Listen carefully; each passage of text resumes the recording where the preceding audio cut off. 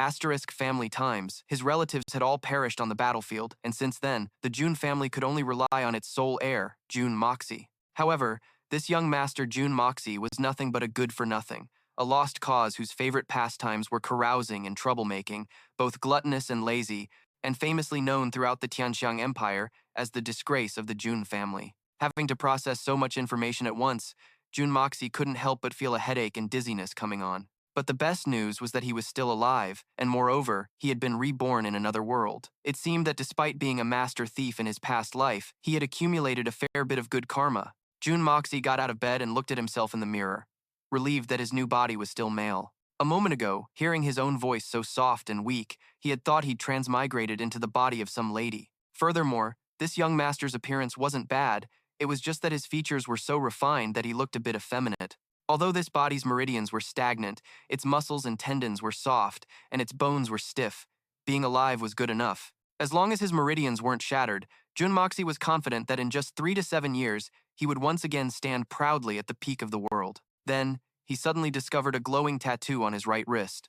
Jun Moxie immediately guessed that this was the object that had brought him here, the very national treasure he had risked his life to steal in his previous life. Fortunately, it was still in his possession. If it had fallen into someone else's hands, then the life Jun Moxie had sacrificed for it would have been a complete waste. Just as he was thinking this, a servant came to announce that the old master summoned Jun Moxie for a talk. The old master they referred to was Jun Jiantian, the grandfather of this body. The current Jun Moxie, at 16 years old, was the youngest grandson of the Jun family in the Tianxiang Empire, a complete dandy who spent his days in debauchery, utterly worthless.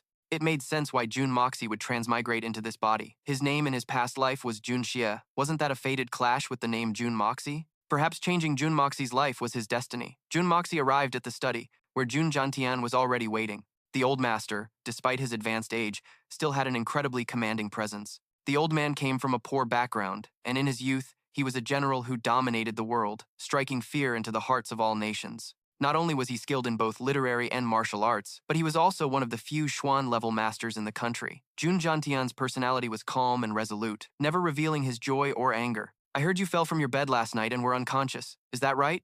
Jun Jiantian began, breaking the silence. Jun Moxie let out a soft, Waking up this morning, he had found it strange. If there was nothing wrong with this body, how could he have transmigrated into it? Hearing Jun Jiantian's question, he finally realized that the original young master had died from falling off his bed. How utterly embarrassing. "What are you ming about?" Jun Jiantian's voice was sharp, sounding incredibly furious. "You insolent brat. You don't even know that someone tried to assassinate you. If this old man hadn't taken precautions beforehand, you would be meeting your maker by now." Hearing this, Jun Moxie couldn't help but frown. So that's how it was. There was someone pulling the strings to make a fatal move. But even if this old man had been on guard, it would have been useless, because his grandson had truly gone to see King Yama. Seeing Jun Moxie remain silent, Jun Jiantian was a bit confused, feeling that this kid was somewhat different today. Normally, if he heard someone wanted to harm him, he would have already flown into a rage. Yet today, he appeared so calm, even a bit cold. Jun Jiantian let out a sigh, temporarily setting aside the poisoning issue because there was another problem. It was the matter of the annulled engagement between Jun Moxie and Princess Ling Meng. After hearing this, he simply lowered his head and replied that he already knew. This surprised Jun Jiantian even more. In just a few days, how could Jun Moxie's personality have changed so drastically? Wasn't he the one who had clung to the princess for dear life before? Despite his many questions, the old man had nothing more to say to his grandson and told him to go back to his room and rest. He then instructed his subordinates to dispatch several more masters to stand guard and protect the young master day and night, allowing no more mistakes. Although Jun Moxie was a despicable playboy, he was still the only beloved grandson Jun Jiantian had left, so he naturally wouldn't let anyone lay a finger on him. After the short conversation with his grandfather, Jun Moxie could only sigh and then mutter, "What a pity. In this kind of family, I'm just a useless bastard who only knows how to eat like a pig and sleep like a pig, a good-for-nothing second-generation scion." Wrong. You're not a second-generation scion. I am. You're merely a third-generation scion. A voice suddenly rang out from behind. Jun Moxie turned his head and recognized the person as his third uncle, Jun Wuyi, who, as mentioned, was once a renowned general but was injured 10 years ago, leaving his lower body paralyzed and confined to a wheelchair. "Third uncle," Jun Moxie greeted politely. "It's rare to hear you call me third uncle. You seem very different today. Moxie, are you interested in being a second-generation scion?" Jun Wuyi replied, his expression somewhat gloomy. "Third uncle, you must be joking." You are the real second-generation scion. At most, I'm just a third-generation scion. Being a peaceful and happy third-generation scion is already quite satisfying, Jun Moxie calmly replied. Just like his father, Jun Wuyi immediately sensed something was off. Jun Moxie's tone today was completely different from usual. Although his words were still teasing, they completely lacked the arrogance and stubbornness of before. Just as he was thinking this, he heard Jun Moxie continue. But if Third Uncle is willing to be the great tree that supports me, then I might still have a chance to be a second-generation scion, right? He even intentionally emphasized the words, great tree, which instantly caused Jun Wuyi's anger to erupt. Moxie, you know full well that my legs are. Are you intentionally mocking me right now? Jun Moxie was adapting to his new body very quickly. Based on the original owner's memories, he knew that this third uncle was a cripple, destined to spend the rest of his life in a wheelchair, yet he always harbored a deep-seated blood feud. The very first thing Jun Moxie said to him was to bring up that grudge. Third uncle, after all these years, haven't you thought about getting revenge? If I had the ability to make you stand again, would you seek revenge? These words from Xianxia had a powerful effect on Jun Wuyi, agitating him so much that he nearly lunged out of his wheelchair, gripping the boy's shoulders tightly, squeezing them hard as he asked repeatedly, do you really have a way to heal these legs of mine? The chances aren't high, but it's well worth a try, Xianxia replied calmly. Jun Wuyi noticed beads of sweat forming on the boy's forehead and realized he had been too agitated and had gripped him too tightly. He then asked, doesn't it hurt? Why didn't you cry out? It hurts, but would crying out make it hurt any less? Xia's calm demeanor and nonchalant words were completely different from his previous self, so much so that Jun Wuyi immediately realized his nephew seemed different. At the same time, he began to harbor hope that Xianxia truly had the ability to heal his injuries. With his third uncle's consent, Xianxia began to lay out his treatment plan, the key of which was acupressure. He requested that Jun Wuyi find a servant with a strong martial arts foundation to perform a full-body massage along his meridians every day, followed by a hot bath every evening for a full shichen, without interruption. To be absolutely sure, Xianxia also took it upon himself to oversee the preparations. All right, Xie, third uncle will trust you. Even if it fails, I will accept it, he replied with a sigh. After so many years, he wanted to cling to even the slimmest sliver of hope. Finding this odd, Xianxia asked in return, third uncle, in all these years, have you never once tried to seek treatment? He asked this because he had noticed that the meridians around his third uncle's hips were completely blocked, and they seemed to have been corroded by some kind of malevolent poison. With this condition, even a highly skilled physician couldn't cure it, and even if they could diagnose it, it would be difficult to intervene. Jun Wuyi explained that he had traveled far and wide, visiting every famous physician in the empire. He later learned that an enemy had used a vicious technique to block his meridians, and had also afflicted him with a strange and potent unknown poison, which left him in a state where he could neither truly live nor die. The only way to cure it was to use extremely powerful Xuan Qi to expel it. It sounds simple, but that's precisely the most difficult part, because the person who attacked him back then was a Sky Xuan expert, and to break his seal, one would need to be a Supreme Divine Xuan expert, and such experts are extremely rare. Furthermore, after healing his third uncle's injuries, this person would also be poisoned and lose half of their power, never to recover. You don't need a genius to figure out that no expert would be willing to make such a sacrifice. Cultivating to the Supreme Divine Xuan level is as difficult as ascending to the heavens, so who would willingly lose half of their life's cultivation for someone else? Truly vicious, Xianxia clicked his tongue and replied, letting you know there's a hope for a cure is no different from telling you it's hopeless. That person must really hate you. Is he an old enemy of the Jun family? Jun Wuyi became even more puzzled, because Xianxia was acting very strangely today. Not only did he offer a plan to save his legs, but he also grew curious about matters he had never paid attention to before. Jun Moxie, fearing he'd be exposed, had to spout some nonsense to prevent his third uncle from becoming suspicious. Third uncle's illness. I've actually been thinking about it day and night. I just happened to figure out a method today. Honestly, I hope third uncle can get back on his feet soon. That way, I can go back to being a useless young master hiding in your shadow. These words sounded very much like the original owner of the body, so his third uncle no longer suspected anything. But taking this opportunity, Jun Moxie continued to ask, third uncle, you've been injured for so many years and haven't mentioned cultivation. You must have reached the Earth Xuan realm, right? I just entered that realm this year and haven't stabilized it yet, his third uncle replied. But the perceptive Jun Moxie noticed a great deal of humility in his words. His cultivation level was likely even higher than Earth Xuan. Furthermore, on this continent, people cultivate based on a foundation called Xuan Qi. Xuan Qi is divided into many levels, the lowest being the 9th grade, followed by Silver grade, Gold grade, Jade grade, Earth Xuan, Sky Xuan, and finally, Supreme Divine Xuan. When cultivating to the 3rd grade, Xuan Qi manifests as light red, pink, and deep red. Progressing to the 6th grade, the color is purple, which is also divided into 3 stages like the ones before. And from the 7th to the 9th grade, the color will be black. If you go out there and misjudge the color, you might provoke a powerful expert and get into big trouble. The third uncle explained all at once, and Jun Moxie absorbed a massive amount of information. After all, the original owner of this body was just a useless young master, with hardly any valuable information in his memories. But the current Jun Moxie was different. He wanted to become strong, no matter which world he was in. So right now, the first thing he needed was to find a powerful expert to teach him how to use the power of this world and to act as a backer for his comeback. After finishing his discussion with his third uncle, Jun Moxie slowly took his leave, not forgetting to leave behind a promise that he would definitely cure his legs. Jun Wuyi watched the determined back of his nephew, still not understanding why he had changed into a completely new person overnight. However, he didn't care what the reason was. After all, the current Jun Moxie was the one who gave him faith that hope had been rekindled for the Jun family. The conversation between the two was overheard by a family servant named Lao Pang. Afterwards, Lao Pang went and told Jun Zhantian about it. When Jun Zhantian heard that his debauched young master had locked himself in the library pavilion after leaving the third master's courtyard, he was extremely surprised and asked again, "Lao Pang, are you saying that brat went to the library pavilion? What for? He isn't planning to burn the place down, is he?" "The young master is reading, very quietly. It was because he hadn't left that I felt at ease to come back and report to you, old master," Lao Pang replied. Jun Zhantian fell into deep thought, wondering if Jun Moxie had suddenly seen the light, if the prodigal son had finally returned.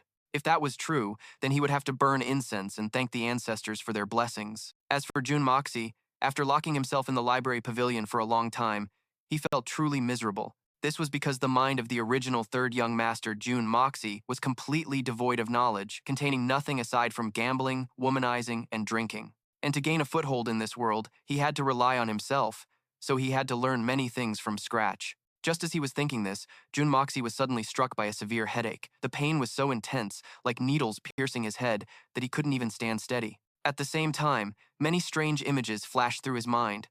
Jun Moxie saw a large pagoda with 3 words written on the outside. Hongjun Pagoda. That name, Hongjun, sounds so familiar. From the faint memories of the original owner, Jun Moxie remembered that Patriarch Hongjun seemed to be the master of the 3 great deities, the Supreme Elder Lord, the Primordial Heaven Sovereign, and the Grand Master of Heaven. This tower is named after him, so it must be something extraordinary.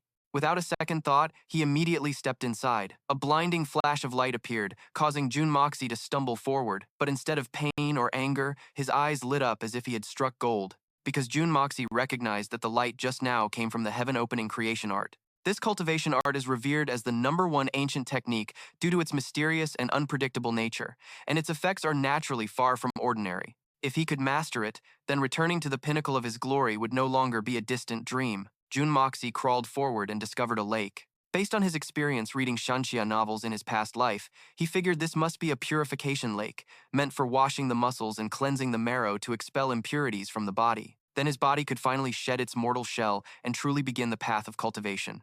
Thinking this, Jun Moxie immediately lunged forward. But suddenly, a few servants rushed out from somewhere, looking panicked when they saw someone about to jump into the lake. Jun Moxie put on a grim expression and shouted coldly, "It's me! This young master wants to bathe. None of you are to disturb me." As he spoke, Jun Moxie had already jumped into the lake.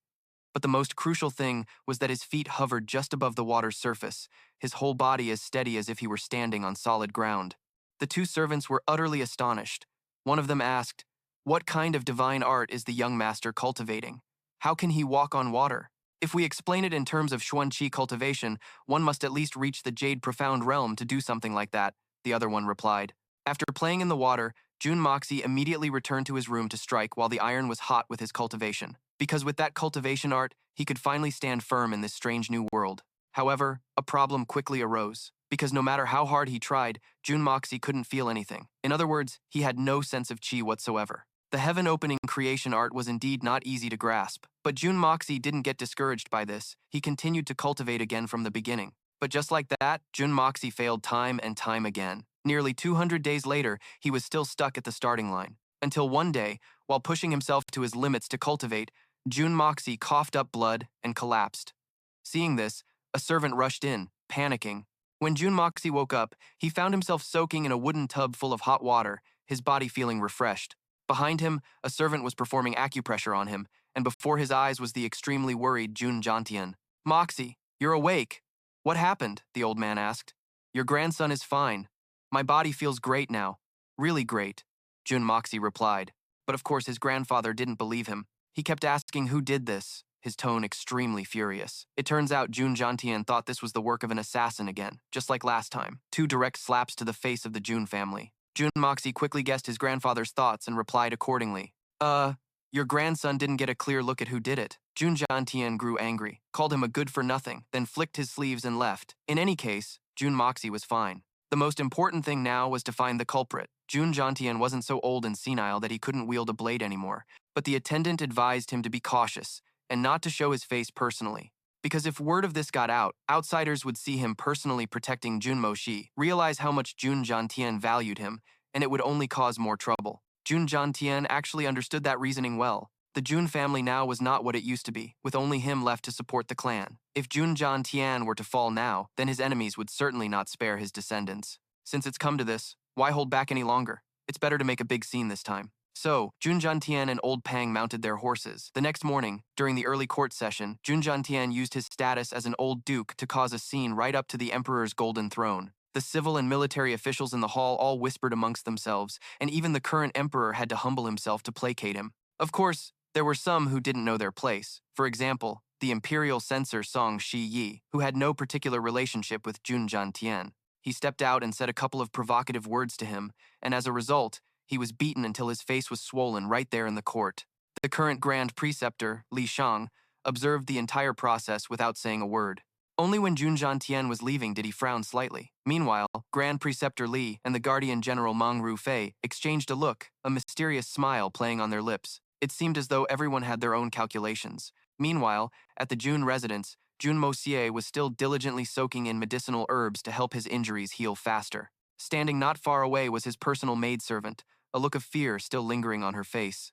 Jun Moxie noticed this and asked, "Are you very afraid of me?" "This servant is not afraid," she replied immediately, but the furtive expression on her face betrayed her. Jun Moxie sighed. This young lady had clearly helped bathe him last night when he was unconscious. Now, he had only moved a little, and she was already showing such fear. He had no idea what that third young master had done to her in the past. After Jun Moxie finished changing, he approached the maidservant. In this world, or in his past life, he had only ever met materialistic people who chased fame and fortune, or those with their own hidden agendas. He had never met anyone with such pure eyes. Suddenly, he felt that it would be nice to have a cute little sister like this, so he unconsciously reached out and patted the maidservant's head. Across from him, the girl was somewhat surprised by Jun Moxie's action, then felt that the young master now seemed much more pleasant to the eye. But right after, she dismissed that thought herself.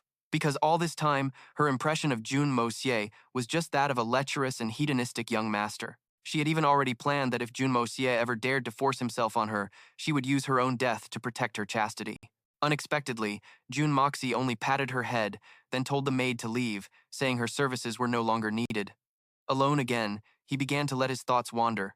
His cultivation technique was still incomplete, but after waking from his coma, Jun Moxie noticed many differences in his body. Not only could he see more clearly, but he could even count all the legs on an insect 3 inches away. He could clearly hear insects crawling through the grass, and even the slightest movements of earthworms in the soil.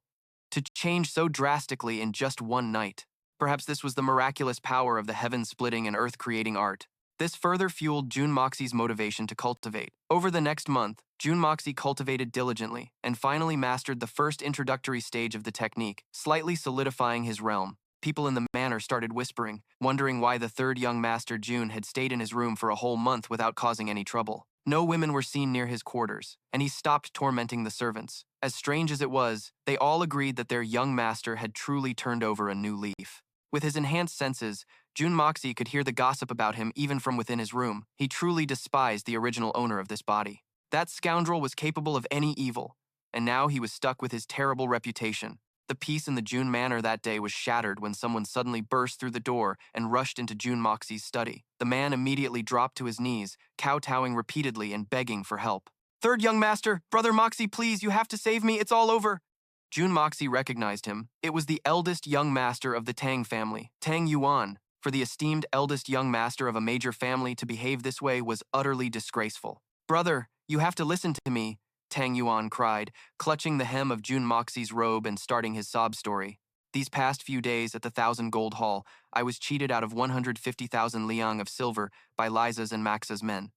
Jun Moxie's expression turned grim. 150,000 liang of silver was a colossal sum, setting aside why Tang Yuan was so addicted to gambling, where he would even get that kind of money was a major issue. At first, I was winning. I won up to 500,000, Tang Yuan stammered. Jun Moxie understood. It was a classic trap, win big at first, then lose it all later.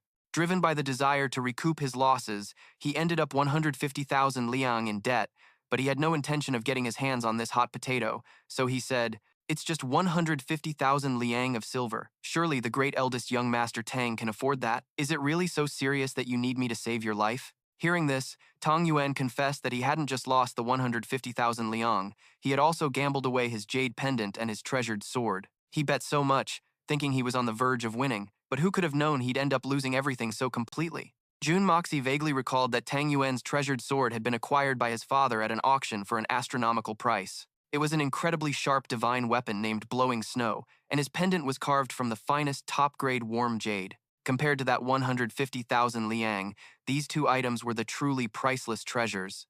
I had no other choice at the time, and I don't even know why I was so foolish, Tang Yuan mumbled. But unbelievably, that wasn't the worst of it.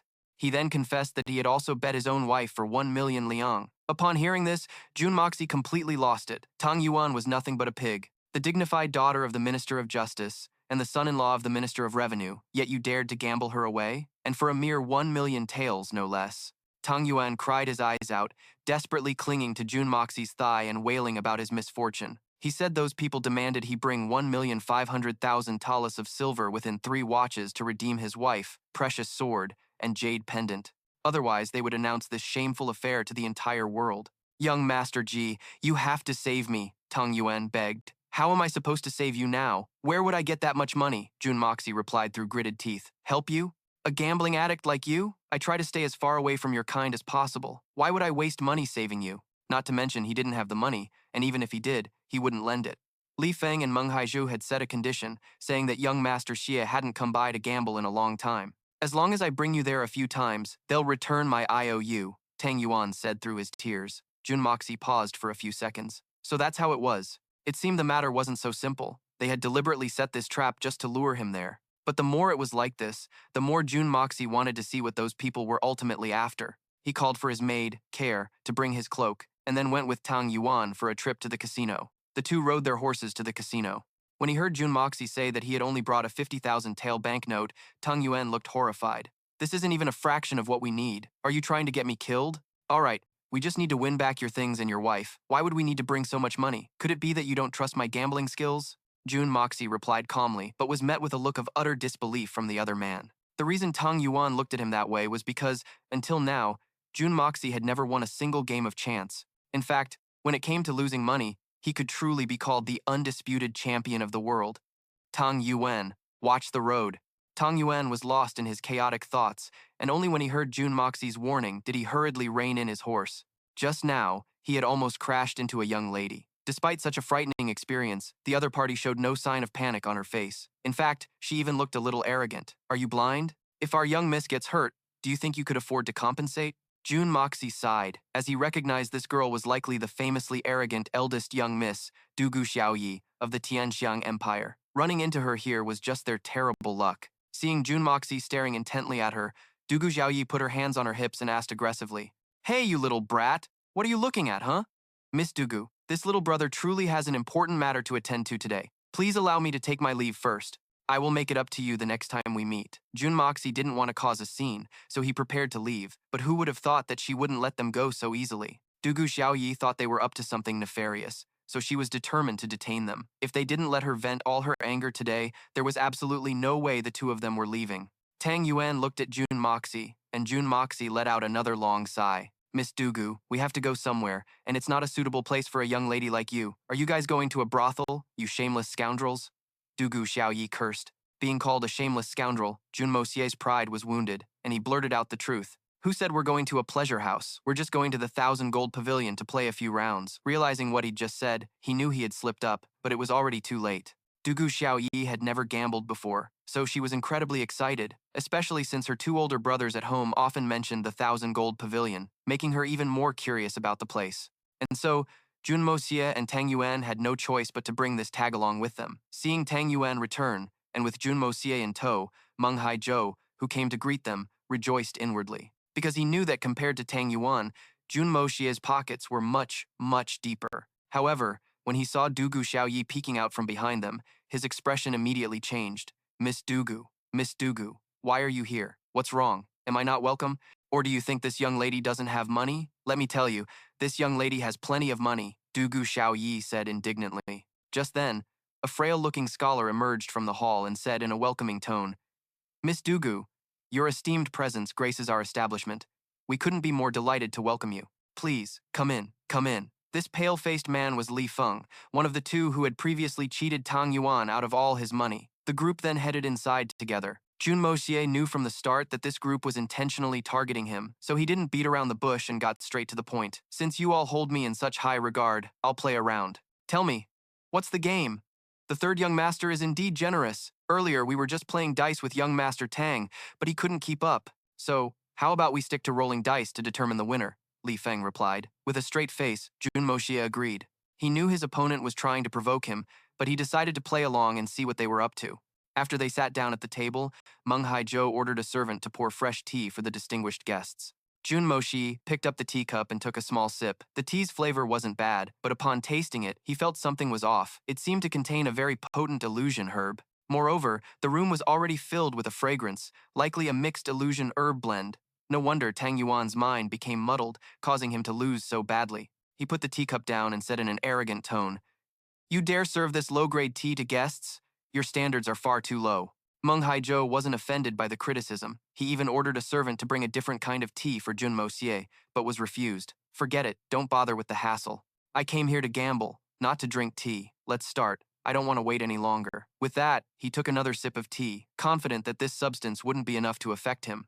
As the game began, Jun Moxie proposed a bet of 10,000 per round, claiming he didn't have much time. Seeing him act so generously, Meng Haizhou was overjoyed. Young Master Jun is truly generous. This is my favorite way to play. Everyone relies on luck, winner takes all, nice and fair. So, let's keep it simple. How about a game of big or small? What do you think, young Master Jun? Our MC nodded in agreement, then turned to Dugu Xiaoyi and said, Miss Dugu, as a lady, you of course cannot play with us. In my opinion, how about Miss Dugu tries placing a side bet instead? What's a side bet? Dugu Xiaoyi asked curiously. Our MC explained that a side bet means betting from the sidelines. She wouldn't participate in the game, but she could still place a wager. For example, if Dugu Xiaoyi bets 5 tails on our MC to win, and he actually wins, she rides on his luck and would receive 10 tails back. Conversely, if our MC were to lose, Dugu Xiaoyi would also lose her 5 tails. After hearing this, Dugu Xiaoyi nodded enthusiastically and immediately agreed to bet on our MC. He then flashed a provocative smile at Meng Haizhou. With a beauty betting on me, my luck is soaring. I'm sure to win this round. Meng Haizhou also sneered inwardly, thinking to himself that our MC would be crying tears of blood soon enough. The game began, with each person lost in their own thoughts. Our MC realized that not only had they put a knockout drug in the tea and burned intoxicating incense in the room, but even the dice had been tampered with by these two scoundrels. They must have been injected with mercury, causing their movements to be unpredictable, and only someone familiar with the sound could guess the score. However, the luck of Li Feng and Meng Haizhou had truly run out, because our MC was no longer the same person he used to be. With his experience as the #1 assassin in his previous life, he was already all too familiar with these cheating tricks. So, while the two scoundrels were still basking in the feeling of victory, their faces turned pale when they saw the dice didn't land according to their plan at all. Our MC's 3 dice rolled a total of 17 points, just 1 point higher than the others, winning by a hair's breadth. Tang Yuan was overjoyed, while Li Feng and Meng Haizhou were red-eyed with rage. Our MC, however, showed no exaggerated expression, merely saying that he won this round thanks to the good luck he received from Dugu Xiaoyi. In the second round, our MC maintained that irritatingly calm demeanor. He was the one rolling the dice, while Li Feng and Meng Haizhou bet on big. But when the dice cup was opened, the 3 dice totaled only 4 points, which was small.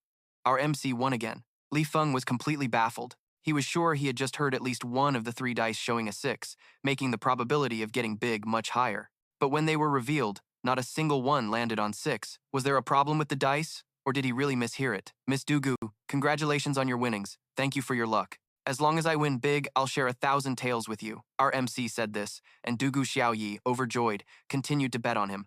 Tang Yuan, watching them talk and laugh happily from the side, was a bit pensive. Didn't this Miss Dugu used to despise our MC? Yet now the two of them could be so close. The power of money is truly great. As for those two scoundrels, they were starting to get anxious. Although they verbally congratulated our MC on his successful start, they were actually fuming on the inside. However, they were certain that he was still dazed and that they had already tampered with the dice, so Jun Moxie winning the last 2 rounds was just a coincidence. Who would have thought, for the next 5 consecutive rounds, Jun Moxie kept winning. Dugu Xiaoyi was so happy, she couldn't stop smiling, helping him count the money on the side.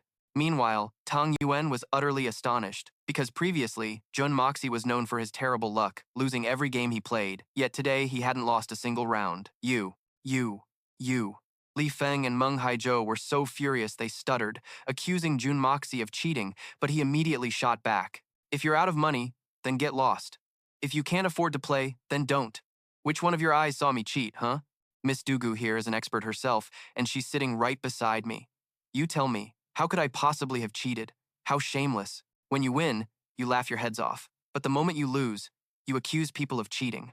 You guys will really say anything, won't you? Dugu Xiaoyi agreed. It turned out that, even though no one told her, she had seen from the start that Tang Yuan was losing, which is why she ran to find Jun Moxie. She also knew that the famous playboy, third young master Jun, could never stay away from such matters, and that the real goal of Li Feng and his cronies was to fleece the Jun family of all their wealth. Meanwhile, at the Grand Tutor's pavilion, a servant from the 1,000 Gold Pavilion ran over breathlessly to report that Jun Moxie had arrived, but he had brought the young miss of the Dugu family along. The person he was reporting to was Li Yuran, another member of the Li family who, at a single glance, was clearly no good doer. Dugu Xiaoyi? Why is she at the 1,000 Gold Pavilion? Li Yuran asked. The servant shook his head, saying he wasn't sure, only that they had coincidentally met on the street. Jun Moxie was even hassled by Dugu Xiaoyi and forced to bring her to the 1,000 Gold Pavilion, so it's unlikely he planned this, Li Yuran muttered to himself after hearing the report. Jun Moxie, consider yourself lucky. After speaking, he ordered his subordinate to go back and inform Li Feng and Meng Haizhou to temporarily call off today's plan, telling them to make their escape first, and they would plot against Jun Moxie again later. Beside him, a man named Haoran also chimed in, making Li Yuran start to wonder if Jun Moxie had brought Dugu Xiaoyi there on purpose. But how could he have known that the current Jun Moxie was a transmigrator from the modern era? That's why he didn't think he was the type to be so cunning. Meanwhile, back at the 1,000 Gold Pavilion, Jun Moxie had already won every last coin from those two scoundrels. Dugu Xiaoyi was even more overjoyed to see this, and the two began to divide their winnings. Jun Moxie, you won today entirely thanks to this young lady's good luck. So, I'll be taking a larger share, hope you don't mind, said Dugu Xiaoyi. If it weren't for Miss Dugu's amazing luck, how could I have possibly swept the floor with them? Take as much as you want, Jun Moxie said generously, before turning to taunt the two scoundrels again. Do you have any silver left to play? If not, we're heading home for a nap. Li Feng and Meng Haizhou's faces turned as pale as a sheet. Their plan to lure Jun Moxie here today had been set from the beginning and was supposed to go smoothly, but in the end, it had come to this. Both of them could already imagine how terrifying Li Yuran's furious expression would be. Therefore, they gritted their teeth and put up their personal belongings to continue gambling, refusing to let Jun Moxie walk away. Meng Haizhou took out 2 jade pendants, but Jun Moye showed a disdainful expression without holding back. Do you think I collect scrap? Bringing this worthless junk out to bet against me? I'd rather have gone home earlier to sleep. Being pressured like this, Meng Haizhou had no choice but to take out the jade pendant and sword that Tang Yuan had lost in the previous bet. Even Dugu Xiaoyi knew these 2 items had extraordinary origins, but Jun Moye still showed no desire for them whatsoever. Tang Yuan is Tang Yuan, and I am me. What do his things have to do with my bet? If I win, it will become my prize. Young Master Meng, do you think the logic I just presented is correct? Meng Haizhou was so angry he gritted his teeth, and although he didn't want to give up these 2 treasures, he had to bite the bullet and take them out, even adding the Ruyi jade scepter gifted to his family by the emperor. The treasured sword his uncle cherished most, plus the luminous pearl that Grand Preceptor Li gifted to Li Feng, all were priceless treasures meant to raise the stakes. However, they demanded that Jun Moye not bet with money this time. Finally, those 2 bastards couldn't hide their true intentions any longer. Seeing that they had revealed their true purpose, Jun Moye also laid his cards on the table. Speak, what is it you want me to bet? It's very simple. If I lose, everything here will belong to young Master Jun. But if I win, the 3rd young master must agree to one condition. How about it?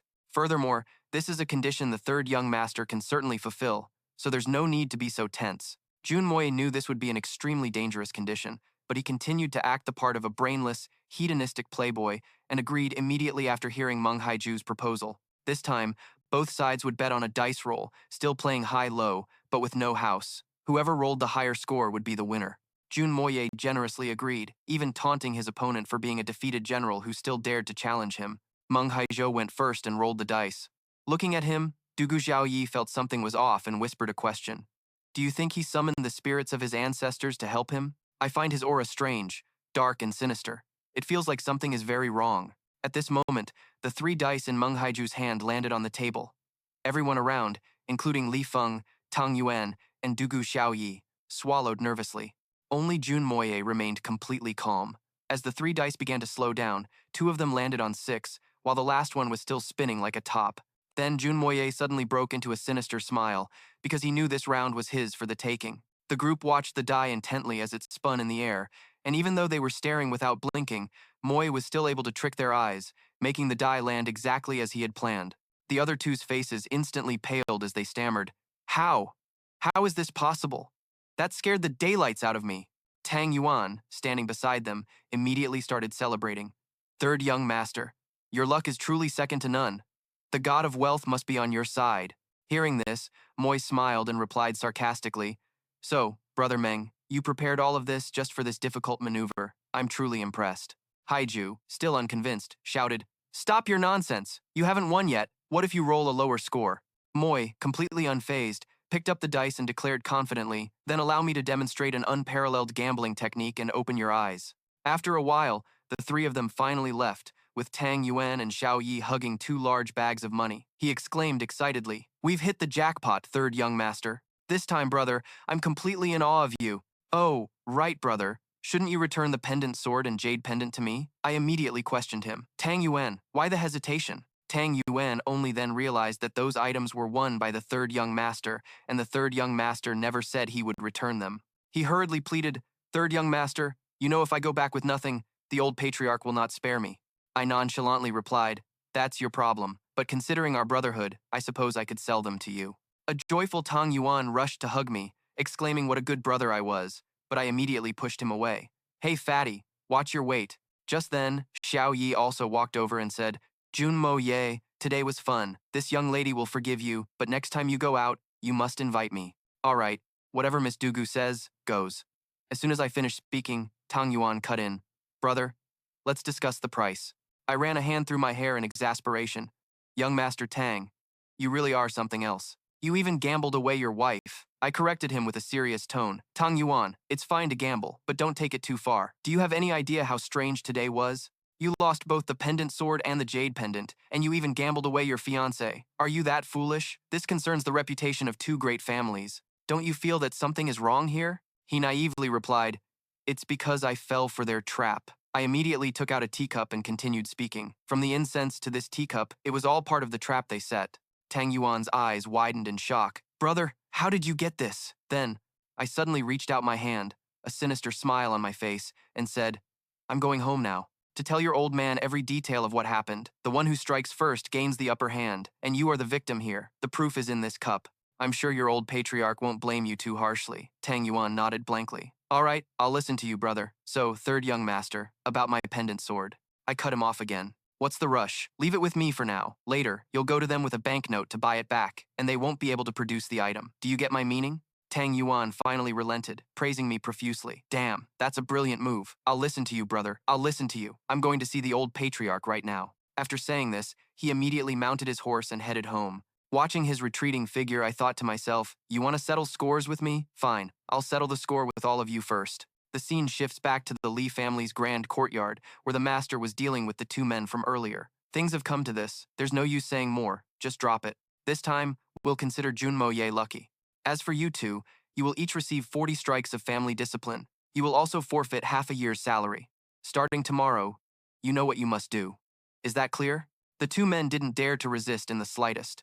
The one named Hai Zhou could only think to himself, although it's 40 strikes of family discipline. Even if it doesn't kill us, our flesh will be torn and bones shattered. He is already being merciful. The master then gave another sinister order. Men, investigate Jun Moxie more thoroughly. Find out how he won the money and why the knockout drug had no effect. Also, find out if Dugu Xiaoyi's appearance was a coincidence. Two shadow guards appeared, received their orders, and then vanished. Just then, a servant rushed in, breathlessly reporting, "Young Master! Marquis Tang is leading Young Master Tang and 100 men this way. They are marching towards the Li residence, full of fury." Meanwhile, I had also returned home with my spoils of war. I handed the items to Care and then left. Hearing the news, Zhan Tian became furious. He stormed in, bursting through the door. "Mo Ye, you scoundrel! You snuck out to gamble again." But as soon as he stepped inside, the blinding sight of gold and money immediately stopped him in his tracks. "Where did all this come from?" Care immediately replied, "Old master, these treasures are from the young master's winnings at the gambling den." Zhan Tian asked doubtfully, "Winnings? He brought them back from winning? He actually won money?" Care firmly insisted. "Yes, I heard he won it all from the Heavenly Capital Pavilion. After coming back, the young master told me to tidy up, and then he went to the library to read a book." After hearing Care's account, Zhan Tian was no longer angry and instead fell into deep thought. After taking a few steps, he spoke up and asked, "Old Biao, what do you think?" The old man quickly replied, "This old servant does not know, but the young master always acts with great consideration." Zhan Tian stopped, glanced at old Biao and asked, "If he's interested in studying, what do you think about sending him to the Wenqing Academy?" Old Biao replied with a frown, "Those old fogies at the Wenqing Academy are utterly corrupt. If the young master were to go, I'm afraid he would run into trouble." Hearing this, Zhan Tian sighed in frustration. "Oh, old Biao, tell me, how should I pave a good path for Mo Xie?" Old Biao quickly added, "There is one way.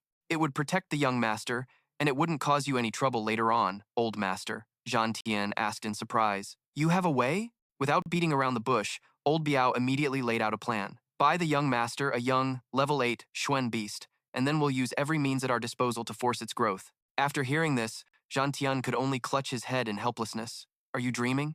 A level 8 Xuan Beast is incredibly rare. Raising a young beast to maturity takes an incredibly long time. How could you even suggest that?" Old Biao, just now realizing the issue, replied, "It won't work," Zhan Tian said dejectedly. "Forget it. Let's go see what Mo Xie is up to." The scene then shifts back to the Li residence. Yuran was discussing matters with his subordinate. "I didn't expect Tang Yuan to be this cunning. It seems our plan needs some adjustments." The subordinate quickly replied, "Yes, sir." Yuran then asked, "Among the arrivals, is there anyone we need to keep an eye on?" The subordinate answered immediately, "There are 3 of them." Having grasped the situation, Yuran then issued a command. "3 people will be enough. Inform Qin Hu to use this opportunity to take the head of the Tang family." "Yes, sir." The scene then shifts to the Jun family's training grounds. Mo Xie arrived to meet Jun Wuyi. Seeing him approach, Wuyi eagerly asked, "How is it?" Mo Xie observed for a moment before saying, "The situation isn't optimistic, but I believe there's a chance for Third Uncle to stand again. There are a few herbs." "Third Uncle, please arrange for people to find them," Wu Yi quickly asked. "All right, what are they?" Mo Xie replied, "Lixiang flower, Tongxin grass, Juye grass, Duanchu root, and Fenjing herb. Other than the Fenjing herb, which is quite rare, the other herbs are very easy to find." After finishing, Mo Xie added a reminder, "Be careful not to let outsiders know you're buying these. Even after you've gathered all the herbs, you must let me inspect them carefully," Jun Wuyi earnestly expressed. "There are many people who don't want me to recover. Mo Xie, with you here for the Jun family, I can finally rest assured." "What do you think of their training?" Mo Xie gave a dismissive assessment. "It's all just for show." Hearing this, Wu Yi immediately challenged him. "You're saying that guards at the 7th and 8th Xuan Qi ranks are just putting on a show?" "Mo Xie, that's a pretty bold statement." But Mo Xie stood firm in his opinion. "This training, Aj is just going through the motions. What they're practicing now will only get them killed on a real battlefield." Wu Yi disagreed. "Mo Xie, you don't understand the importance of this training, but don't underestimate them." Mo Xie immediately pointed out the issue. "They train hard, but their direction is all wrong. Uncle, look at those 2 sparring. They're always holding back, laughing while they fight. You call this training? It's a complete waste of their potential." At this, Wu Yi finally conceded the point. "You're not wrong, Mo Xie. If I put you in charge of their training, what would you do?" "Follow me to the training grounds." Then, Wu Yi announced in a loud voice, "All troops, assemble and fall in. From this moment on, the 3rd young master will have full authority over your training." Upon hearing the command, the entire troop immediately assembled, looking completely bewildered. Mo Xie said with a sinister grin, "A moment ago, my 3rd uncle asked me how you should be trained. In my eyes, you're all just a bunch of trash who would only die faster on a real battlefield." Hearing this, one of the soldiers couldn't hold back and retorted, "Third young master, we may just be guards, But we are all soldiers who have fought in over 100 battles. You can't humiliate us, they retorted firmly. Mota wasn't angered. He simply clasped his hands behind his back and continued. You all say you fought in over 100 battles. Then what about those who joined the army with you and have already become officers? He pointed at them and asked a question that left everyone speechless. So, why haven't you become elites yet? Because you couldn't make it, and therefore, compared to them, you are all failures. Many in the army broke through to the 9th level of Xuan Qi, with countless others improving alongside them. After the war, many clans fought to recruit them. Compared to those people, you have been cast aside. Mota continued to sway the soldiers' minds. After the war, the Jun family's army selection passed you over, eliminated for a third time. If you don't want to be cast aside again, guards of the Jun family, then listen to my orders and train according to my methods. If you don't want to remain as lowly guards, then step forward. It was as if everyone was awakened by Mota's words, and they all stepped forward, their spirits blazing. He had already warned them, my training is anything but gentle, and there's a high chance you'll end up crippled, or even dead. Very well. In my training, there is only survival or death, Mota declared loudly. During this training, you are only to obey my commands. Disobey an order, and you will be executed. Those who are slow will be executed. Those who dare to voice dissent, executed. Disobeying orders, executed. While he was declaring the new rules, John Tien had also arrived. The old man couldn't help but be surprised, thinking Mota might just make the Jun family glorious again. No, not might. He definitely will. After understanding his son's intentions, he immediately gave an order to his old steward. Relay my order. From this day forward, anything concerning the young master is to be treated as a top secret of our Jun family. At this point, Mota had brought the entire army to heel. Standing above them, he declared, the first order is this: disobeyers will be killed without mercy. Even Mota himself didn't know that the army whose training began today would one day become a legion of godslayers, sweeping across the lands and leaving devastation in their wake. Duran instructed his servants, you two wait outside, I'm going in to talk with the man. He stepped inside and sat opposite Tung Wanli. The atmosphere was terrifyingly silent. Suddenly, the teacup in the old man's hand shattered. He glared at him with hatred, sizing him up. He had intended to cause a scene, but this Li Duran fellow acted as if nothing was wrong, remaining perfectly polite and considerate. He had crushed the cup in his hand. Seeing this, Duran immediately called out, servants, quickly bring a bowl of the finest Hanyan tea for the old marquis. The moment he finished speaking, the old man flew into a rage and slammed the table, sending water splashing everywhere. Enough. I didn't come here today to drink tea. Bring those two beasts from the Li family out here, Duran still replied gently. Old Marquis, your timing is quite coincidental. They made a mistake and are currently being punished. Hearing this, the old man paused. Then he asked, so, what mistake did they make? Actually, it concerns the matter of young Master Tang. Those two are currently receiving their punishment at the disciplinary hall. After a moment, Duran finally managed to shift Wanli's focus. What do you mean? You're saying it was orchestrated by the Meng family? He affirmed. That's exactly right. Meng Hai of the Meng family has long had his eyes on young Master Tang's fiancée. That's why the three of them resorted to such a scheme. Hearing this, the old man held his forehead in frustration and quickly stood up. I understand now. Thank you for your hospitality today. I'll take my leave. Let's go. We're heading to the Meng family to settle this score. My apologies for the poor reception, Senior. Let's skip past the old marquee. The scene shifts to the Song family's tavern, where our MC has arrived, braving the wind and rain. He quickly took off his hat and ordered, shopkeeper, 1 bowl of food, 1 jug of fine wine. His cup was quickly filled. As he sipped, he thought that even if he was the strongest assassin in the world in his past life, in this other world, he was just a lonely soul. Coincidentally, Hoai Nong was also here for a drink. Seeing our MC, he remarked, young brother, you have an impressive tolerance for liquor. It's storming heavily outside, and to meet like this is fate. Why not drink together? Our MC didn't say much. He then took his wine and sat with Hoai Nong. A chance encounter in a small tavern amidst the melancholy autumn rain. It truly is fate. Why not? Please. The two raised their cups. In that case, it would be rude of me to refuse.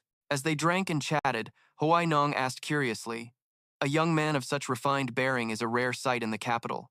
May I ask which prestigious family you come from, young brother? Faced with this question, our MC calmly gave a disingenuous reply. I am but a rootless wanderer in this world, with no name to speak of. As for my worldly origins, you need not ask. Or could it be that in your eyes, brother, only the scions of noble houses can possess a dignified air?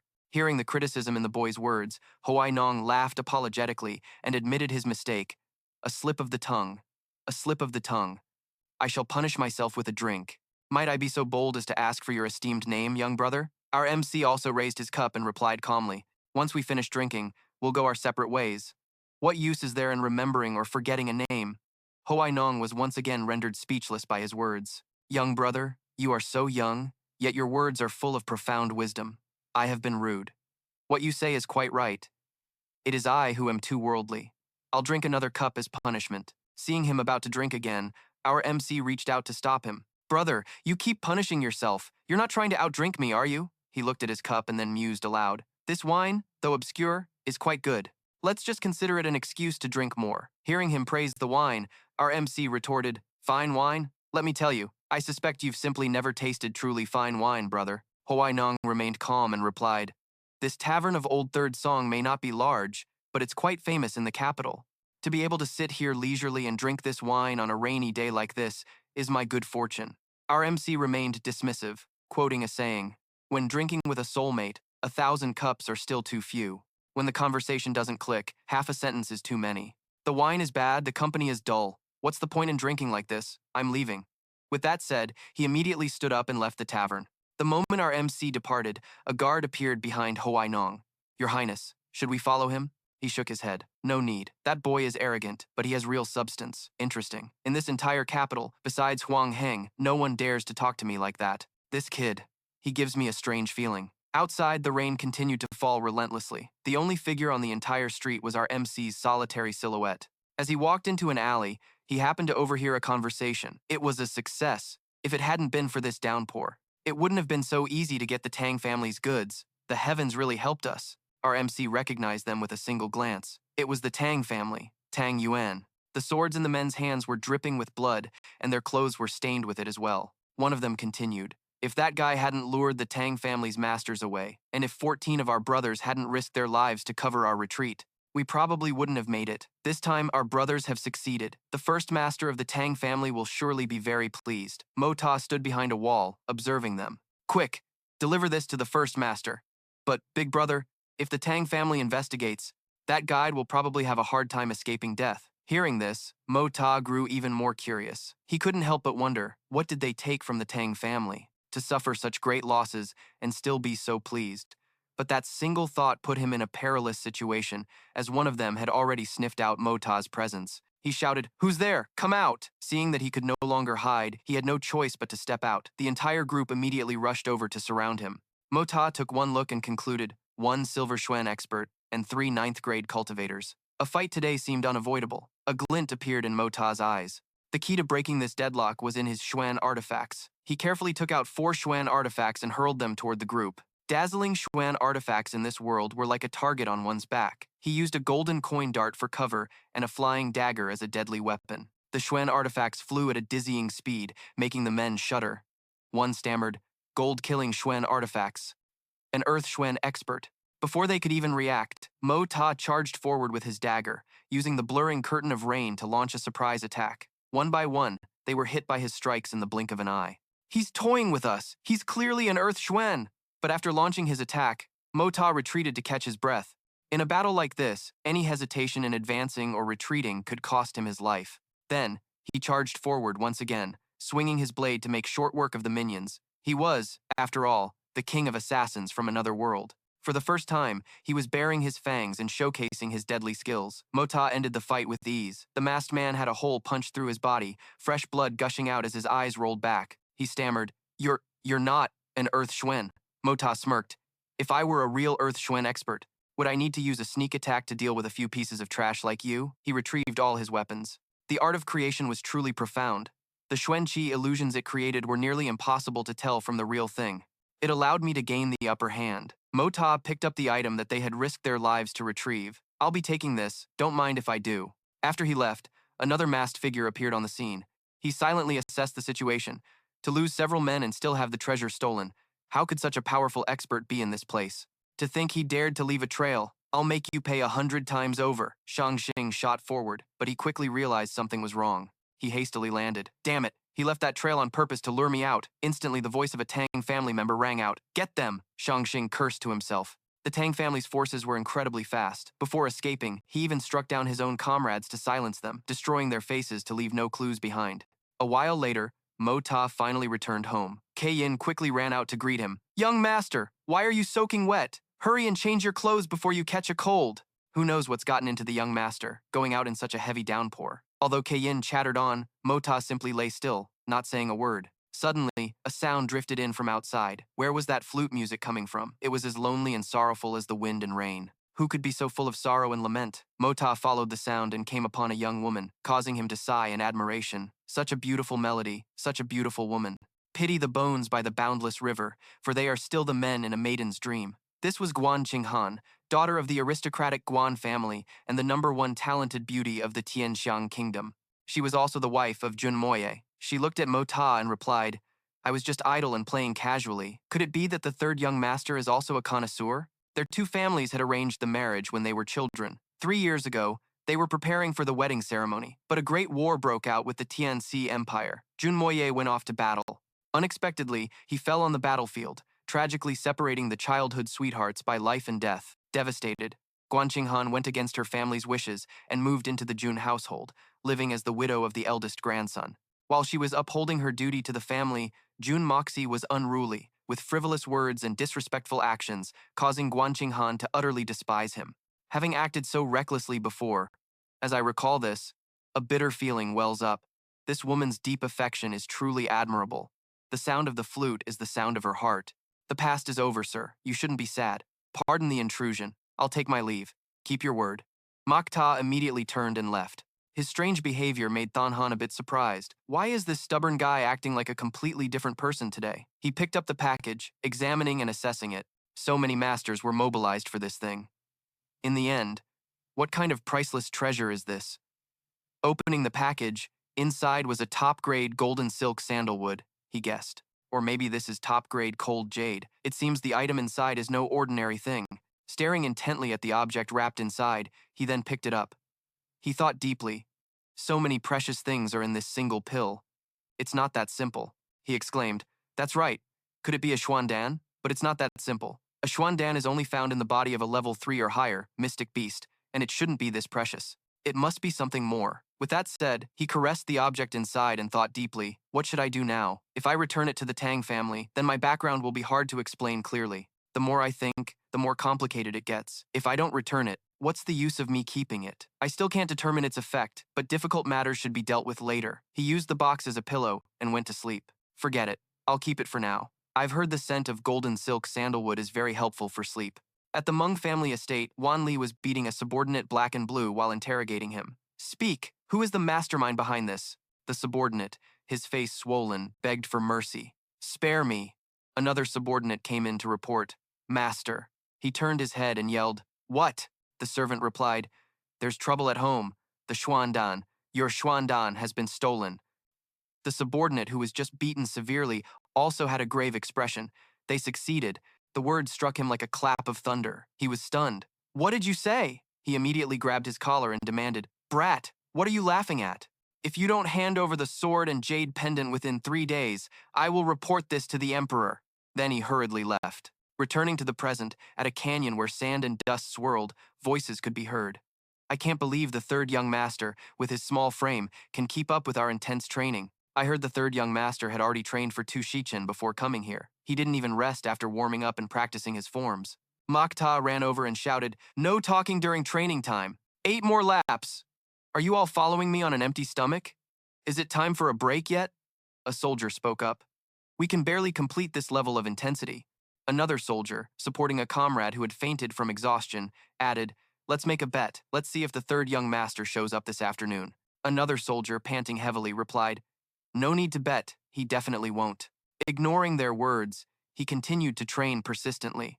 It's a training method from his past life, one he hasn't practiced in a long time. Without touching the long nails on either side, his fingers, at an extremely fast speed, struck the hidden bells behind them. This training method mainly hones finger dexterity. It looks simple and easy, but it's actually full of sharp thorns. Just the slightest mistake, and you'll be pierced by the thorns. He held his hands forward and said with a smile, Let's begin. The announcement rang out. Assemble. 2 soldiers were talking to each other. Look, it's almost time. I told you the third young master wouldn't come. It's not time yet, though. But contrary to their expectations, Makta appeared with his hands no longer intact. Everyone was stunned. No way. he commanded in a clear voice. Continue the training. The announcement rang out. Today's training is over. The soldiers, panting and astonished, spoke to one another. I can't believe he endured the whole day just like us. Why is he so much more persistent than before? The third young master's physical constitution is not as good as ours. His willpower, I'm afraid it's beyond our imagination. He stood before them and commanded in a clear voice, if this situation happens again tomorrow, all 300 of you on this training ground can all get lost for me, to make them train even more frantically, he said bluntly. The army doesn't support those who are worse than trash. No one dared to disobey, shouting, Yes, sir! After the training was over, he returned to rest. His body swayed, unable to stand steady. Kani worriedly said, Young master, be careful. She helped him up. Are you all right, young master? Makta tried to be strong and replied, I'm fine. Afterward, he sat alone in his room and continued to cultivate, meditating quietly with his eyes closed.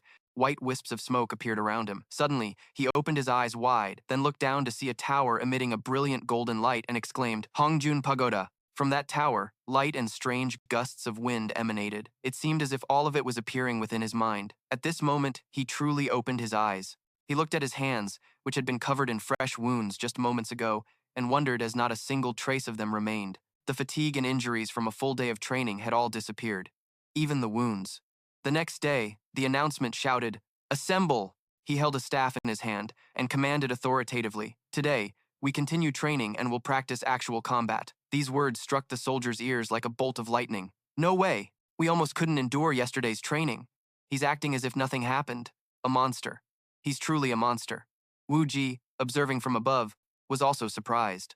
It's truly unbelievable. After yesterday's training, his body was on the verge of collapse, but today he's completely recovered. Over here, Old Pang and Zhan Tian also left. Old master, are you not watching anymore? It's enough. Zhan Tian's face was a bit pensive. He spoke, Old Pang, drink with me today. 7 days later, during the Autumn Equinox Festival at Qiyun Pavilion, Makta was cheerful and generous. Xuan Di, it's rare for us to get out. Why so gloomy? What's wrong? Tang Yuan, resting his chin on his hand, said, It's still about the Tianjing Hall matter. That night, I went to the Meng family to settle scores. Unexpectedly, in their house. Ah, forget it. Let's not talk about it. It just makes me sadder. Hearing this, Makta thought to himself, turns out it was about the Xuan pill. I was also planning to use this chance to ask about the pill's origin. So I asked out loud, Hey fatty, what did your family lose? You look like you're facing a great enemy. It's making me lose my appetite for this wine. He covered his face, seemingly in great distress. Third young master. This time, my family lost something very precious. A Xuan pill, third young master. I remained calm. It's just a Xuan pill. I thought it was something else. What's so rare about that? I have one in my hand too. Hearing that, he scoffed. You think it's a common grade 5 or 6 pill? The one my family lost was a grade 9 Xuan pill, a top-tier one at that. If an Earth Xuan expert uses a grade 9 Xuan pill, it's enough to ascend from the Earth Xuan realm to the peak of the Heaven Xuan realm. The more he spoke, the more excited he got.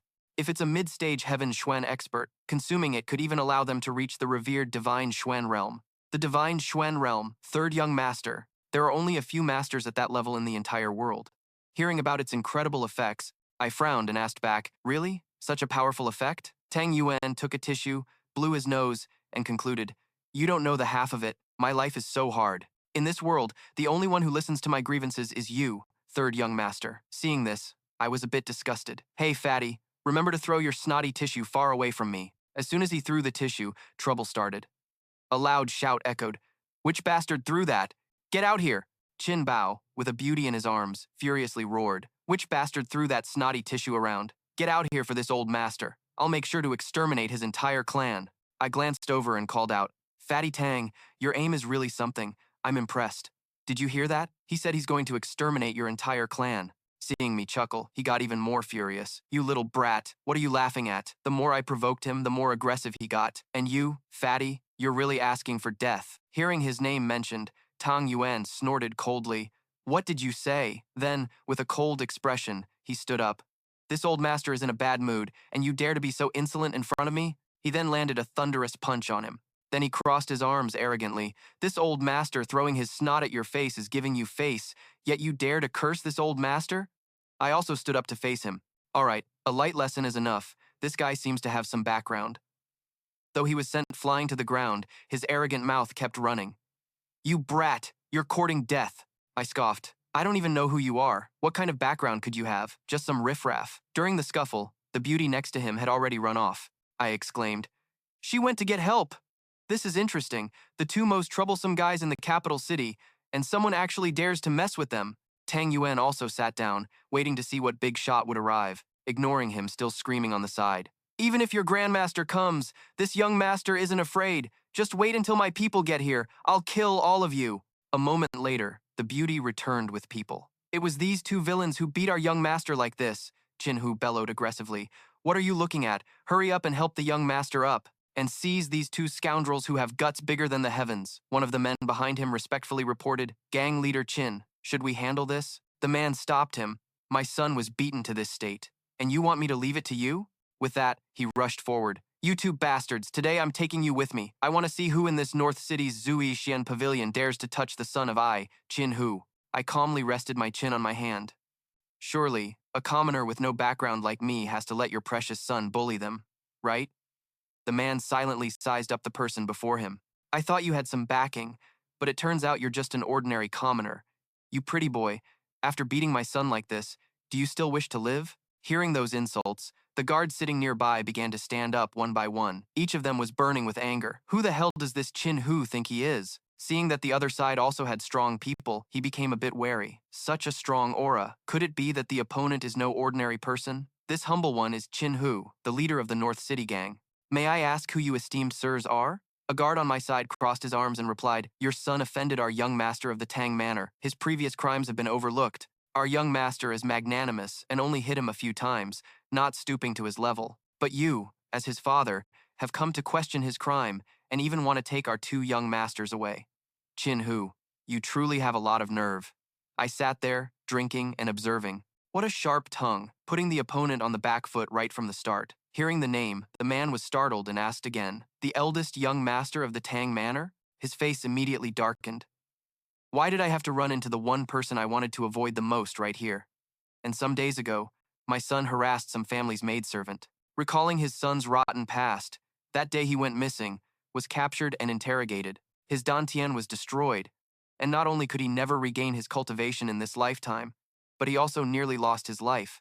The price to restore his son was to help a mysterious family steal something from the Tang family. Seeing that the person before him was not someone he could afford to offend, the man's attitude changed 180 degrees. He bowed respectfully. "So it is the eldest young master Tang. This lowly one has been disrespectful. My worthless son has eyes but failed to see, offending young master Tang. I hope the young master will be magnanimous and forgive him."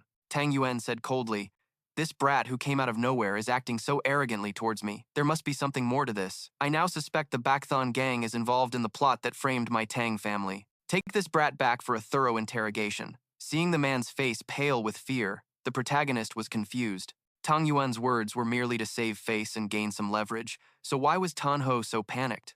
Besides, he's a gang leader, after all. He looks like he has a guilty conscience. Could it be? Seeing this, Tan Ho immediately knelt and apologized. "My worthless son was disrespectful. It is right for the young master to teach him a lesson. I, Tan Ho, will offer compensation that will satisfy you." Tang Yuan glared, his tone challenging. "I want to see just how your Bakthon gang plans to compensate me."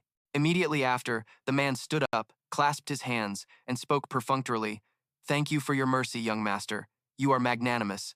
I, Tan Ho, will pay a visit another day. Thank you for young Master Tang's great kindness." Tang Yuan rested a hand on his belly and said, "This matter isn't up to me. However, your son's insults towards young Master Jun were not light. As long as he doesn't press charges, you two are free to go." Hearing this, Tan Ho's face stiffened. He thought to himself, "Young Master Jun, how did my son manage to offend the infamous demon young master Jun Mo Tan of the Tianxiang Kingdom?" Mo Tan, sitting nearby, also felt that something was fishy. He had wanted to deal with that arrogant Tan Ho for a long time. It wouldn't be fun if he didn't kill him. The Bakthon gang. It wasn't just a matter of not fun. "Tan Ho, this young master originally intended to teach you a lesson," he said.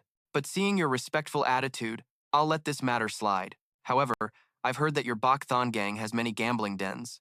This young master wants to see your sincerity." Hearing this, the man laughed, his face still covered in sweat. "We would be honored to have young Master Jun visit our gambling dens. I guarantee we will make your visit worthwhile." After listening, the protagonist waved his hand dismissively. All right, you can go now. Tang Yuan then let out a frustrated sigh. What a buzzkill. Meanwhile, Tan Ho turned and dragged Tan Bao away, muttering, You stinking brat, I'll deal with you properly when we get back. This time, his son could only cry out, Dad. Tang Yuan then changed the subject. Young Master Jun, tonight is the capital's scholar banquet at Luo Yue Lake. Are you going? I heard there will be a lot of entertainment, Mo Tan chuckled and asked. A scholar's banquet? Young Master Tang, do I look like a scholar to you? He held his teacup and sneered. Scholars? Please. They're just a bunch of sycophants chasing fame and fortune, just like that Zhui Cheng Tong from last year. The third prince promised him a high position and great wealth, so he started sucking up to him. Do you know what official post he holds now? Hearing this, Mo Tan became curious. What post? Tang Yuan chuckled and said, I had someone arrange for him to work at the Ministry of Revenue. Then, my uncle found his weakness and had him transferred several times. His job is to scrub my back whenever I take a bath, and he washes my undergarments every single day. If he were truly a man of integrity, I wouldn't have tormented him. But this guy is a petty villain who pretends to be noble, calling himself some kind of elegant scholar. I spit on that. The protagonist even exposed more. The graduates from the Wenxing Academy all do things that bring shame to the literary world. Tang Yuan had to nod in agreement. You have a point there. Neither of us are good people, but no matter how bad we are, there's a limit to the harm we can cause. But those types who only seek profit, if they become officials, they will bring disaster to countless common folk. Then, Mo Tan swirled the tea in his cup. That's right, Fatty Tang. This is the first time I've heard you say something so deeply satisfying. Well said. I toast you with this cup. In any case, rather than letting those unscrupulous literary types run rampant, it's better to just leave this matter to your Tang family to handle. Fatty Tang, now that we've eaten and drunk our fill, let's go somewhere else to talk. I find the Yihong brothel to be quite pleasant. What do you say? Hearing this, he was overjoyed. The Yihong brothel? Indeed, a tranquil place. Young Master Jun, you truly are my kindred spirit. Suddenly, Mo Tan heard a strange noise from the next room, where two people were. Two hidden figures were conversing. Li Xuan, they have left. Xuan, what do you think? That Tang Yuan, while having some insight, is too impulsive and hot-headed to be a threat. But as for that Jun Mo Tan, the voice continued, his recent behavior doesn't seem to match the rumors at all. In the next few days, find a way to meet with Jun Mo Tan. His subordinate asked, Do you mean that young Master Jun is not what he seems? Correct. The second prince's faction will likely make a move in the coming days. I'm not sure if the third prince's target is still Ling Meng. Dunyin slowly walked, laying out a plan. No need to worry. The best strategy is to remain still and counter their moves. However, that guy had the opposite idea, but that girl Ling Meng is someone Xuan has already taken an interest in. His eyes widened, filled with profound meaning and implications. It's fine. If Ling Meng makes the first, second, and third bosses fight until blood flows like a river, it would be a blessing in disguise. For a grand, eternal enterprise, a woman is not worth a single cent in comparison. Scene change, the carriage stopped at a small tavern. Tang Yuan, who was inside, asked curiously, Third young master, so you like to lean this much? He was stretched out, looking extremely lazy. Today is an exception. The golden autumn weather reminds me of some old stories. Fatty Tang, are you that miserable now? Then he asked a random question. Third young master. Bringing this up is like, third, wants to self-destruct. Tell me, am I unlucky or what? Junmo smirked and asked, So, do you want to get out of this situation? Tang Yuan's eyes lit up as if seeing an opportunity. Third young master, do you have a way? Junmo crossed one leg and got down to business. Tang Yuan, how many people know about your family being robbed? He answered honestly. Quite a few people know that things were stolen, but what exactly was stolen hasn't been widely disclosed. Then he revealed an important clue. When you mentioned that the Tang family was robbed, Qin Hu's expression was tense. I guess he knows about this matter. Tang Yuan was stunned. You're saying Qin Hu is involved in this? Junmo's eyes were sharp as he carefully instructed, You just need to go back and tell your father that the North City gang is involved in this. We're not framing him. If he has a clear conscience, what is there to be afraid of? He thought that was absolutely right and immediately agreed, You're right, I'll go report to the old man right away. Third young master, you can go back to the Yihong brothel yourself. Quick, where is the old man? Take me to him. As soon as he walked in, Tang Yuan was met with scolding. This bastard, you went out and caused trouble again, didn't you? He shouted to defend himself. No, I have news about the stolen profound pill. Upon receiving that news, the old man was visibly alarmed, and then, the room was filled with only his voice, as Tang Yuan explained. Tang Yuan expressed his thoughts. Logically speaking, this matter shouldn't have any connection to Qin Hu at all. Your grandson feels that something is off about this. the old master retorted. The third young master told you? Does Jun Mo have a grudge against the North City gang? Tang Yuan then shared, if he held a grudge with his personality, the North City gang would have been wiped out by him long ago. The profound pill is very important to us. It's better to believe it's true than to not believe it. After that, he slammed his hand on the table and gave an order. That's right, it's better to believe it's true than not. Pass on my order. Gather all the Xuan practitioners in the mansion. Tonight, we will launch a surprise attack on them. At another location, the Divine Weapon Pavilion, Jun Mo stood in front of it, wondering to himself, this is the family crest of the Dugu clan. Divine Weapon Pavilion. Can I find what I need here? As soon as he stepped inside, the shopkeeper rushed over to greet him. This young master, may I ask what kind of weapon you are looking to buy? I'm not looking to buy an existing weapon, he replied politely. I just want to ask, do you have any cold iron here? The man knew right away upon hearing it. This young master is clearly an expert, someone in the know. But our humble shop is temporarily out of cold iron. How about steel that has undergone 100 refinements? He agreed with the shopkeeper's suggestion. If it's truly 100 refined, then that will do. The 100 refined steel you mentioned, is it truly 100 refined? The man praised him endlessly. Young master is indeed an expert. Although most 100 refined steel is only slightly better than 10 refined, the quality of the iron is indeed very good. And we just received a piece of wen tea. I wonder if it would be to the young master's liking. After hearing the introduction, Jun Mo felt interested. Wen tea? Take me to see it. The shopkeeper led him to another area. The two of them walked down the corridor, one in front and one behind, until they arrived at a clean room in the corner of the shop. Just then, he saw Xiao Yi there, saying, all right, I'll take this wen tea. As soon as he saw her, Jun Mo smiled and greeted her. Young lady Dugu, we are truly fated to meet. How about you let this little brother pay for you, young lady? Xiao Yi glanced behind her, feeling quite annoyed. Jun Mo, you're such a pain. Why do I run into you everywhere? You still haven't given me the money we won together.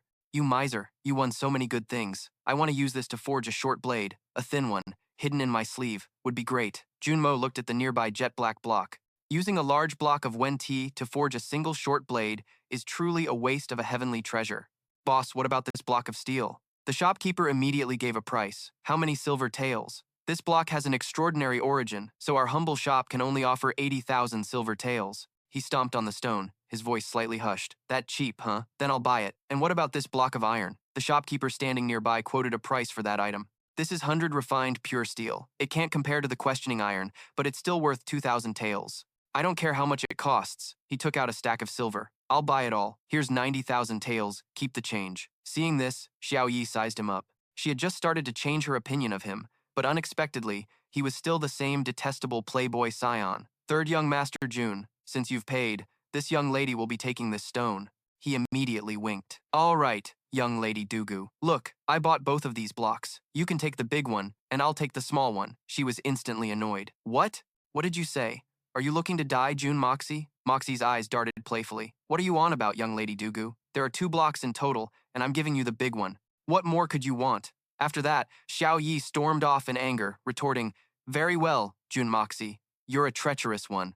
Moxie paid her no mind and turned to the shopkeeper. Shopkeeper, remember to deliver that 100 refined pure steel, and don't be late. Xiao Yi's figure was still visible in the distance. He thought, you better not fall into my hands, or I won't let you off easy.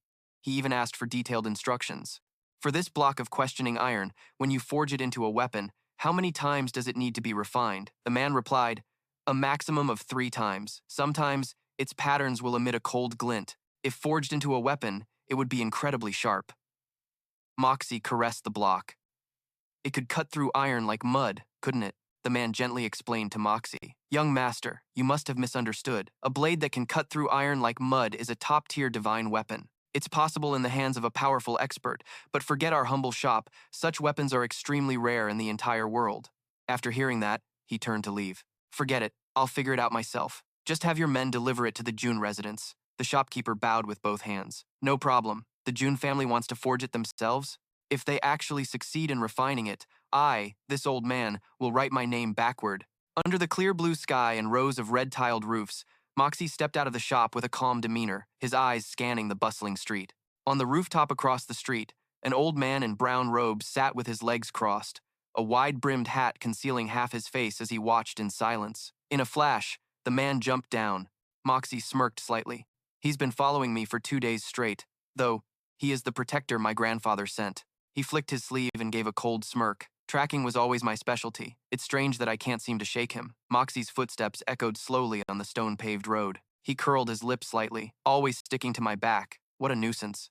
From a distance, the hatted old man watched him and muttered softly, "Truly a playboy scion," walking straight into a women's shop. A gentle breeze tilted the old man's hat. He frowned. "Don't tell me that brat has already discovered me." The old man's gaze sharpened, then softened. With such a careless demeanor, how could he possibly have discovered me? This kid's actions are just all over the place. A while later, the old man looked up, his eyes filled with doubt. "I can't sense his aura at the back door." "Since when?" The old man shot up, his face alarmed.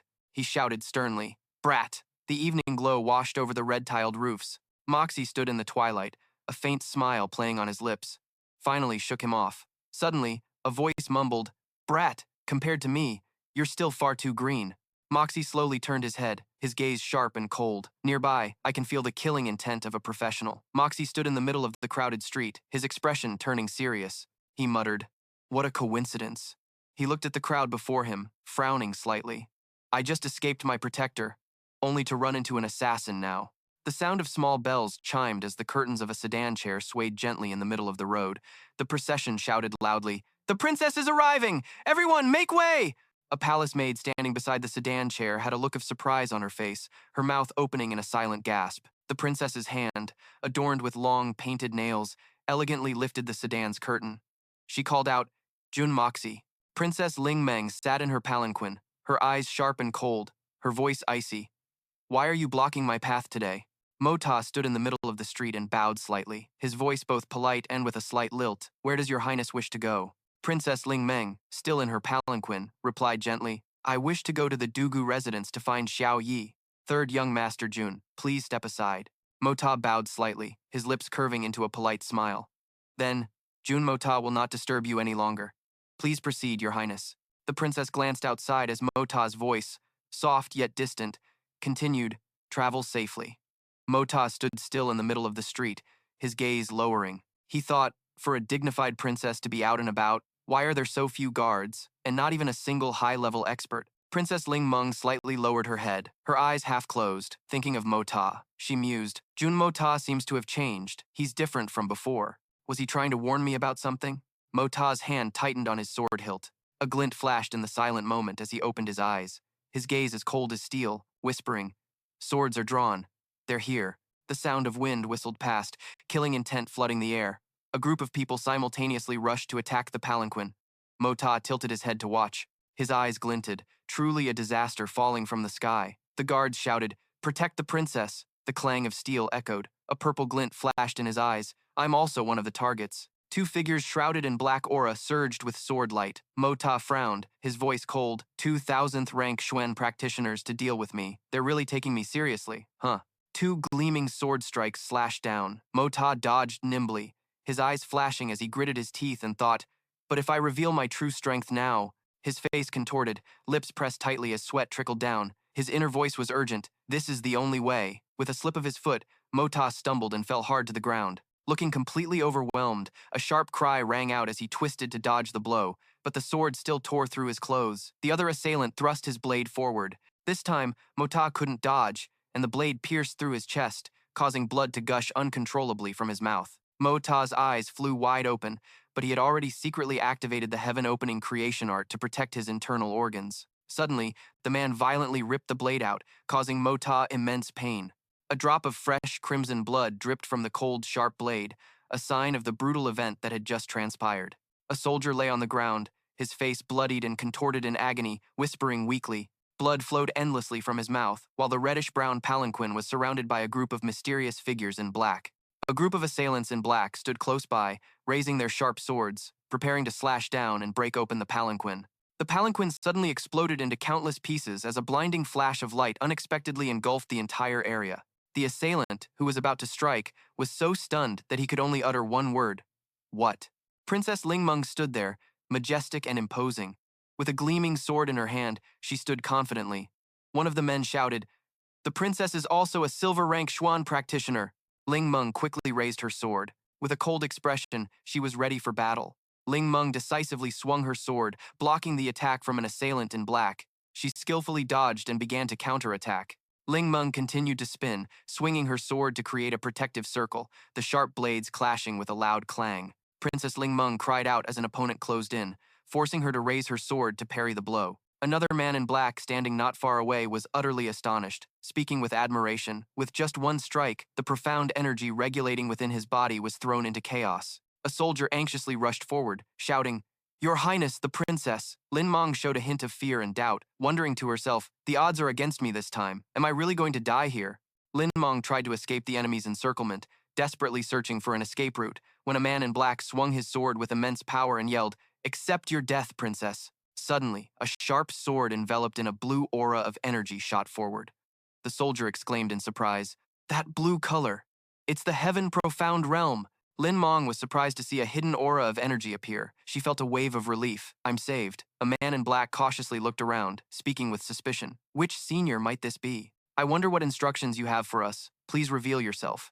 The other man in black turned back with a cold, determined gaze and said, "We were paid to do a job. If the other party doesn't make a move, we retreat." The remaining man in black turned and walked away, feigning indifference. He said calmly, "If they don't intervene, Lin Meng is as good as dead." The three men in black stood staring at the sword, emitting a brilliant blue light, remaining extremely vigilant. Staring wide-eyed and speechless, one of them said, "Since the senior forbids it, this junior must obey." Staring directly at the light with a firm yet questioning gaze, he asked, "So we must take our leave here?" Princess Lin Meng stood there looking worried, as one of the men asked bluntly, "After killing so many of our people, you think you can just leave?" The man, Dak Ko Han, frowned in displeasure and said, "Isn't that letting you off a bit too easy?" A man in black turned to look at Dak Ko Han with a wary gaze and spoke. "Dak Ko Han, I thought you were a swordsman. Since when did you resort to such cheap, deceptive tricks?" Dak Ko Han raised his head, his expression cold and his gaze sharp. He was once Lin Meng's childhood sweetheart. But life is unpredictable, a cruel twist of fate, and in this life, Lin Meng became the one to whom Dak Ko Han entrusted his very soul. Dak Ko Han remained cold, saying, "No matter what I use, it's more than enough to kill a few pieces of trash like you." Princess Lin Meng stood behind Dak Ko Han with a solemn face, as he asked gently, "Little Meng, you weren't safe after sneaking out of the palace. Are you scared now that you've run into such big trouble?" Lin Meng looked directly at Dak Ko Han with a trusting gaze and said confidently, "With Uncle Dak here, Monger is the safest she can be." The man in black was extremely annoyed by their attitude and spoke defiantly. "Dak Ko Han, if you want to kill us, use your sword. You can't do it with just your words." Dak Ko Han quickly swung his sword in a powerful arc. He decisively thrust his blade forward, creating slashes of blue sword energy. The man in black's face twisted in terror as the powerful blue sword Qi shot straight at him. He could feel the impending danger. Dak Ko Han lowered his stance with a decisive and powerful motion, rushing forward at extreme speed amidst the sword Qi. He spoke with confidence. "You're right." He swung his sword decisively and roared with immense power. "Order, seal, annihilate, go." At that moment, Mota lay collapsed on the ground, his face covered in blood. He lay sprawled on the ground, his face showing exhaustion and pain, as he thought to himself, "Dak Ko Han, if we fought head-on, I might not have been his match even in my previous life. But now, just at the initial stage of the Heaven Profound Realm, he already possesses such might." Mota thought to himself, "They're just a few lowly assassins." He gripped the dagger in his hand, his eyes cold and determined. "After causing all this, you still think you can run?" Bodies lay scattered on the ground. The man in black sped through a narrow alley, trying to catch his target. He glanced back in surprise, speaking with disbelief. "What? Don't tell me that brat is still alive." Mota sat slumped on the ground with a calm expression and remarked, "You're pretty fast at running away." He let out a malicious sneer and decisively judged his opponent. "Trash." The man in black quickly closed in with a furious gaze. He turned to look at Mota and shouted defiantly, "You brat! You dare to mock me!" The man in black leaped up furiously, his sword raised high, and he roared defiantly, "I'll kill you!" Mota frowned. She looked straight at her opponent's move and said, "You're really asking for death." The man was instantly frozen by a blue aura surrounding Mota. He was stunned, heavenly profound. She swung her sword decisively and shouted confidently, unleashing a sword technique, a single strike to take a life. Pierced by the blue sword Qi, his hand trembled as he gripped his sword. He muttered in despair, "Why is Yue Guhan's flying dagger here?" Using his remaining strength, the man in black stabbed Mota in the thigh. She staggered, trying to stand up straight. Looking directly at her attacker, she asked in surprise, "How can a dead man still injure someone?" Mota tensed up with a pained and unhappy expression. She muttered worriedly, "A few inches higher and I could have gone to the palace as a eunuch." "It hurts like hell." Mota gritted her teeth, Her face contorting from the physical pain, she blamed herself. This is bad. I've lost too much blood. My consciousness is starting to fade. Yue Guhan stood still, his gaze fixed on a distant point with a thoughtful expression. He was deep in thought, wondering why that senior had made a move. Yue Guhan tightly gripped the collar of a man in black. He roared with authority. Who sent you? Speak now. However, this was not a man who feared death. Yue Guhan, do you really think I'll talk? The man in black smirked defiantly from behind, his face covering. How ridiculous. The man in black had forced his heart to stop. Blood spurted from his mouth. Yue Guhan looked at him and offered a word of praise, severing his own heart meridians. Quite a man. Princess Ling Meng approached Yue Guhan with an expectant look. She said coquettishly, Uncle Yue, when did you learn the flying dagger divine technique? Teach me. Okay, Yue Guhan replied softly. All right. Ling Meng stood there, looking at him. Yue Guhan said, Today, I thank Senior for the rescue. This junior is endlessly grateful. If there is anything you need in the future. Yue Guhan bent down and bowed.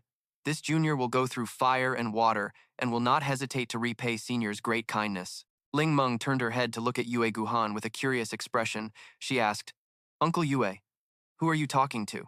Yue Guhan frowned with a serious expression. He explained to Ling Meng, the one who used the dagger to save you, was actually someone else.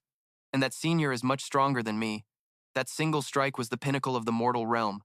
How could I possibly execute it? Ling Meng raised her hand to cover her mouth in astonishment. She asked Yue Guhan again, Is that true? You are already a heavenly profound master, and that senior is even stronger. Yue Guhan turned and walked away with regret. He said to Ling Meng, It seems we were not fated to meet. Little Menger, Uncle Yue will go first. You should head back to the palace soon. Ling Meng stood there watching Yue Guhan's departing back with a disappointed gaze. She asked, Uncle Yue, so when will you come visit Menger? Yue Guhan replied firmly, I will come visit Menger. One assassin escaped. There might be future trouble. Little Menger must be careful. Ling Meng stood silently, watching Yue Guhan's back as he left. She seemed to be engraving his warning in her heart. Ling Meng froze when she heard someone's urgent call. She slowly turned her head. The person was riding a horse and shouting loudly with a worried expression. He kept calling, Your Highness, the princess. That person was Murong Tianjun, standing next to Ling Meng with a relieved expression. He said, It's great that you're all right, princess. He is one of the two pursuing Ling Meng. Besides Li Yaoran, there is also this Murong Tianjun. He asked worriedly, Your Highness, the princess. Princess Ling Meng knelt on the cold ground with a pensive look. She was staring at the two swords that had been left behind. Ling Meng reached out and touched the blade. She exclaimed in surprise, What a dazzling color! Ling Meng picked up a sword with an admiring gaze. This is the divine weapon that the expert used. Ling Meng sat with her back turned, her long hair flowing down. Behind her was Tianjun. He said, Princess, you should be more careful with this kind of dangerous weapon. Ling Meng sat with her head tilted, her eyes sad. She thought, Let them fight for the throne.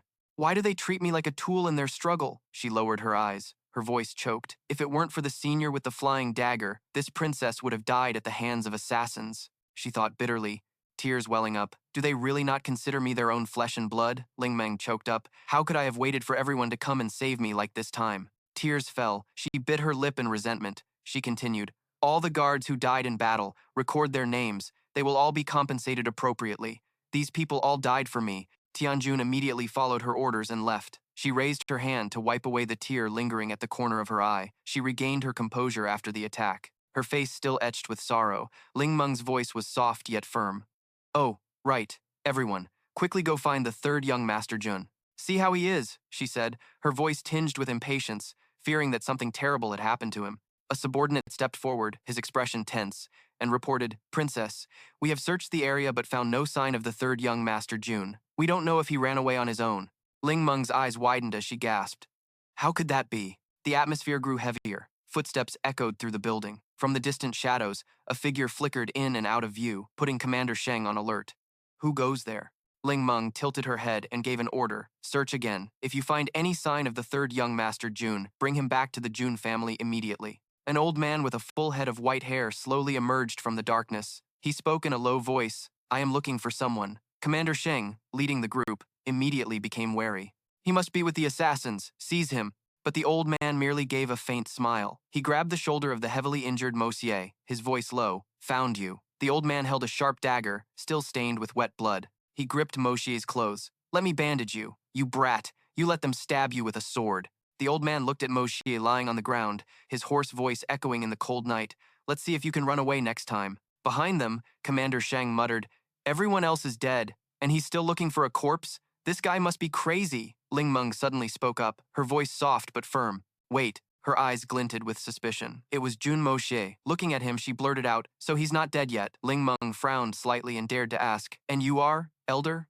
The old man replied hastily, "There's no time to talk with you, little girl. This old man must treat his wounds first, or else the kid will really die." The old man in the wide-brimmed hat turned his head. He spoke in a hoarse voice. "Young Master Murong, you'd better watch your tone when speaking to this old man." Then, he took Moxie and vanished. Ling Meng looked towards Commander Tian and said plainly, "This is terrible. I just sent someone to inform Old Master Jun, and now Jun Moxie has been taken away. If the Old Master finds out, he will be furious. This is not good." Commander Tian bowed and replied, "Princess, please return to the palace and rest assured. This subordinate will immediately send someone to the Jun residence again." He added, "I'll report that the scoundrel Jun Moxie is still alive." Just as he finished speaking, a cold gust of wind sliced through the air, sweeping across the night sky.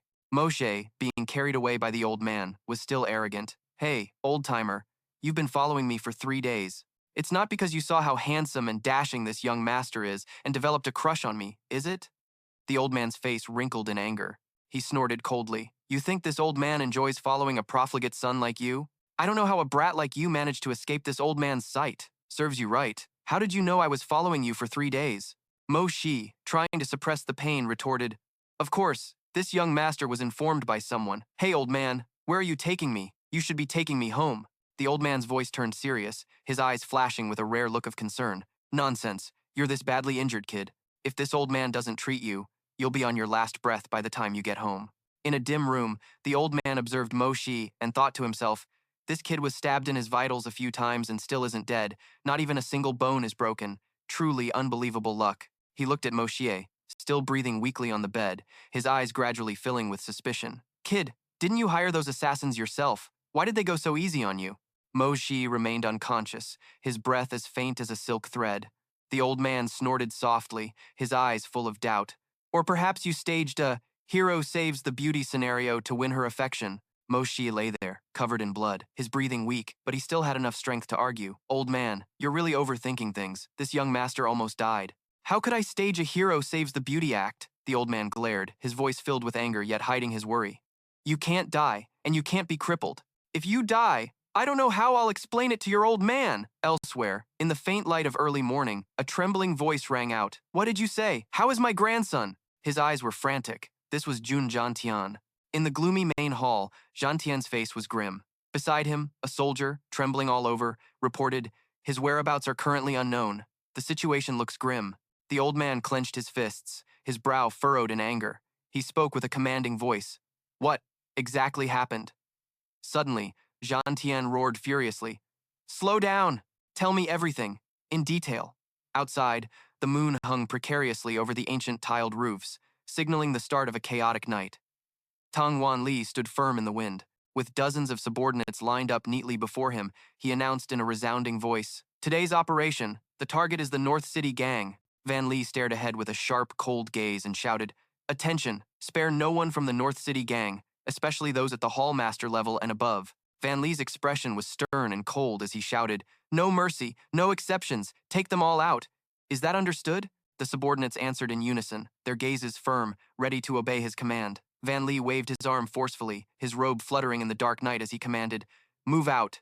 Van Lee led his army, charging through the night, his steps decisive and powerful. A youthful voice called out from behind, "Wait!" Duong Nguyen ran up frantically, his eyes filled with eagerness, shouting, "I'm going too!" Enraged, Van Lee kicked out forcefully, sending Duong Nguyen flying backward as he growled, "Get back inside!" Moonlight shone down on the quiet estate of the North City Gang, the scene appearing serene, a hand resting lightly on the arm of a chair. Tan Ho leaned back in his chair, looking relaxed, closing his eyes to enjoy the peaceful moment in the warm, dim light. A subordinate burst in, his face filled with panic, shouting, "Master, we have intruders!" Tan Ho opened his eyes, staring straight ahead, and growled, "Who is it? Seize them and bring them to me." The subordinate cried out in panic, "It's Duong Van Lee! He's leading over 100 men and has us surrounded." Tan Ho jolted upright, his eyes widening in a mix of annoyance and fear. As a group of subordinates fought in the courtyard, Van Lee watched and thought to himself, "We've surrounded the North City Gang for an hour and captured many of their men. Yet there's still no unusual activity. He crossed his arms, gazing thoughtfully at the North City Gang's compound. It seems the North City Gang isn't the one who stole the mystic elixir after all. A dense volley of arrows rained down in the dark, and soon, his soldiers were being struck. The North City Gang's archers calmly and continuously knocked their arrows, their movements swift and cold, as if they had been prepared all along. Duong Van Li narrowed his eyes, watching the volley of arrows calmly, and thought, they attacked without even trying to negotiate. He muttered in a low voice, looks like this is going to be interesting. A subordinate bowed and reported to Van Li, saying urgently, Lord Duong, we seem to have captured Tan Ho's son. He gave a decisive order in a low, cold voice, bring him here. Tan Bao struggled against his bonds in the soldier's hands, screaming, you bastards, you want to die. Father, save me. A soldier punched him hard in the face, causing his head to whip to the side in pain. Van Li frowned and asked, how was he captured? A subordinate explained. He tried to escape through a secret passage, but his greed got the better of him. He came back for his money and we caught him. Blood-stained blades reflected the cold light, signaling the battle's end was near. Tan Ho stood among the corpses of his enemies, gripping his sword tightly and roaring, I, Tan Ho, will die here today if I must. He gazed into the distance with hopeful eyes, thinking, Xiao Bao must have escaped by now. Tan Ho then added, and I won't let you bastards take me alive. Tan Ho gritted his teeth and bellowed, the North City Gang would rather die than surrender. Just then, a subordinate cried out in panic that the young master had been captured, causing Tan Ho to freeze in shock. At the main gate of the North City Gang, shrouded in darkness, the air was thick with tension. Tan Ho knelt on the ground with two swords at his neck, trembling as he begged, Lord Duong, please spare my life. A low voice commanded, all of you, stand down. The victor approached with an air of absolute authority. Van Li leaned down, his voice chillingly cold as he asked directly, speak, where is that thing? The panicked Tan Ho looked up, his voice stammering as he pleaded, how would I know where the mystic elixir is? Great Lord Duong, why are you doing this to me? Duong Van Li leaned in closer, his eyes as cold as ice, and his voice laced with insinuation. He asked, did I say it was the mystic elixir? Cold sweat beaded on Tan Ho's forehead, his face stiffening as he realized he had slipped up. Van Li smirked disdainfully. It's fine if you won't talk. I have ways to make you. With the two swords still at his neck, Van Li shouted, bring that brat over here. Tan Bao was dragged in by two soldiers. Van Li immediately said, Tan Ho, I hear this is your only son. Forget about the North City Gang. As long as you tell me everything you know, I guarantee both you and your son will be safe. Unable to bear this humiliation, he screamed, Father, save me! Van Li grabbed Tan Bao by the hair and said, but if you insist on staying silent, Qin Hu, sweating profusely, spoke up, you've won. Please, old master, guarantee my safety. Wan Li offered a word of praise. As expected of a gang leader, you know how to read the situation. Very good. Qin Hu was in no state to respond to the praise. Surely, old master, you understand. In this matter, I, Qin, was forced into it. Otherwise, even with the courage of a god, I wouldn't dare come to the Tang Manor and cause trouble. He agreed. I think so too. Who ordered you? A hazy figure appeared in Qin Hu's mind. I don't know his background either. I only know that person has heaven-defying abilities. He even knows the location of your manor, old master, and where your treasures are hidden. He knows everything. I think he's someone from the capital city. A sharp-eyed knight suddenly shouted, enemy attack. Unable to defend themselves, they cried for help. Old master, save us. But were immediately cut down. A group of men in black appeared, and one of them shouted, he's with Wan Li, let me kill that bastard, Qin Hu. The remaining men were shocked by the enemy's strength. Earth-profound experts. Take Qin Hu and go first. The black-clad man glared. My apologies. Marquise Tang. They fought fiercely. Damn it, there's another one. Realizing something, Wan Li shouted loudly, stop him. Jian Hong appeared and calmly said, today, I will not harm the imperial soldiers. The man in the white robe emanated spiritual energy. Don't be a mantis trying to stop a chariot. Immediately after, his body moved with lightning speed, becoming a blur. This technique, he's an ancient sky-profound master. Just like that, the 4 hall masters of the North City Gang died all at once. The man named Bao, with no one left to protect him, could only beg for his life. Before he could utter his last words, he was cut down by Jian Hong's sword. A taunting voice rang out, well, so you're the one who saved Qin Hu. His face turned pale as he shouted, Xiao Bao! Wan Li, fending off an enemy, roared, how dare you scoundrels! Jian Hong attacked, his voice taunting, let me take on the old marquis. With that, the two clashed fiercely. Wan Li thought to himself, this is bad. He's striking the bull through the mountain. The two were evenly matched, their attacks growing more and more ferocious. Who would have thought? A stray wave of Jianhong's spiritual energy pierced through Qin Hu, causing him to cry out weakly, Marquis Tang, this person is. Immediately after, he coughed up blood and stopped breathing. His goal achieved, Jianhong began to retreat. Qin Hu's heart meridian has been severed. Retreat. Wan Li refused to let them leave and roared, Stop right there! Jianhong's eyes narrowed slightly. Marquis Tang, my apologies for today's offense. It was unavoidable. We shall meet again. After saying his piece, he and his accomplices vanished. Once they were gone, Wan Li gently supported Qin Hu's body. He's gone. The final clue is lost. Unreconciled, he slammed his fist on the ground. Suddenly, from a distance, the rapid beat of a drum echoed. A cavalryman asked, What is that sound? After listening for a moment, Wan Li realized, It's the general summoning drum. The drum beat continued to resound urgently everywhere. A burly man was pounding on the massive drum as waves of wolves materialized around him. Someone's voice broke through the haze of sleep. Master, master, a servant anxiously consoled him. Please do not grieve so much. It will affect your health. Wan Li, his eyes still closed, spoke in a low voice. Mo Ta died protecting the princess. The assassination target was the princess. He got caught up in the battle while trying to deliver a message, and that's how he was killed. Every time he thought of this, he couldn't help but become emotional. My Jun family has achieved countless glorious victories for the empire. My 2 sons died for the country. My youngest son was crippled for life, and my 2 grandsons are fighting on a distant battlefield. Now, my only remaining flesh and blood has died protecting a royal princess. Wan Li looked at his robe and the sword beside it, then clenched his fist tightly around its hilt. He mused that the Quan family's decline was already set in stone, so what did it matter if it came a little sooner today? The entire Quan family has been loyal and martyred, yet it has come to the point of our line being extinguished, and in that case, what is there left for me to cling to?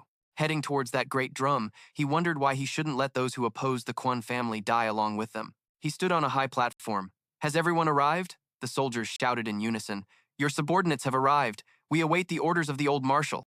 After the arrangements were made, they, along with 10,000 cavalrymen, advanced. Generals, hear my command. Shen Zhou Nan, I order your troops to guard the west gate.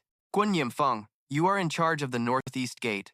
Jin Tian, the north city gate is your command. His entire being was filled with determination. Mak Ta, father will avenge you. All those who ever opposed or suspected us will be buried with you tonight. The scene shifts to a peaceful hall, where a stern-looking man sitting at a desk suddenly heard something. This sound. Du Hoaivu muttered that it was the drum for summoning generals and quickly called for a subordinate. He stood up and asked an official, What happened today that we are unaware of?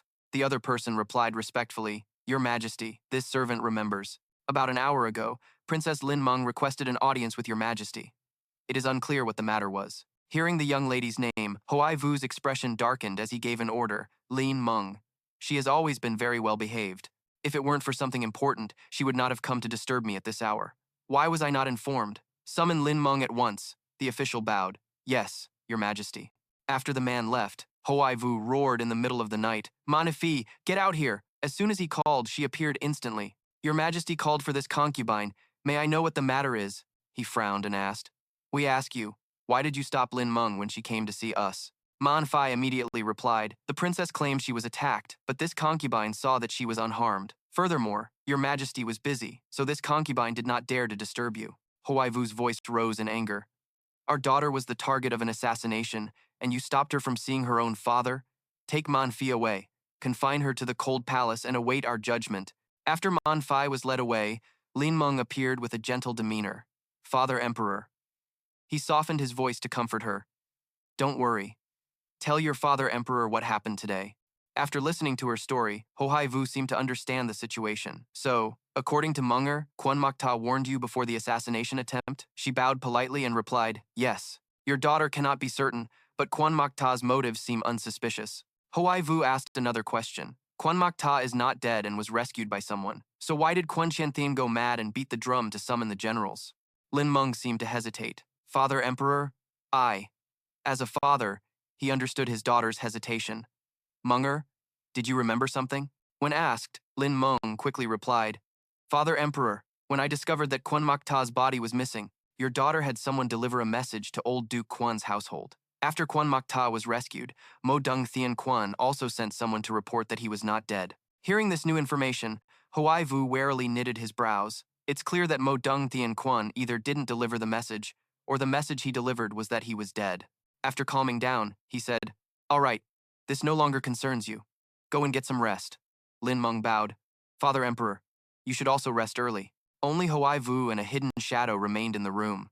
Untu, go out and see. Do not act unless necessary. Inform Quan Chen Tin that his grandson is not dead. He can cause a scene, but tell him not to go too far. The paper was quickly taken by the figure. Watching the figure disappear into the night, Huai Vu fell into thought again. Fine. I'll let the old man be reckless this one time. But this time, we also want to borrow his knife. With that thought, he gave an order. Guards, summon Grand General Dugu Wudi. At the Dugu family estate, Dugu Wudi dismounted his horse and cheerfully shouted into the bright moonlit night, "My daughter, I'm home." As he dismounted, he reminisced about the past. Jun Tian's battle drums had shaken the heavens, a clear act of rebellion, yet His Majesty the Emperor wasn't in any hurry. The memory resurfaced. A vigorous Dugu Wudi had clenched his fist and said, "Your Majesty, the elite troops are assembled and ready to march at any time." But the other party had coldly replied, "There's no need." He had no intention of giving up, but a gentle voice advised him to calm down. He made his way to his daughter's room. "Where is she?" From a distance, a woman approached gently, calling out, "Father." She came closer and whispered, "You're back." Xiao Yi. Deep in the corner of a still-lit room, Xiao Yi sat alone on the floor, head down, lost in thought. The door burst open, and it was none other than Dugu Wudi. "Who bullied my precious daughter? I'll annihilate their entire family." She slowly turned her head and asked, "Father, can you stand up for me?" Seeing the dejected look on his beloved daughter's face, a cruel thought crossed his mind. Could it be that his daughter was wronged by someone? Which bastard in the Tianxiang kingdom dared to harm my daughter? Mentioning her tormentor, Xiao Yi couldn't help but frown in anger. It's that Jun family again, that stinky brat, Jun Moxie. He made me so mad today, I could just die. "Father, you have to do something for me." Hearing who it was, Dugu Wudi immediately backed down. "My dear daughter, let's not mention him. It's true that I'm not afraid of him, but it's not easy to go after Jun Moxie right now." Hearing this, the young lady burst into tears. "Don't tell me you're afraid of old Master Jun. My life is so miserable. This is infuriating." He immediately retorted, "That's not it. That brat. It's unknown if he's dead or alive right now. He's gone missing." Xiao Yi asked in a daze, "Dead or alive? What happened to him?" Her father's calm voice rang out. "I heard that Princess Ling Meng was targeted in an assassination attempt this afternoon. That boy overestimated himself and went to deliver some kind of warning. As a result, the princess is fine, but that brat became a scapegoat and took a sword for her. A pang of pain shot through her heart. What was she afraid of?" Xiao Yi asked again, bewildered. "So it's not clear if Jun Moxie is alive or dead?" Dugu Wudi chuckled dryly and said, "In my opinion, it'll be hard for him to survive." Xiao Yi, seeing her silence, he called her name again, snapping her out of her daze. "Don't worry. If he's not dead, I'll drag him back here and spank him." The young lady lowered her head, then stood up to usher her father out. "I'm tired. I want to sleep now," he asked with concern. "Then get some sleep. You'll feel better after you rest. I'm going to have a drink to relieve my stress.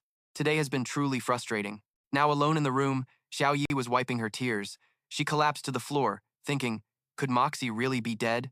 Her tears started to fall once more, but she still. Xiao Yi's tears continued to fall, soaking the wooden floor. Elsewhere, in the silent night, the moon was high in the sky. The sound of galloping hooves echoed loudly.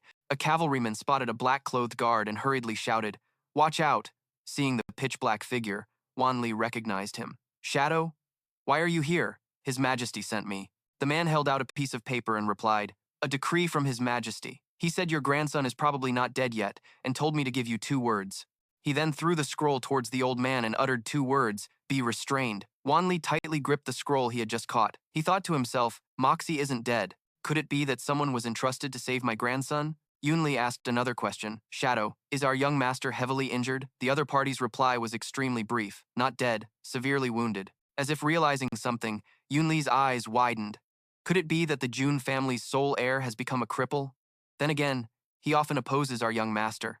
Let's take it out on the Ma and Li families. Even though today's matter has nothing to do with you people, I'll take it out on you. Just consider yourselves unlucky. Without wasting a moment, he spurred his horse to go even faster, not forgetting to shout, "All troops, follow me!" Scene change. In the dark and silent night, at the horse division, Shi Tiayan, Rufei woke up in confusion, muttering, "Could it be Jun Jiantian?" He was wide awake, seemingly having realized something. Jun Jiantian is clearly committing treason. The chance to take him down has finally come. With that thought, Rufei quickly got out of bed and went to his desk, where a piece of paper was already laid out.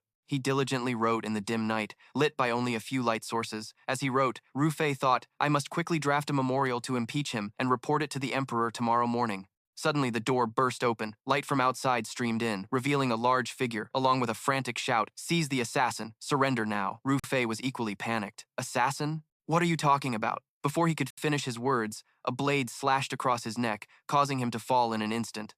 Rufei lay there in a pool of red liquid, while the assassin left without anyone knowing. Scene changed to the south gate. The buzz of gossip was still in the air here. I see Jun Jiantian has really left. The whispers of the men continued to echo in the night. I heard that many high-ranking and powerful officials had their entire families burned down by him under the guise of assassins. Those two were the Ministry of Rights official, Qian Wangguan, and Nuo Yun from the Second Prince's faction. One of them suddenly urged, Stop talking! Hurry up! We'll figure it out after tonight. The other replied, The city gate is right ahead. Seeing only the quiet night ahead, they were overjoyed. No one's here. This is great.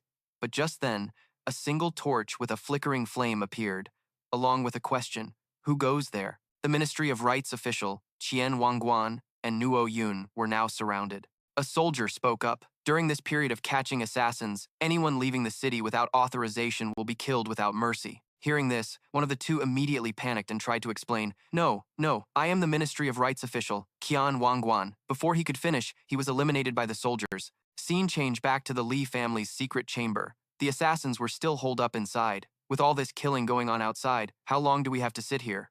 Hearing this, Jian Hong volunteered, Zhuo Ran, let me go out and see. He continued to reason, Our own home is under attack. Why are you still holding back? At most, they're no stronger than the Jade Profound Cultivation level. Any one of us could go out and that would be enough. However, he was only met with Zhuo Ran's refusal. He seemed very determined. Absolutely not.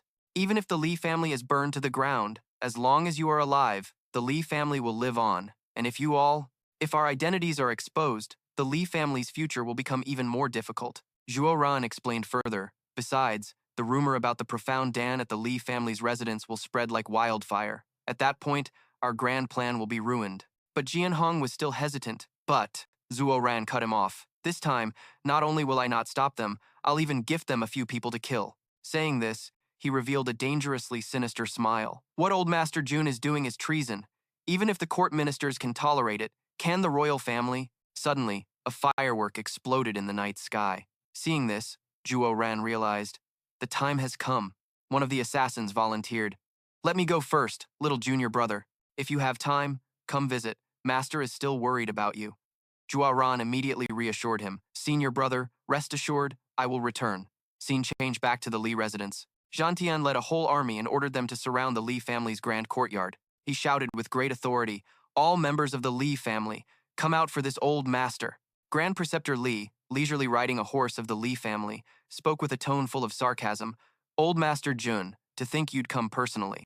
He gave a meaningful smile. My residence is greatly honored. That was Grand Preceptor Li Shang. Jiantian's face was clearly scowling, but he still tried to remain calm. Grand Preceptor Li, you'd better manage your family well. Princess Lingmeng was attacked, and the army is here to capture the assassin. If anyone responsible gets hurt, we won't be held accountable. Search! Li Shang saw things were going south and immediately tried to stop them. Wait! He frowned, his voice tense. Old Duke Jun. Although you are the commander of the 4 million strong Jun's army, a duke of the empire with immense power and status, Li Shang continued irritably. The 4 grand preceptors are also first-rank officials of the court. Unless you have a personal decree from His Majesty. Who dares to act so brazenly in my home? Jiantian retorted. Is the grand preceptor implying that a high-ranking, first-rank official's residence is a den for hiding assassins? With that, he roared the order. Search for me. Anyone who obstructs the search shall be killed without mercy. Yu Ran, who had appeared from behind at some point, called out, Old Duke Jun, please wait. He bowed respectfully and continued, Could you listen to a word from this junior? However, no one saw that as he bowed. Yu Ran's eyes glinted with sinister thoughts. Yu Ran said gently, Old Duke Jun, if you are searching under imperial orders, the Li family naturally wouldn't dare to resist. He continued speaking nonchalantly, completely unaware of the disaster about to befall him. But if you don't have His Majesty's decree, and in the end, you can't find the assassin. Before he could finish, Yu Ran received a stinging slap from Jiantian, who cursed, You damned brat. After the slap, Yu-Ran fell to the ground with a thud, but Zhan Tian was still furious. This old man is searching for an assassin. Even your grandfather wouldn't dare to speak such nonsense. He stood menacingly over Yu-Ran, growling, "Who the hell are you to lecture me?" Yu-Ran clutched his cheek, his gaze turning terrifyingly sharp. He wiped the blood from his mouth and said, swallowing his pride, "Old Duke Jun's lesson is right. This junior was presumptuous. I hope the old duke won't hold it against me." Zhan Tian emanated a powerful killing intent and scolded, "The Li family is indeed cunning, just as I thought. You're plotting something." Li Shang, who had been silent until now, finally spoke up. "Everyone, stand down. Let him search. If he doesn't find the assassin, this old man will report this to His Majesty." Hearing this, Zhan Tian immediately gave the order, "Search for this old man." He didn't forget to add, "Search thoroughly. Don't miss a single spot." The soldiers immediately acknowledged the order. "Yes, sir." At this moment, a carriage was parked outside the Li residence.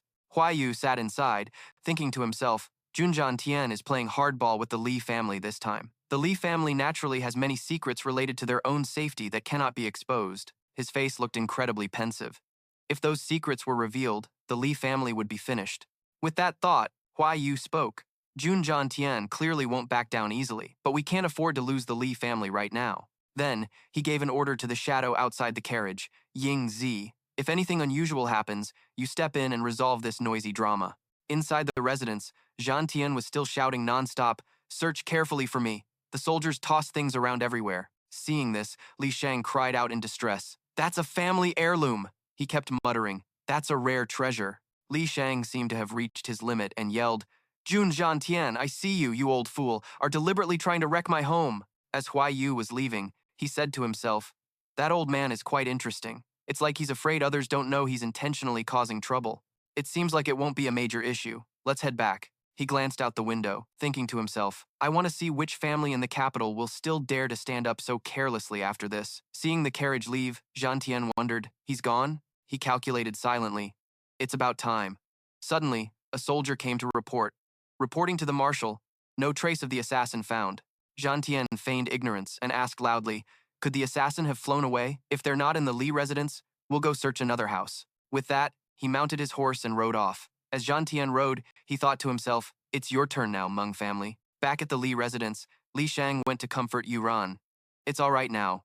Yu-Ran lowered his head and replied, "Grandfather, those men in black from before, they were clearly Zhan Tian's subordinates." Yu-Ran gritted his teeth and continued, "Zhan Tian used capturing a rebel as an excuse. This action is no different from treason." He looked up and continued, "Since we couldn't find the assassin, father, you can go to court tomorrow and report this matter." Li Shang gently comforted him. "Dunin, your innate talent and intelligence might be the best among your peers, but in politics, you are still too young."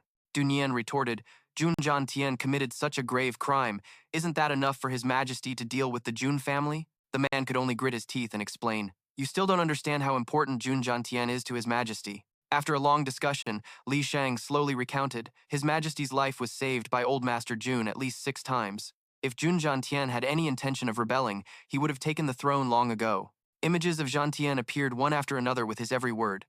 Zhan Tian has fought in wars for many years. His military achievements are illustrious. Take what just happened. You thought you were strong enough to take down Zhan Tian, but Old Master Jun's actions have truly put us on opposing sides. Dunin seemed to understand something as his eyes lit up. Could it be? Li Shang beside him said, "The one backing Old Master Jun is the Emperor. The princess was attacked, and it's likely His Majesty is using this opportunity to reshuffle the deck." He asked in confusion. "Reshuffle the deck?" The man had to explain clearly. "That's right. In His Majesty's eyes, the 3 princes' struggles have gone a bit too far these days," he continued.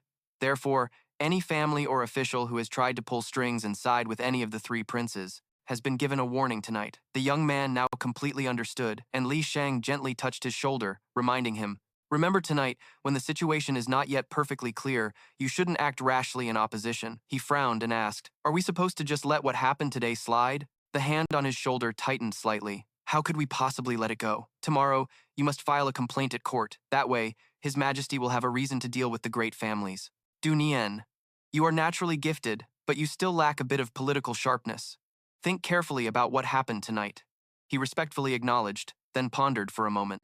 He raised a hand to touch the red mark on his cheek and thought with determination, Zhan Tian, I will never forget this slap from you for the rest of my life." At a manor gate, someone shouted, Search the place! The shouts continued. Old Master Jun, come out! Have mercy on my men! Amidst the chaos, a calm voice was heard. You old brute! You've caused enough trouble! Wan Li turned to look and saw a very familiar young man. He couldn't help but exclaim, Mozier! Then, the two embraced each other warmly. It's good that you're okay. As someone who had lived 2 lives, this was the first time Jun Moxie had felt the warmth of family. He was moved and softly called out, Grandpa.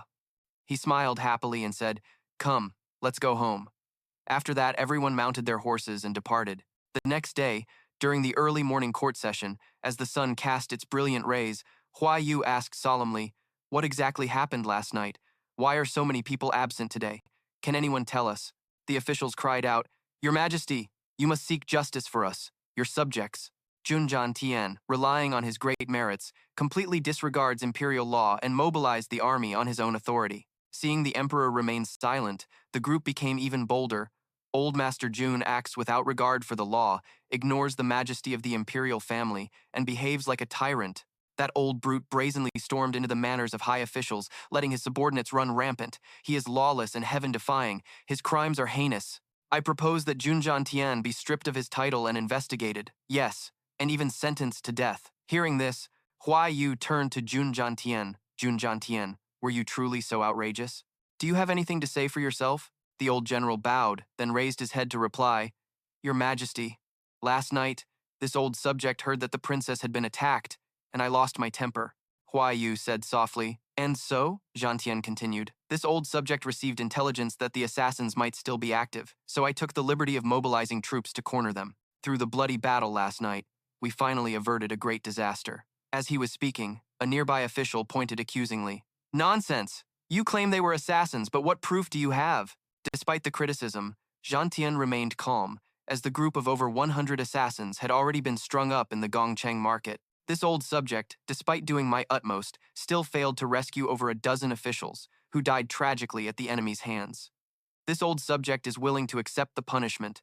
As for Jun Zhantian, just find any random reason. One person looked to the heavens, while the old man held back his fury. He was cut off by another man. Your Majesty, this is the old master from the Dugu family, Dugu Zonghang. He clenched his fist and said, The matter of the assassins was largely due to 7th Master Jun.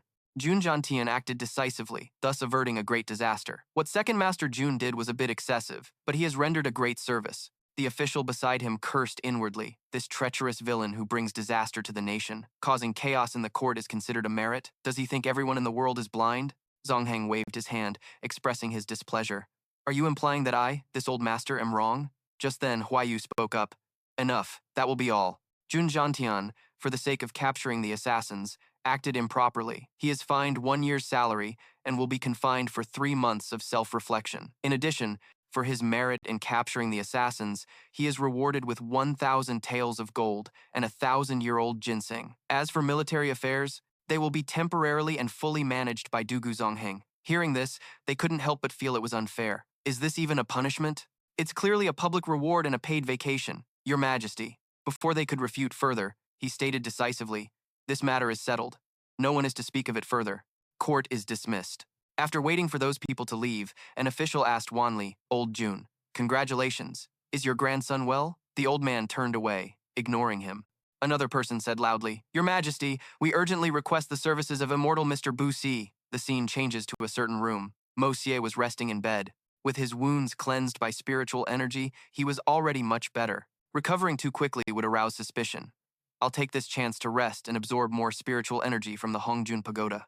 Suddenly, the door opened and someone rushed in. Third young master, you scared me to death. Thank goodness you're all right. Just from the voice, he knew who it was. Fatty Tang, why are you in such a panic? Whatever it is, speak slowly, Tang Yuan asked with concern. Big brother is here to visit you. I brought some good stuff. Quickly, bring Tang's gift in for the third young master Jun. Tang Yuan carried in a chest full of precious medicines. All the healing medicines in Tianxiang City, from finished products to the absolute finest, are in this chest. Moxi's face turned pale. Fatty, you brought so many medicines. Even if I used them 7 to 8 times a day, I wouldn't finish them in my lifetime. When the chest was opened, he excitedly pointed inside. Everything is recorded in this ledger here, but you must be very careful with the last layer. Moxie took a quick glance. Huh? What is it? His eyes twinkled mischievously. The last layer is what you'll be most interested in. lustrous maiden jade, blissful herb, virtuous dame's reversal, golden god spear, and the unfaltering doll. He found that gaze too cheesy and felt a bit uncomfortable. Spare me, please. But get this stuff out of here now. Don't let my grandpa see it. Just then, Zhantian walked in and asked, "What is it that you don't want me to see?" The moment he saw the figure, Tang Yuan vanished out the door. "Third young master, I'll be leaving now," the old man wondered from afar. "Why does that little rascal run the moment he sees me?" Zhantian didn't bother wondering any further. "Forget it, Mo Xie. I've brought Imperial Physician Fang to check on you." He introduced the person beside him, Immortal Mr. Bu Si. The old man stroked his beard and said, "Give me your hand, young man." An Imperial Physician. Mo Xie told himself not to let the old man discover he was faking his illness. He used his internal energy to control his internal meridians, mimicking the phenomenon of meridian stagnation. After a moment of examination, Zhantian spoke up. "Old Fang, how is he?" Immortal Mr. Busi respectfully reported, "His life is not in danger, but his meridians are obstructed and show signs of exhaustion." Upon hearing this, the old man felt a jolt as if struck by lightning. Coupled with the damage to his 5 viscera and his Xuan Qi cultivation, he feared his life was now hopeless. Outside, Duong Nguyen was eavesdropping, catching every single word. Qian Tian wanted to say something, but the man took his leave, gently consoling him. "Please, old master, do not grieve too much. This humble one will take his leave now." After hearing this, Mokta could only chuckle softly, thinking, so this is all the immortal doctor amounts to. He crossed his arms behind his head, feeling satisfied. The art of world creation was truly miraculous, capable of deceiving anyone. Seeing this, Qian Tian sternly asked, "Brat, what are you laughing at?" Mokta sat up slightly, and the old man smacked him. "Look at you! What am I supposed to say to you?" He respectfully knelt down. "Grandpa, please don't worry. Just now, I used a trick to deceive Dr. Fuang during his diagnosis, and I hope you can ensure that no outsiders are eavesdropping." Qian Tian was still a bit confused. "Mokta, why?" The boy replied earnestly. "Grandpa, your previous actions have already alarmed the major noble houses in the capital, and the Quan family's power is something even the royal family cannot tolerate. Grandpa, you are old. Third uncle is severely injured and crippled, so only by me being a good-for-nothing can we avoid His Majesty's suspicion. If His Majesty finds out that I'm fine, his jealousy will surely grow, and I fear the Quan family will face a great disaster then. I've never been one to let my fate rest in the hands of others. I want the Quan family to take control of its own destiny." Unexpectedly, the news spread, even reaching Van Lai's ears. "Quan Mokta is crippled? Are you sure?" Duong Nguyen confirmed it once more. "It's absolutely true. The imperial physician, Dr. Fuang, personally made the diagnosis. He felt it was a bit of a waste. To think the only descendant of the Quan family can only be a civil official. What a pity." Elsewhere, another group was also buzzing with endless discussion. "I can't believe this happened to Quan Mokta." "But the news is solid. It came from the divine Dr. Fuang." Li Thuong replied seriously. "That's right. The immortal doctor personally diagnosed that Quan Mokta's meridians are stagnant, making him no different from a cripple, and he is beyond saving. Now that this is confirmed, I can finally relax a little. It means the Quan family no longer poses any threat to us." The news reached Emperor Hoai Vu. "Is Quan Mokta truly beyond saving?" The immortal doctor respectfully reported, "Yes, Your Majesty." According to this old subject's diagnosis, the matter is indeed true. He toyed with his wine cup, expressing his satisfaction. "We understand clearly." In addition, he had more to report about the Quan family. This old subject has noticed something else. The story unfolds. It's said that Quan Qian Tian recently purchased large amounts of earth and stone, not only to build the family walls higher overnight, but also to partition the inner courtyard into 2 small sections, confining Quan Mokta within one of them. When idle, Old Master Quan often leads his troops around, and the sounds of battle cries echo throughout the sky as if they are conducting drills. It's also said that Old Master Quan often drowns his sorrows in wine, drinking until he is completely wasted. Meanwhile, the third young master and his third uncle, Quan Vo Wai, drink together every single day. Mokta poured the wine and remarked, "Drinking on a cold day is one of the great pleasures in life." Vo Wai nodded in agreement, praising him. "I never expected you to have such a talent, Mokta. This wine is truly out of this world." The young man chuckled and shared his thoughts. "My winemaking is just a small hobby, third uncle. I heard Grandpa got completely drunk the first time he tried this." He took a sip of wine and reminded him, "I heard he got drunk, yes, but don't speak about your elders behind their backs." But the boy was already imagining the scene. "I heard that when Grandpa got drunk, he started singing and then passed out right next to a pig's head." Vo Wai finished his drink and grumbled, "You brat, why didn't you tell me this wine was so potent?" Mokta immediately teased. Grandpa's tolerance for alcohol doesn't seem very high. Vo Wai paid him no mind, still pouring wine into his bowl. "Enough of that. It's your turn now." Do you need to prepare? The boy picked up the bowl and downed the wine in one go. Mokta then started to complain. Grandpa is really something else. Why would he think of finding a giant gorilla to train me? His uncle replied nonchalantly. Ngan Hoang is about to break through to the Silver Xuan rank. He would be a good master for you. He slowly recalled past events, how with 8th grade profound Qi, he could fight off a group of silver grade assassins. What a pity. Who knows what this young Master Jun did to offend her in a past life? She'd beat him black and blue every time they met. Back then, I, Mo Xie, was beaten until my face was swollen, that shameless wench. Putting that aside, Mo Xie asked with concern, by the way, third uncle, how is the search for the medicinal ingredients you ordered? Wu Yi could only shake his head helplessly, saying there was no news about the Fanjing herb and the Jumie grass was quite rare. A few days ago, he heard that the Golden Fragrance Trading House had 3 plants, but they had already been bought. This made him feel that something wasn't right. Bought by someone? That medicine is only used for stagnant meridians. Could it be that the news leaked, and someone is targeting our Jun family? He immediately replied that even the person searching for the medicine didn't know why they were looking for it, and they certainly didn't know it was related to Mo Xie. He had already investigated this. Suddenly, the atmosphere grew strangely quiet. Wu Yi turned his head slightly to look. Mo Xie, your master is here. Qing Han walked over, staring intently into his eyes, causing Mo Xie to cough a few times and greet the Grandmaster. Can we not fight today? Do you only spar with me to get wine as payment? I can just give you 2 jars, how about it? She cracked her knuckles loudly. Qing Han's face darkened, wanting to teach him a lesson. No can do. Are you ready? Asterisk. Why is she so eager even when I'm not giving her any wine? Asterisk. When it comes to killing, no one is my match. But asking me to fight without killing, I can't do that. Facing that blow, Moshi awkwardly blocked it. Hey! Why didn't you say anything before starting? What a despicable sneak attack. Qing Han's face was stern. Cut the crap. I'll take you down quickly and go have my wine. Turns out, Guan Qing Han really loves her wine. He grabbed her wrist, blocking the attack more skillfully than before. Hey, why are you being so unreasonable? Qing Han noticed his every move. She raised her voice in annoyance. You keep dodging back and forth. Are you going to fight or not? Moshi leaped back slightly, a thought flashing through his mind. Asterisk. If I don't dodge, am I supposed to just stand here and take a beating?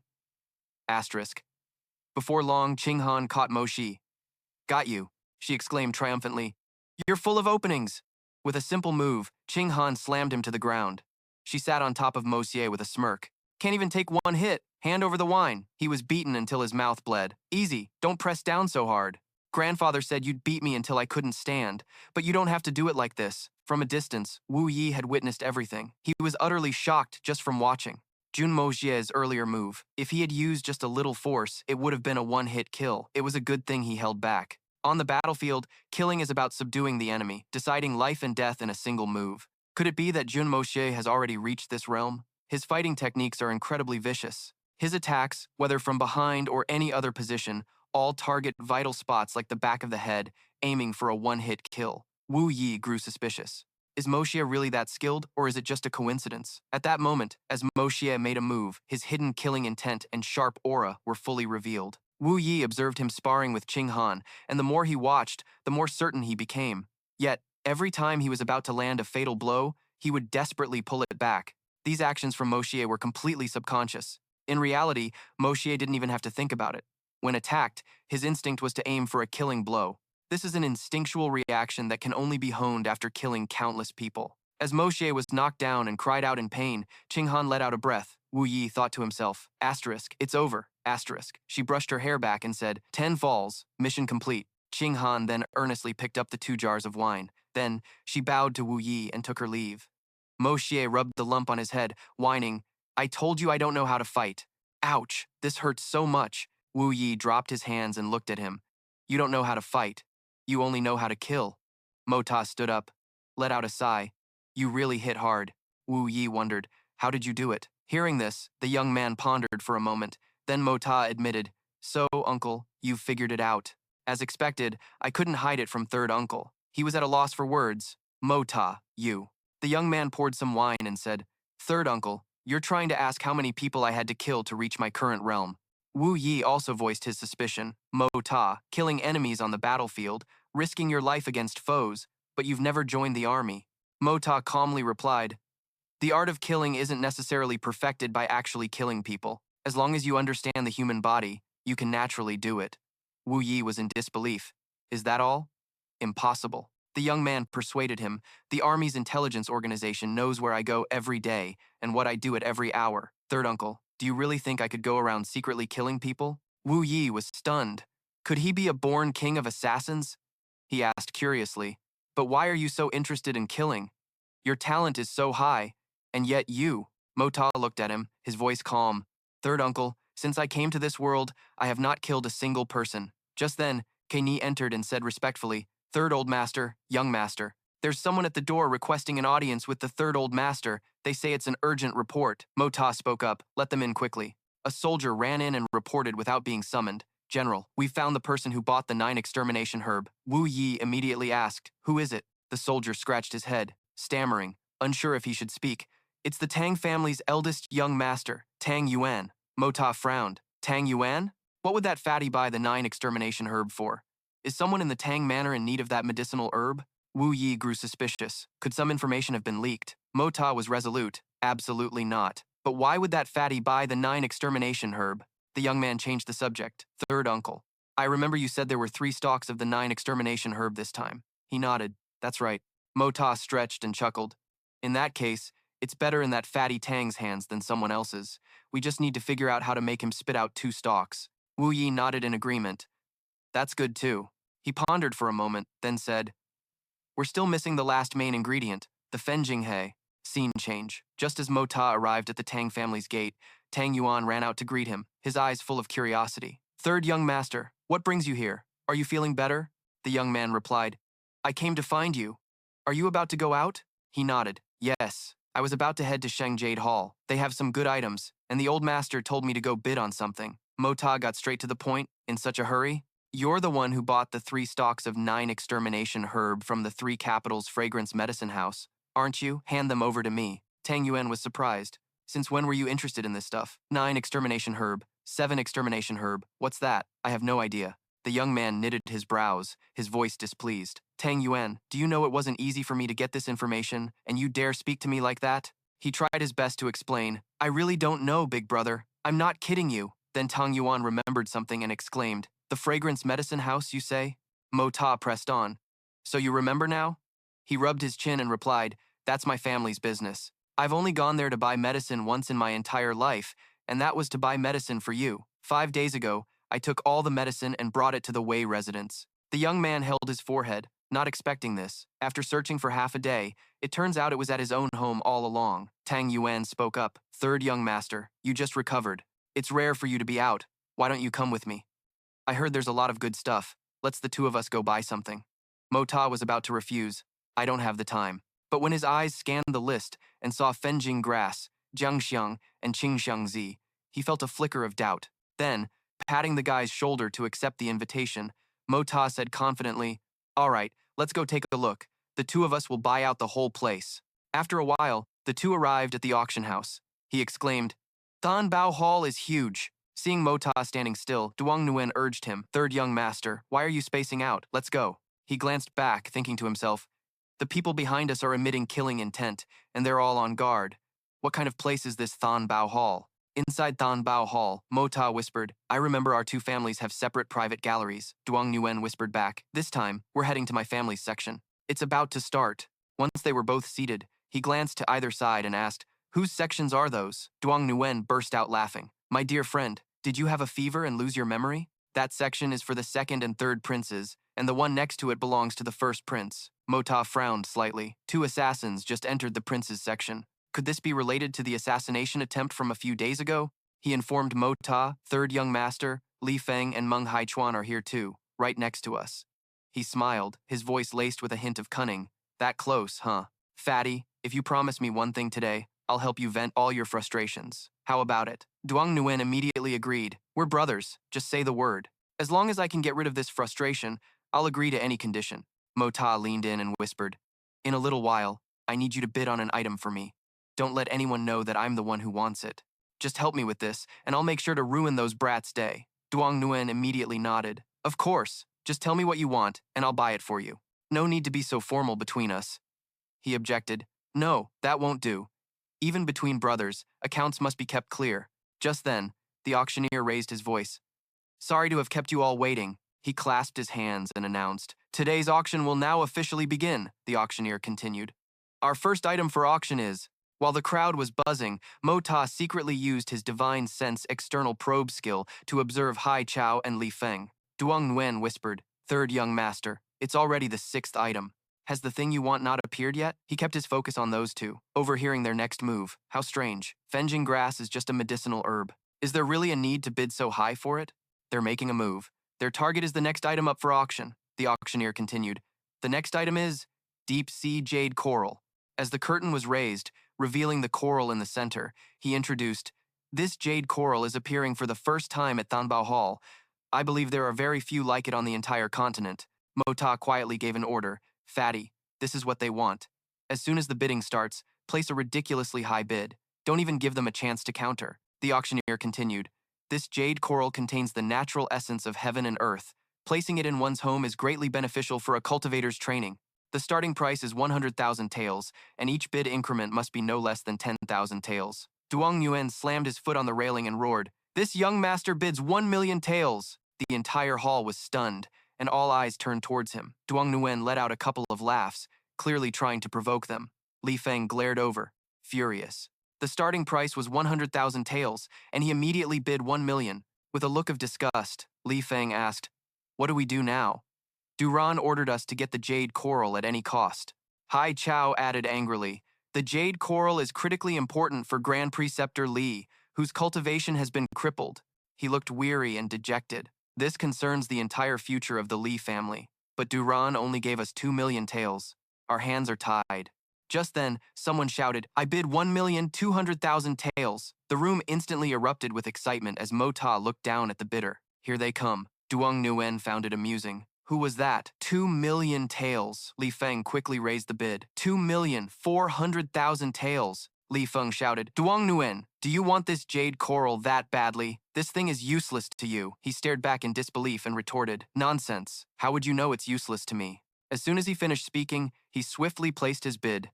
3,000,000 taels! The bid had already reached its limit, but due to his immense ego, he still chose to bid a higher amount, 3,500,000 liang. Tong Yuan, don't be so unreasonable. You should always leave some room for others, so we can meet again on good terms. Moxie couldn't stand his toxic rivalry any longer, so he spoke up to defend Tang Yuan. "It was clearly Tang Yuan who bid first, yet you tried to snatch it away, and now you're saying he's in the wrong. Do you even know what reason is?" Hai Zhu, standing to the side, criticized him. "Jun Moxie, this is none of your business." The scene shifts to another location, a corridor of the Dugu family. Here, Xiao Yi was peeking through the window at Jun Moxie. After watching for a while, she felt relieved. "That's great. He's okay." Tang Yuan, full of confidence, cautiously declared amidst the jealousy, "My business is the third young master's business. This old master has nothing but money. I bid 4,000,000 liang." He couldn't stand it and gripped the railing tightly. "You people." Li Feng was determined to humiliate Tang Yuan. "I bid 5,000,000 liang." "Tang Yuan, if you have the guts, then keep going." Mo Xie thought carefully. In the end, that was the highest price the two of them could offer. If they bid any higher, Tang Yuan would actually win it. Feeling it was time to stop, he ordered Tang Yuan to halt. "Fatty Tang, that's enough." Following his command, he immediately stopped. "I truly admire a young master like you." The exorbitant sum of money quickly made both of them dizzy from their foolish decisions. Hai Zhu clutched her aching head. 3,000,000 liang more. Was it worth it? Li Feng silently tried to console himself. Finally, it dawned on him. He realized there must be a secret behind this whole affair and grew suspicious. It's just an external injury. Why would they need a jade coral? This thing must be very useful to them. What benefits the enemy is a disadvantage to me. I have to sabotage it. Moxie immediately called him over. "Fatty Tang, let's go over there and take a look." From a corner of the corridor, a voice echoed out, "So this is the jade coral worth 5,000,000 liang." Moxie and Tang Yuan appeared. He pretended to praise it, truly, a divine item that even immortals wouldn't find fault with. It seemed his praise was more of a taunt than a compliment. The other guy looked bewildered. "Huh? Ah, afraid of being exposed," he whispered. "Fatty Tang, your old man." Approaching the jade coral, he seemed a bit regretful. "Third young master, my old man ordered me to buy this and bring it home. But now, after consoling him, he also showed a provocative intent. It's just a jade coral. Why did our two families need to fight to the death over it?" Hearing this, one might think a heartfelt reconciliation was about to happen, but Moxie preferred to stir the pot. "My family has a few more of these. What's so rare about it? He smugly retorted. That's hilarious, Jun Moxie. Do you even know what a jade coral is? It's a jade coral. Seeing his chance, he gracefully stepped closer. The jade coral at my house is even bigger. As he spoke, he brought his finger close. And it's much redder than yours. Moxie secretly used his technique on the jade coral to reduce its effectiveness. It turns out the jade coral reacts to Xuan Qi. He was extremely smug. Ha ha, your family's meager knowledge is only of common red coral. What do you know? His power slowly seeped into the jade coral. It seems it really isn't quite the same. The plan had succeeded. Moxie was thrilled. Two conflicting streams of qi had been stimulated, causing the jade coral to detonate internally, rendering it useless. Li Feng boasted, So? Is it different from the worthless red coral at your house? His hand didn't stop channeling power. It really is completely different. He feigned confusion. They're both corals, so why are they different? Tong Yuan played along naively. Third young master, are they really different? The other two looked triumphant, especially Hai Chao, who taunted, Had enough of a look. You can't afford it, can you? Fatty, let's see how you're going to explain this to that old geezer of yours. Remaining calm, Mota said, I think we should be more concerned with how you're going to explain yourselves. Fatty, let's go. After settling everything, he turned and left without hesitation, leaving behind a completely clueless Tang Yuan. The master of Shibao Hall announced the next item. Now, we will auction the next piece. Opening the ornate box, he began to introduce it. Fen Jing He, a highly toxic herb, but in special circumstances, it is a priceless treasure capable of reviving the dead. He started the bidding. The starting price is 200,000 taels, and each bid must be an increase of no less than 10,000 taels. Hearing the price, Mota mused, No wonder they saved it for last. This kind of premium item is far more potent than ordinary ones. Mota turned to Tang Yuan. Fatty Tang, I want this. Hearing him, his friend immediately agreed. Got it. To fulfill his friend's wish, Tang Yuan hurriedly placed a high bid. I bid 300,000 taels. Hai Chao and Li Feng were furious upon hearing the bid, especially Li Feng, who cursed inwardly, Damn fatty. The surrounding crowd also started murmuring, It's that young master again. At that moment, the master of Shibao Hall announced, Young Master Tang bids 300,000 tiles. Is there a higher bid? The two of them were certain this rare poisonous herb would be theirs as the auctioneer's call echoed. 300,000 taels, going once. 300,000 taels, going twice. Suddenly, a bitter voice cut in. Hai Chao, whose competitive nature couldn't stand being outdone, gritted his teeth and shouted a staggering bid. This master bids 3 million taels. Mota was speechless, while Tang Yuan furiously screamed the other guy's name. Hai Chao! He continued to yell in a rage. Who the hell do you think you are, daring to compete with this master? Just as his fury was about to boil over, a hand quickly covered Tang Yuan's mouth, and a new voice called out, This master bids 500. Hai Chao exploded at them. You bastard, are you looking for death? Mota simply replied, So, you're allowed to bid, but I'm not? Li Feng and Hai Chao, their faces contorted with absolute rage, shouted in unison, You! Mota, greatly enjoying their furious expressions, decided to taunt them to rub it in. Kid, you've already emptied your pockets. Where do you think you're going to pull 3 million taels from, huh? Tang Yuan also chimed in with a taunt. As long as you can produce the money, this herb is all yours. Outside, the master and his attendant were very curious about the incident. The auctioneer announced the price. For the Fen Jing He, young Master Tang has bid 5 million taels. Is there any higher bid? Mota was stunned. What? Tang Yuan was also in a bind, hesitating. But I didn't even say how much. Mota fell silent, frowning as he faced the difficult situation. Asterisk Fatty Tang only said the words, 500. Since when did that become 5 million taels? Could it be that Shibao Hall is trying to force the sale? Asterisk. Watching from a distance, the attendant of Shibao Hall's master said maliciously, The rules of Shibao Hall are not so easily broken. Once a bid is made, it must be honored. Seeing the arrogant and disdainful man beside the master, Mota thought, asterisk, so you've finally shown your face. A consecrated of Shibao Hall. Asterisk. The man calmly stated his case. Shibao Hall forces no one to buy, not the Jun family, and not the Tang family. The bid has been made. Young Master Tang Yuan bid 5 million taels of silver. Mota smirked, but a fire of hatred blazed within him, rules that aren't easily broken. If that's the case, this young master could just sit here every day, call out high prices, and Shibao Hall would get richer and richer, wouldn't it? Hearing this, the master of Shibao Hall furiously demanded, Young Master Jun, what is the meaning of this? Am I to understand that the renowned Jun family of the Tianxiang nation intends to oppose Shibao Hall? Hearing this, the young master tilted his head and replied, Since when did Tang Yuan say, 5 million taels? Other than the words 500, did anyone clearly hear anything else? Hai Chao bid 3 million taels of silver, but he can't pay up. Does that still count as a valid bid? The logic was sound, causing the master to fall into pensive thought. The young master then pressed his advantage. So, let me ask in return, isn't this just a scheme by Shi Bao Hall to artificially inflate the price? The master showed no emotion, remaining calm, but thought to himself, asterisk, this accusation implies Shi Bao Hall colluded to fix the price, which would ruin our reputation. However, we were indeed careless today, and this brat caught our mistake, asterisk. In a corner, whispers could be heard discussing the small matter. This was indeed a mistake, and this establishment will investigate. Li Feng and Hai Zhou were standing in the hallway. Hai Zhou was so gloomy he couldn't speak a word, while the other man mocked him fiercely. Young Master Hai Zhou of the Li family, you just bid 3 million taels. Can you produce the cash for that price? The atmosphere seemed to darken with that profound thought. He came up with a solution for himself. This junior was previously annoyed that Tang Yuan raised the price 3 times, so I spoke up to interfere. The guy was shocked and afraid. This junior doesn't have 3 million silver taels right now. A gloomy Xiao Han appeared. Damn it. Hai Zhou was so terrified that sweat poured down his face as he heard the man's warning. You don't have enough silver, yet you dare to bid, disrupting the auction. The man suddenly grabbed his collar while kicking him hard. Xiao Han kicked and cursed. Guards, throw this man out of Shi Bao Tang. The humiliated man fell to the ground. The Li family of Tianxiang City is no longer qualified to set foot in Shi Bao Tang. Mota had witnessed the entire incident, utterly ashamed. Even if Hai Zhou was at fault, they can't just revoke the Li family's right to enter Shi Bao Tang.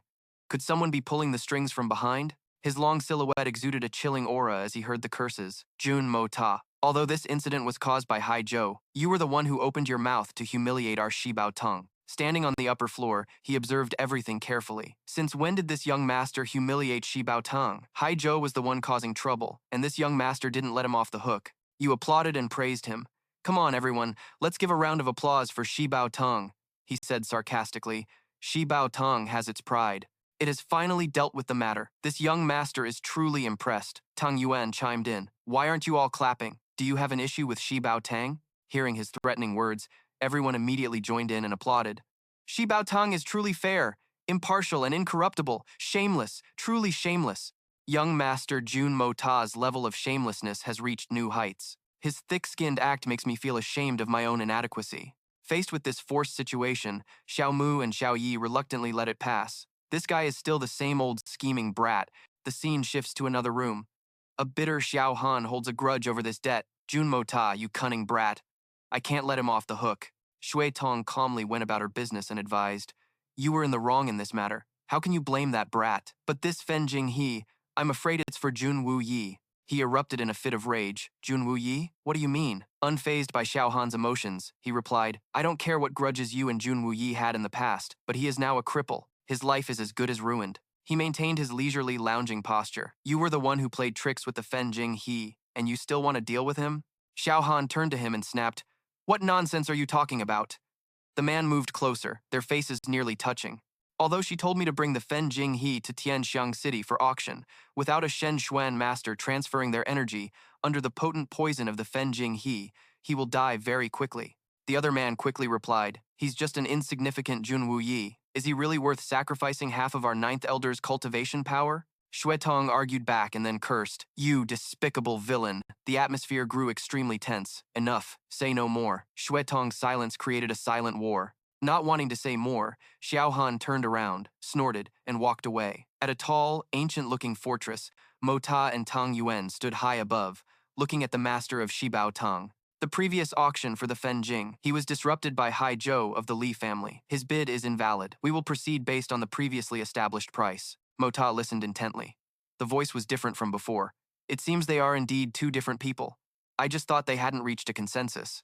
The master of Shi Bao Tang began to conduct the auction again. The Fen Jing, he previously bid at 300,000 taels by young Master Tang. Going once, going twice. Is there anyone who will bid higher than 300,000 taels? Hearing such a sky-high price, everyone around fell silent. The master of Shi Bao Tang slammed the gavel. 300,000 taels, going for the third time.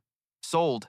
Back in the wooden room, a voice rang out. That fellow managed to get it again. Xiao Yi's face was cheerful. To get the spirit herb at such a low price, it's so annoying. Seeing her looking so happy, Ling Meng muttered to herself, Why is Xiao Yi so interested in him?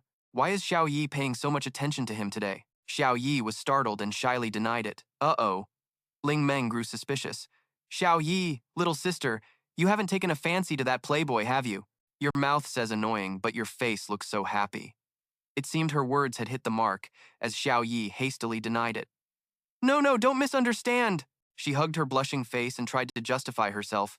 It's because he's such a dandy. That's why he needs to be taught a proper lesson, to let him know how formidable this young lady is, she then muttered to herself. Seeing Xiao Yi's embarrassed demeanor, she could only stand there silently, judging. Meanwhile, the auction continued. He opened the bidding with another item, the last for now being the tendon of a level 6 out of 30 white-horned Xuan Beast, with a starting price of 4 million, and each bid increment no less than 100,000. As soon as the starting price was announced, everyone below scrambled to bid. 4,500,000 silver taels, 6 million silver taels, 7,500,000 silver taels. After a fierce bidding war, and hearing the ever-increasing amount, 13 million silver taels, going twice, 13 million silver taels, going 3 times, sold. When Mota saw the item was a level 6 Xuan Beast tendon, he became a little interested, using a level 6 Xuan Beast tendon to make a bowstring. In that case, the power of the bow could at least be doubled, and by crafting more than 10 sets of bows and arrows and using a fusion art, it would be enough to forge a grand Xuan master, and this was just a level 6 Xuan Beast tendon. If it were 30 level 6 Xuan pills, the price would likely be several times higher. Mota's gaze turned cold. Although it fell into the hands of the second prince, I wonder if he can figure out the use of this rhino tendon. Fatty, let's go. Xiao Yi spotted Mota walking with Tang Yuan and called out loudly, Jun Mota, her face lit up with joy. Oh, so you aren't dead yet. He turned around with a super cool aura and an incredibly handsome face. Well, if it isn't Miss Dugu, long time no see. Miss Dugu is looking more and more beautiful. Xiao Yi shyly fidgeted. Really? Am I really prettier than before? I look in the mirror every day. Why don't I feel that way? Seeing this person putting on a show, Tang Yuan commented. Wow, what's with this young lady today? He was a bit startled, then quickly chimed in. Yes. She became shy again at his agreement. I must have successfully lost some weight. Mota was bewildered, not understanding what she was talking about. Xiao Yi pouted a little. Jun Mota, what did you just say? You actually dared to take liberties with me. As they were talking excitedly, a pair of white-furred paws emerged from inside her clothes. Utterly surprised, Xiao Yi cried out, only to find that it was Little Baibai. It behaved itself in Xiao Yi's hands as she doted on it. Be good, Little Baibai. Don't cause trouble. Big Sis will give you some delicious food later. Tang Yuan was surprised. A Xuan Beast. Oh my god, it's an iron-winged leopard cub. She held its paw, waving it as if to say hello. Little Baibai also cried out, Mrao, Mrao. Seeing this, Xiao Yi said, Little Baibai seems to like you a lot. He just realized that its name was Little Baibai. What an adorable little fellow. Mota felt a bit awkward, not knowing how to react. But I don't like it. Xiao Yi offered a solution. Little Baibai likes you so much, just hold it for a bit, and I'll forgive you for taking liberties with me earlier. Little Baibai excitedly jumped out of her arms, much to Xiao Yi's embarrassment. It flew halfway to Mota before becoming dejected upon hearing his criticism. Too bad, this little toy is still too small. If it were twice as big, it would barely be enough for one pot. Forget it. Fatty, let's go. Xiao Yi froze on the spot, completely speechless. Only the cries of Little Baibai could be heard. Mro, Mro. There was truly nothing that could stop it anymore. It flew straight and landed precisely on Mota's head, then excitedly kept crying, Mro, Mro, making him feel helpless. He held it in his hands and remarked with a sigh. An iron-winged leopard, with its natural-born speed, a master at concealing its aura. No wonder I didn't have a shred of vigilance when it jumped over just now. She found it very strange. Although it doesn't reject you, Little Baibai enjoyed being in Mota's hands as she continued. But this is the first time I've seen it so close to someone else. It's very clingy with you. This is a peak level 7 Xuan Beast. Once it acknowledges a master, it never changes for its entire life. Why is it even easier to fool than a regular puppy? Little Baibai kept clinging to Mota, so Xiao Yi ran over to get it off him. Mota, give it back. I'm its mother. Little Baibai didn't want to leave and dug its claws tightly into his clothes. Mrao, Mrao. She could only gently console it. There, Little Baibai, come back here. Big Sis will give you yummy food. He felt annoyed and uncomfortable. How would I know? Just get it off me. Losing all patience, the hot-tempered Xiao Yi said, Come over here. But it kept clinging desperately to Mota's robe, meowing pitifully as his clothes were torn, much to his annoyance. As bad luck would have it, the hem of his robe was ripped by the scratches, which disgusted Mota. Hey, Xiao Baibai seemed to feel guilty for its overly excited actions and let out a soft meow, as Mo Ta turned and walked away expressionlessly. Fatty A, it's getting late, let's go, Tang Yuan agreed.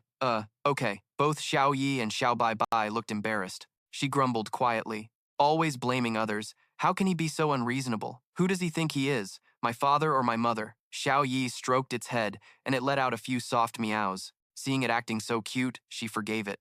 All right. In a few days at most, I'll take you to go play with him, okay? As she said that, where is Princess Ling Meng? As Mota was walking with Tang Yuan, someone suddenly called out, Jun Mota. Gu Han stood with his arms crossed, relaying Ling Meng's message.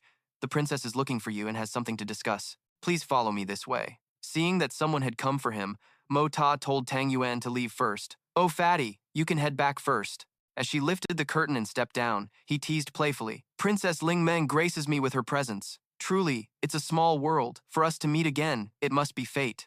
His tone infuriated her. She looked at him with a serious expression as he stepped forward. Jun Mota, this princess wishes to warn you about something, he replied nonchalantly. Your Highness, please speak. I am all ears. He sensed the surroundings were no longer safe. That killing intent belongs to Gu Han. No, it's those assassins from the treasure pavilion. Why are they here too? Don't tell me they plan to assassinate a princess in broad daylight. As she walked, she spoke, trying to intimidate him. Young Master Mota, Miss Dugu is my best sister. However, he wasn't focused on her words, as he sensed the danger fading. The killing intent is gone. It seems Gu Han saw them and held back. Ling Meng stammered. I hope that, from now on, you and Xiao Yi don't have too much contact. Do you understand what I mean? Her beating around the bush only confused Mo Ta more about her intentions. This young master doesn't quite understand. Wouldn't it be better if Your Highness the Princess spoke more clearly? She was disappointed by his words. Young Master Mo Ta, there's no point in constantly playing dumb. Mo Ta demanded she be clearer. Please, clarify first. Who exactly is clinging to whom right now? For the dignified princess of a nation to be spouting such slander. How ridiculous. His attitude was outrageous, and she seethed inwardly. Xiao Yi is absolutely not someone you are worthy of. From now on, you are not to pester her, lest you bring trouble upon yourself. The two of them were in a direct confrontation, neither willing to back down. Ling Meng warned him once again. Jun Mota, if you insist on being stubborn, don't blame me for telling Great General Dugu Wudi about this. At that time, not even Old Master Jun will be able to protect you. It won't end well for anyone. Ling Meng's threat successfully enraged him. Go on, go tell him. It would be best if Dugu Zhao Yi gets grounded by her father forever, so she stops coming to bother me. The situation was extremely tense. She was startled for a moment, then conceded, Fine. Jun Mota, words are wind. Don't you regret this when the time comes? They went their separate ways, but Mota was still fuming. She really has nothing better to do. She's not even my wife, yet she's meddling in my business with other women. Gu Han couldn't stand it anymore and shouted Mota's name. Jun Mota, the princess urged him. Let's go, Uncle Jia, he reproached Mota. Scum like you are truly despicable. Today, I shall teach you a lesson on behalf of Old Master Jun, and let you know that not just anyone is someone you can mess with. Mota's fury reached its peak. And who the hell do you think you are? The moment you open your mouth, you claim to be acting on behalf of a great minister of the empire? How laughable. His killing intent flared up. Watch your mouth. Without another moment's delay, they prepared to rush in and defeat their opponent. But just then, Mota turned and ran away, shouting, A Tianxiang expert is attacking someone. The Tianxiang expert, Jia Gu Han, is bullying people. Someone, help, save me. To save his own life, he ran as fast as the wind. Right, it's not time to make a move yet. I can't expose myself here. He was furious at Mota's cowardly actions. You. How can a person be this shameless? Unable to stand the childishness of these two, Ling Meng intervened. Uncle Jia, don't mind him anymore. Let's go. She ordered them to head to Xiao Yi's residence, but then changed course to the Dugu Manor. He walked alone on the deserted streets, then stopped in his solitude to think things through. Mota's mind was sharp, yet his expression remained unchanged. The trouble is over now, but they haven't gotten far. I must quickly pursue those assassins. Looking ahead, he carefully scanned everyone. This outfit of mine is too conspicuous. It wouldn't be good if I were recognized. Mota went into a deserted alley. I need to find a secret place to put on a little disguise. He rubbed his head, closed his eyes, and searched for something. He took out a small vial of liquid, poured it on his hands to change his skin color, and then proceeded to mess up his hair so it looked different from his usual style. He looked around and found a clothing store, then found an apparel shop to change his clothes. Feeling more confident in his disguise, Mota carefully checked his entire appearance. The skin of this body is too fair. After changing like this, I probably won't look like a young master from a wealthy family anymore. He finally caught up to the assassins. Got them. At the corner of a building hung with bright red lanterns, he started to suspect something. I never expected their destination would be a place like this. Mota stepped into the pleasure house, a place where beautiful, scantily clad women were welcoming guests. It was a man's paradise, the Spirit Mist Lake. In the middle of a desolate field stood a distant compound. People were still entering the Spirit Mist Lake's Yi Chang Pavilion, which he found strange. Did they also come here to seek pleasure? From afar, he saw several people acting suspiciously. He was certain something was wrong. This isn't right. Amidst a patch of wild reeds, a large, luxurious boat was docked at the shore. Just as I got here, this flower boat arrived. What a coincidence. Two people furtively boarded the boat. Afraid of losing them, Mota followed. They're on the boat. If I don't follow now, I'll definitely lose their trail. He took a detour through the reeds to stay hidden. Without a second thought, Mota decided to take a gamble. I'll risk it all this time. He quickly dived into the river. Once he stabilized himself and controlled his breathing underwater, he looked up to observe. He skillfully swam closer to the boat. If it weren't for the great progress he'd made recently, he probably couldn't have done it so silently and effortlessly. On the gently flowing river, Mota cleverly used a reed to breathe. Infiltration successful. Now, I just have to wait. Two people quietly boarded the boat, chatting as they went. Miss Yuer, I wonder when Lord Liu will be here. Hearing this from under the water, he was surprised and began to deduce. One person, two people, three people. One more is a woman. Wu Ji has now appeared. Ever since the last assassination attempt on the princess, rumors have been spreading non-stop throughout the city. Inside the boat, two mysterious, dark-clad figures were in discussion. Did we bring the profound beast today? But what if? A calm woman in a veiled hat interjected, Assistant Hallmaster, you worry too much. You know full well what kind of place the Yichang Pavilion is. The veiled person lifted her veil, revealing herself to be Yuer. Assistant Hallmaster, it sounds like you want to back out. So, how are we supposed to explain the failure of the last mission? Does the Hallmaster intend to just let it slide? The old man couldn't accept this and refuted her. Miss Yuer, that's not right. If it hadn't been for the faulty intelligence you provided, how would we have known the princess had a Tianwu-level expert protecting her? How could a mission of that difficulty be classified as a mere level 3 task? She then defended herself, using someone else as a shield. This humble one is merely a young woman. When Lord Liu arrives, you can explain it to him yourself. Perhaps from being underwater for so long, he had grown accustomed to it and appeared quite relaxed. It seems they still haven't settled the matter of the last assassination attempt on the princess among themselves. After a long moment of silence, as expected, the next person arrived. Someone's coming. The figure of a man walked straight into the flower boat without any hesitation or caution.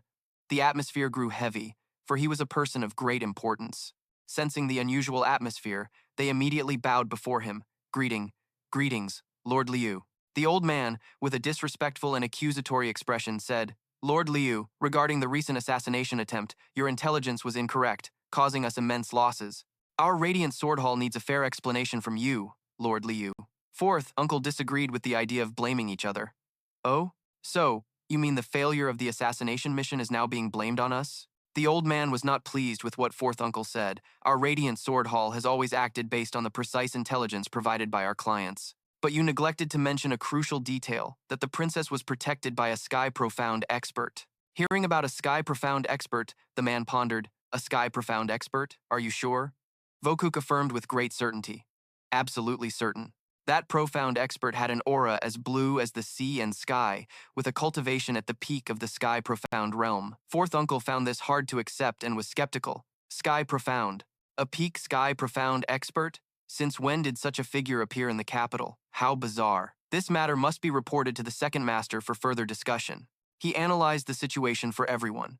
With a Sky Profound expert present, it's impossible for us alone to assassinate the princess. Realizing the extreme difficulty of the current situation, he said, But it's truly a great pity that you couldn't even kill Jun Moxie. The woman agreed with Fourth Uncle. A pity, a great pity indeed. It would have been so good if Jun Moxie had died. It would have certainly grieved that old scoundrel Jun for a while. Hearing his name and how they wished for his death, he wondered, Have I met her before?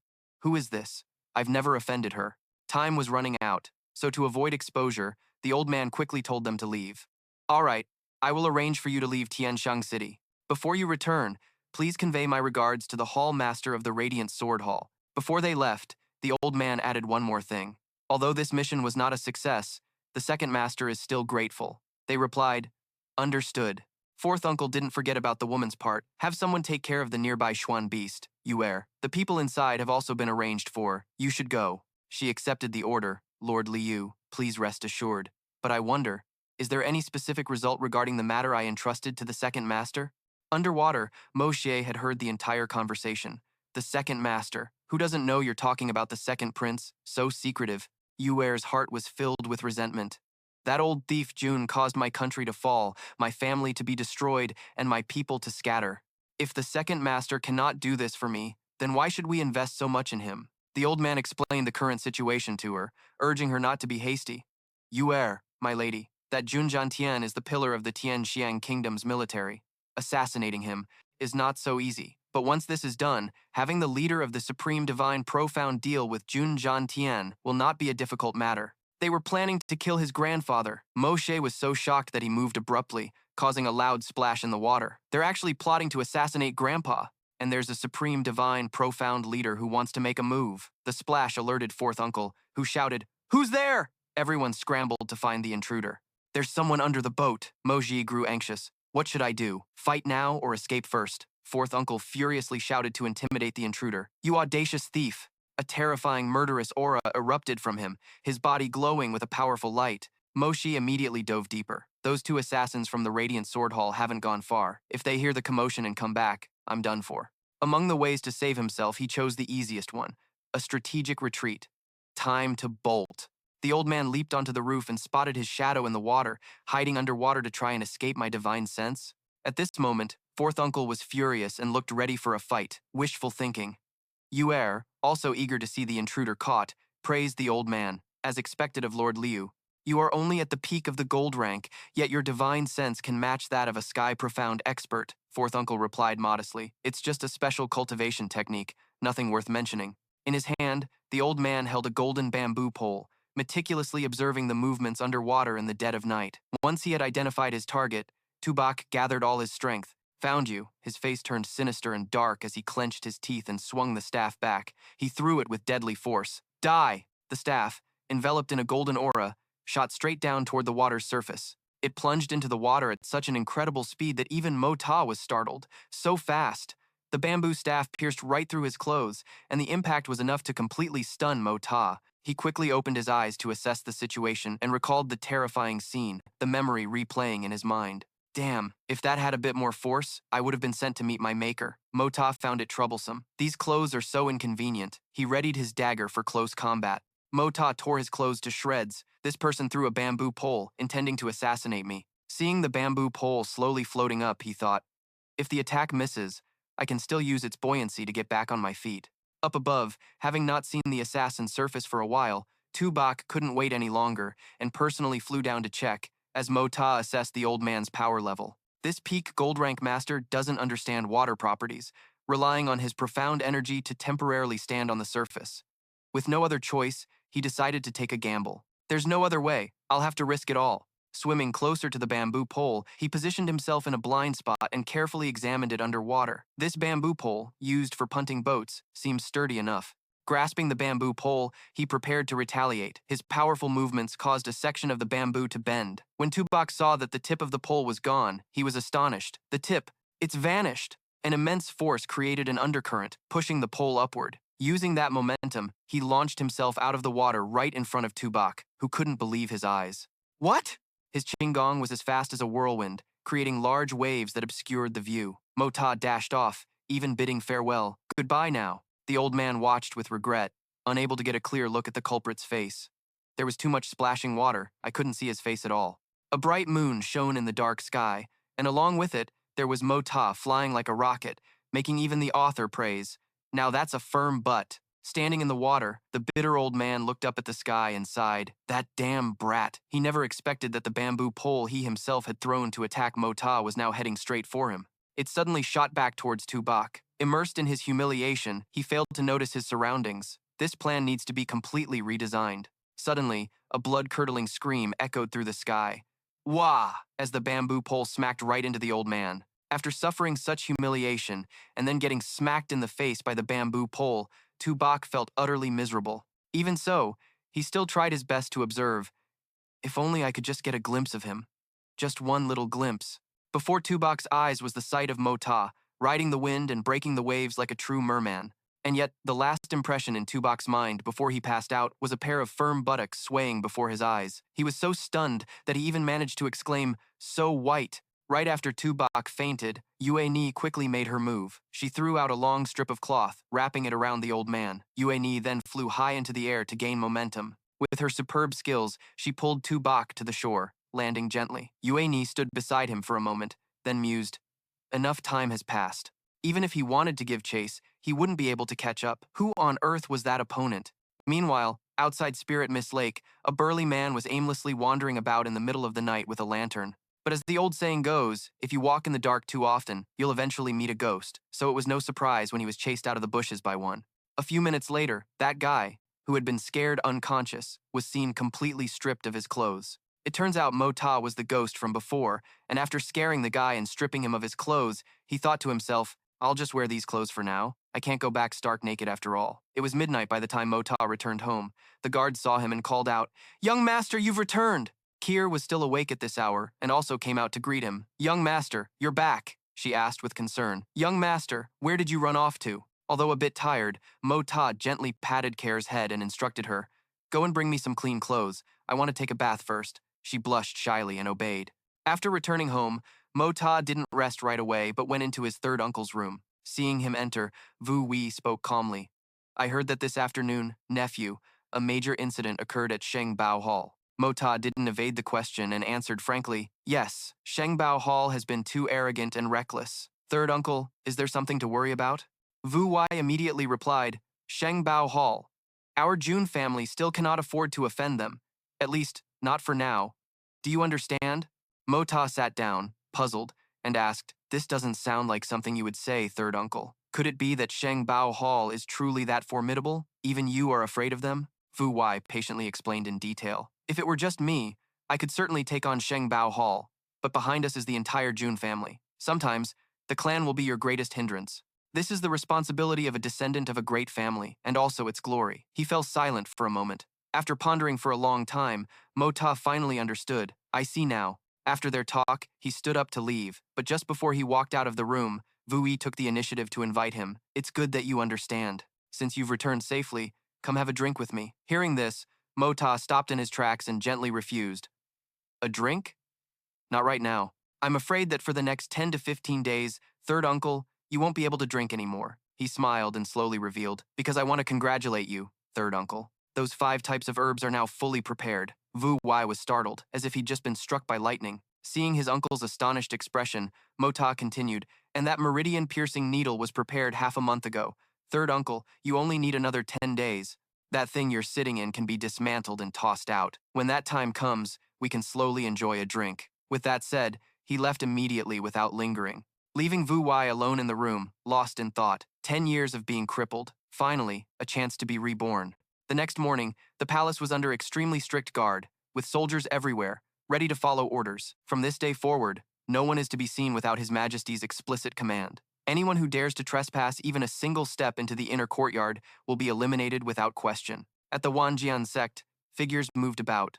Zhan Tian stood in the courtyard, gazing into the distance, lost in his own thoughts.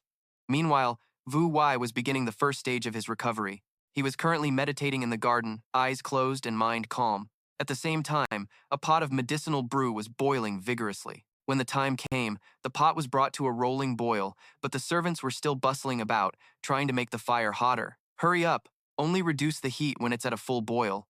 Standing nearby, Mota was checking the ingredients for the medicine. Soul-extinguishing grass, heart-connecting grass, and then bone-setting root. All right, third uncle. Under his control, each medicinal herb flowed smoothly into the cauldron. Hearing this, Vu Wei focused on circulating his energy with all his might. A terrifying power radiated from his body, tearing his robes to shreds. Mota thought to himself, "These 5 herbs are the most venomous of grasses." A strange green mist rose from the medicinal cauldron. It then enveloped Vu Wei's body, causing him some discomfort. Seeing this, Mota offered encouragement. "This is just the beginning. Maintain your consciousness."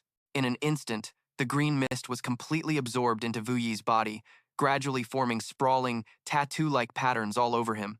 Wu Wei cried out in agony. Mota continued to urge him, "Endure it, third uncle." Hearing that, Wu Yi gritted his teeth and endured, panting as he tried to regulate his body. Continue. Seizing the opportunity, Mota took the bottle of Lich Changhua elixir and quickly forced it into Wu Yi's mouth before he could even react. With such a sudden action, Wu Yi flinched and choked up a bit of the medicine. So, he quickly took a clean cloth and stuffed it into Wu Yi's mouth, allowing him to bite down on it through the pain and avoid biting his own tongue. Qian Tian, who was also present, hesitated before saying, "Makta, isn't this too much?" However, Makta immediately retorted, "This is a necessary measure, fighting poison with poison. Only this way can we force out the deeply hidden, extreme poison." 3 types of extreme poison activated simultaneously within Quan Vo Yi's body, causing all his muscles to tense up. As time passed and the medicinal effects seeped into Vo Yi's body, a strange golden light gathered on Makta's hand and shot straight into Vo Yi's mouth. Then, 3 other colored lights swirled and gathered in front of him. Vo Yi realized in horror, his legs began to tremble slightly. His legs and waist, which had been numb for many years. The extreme poison from the injury 10 years ago was now manifesting.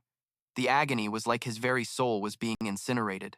A moment later, both Qiantian and Makta noticed the change in Vo Yi. Qiantian shouted with joy, "He's standing up! He's standing up!" In contrast to the old man's joy, Vo Yi groaned out word by word, "Father, it's me." Makta, standing nearby, was indifferent. "Of course he's standing up. What's all the fuss about?" It turned out Vo Yi had fainted from the excruciating skin-flaying pain, his rigid face darkening in agony. But for Makta, this still wasn't enough. He continued to force more medicine into Vo Yi, urging, "Keep drinking the Sir Kin Ha." When Vo Yi had taken the final dose of medicine, Makta quickly sat behind him, gave a quiet instruction, and began to assist, "Guard your spiritual altar." In the blink of an eye, Makta channeled all of his internal energy and struck Vo Yi's back with his palm. After receiving Makta's profound and immense internal energy, he regained consciousness and began to regulate the power flowing through his body. Meanwhile, Makta urgently shouted, realizing the precious time was now. "Father, the moment has come." Hearing this, Qian Tian, who was standing by, also quickly channeled his energy, launching Vo Yi's body into the air. Makta immediately coordinated by leaping up from the ground, silver needles held tightly in hand. He was using a technique from the golden needle acupuncture art. As the needles flew at the speed of light and pierced Vo Yi's flesh, the momentum sent him flying straight into a giant steaming cauldron of boiling water. Just as the splash echoed, Makta landed lightly on the ground after his move to push his third uncle into the boiling cauldron. The toxins in Vo Yi's body gradually dissipated. Seeing this, Qian Tian was in disbelief. "The poison. It's all gone." The old man observed the scene and thought to himself, "This treatment method, I have truly never seen or heard of anything like it." Meanwhile, Makta was seriously observing the detoxification process, and he soon realized the opportune moment had arrived. So, Makta reached out, grabbed his arm, and forcefully pulled Vo Yi upward. Next, he helped him unblock his qi and blood pathways. Makta was completely focused on channeling energy to aid Vo Yi's detoxification. At that very moment, he regained consciousness and opened his eyes. Simultaneously, the poison that had accumulated in Vo Yi's body was forced out. He couldn't help but let out a loud cough, expelling the residual poison from his body. The substance hit the ground and let out a sizzling white smoke. At this point, he thought with great satisfaction, mission accomplished. Then, Makta stood up, looked towards Vo Yi, and said, "Third uncle, the toxins in your body have been completely purged." His expression began to change. Then he suddenly exclaimed, "The extreme poison is gone. The seal is broken." The profound energy that Quan Vo Yi had accumulated for 15 years erupted with full force. Then, Qian Tian stared, stunned, at the pale blue aura in front of him. The old man couldn't believe his eyes. "Vo Yi has broken through to the Sky Profound realm," he added from the side. "And that's not all. Thanks to the effects of the Sir Kin Ha, from now on, third uncle will be immune to all poisons."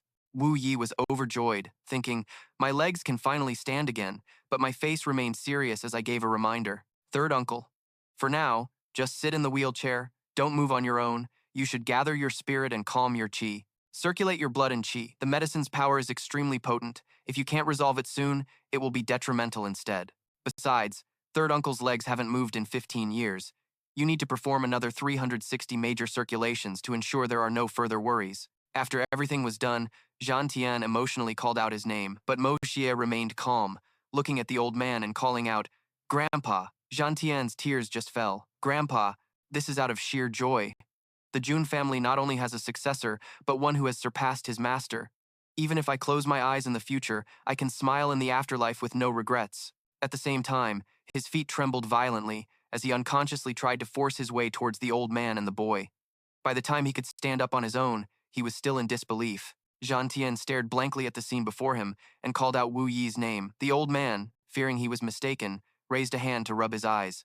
Immediately, Wu Yi joyfully exclaimed, "I can finally stand on my own 2 feet again." Then he knelt on the ground, and Wu Yi spoke with utmost respect. "Your unfilial son, Wu Yi, pays his respects to father, Mo Xie. This kid saved Third Uncle's life." Zhan Tian was deeply moved by this scene. "My son, get up, quickly, quickly get up." But he continued to kowtow. "Now that I can stand again, I will take on the heavy responsibility of shouldering the Jun family. The dust-covered longsword of your son, Jun Wuyi, which has been idle for 10 years, will be unsheathed once more for the Jun family and for Mo Xi." The scene changes to the magnificent and majestic residence of Grand Preceptor Li. At this moment, Li Feng and Fan An were looking gloomy. "It's all because of that fatty surnamed Tang and Jun Moxie. If it weren't for them, we wouldn't have wasted 5 million liang, and we even lost our qualifications to enter the aristocratic hall." Yuran analyzed the current situation.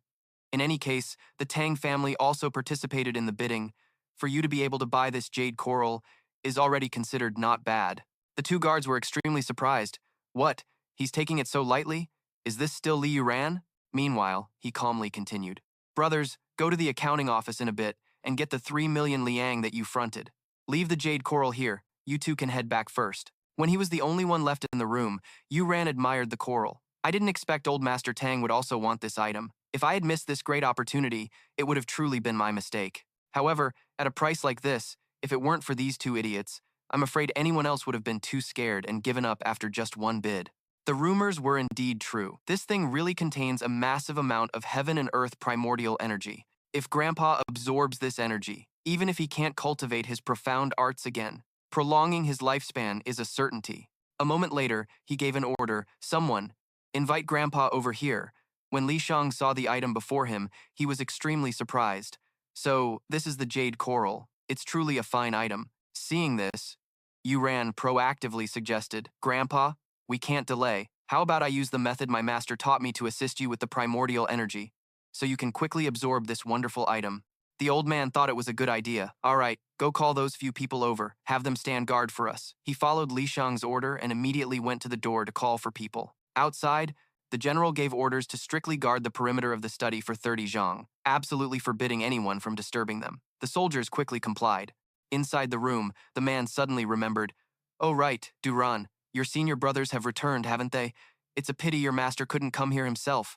If he could have come, we would have had the greatest protection." At this, he calmly explained, "My master is preparing for the appointment at Tianfeng 3 years from now. For the time being, he absolutely cannot be distracted. But with my senior brothers here to help, as long as it's not a full-scale war, we have absolutely nothing to worry about." After understanding everything, Li Shang urged, "All right, let's begin." Duran didn't dare to delay and began channeling origin power for him. The abundant aura hidden within the coral was transferred out, and Li Shang stretched out his hand, feeling the origin power entering his body. He felt the abundant spiritual energy and assessed, "The moment this aura entered my body, my meridians felt much better. The dantian that was shattered by Jun Zhantian all those years ago has been numb for so long, but now it seems to be recovering." He noticed a change in his body. The mark left by Jun Moye was being tightly enveloped by the violent white spiritual energy. As Li Shang absorbed the origin power, he exclaimed, "Duran, my dantian might have already recovered." Seeing this, he also felt overjoyed. "Today, the shackle that old scoundrel Jun Zhantian placed on your body can finally be considered removed. My Li family can finally reign supreme again."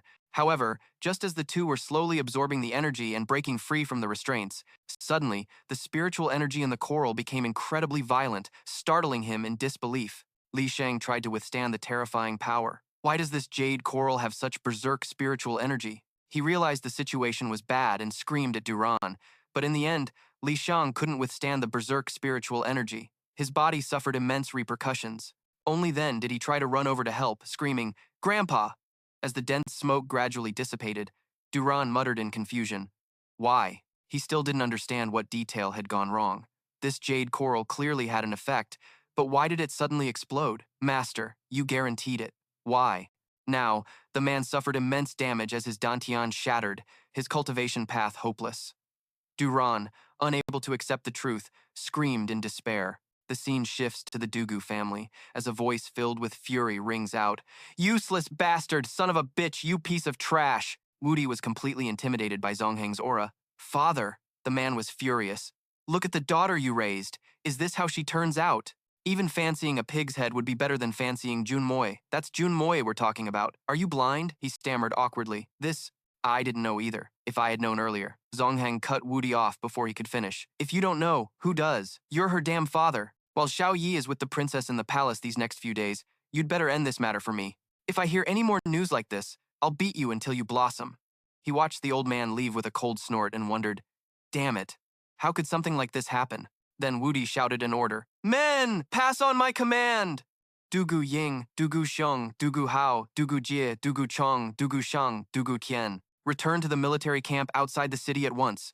No mistakes are allowed. Anyone who is a step late will be dealt with according to both family and military law. The 7 brothers of the Dugu family were very surprised to hear this order. After giving the orders, he grumbled in frustration. That damn Jun Moy, how dare he seduce my daughter? Does he have a death wish? Does he think that just because he has his grandpa protecting him, I wouldn't dare to touch him? Elsewhere, as someone was leaning against a small table, Wu Yi asked with some melancholy. Moy, do I really have to abstain from it?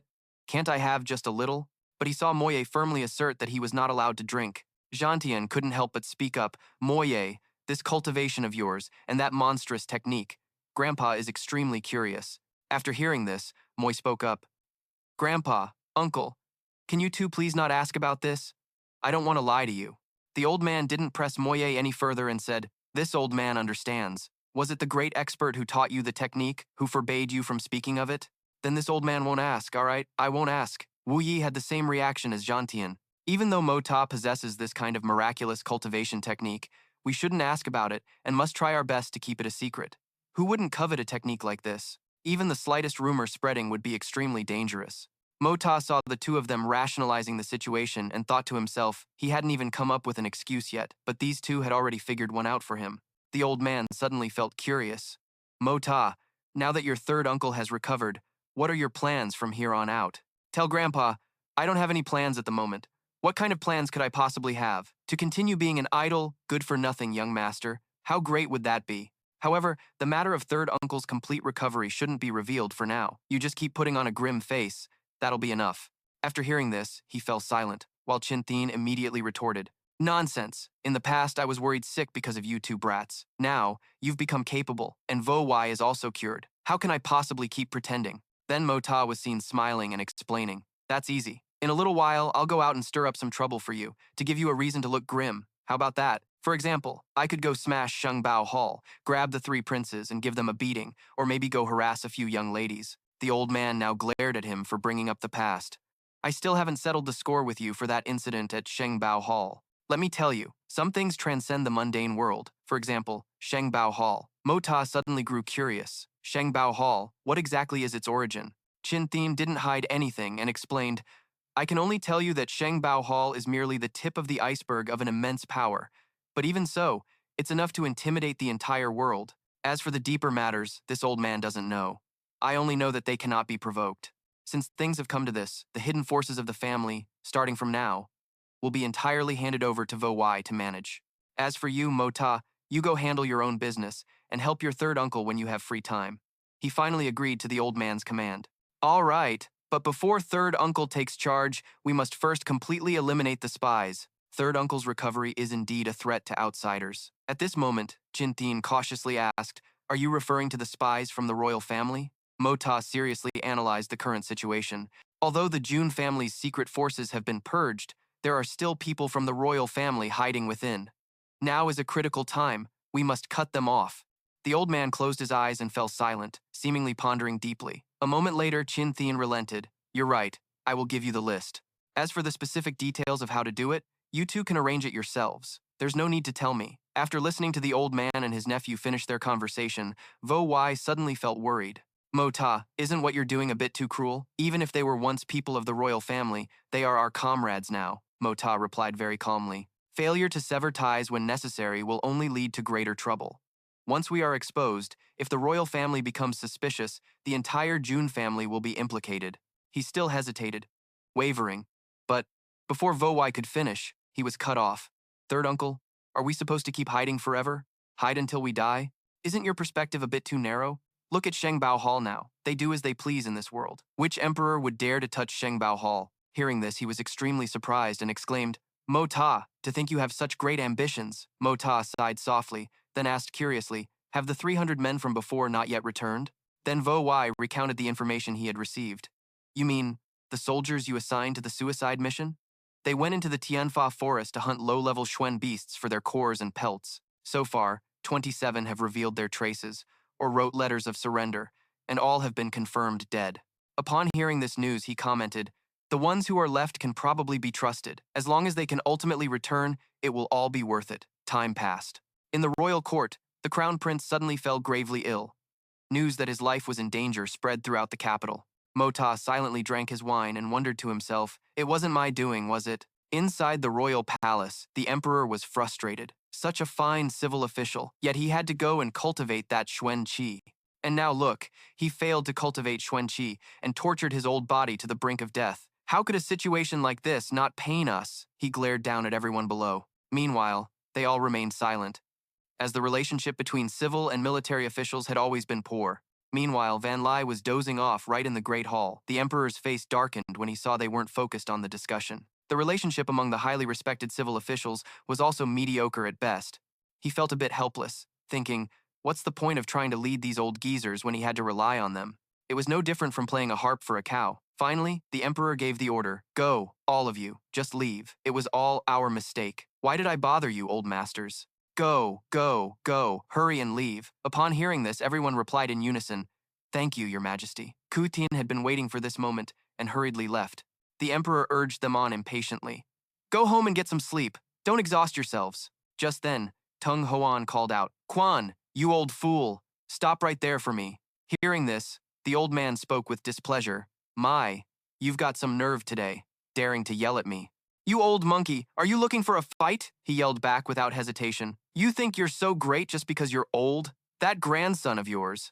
I want to help you teach him a lesson. Peel off 2 layers of his skin. Do you have a problem with that? Hearing this, Ku Yu Tian's face contorted with rage as he growled. What did you say? You want to discipline my grandson? He demanded furiously. Tung Hoan sneered bluntly. Quan Ku Tian, to think you'd make such a face at me over a useless grandson. He's just a piece of trash, yet you treat him like a treasure. For me to discipline him, that's a blessing your grandson couldn't hope for in 8 lifetimes. Ku Yu Tian grew even angrier and demanded, Dugu Tung Hoan, I don't know what my grandson did to offend you, for you to want to take matters into your own hands. Explain yourself. He warned, if he had only offended me, that would have been fine, but your grandson never ever should have messed with our family's little Yer. I'm telling you, if anything happens to her, you won't even find your grandson's body. Hearing Tung Hoan's words, the old man fell silent. Then Ku Yu Tian roared furiously. Dugu Tung Hoan, if Moxie is missing even a single strand of hair, I swear your Dugu family will regret this for a lifetime. Seeing the situation getting out of hand, Van Lai hurriedly tried to mediate. I was wondering what all the commotion was about. Turns out it's just you 2 old gentlemen joking around here. Look at the 2 of you. Aren't you afraid of being ridiculed by your juniors? Not wanting to argue with him any further, the old man snorted coldly and turned to leave. Tung Hoan wasn't finished and called out, it's too late for you to head back now. My 7 boys have already reached the Quan estate. Old man Quan, you might as well buy some healing ointment on your way. You'll need it to treat your grandson. Ku Tian turned his head back and glared. Dugu Tung Hoan, this old man is not finished with you. Just you wait. You will regret this. With that, he flew off. The scene shifts to the Quan estate, a place of ancient architecture. At this moment, Care was taking a large wine jug from a subordinate. She looked at the items before her and commented, not bad. Although I don't like strong liquor, I can sell this to make some silver. It'll be a good chance to broaden the horizons of those young masters, too. Moxie watched the pot of boiling wine and instructed, Xiao Ke, prepare to warm the wine.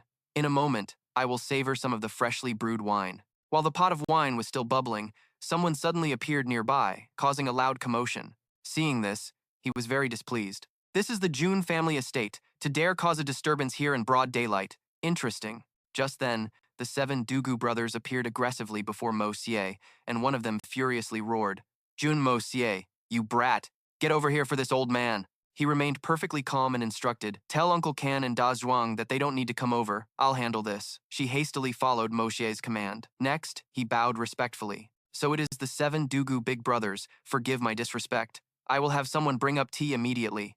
Dugu Hao stepped closer and growled, Jun Moxie, you've got some nerve, daring to look down on my little sister.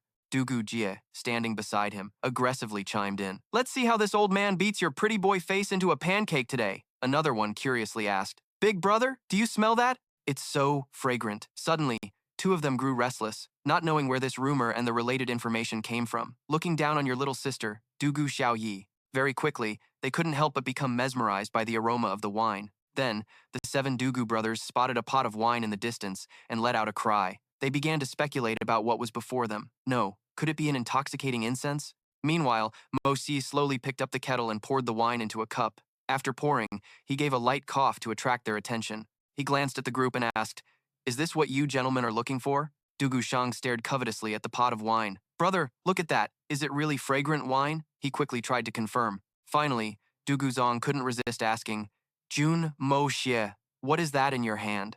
Moxie was seen sitting there, calmly explaining, Isn't it obvious? It's wine. What else could it be? He then nonchalantly poured the cup of wine onto the ground. Seeing this, their faces instantly darkened. To waste such a top-grade wine was truly a heinous crime.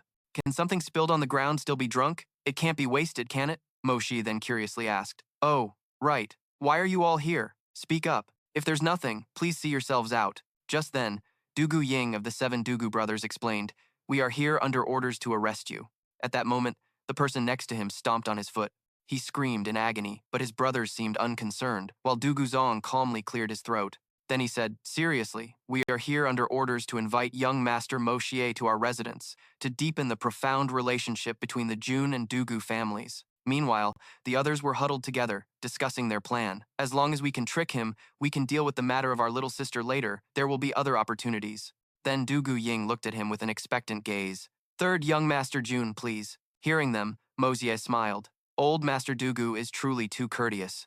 If that's the case, then let's go, lest we keep old Master Dugu waiting. Then, he unceremoniously threw the wine cup to the ground. Seeing this, their expressions turned even uglier.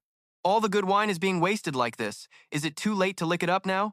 Then, Dugu Hao spoke up with a suggestion. Young Master Jun, our 2 families share a deep bond. Since we brothers came together to invite you, shouldn't you offer this wine for us to taste? Dugu Zong agreed. Second brother makes a good point. After hearing this, Moxie immediately refused. No, I don't have much left here either. Brother, look at these jars of mine. Once they're finished, they're gone for good. Hearing this, he looked at him with a thirsty expression. At this moment, Moye was still rambling on. So that's how it is. I understand now. The 7 great heroes gave me a subtle hint. Men, quickly seal these jars of wine before the aroma fades, and then move them for me. In an instant, they were overjoyed. Move them? Could it be? He wants to send them as a gift to our old master? Dugu Ying couldn't help but praise. Third young Master Jun is truly an honest man. But then, he continued, move them to my personal warehouse. Tonight, when I return, I'll be holding a family banquet with my grandfather and third uncle. Kier immediately followed Moye's command. After hearing this, the faces of the Dugu 7 turned grim. So, this wine was for the Jun family's banquet tonight. Doesn't that mean, after tonight, this kind of wine will be gone? One of the Dugu members couldn't help but blurt out the 2 words, Big Brother. 2 members of the Dugu 7 rushed out to block his path. Seeing this, he asked with a puzzled look, 7 big brothers, what is the meaning of this? My grandfather is still waiting for me to return tonight. How about we make this quick? Hearing this, the 2 of them flashed a cunning smile. They lunged straight for Moye. Easy now, one said. Be careful not to hurt him. Jun Moye is already under our control. Fourth brother, go get the bowls, quickly. Dugu Qi obeyed and immediately ran off, but he went in the wrong direction and was yelled at. At the same time, another member of the Dugu 7 slammed his hand on the table. Dugu Ying immediately reminded them, Absolutely do not drink too much. Same old rule. We'll just have a little from each jar. Absolutely no over-drinking. He, of course, understood that well. They couldn't help but urge each other on. Hurry up and drink a few bowls to satisfy the craving. That's all. Then we'll let Jun Moy go quickly. Just like that, the members of the Dugu 7 urged each other to hurry up as they took in the fragrant aroma of the wine in the jars. They secretly planned to ask Moye where this wine was sold and remarked, This truly is fine wine, the absolute best. The imperial wines and tribute liquors we drank before were basically just garbage. Very quickly, the wine was poured into the bowls. Its wonderful aroma completely mesmerized the Dugu Seven. After drinking, they all became flushed and excited. Then they started getting jealous of each other for drinking too much. Old Third was so sneaky, he's already had 3 bowls. This guy is truly shameless. The Dugu Seven dove into drinking the wine, telling themselves, "Come on, brothers, just this one time." At the same time, he spoke up to reassure someone. "Third Uncle, I'm fine. You should go back and rest. Don't let them see you." After speaking, Moy thought to himself, "This isn't even the strongest wine I've brewed. If we were to use the alcohol content standards from my previous life, this would be at least 70 to 80% alcohol. One large bowl is at least half a caddy." The wine was delicious, it's true, but its potency was also terrifying. A moment later, wine jars and porcelain bowls were scattered all over the ground. By now, they were all dead drunk and had passed out. Everyone had let their guard down, lying scattered across the floor. He remained silent as he witnessed this scene. Then, Moye couldn't help but assess the Dugu Seven as a bunch of good-for-nothings. Right at this moment, Jean Tien, holding a sword, swooped down. He descended and landed gently on the ground. Jean Tien walked through the courtyard, looking at all the people collapsed on the floor. Moye then spoke up from behind. "Grandpa, you're back? Everything has been resolved." The scene shifts to another location. Someone's voice rings out. "Why haven't they returned yet?" Tung Hoan worriedly muttered to himself. It can't be that those young brats didn't know their own strength and ended up crippling him. Could it? Just then, one of his subordinates came to report. Reporting to the family head, "The Jun family has sent someone with a gift." Hearing this, Tung Hoan ordered, "Bring it here." After receiving the item from his subordinate, he opened the bag to have a look. As soon as he saw the contents, he was greatly surprised. These were the personal belongings of the 7 heroes. Accompanying the items was a letter. Inside, it was written as follows: "The 7 heroes of the Dugu clan are all currently guests at my Jun family. They are having a very good time here. It might be 2 to 3 months before they return. The great old Master Dugu need not worry." After reading the report from Tung Hoan, he immediately started cursing.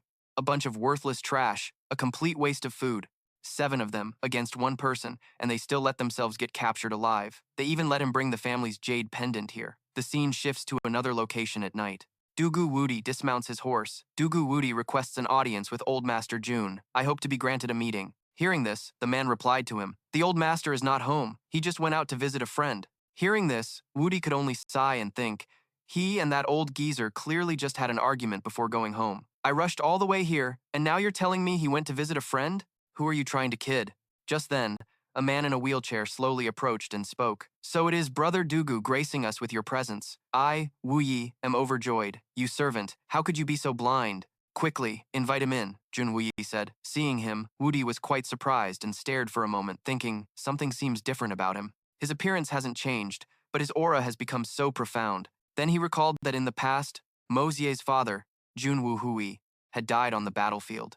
At this moment, it was as if he was seeing the peerless strategist, Jun Wuyi, from all those years ago. As if possessed, he blurted out, "Big brother Wuyi." But after saying those words, he stopped short, thinking, "No, Big brother Wuyi is already dead. This is Jun Wuyi. He's in a wheelchair." Seeing Wuyi's silence, Wuyi decided to speak up and inquire. Hearing this, he frankly stated his reason for being there. "Forgive my rudeness. I heard that those 7 brats of mine have caused a great deal of trouble for the Jun residents. I've come here today to take them home and discipline them properly." Hearing this, Wuyi laughed and replied, "Oh? Is that so? Why haven't I heard anything about it?" He then called a servant over and asked, "Men, have the 7 young masters of the Dugu family been here?" The servant respectfully replied, "Yes, the 7 Dugu young masters came looking for the 3rd young master. As for anything else, this subordinate is unaware." After hearing this, he smiled and said, "So that's how it is, Brother Dugu. For a matter concerning the younger generation, it was really unnecessary for you to come all this way yourself."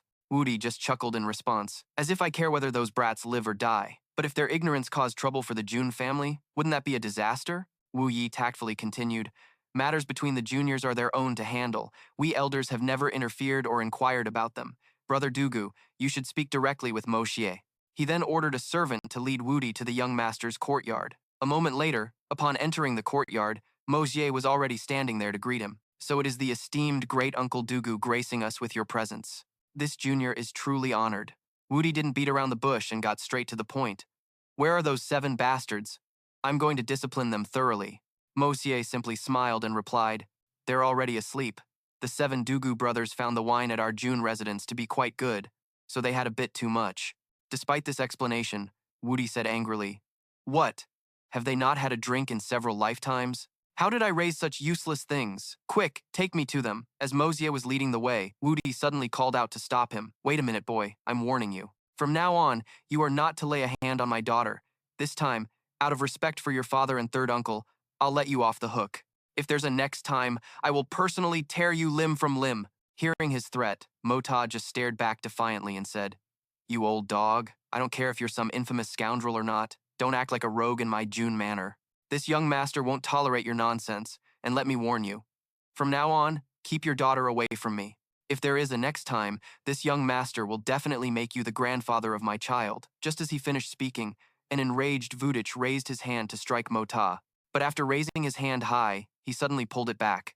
Wuyi thought to himself, "No matter what, this is Big Brother Vohoi's son. Hitting my own sons is one thing, but it wouldn't be right for me to personally strike him." A moment later, they both went to another courtyard.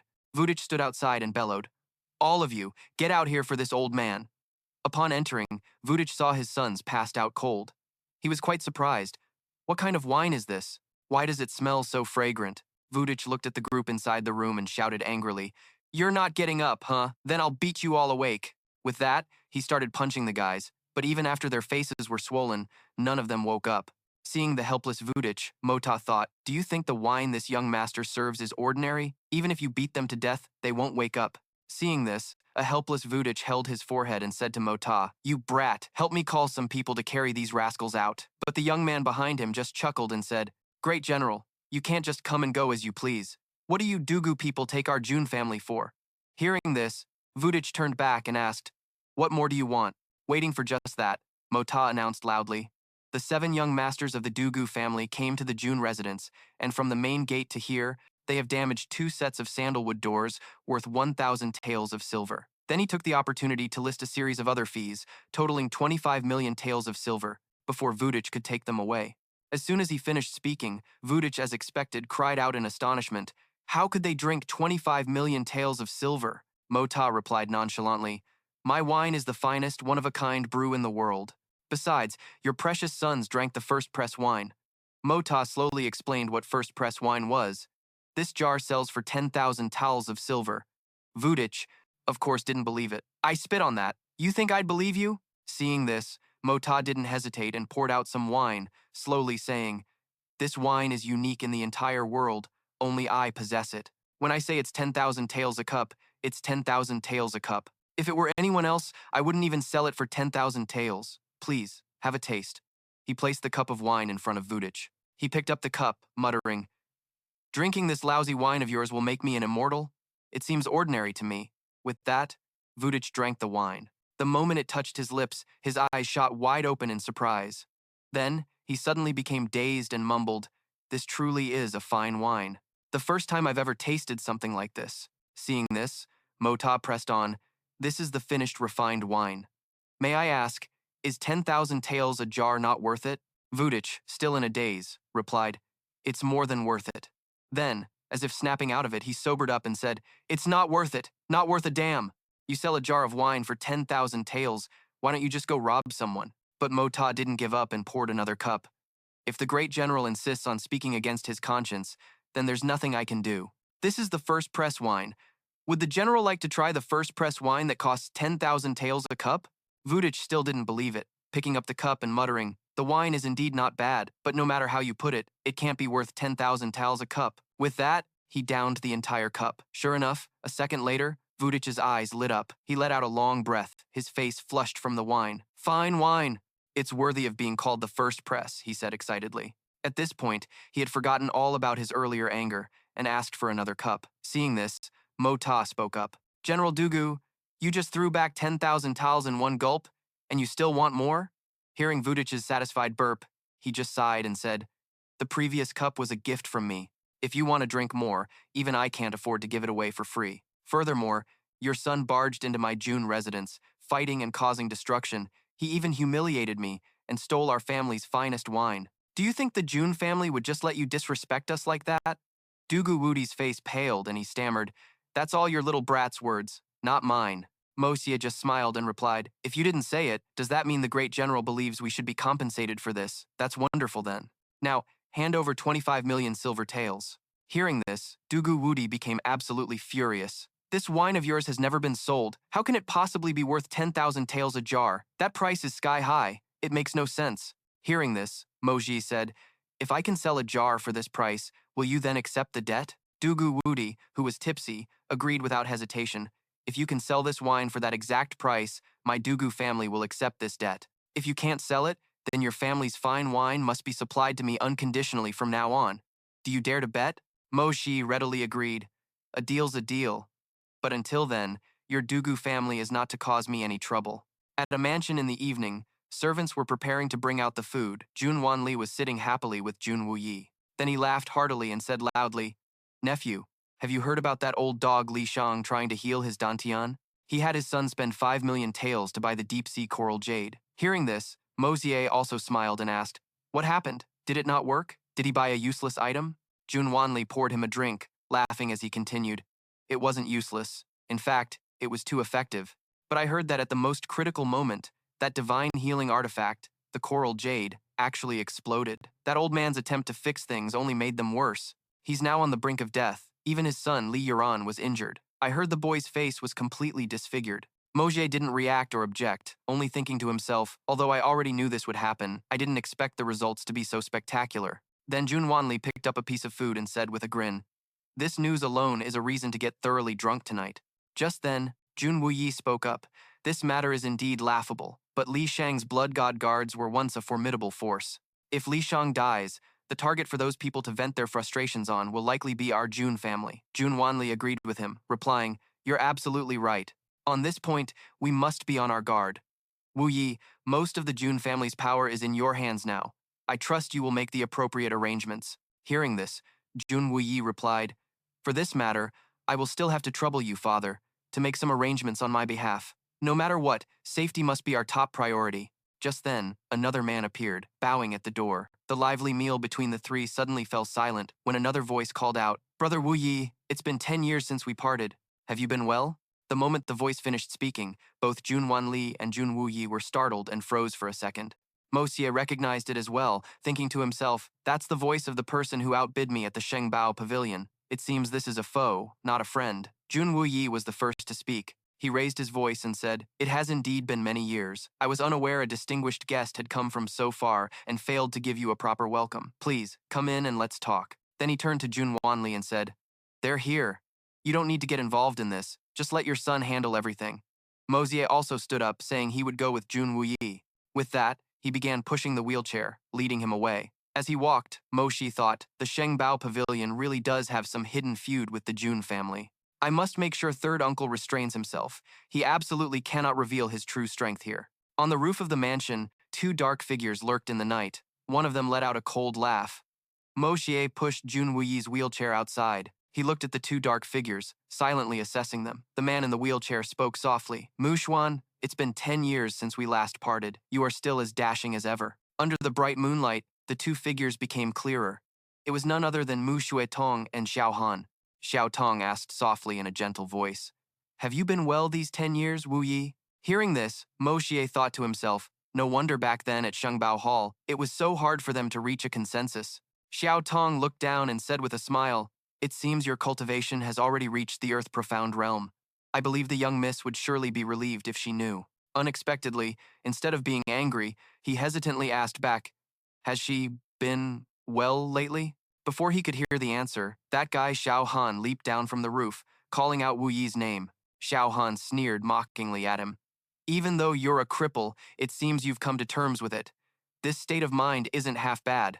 But unexpectedly, the one who replied to him was Mo Xie. Not to be outdone, the boy spoke up, "You are absolutely right, sir. It doesn't matter if my third uncle's legs are crippled. But if one's brain is crippled like yours, then that is truly incurable." Provoked by the boy, Xiao Han's face darkened as he said in a low voice, "The other day, this venerable one was magnanimous enough to spare you, yet today you dare show off your slick tongue in front of me.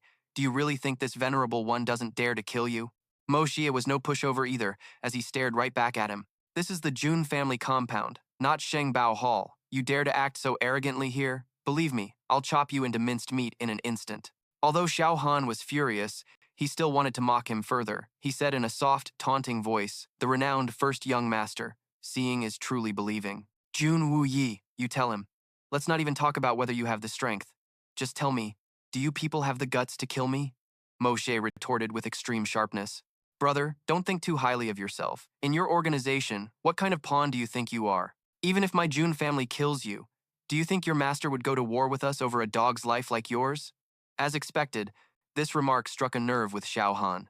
He angrily rushed forward to attack, while Moshe quickly stepped back and counterattacked. The two separated for a moment before Moshe rushed in again to close the distance with Xiao Han, grabbing his arm. After that, Xiao Han managed to break free, but he looked very surprised. Trading blows for blows? After retreating a few steps, Xiao Han thought worriedly to himself, I am a dignified sky-profound master, yet I let this brat spot an opening? Finally, he decided to unleash his strongest move, his entire body erupting in green flames. Not bad. In terms of fighting spirit alone, he could be considered a great enemy. Too bad he's just a waste who can't cultivate profound qi. Wu Yi, sitting in his wheelchair, slowly spoke up. You've come from so far away. Was it just to have a verbal spar with my nephew? Hearing him say that, Xiao Tong explained his reason for coming. It has been 10 years. It was finally my turn to go out, so someone entrusted me to bring a gift for you. As expected, upon hearing this, Wu Yi seemed to realize something and asked, Is it from her? Just then, Xiao Han rushed over with a dark, angry face and shouted, What did she have you bring? Why don't I know about it? Then he lunged forward to snatch the item. As one advanced and the other retreated, Xiao Han managed to grab the hem of Xiao Tong's robe. Then they began to fight fiercely. Mo Xie, watching from below, muttered, Both of them are very strong when they go all out, but Xiao Han can't even withstand a single move from Xiao Tong.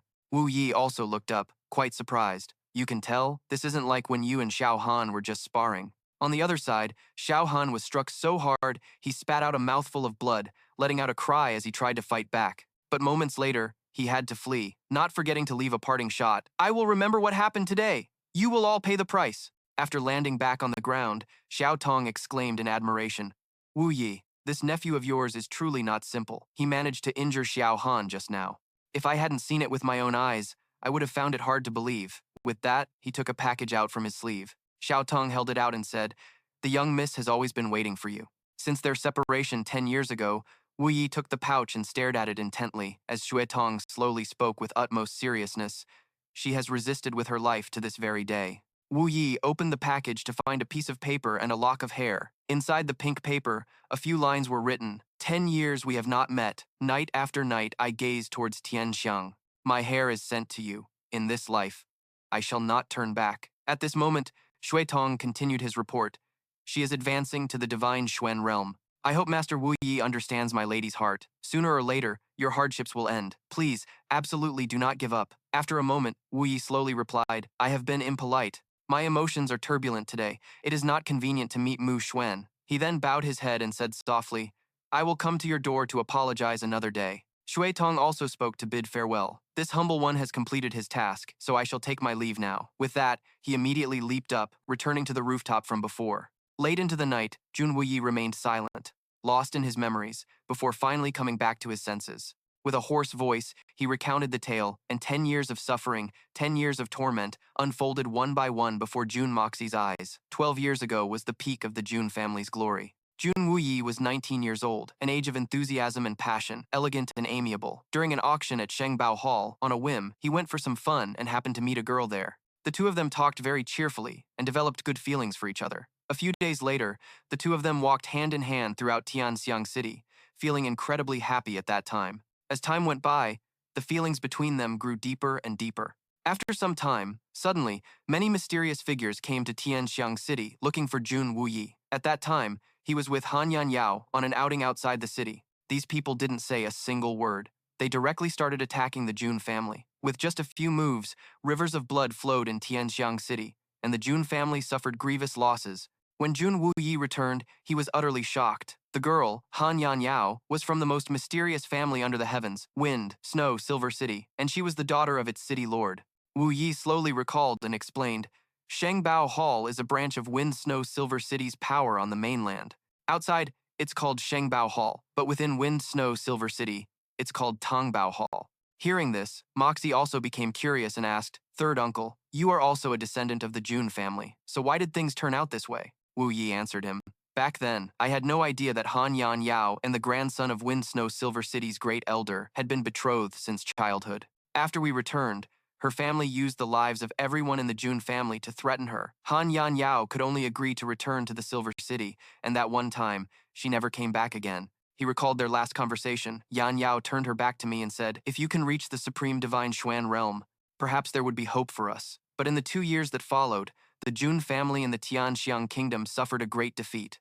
Jun Wuyi's 2 older brothers, Jun Wuhui and Jun Wumeng, were inexplicably killed, he recalled, holding his head helplessly as he recounted, that year, my eldest and second brothers died mysteriously. After that, we were ambushed while we had the overwhelming advantage. My sworn brothers, my comrades, were all killed protecting me. At that time, I swore an oath to kill them all, but my martial skills were too low. Any random one of them could have captured me alive and tormented me into this state. It was only then that I learned they were from Wind Snow Silver City. But what's the use in knowing? In this state of mine, how can I even speak of revenge? Everyone is disappointed in me. Moxie, do you also think your third uncle is useless? Being asked so suddenly and unintentionally left Mota at a loss for words. Before he could say anything, the old man continued, Mota, your grandpa only had 3 sons, and 2 are already dead. If I were to die too, your grandpa would truly collapse. The night was late, and the moon was high. The Jun family cannot be ruined in my hands. Standing in the middle of the residence, Mota thought, since I have been reincarnated into this body, then this grudge should be settled by me, he vowed to himself. The scene shifts to the outskirts of Tianxiang City, where the autumn wind stirs the soul. In the middle of the mountains, Bei Kong was riding a horse, humming a tune as he went. Suddenly, Bei Kong stopped his horse and asked a passerby how far Tianxiang City was. The person enthusiastically pointed it out for him. It's not far ahead. Are you here for a visit, young master? But just then, a few people recognized Bei Kong by the sword on his back. Bei Kong smiled as he replied that he was here to retrieve something. The scene changes to a small alley where a torrential rain is pouring down. Inside, 2 incredibly mysterious figures are standing and talking. The one in white asked, Xuan, are you still not used to human clothing? The other person replied, it's cumbersome. Then the one in white continued, Xuan, return to the heavenly punishment forest and report to the Highness. The matter of the Xuan Dan cannot be taken lightly. The 9th grade Xuan Dan cannot fall into human hands. That would be a humiliation. Go quickly and return quickly. The Tianxiang kingdom is about to descend into chaos. Then, the scene shifts to the Li family residence at night. Li Shang was talking to a servant. The news of the Xuan Dan was spread so brazenly, someone must be pulling the strings from behind the scenes. Continue the investigation. This is our chance. Standing next to him was Duran, whose face was disfigured by an explosion. He didn't dare to meet others, so he covered his face with a cloth. Duran slowly said, the Li family's Xuan Dan was stolen. Only 3 people in this world knew about it. The only one who could have leaked this secret is the same person who stole the Xuan Dan that day. Li Shang was still quite puzzled. But why would he do that? Duran began to state his deduction. Although he obtained the Xuan Dan, he doesn't know how to use it, so he needed to lure powerful experts here, to fish in troubled waters and learn how to use the Xuan Dan. Secondly, this person is definitely from Tianxiang City and could be a first-rate expert of no low standing who is on the verge of a breakthrough. He must be confident that after the experts arrive, he can get what he wants to help him break through. If that's the case, then this person must have an extremely formidable intelligence network. Hearing his nephew say this, Li Shang began to understand. Based on these 3 points, Duran continued, that's right, I'm about 80% certain that this person is a figure from one of the major noble families in the capital city. Excluding our family and the Tang family, that leaves the Murong family, the Dugu family, the Meng family, the Song family, and the Jun family. At this point, Li Shang chimed in, correct, but Duran, you've still missed the biggest powers. The 3 major gangs of Tianxiang City, we must keep them all in our sights, and there's the royal family, that is the truly greatest power. As Li Shang was speaking, he suddenly coughed violently, spitting out a mouthful of dark red blood. Afterward, Li Shang warned Duran, you must be cautious. If your master comes here personally, only then will we have a great chance of obtaining the Xuan Dan. Otherwise, I advise you to withdraw from this contest. He was very obedient and replied, yes, I already released the 1,000-mile Oriole this morning. I believe Master has received the message by now. Then, Li Shang continued to ask Duran, how is your Xuan Qi cultivation progressing? Previously, although the treatment had failed, Li Duran, thanks to the spiritual energy released from his realm breakthrough explosion, he replied, I've already reached the peak of the gold rank. It's just that this matter. As Duran trailed off, Li Sheng spoke up. You are the greatest hope for the future of the Li family. Finding a blessing in disguise that helped you reach the peak of the gold rank makes it all worthwhile. The scene shifts to Tianxiang City on a beautiful sunny day. On the street, two people were walking. The one in green softly said to the other, Third Uncle, I feel like you understand me less and less each day. Moxie, where on earth did you learn this disguise technique? It turns out the two of them were Jun Moxie and Jun Wuyi in disguise. Hearing his question, the young man laughed and replied, Uncle, you've asked that so many times on our journey. Just let me maintain a little bit of mystery, please. But in these 10 years, Tianxiang City has really changed a lot. Don't you also feel like a lifetime has passed? You'll get used to it. Hearing this, Wu Yi looked around and said, 10 years ago, this place was the first prince's Juxian pavilion. I never expected it to become the Huanghua Hall today. Wu Yi heard the name and was quite confused, so he asked, Huanghua Hall? What does that mean? The young man continued. According to our Jun family's intelligence network, Huanghua Hall seems to be a vile place like a brothel, except everyone there is very young. It's basically a transit hub for trafficking young boys and girls. Even Wu Yi was shocked after hearing this. Child trafficking? I can't believe such a low-class, despicable place exists in the imperial capital of Tianxiang. Don't the authorities do anything about it? Mo Xie replied grimly. Even light has corners it cannot reach, let alone places where there is fundamentally no light at all. Just then, their attention was drawn to a large crowd that was gathering. In the middle of the crowd, a thug was whipping a young girl, cursing as he did.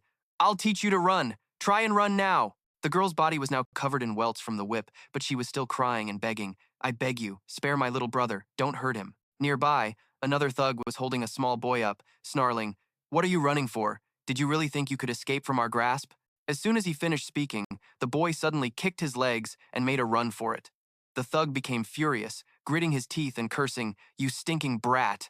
The little boy ran straight towards the girl who was being beaten, shouting, Big sister! But as he got close, the girl's face turned pale as she told him to be careful. At that moment, an incredibly muscular thug appeared behind the boy. Without any hesitation, he immediately slammed his fist straight down on the boy's head. The punch sent the boy collapsing to the ground. The girl quickly rushed over and held him in her arms.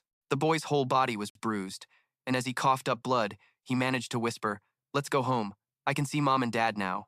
With those words, the little boy breathed his last, as the girl wept uncontrollably beside him. Seeing such a scene, the surrounding townspeople were very indignant, but the thugs yelled back at them, You bunch of broke peasants, mind your own business! By now, Moji and Wu Yi had pushed their way to the front of the crowd. When they saw the scene before them, they both froze in disbelief. Wu Yi was enraged and growled, You animals! How could you be so ruthless to a child? Do you have any humanity at all? Hearing this, one of the thugs retorted sarcastically, Humanity? You expect me to treat these two animals like they're human? Say one more word, and I'll make sure you end up just like these two pieces of trash. Just then, a coin fell out of the little boy's pocket. After it hit the ground, it rolled straight ahead. Finally, it rolled over to where Moji was standing, only stopping when it bumped against the tip of his shoe. He bent down, looked at the coin, and said slowly, To have traveled so far just to land at my feet. Is this fate? Rest in peace. I accept your commission. My first transaction in this life. A debt must be paid. The heavens are watching. Makta muttered as he picked up the coin and clasped it between his hands. Fui gritted his teeth in anger and said to the Dukan thugs, At the foot of the imperial city, under the watchful eyes of heaven, yet you treat human lives like trash and dare to disregard the king's law so brazenly. But just then, Makta, who was behind him, spoke up, Uncle, do you think talking about the king's law has any effect on them? If they cared about the law, they wouldn't have killed someone so openly. As soon as he finished speaking, he shot forward in a flash. Makta leaped high into the air, aiming straight for the Dukan thugs. His attack was as fast as lightning, and in an instant, he rushed forward and split one of the men's heads in two. Just a few seconds later, several corpses lay on the ground. His entire body was now covered in their blood. Makta slowly continued, Isn't it better to be quick and decisive, just like I was? With this kind of scum, you either ignore them completely, or you eradicate them down to the root. Kill them all quickly. Seeing his nephew kill several people in just a few moves, Vui said grimly, just teaching them a lesson would have been enough. Was it necessary to eradicate them completely? To his surprise, Makta replied very nonchalantly, Even if the authorities punish them, what would that accomplish? The surrounding townspeople, seeing him kill people like that, immediately started shouting and reporting him to the authorities. He just stood there motionless and laughed. After a moment, Makta sighed wearily and said to Vui, Third Uncle, you're too old-fashioned. I believe they'd be released the moment they turn around. Then, today's scene would just repeat itself. At that moment, a group who looked like accomplices of the previous men stepped forward to question him. He coldly drew his sword and said, "At times like these, one cannot be restricted by that corrupt law. You must pay blood for blood, use violence against violence, to eradicate evil and uphold justice." As soon as he finished speaking, Makta swung his sword and spun, charging right into the newly arrived thugs and slashing wildly. They reacted too slowly and were killed before they could even attack. Afterwards, Makta continued to dash inside the Huatang. Wuyi, seeing this from outside, hurriedly shouted, "Be careful, there might be an ambush." He quickly ran inside after him, but the first thing that met his eyes was a long trail of blood leading to a corpse. Seeing the scene before him, Wuyi was stunned speechless. Before him was a hallway filled with the blood and corpses of the Huatang's thugs. On the other side, Makta made it inside, only to be blocked by 3 men. They fiercely questioned him. "Who are you? How dare you come here and cause trouble?" He immediately answered them. "Cause trouble? Not at all. I'm just fulfilling someone else's commission, to kill people, that's all." Having said that, he turned and added, "Third Uncle, I'll leave these guys to you." Wuyi stood frozen on the spot as Makta reminded him, "But we have to make this quick. This is the capital city, after all. The guards will arrive soon."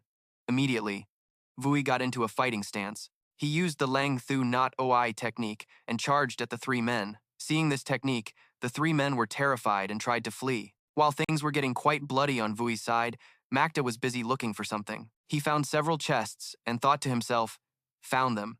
He brought them out and then said, "It's probably in here." Makta opened the door to the room. Inside, many young women and girls were being held captive. He told them, "Everyone, come out! Hurry to the courtyard outside!" A moment later, Makta emptied the chests, revealing they were full of gold, silver, and jewels. He also threw handfuls of banknotes into the air. Makta, covered in blood, tossed money and valuables everywhere and announced in a loud voice, "Take this money and leave quickly once you get out! Head east!" All the girls, the captives of the Huatang, were frozen in place as they stared at the scene. Makta and Wuyi stood before a room. He said to his uncle, "This must be the deepest room of the Huang Huatang." Wuyi looked inside curiously. "There's no one here?" But after taking a few more steps inside, he suddenly froze. Wuyi stared ahead in shock. Seeing this, Makta was silent for a moment before saying, "This is the human nursery." He explained to him, "They bring children with no aptitude here and raise them. Once their bodies are deformed, they sell them to the circus." "Third Uncle, do you still think these people shouldn't be killed?" At this point, Wuyi was gritting his teeth in extreme anger. "They got what they deserved. They should be hacked into 1,000 pieces." A moment later, the 2 of them stepped outside. Wuyi suddenly remembered something and said, "The government soldiers will be here soon. Leaving them here will just put them in the line of fire. What should we do with them? Nephew, do you have any ideas?" But Makta replied rather indifferently, "What ideas could I have? Just look at these people. Their tongues are gone, their eardrums are punctured, and their limbs are completely deformed. There's no hope of recovery. For them, just existing is a form of torture. It's a fate worse than death." Hearing this, Wuyi's face paled as he asked, "Nephew, you mean, no, they're already pitiful enough. Are we really going to take away the last remnants of their lives?" Makta slowly explained to him, "Uncle, keeping them alive like this is the greatest form of suffering for them. We can't take them with us right now, either. Let's go." After saying that, he turned and walked out, leaving Wuyi inside, still pondering his words. Finally, he gritted his teeth and decided to follow. The sky over Tianxiang City had now grown dark as Wuyi and Makta leaped across the rooftops. They stole some clothes from a nearby house and disguised themselves. A moment later, Makta asked Wuyi a question. "Third Uncle, what about the other children? Do you have any arrangements for them?" "I'm afraid the Huanghua Hall will go after them," he replied in a firm voice. "I'll have people protect them, but they cannot show their faces, otherwise the 2 of us will be exposed. Only by eliminating the mastermind pulling the strings can this be considered a truly complete and meritorious deed." Hearing this, Makta calmly replied, "No need to rush. Those were just a few minions. The one pulling the strings will definitely make a move soon. At that point, we'll be in the shadows while they're out in the open, which will be much more convenient for us." Suddenly, while on the move, Makta came to an abrupt halt. Wuyi was puzzled until he heard Makta mutter, "You've been following us for quite a while now. Shouldn't you show yourself?" As soon as he finished speaking, Wuyi was startled and thought to himself, "Someone was following us. How did he even notice? To be able to remain undetected by my senses. Just how powerful is this person?" A moment later, a man in white robes did indeed leap down. He sneered in praise. "Young man, you truly are extraordinary. Then, old Third Zong lightly dusted off his robes and asked in a low voice, "Can you tell this old man? How did a young fellow like you manage to detect my presence?" Makta, being quite sharp, didn't answer but retorted, "Why don't you tell me first, old sir? What are your intentions in following us?" Seeing this, old Third Zong slowly replied, "This old man means no harm. I was merely curious about you two, so I decided to follow. You could say we are all fellow travelers on the same path." Now that he knew the man's reason for following them, Makta dropped all pleasantries. "If that's the case, then please leave. We have other matters to attend to and absolutely do not wish to be followed. Besides, I'm rather curious as to why a monster of a sky-profound realm expert like you has suddenly appeared in the Tianxiang kingdom." Hearing this, old Third Zong's anger flared, and he growled, "You junior! How dare you be so discourteous to your elder? You should know, if I truly wanted to take your lives, it wouldn't be difficult at all." Makta didn't back down in the slightest and stated bluntly, "I've never been one to make enemies needlessly. I simply don't wish to kill you for no good reason. However, since you had the audacity to follow us, you must have been prepared for a trip to the underworld. I shall grant you that wish." With that, he unleashed an attack, his entire body erupting with an overwhelming green aura. The moment old Third Zong saw this technique, he was startled and exclaimed, "Peak of the sky, profound realm?" Then, he fearfully leaped away, his voice trailing behind him. "My apologies, I misspoke. Let's save this battle for another day's lesson. I'll take my leave." Witnessing the scene, Wuyi was utterly astonished and asked Moxie, "Nephew, you actually have peak sky Xuan cultivation? How is that possible?" In truth, his creation art allowed him to mimic other types of Xuan Qi, but it wasn't convenient for Moxie to explain right now, so he told his uncle, "This isn't the place to talk. Let's leave first. Once we pass through this forest, we'll be home." But after just a few steps, he told Wu Yi to slow down. Then, Moji frowned and said slowly, "Unexpectedly, there's still one more who doesn't know the difference between life and death. You're not afraid of dying, are you? Making me go to the trouble of sending you to your final resting place." Wu Yi was stunned in astonishment. "What? We're being followed again?" Wu Yi fell silent, thinking to himself, "So we were still being followed, and I failed to notice them both times." A moment later, Moxie slowly said, "All right, now I'm certain we're not being followed." Wu Yi, exasperated, held his forehead and said to him, "So you were just putting on an act all along?" Moxie, changing the subject, urged him, "Let's hurry home." While on their way, Moxie asked Wu Yi, "Third uncle, you didn't really think I was at the peak sky Xuan realm, did you?" "I was just scaring him." "But, third uncle, after we get back, there's something I need to trouble you with. The meteorite I bought before. Due to the limits of my own Xuan Qi cultivation, I have no way to penetrate it. To forge a new weapon, I'll have to rely on you, uncle." The scene shifts to the Jun residence a few days later, where the continuous sound of clanging echoes from within the estate. A person was sitting and using a hammer to shape something. Wu Yi's voice rang out, "I've already cut them into the shape of throwing knives for you, so why do you insist on polishing them yourself?" He continued his work and replied, "Polishing it like this only creates the rough form. It affects everything, from the sharpness to the weight and balance. In the end, I need to personally grind it into the most suitable shape. That way, I'll be more proficient when using it. It also requires infusing it with my own Xuan Qi, nurturing it day and night, for it to be complete." Moxie picked up a blade, a faint aura emanating from him as he thought, "These new weapons and hidden weapons. It will probably take a few more days to fully attune them to myself." Wu Yi now understood his intention. "So that's how it is. Moxie, there's one thing I still find strange. Why have I never seen you practice your cultivation?" Hearing his question, he explained, "I am cultivating at every single moment. Do you think only nurturing the Dantian counts as cultivation? True cultivation must be carried out every hour, every minute. I have never wasted a single second." Moxie stated that he cultivates at all times. From walking to fighting, his cultivation power operates automatically. Except for when he is breaking through to a new realm, all other times can be used for cultivation. All of this must be integrated into one's instincts, done completely naturally, without needing to think about it or consciously do it. Hearing his nephew's long speech, Wu Yi was incredibly shocked. There's such a strange method of cultivation in this world. Just then, Care entered the room to report, "Young master, you have 3 invitations. The first prince, second prince, and third prince have all invited you to a banquet. Also, General Dugu and young master Tang have sent people looking for you, young master." Hearing this, Moxie told her, "All right, I understand." The scene shifts to the Dugu residence one afternoon. Tung Hoang was furious, roaring, "Jun Moxie, you little brat! What in the world did you put in that wine?" To this day, my 7 sons are still unconscious. Seeing him fly into a rage, Wanli glared back and retorted, "What's wrong? You lost the drinking contest and now you want to start a fight? Moxie, standing beside them, added, they're just drunk and haven't woken up yet, but if you want to wake your 7 sons, it's going to require some silver. As soon as Tung Hong heard the word silver, he immediately held up a hand to refuse. Wait a minute, you're trying to swindle me again. Moxie just smiled and said, not at all, it's not that expensive. Only then did Tung Huang agree to hear him out. Name your price first. If it's too high, don't even bother. Then, Moxie slowly stated his condition. 70,000 silver taels will be enough. I swear, this is no swindle. Just go to my residence, get 7 more jars of wine, and place them with the lids open in front of their rooms. That's all. Tung Hong seemed unconvinced and replied, that's it? If it doesn't work, you'll have to pay me back 5 times the 70,000 silver taels. Later, he did, as Mo Ta said.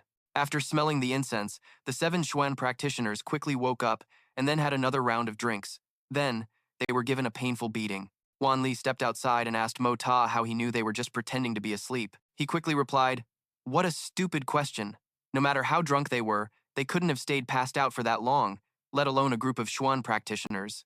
At this point, Wan Li changed the subject. I heard you've been messing with that girl from the Dugu family. This grandpa wants to hug a great-grandchild too. Mo Ta helplessly told him, stop joking. That savage girl. I can't even run away from her fast enough. She's completely unreasonable. After hearing him, Wan Li laughed teasingly. What's so unreasonable about it? It's very simple. It's obvious that girl has taken a liking to you. Hearing this, Mo Ta got even more annoyed. He paused for a moment, then continued, she's just a girl who doesn't understand the ways of the world. Wan Li smiled and slowly said to Mo Ta, that old bastard, Dugu Tung Hoan, is always pretending to be a fool.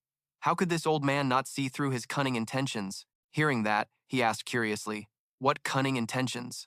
Wan Li chuckled as he explained to Mo Ta. On one hand, the Dugu family obviously doesn't want you as their son-in-law. On the other hand, His Highness won't allow you two to marry. Understand? After the explanation, he understood and replied, I understand. If 2 great military families were to intermarry, the impact on the royal family would be immense. Wan Li continued, of course, the Dugu family has already considered the deepest move if you really were to marry Dugu Xiaoyi. The 2 families would stage a fight to deceive everyone, making His Majesty believe that our families have turned against each other. Then, naturally, there would be no problem. Mo Ta thought to himself that he needed to change the subject quickly, so he mentioned the 3 bait letters. Seeing this, Wan Li asked in surprise, all 3 princes came to suck up to you, you little brat? That's quite impressive.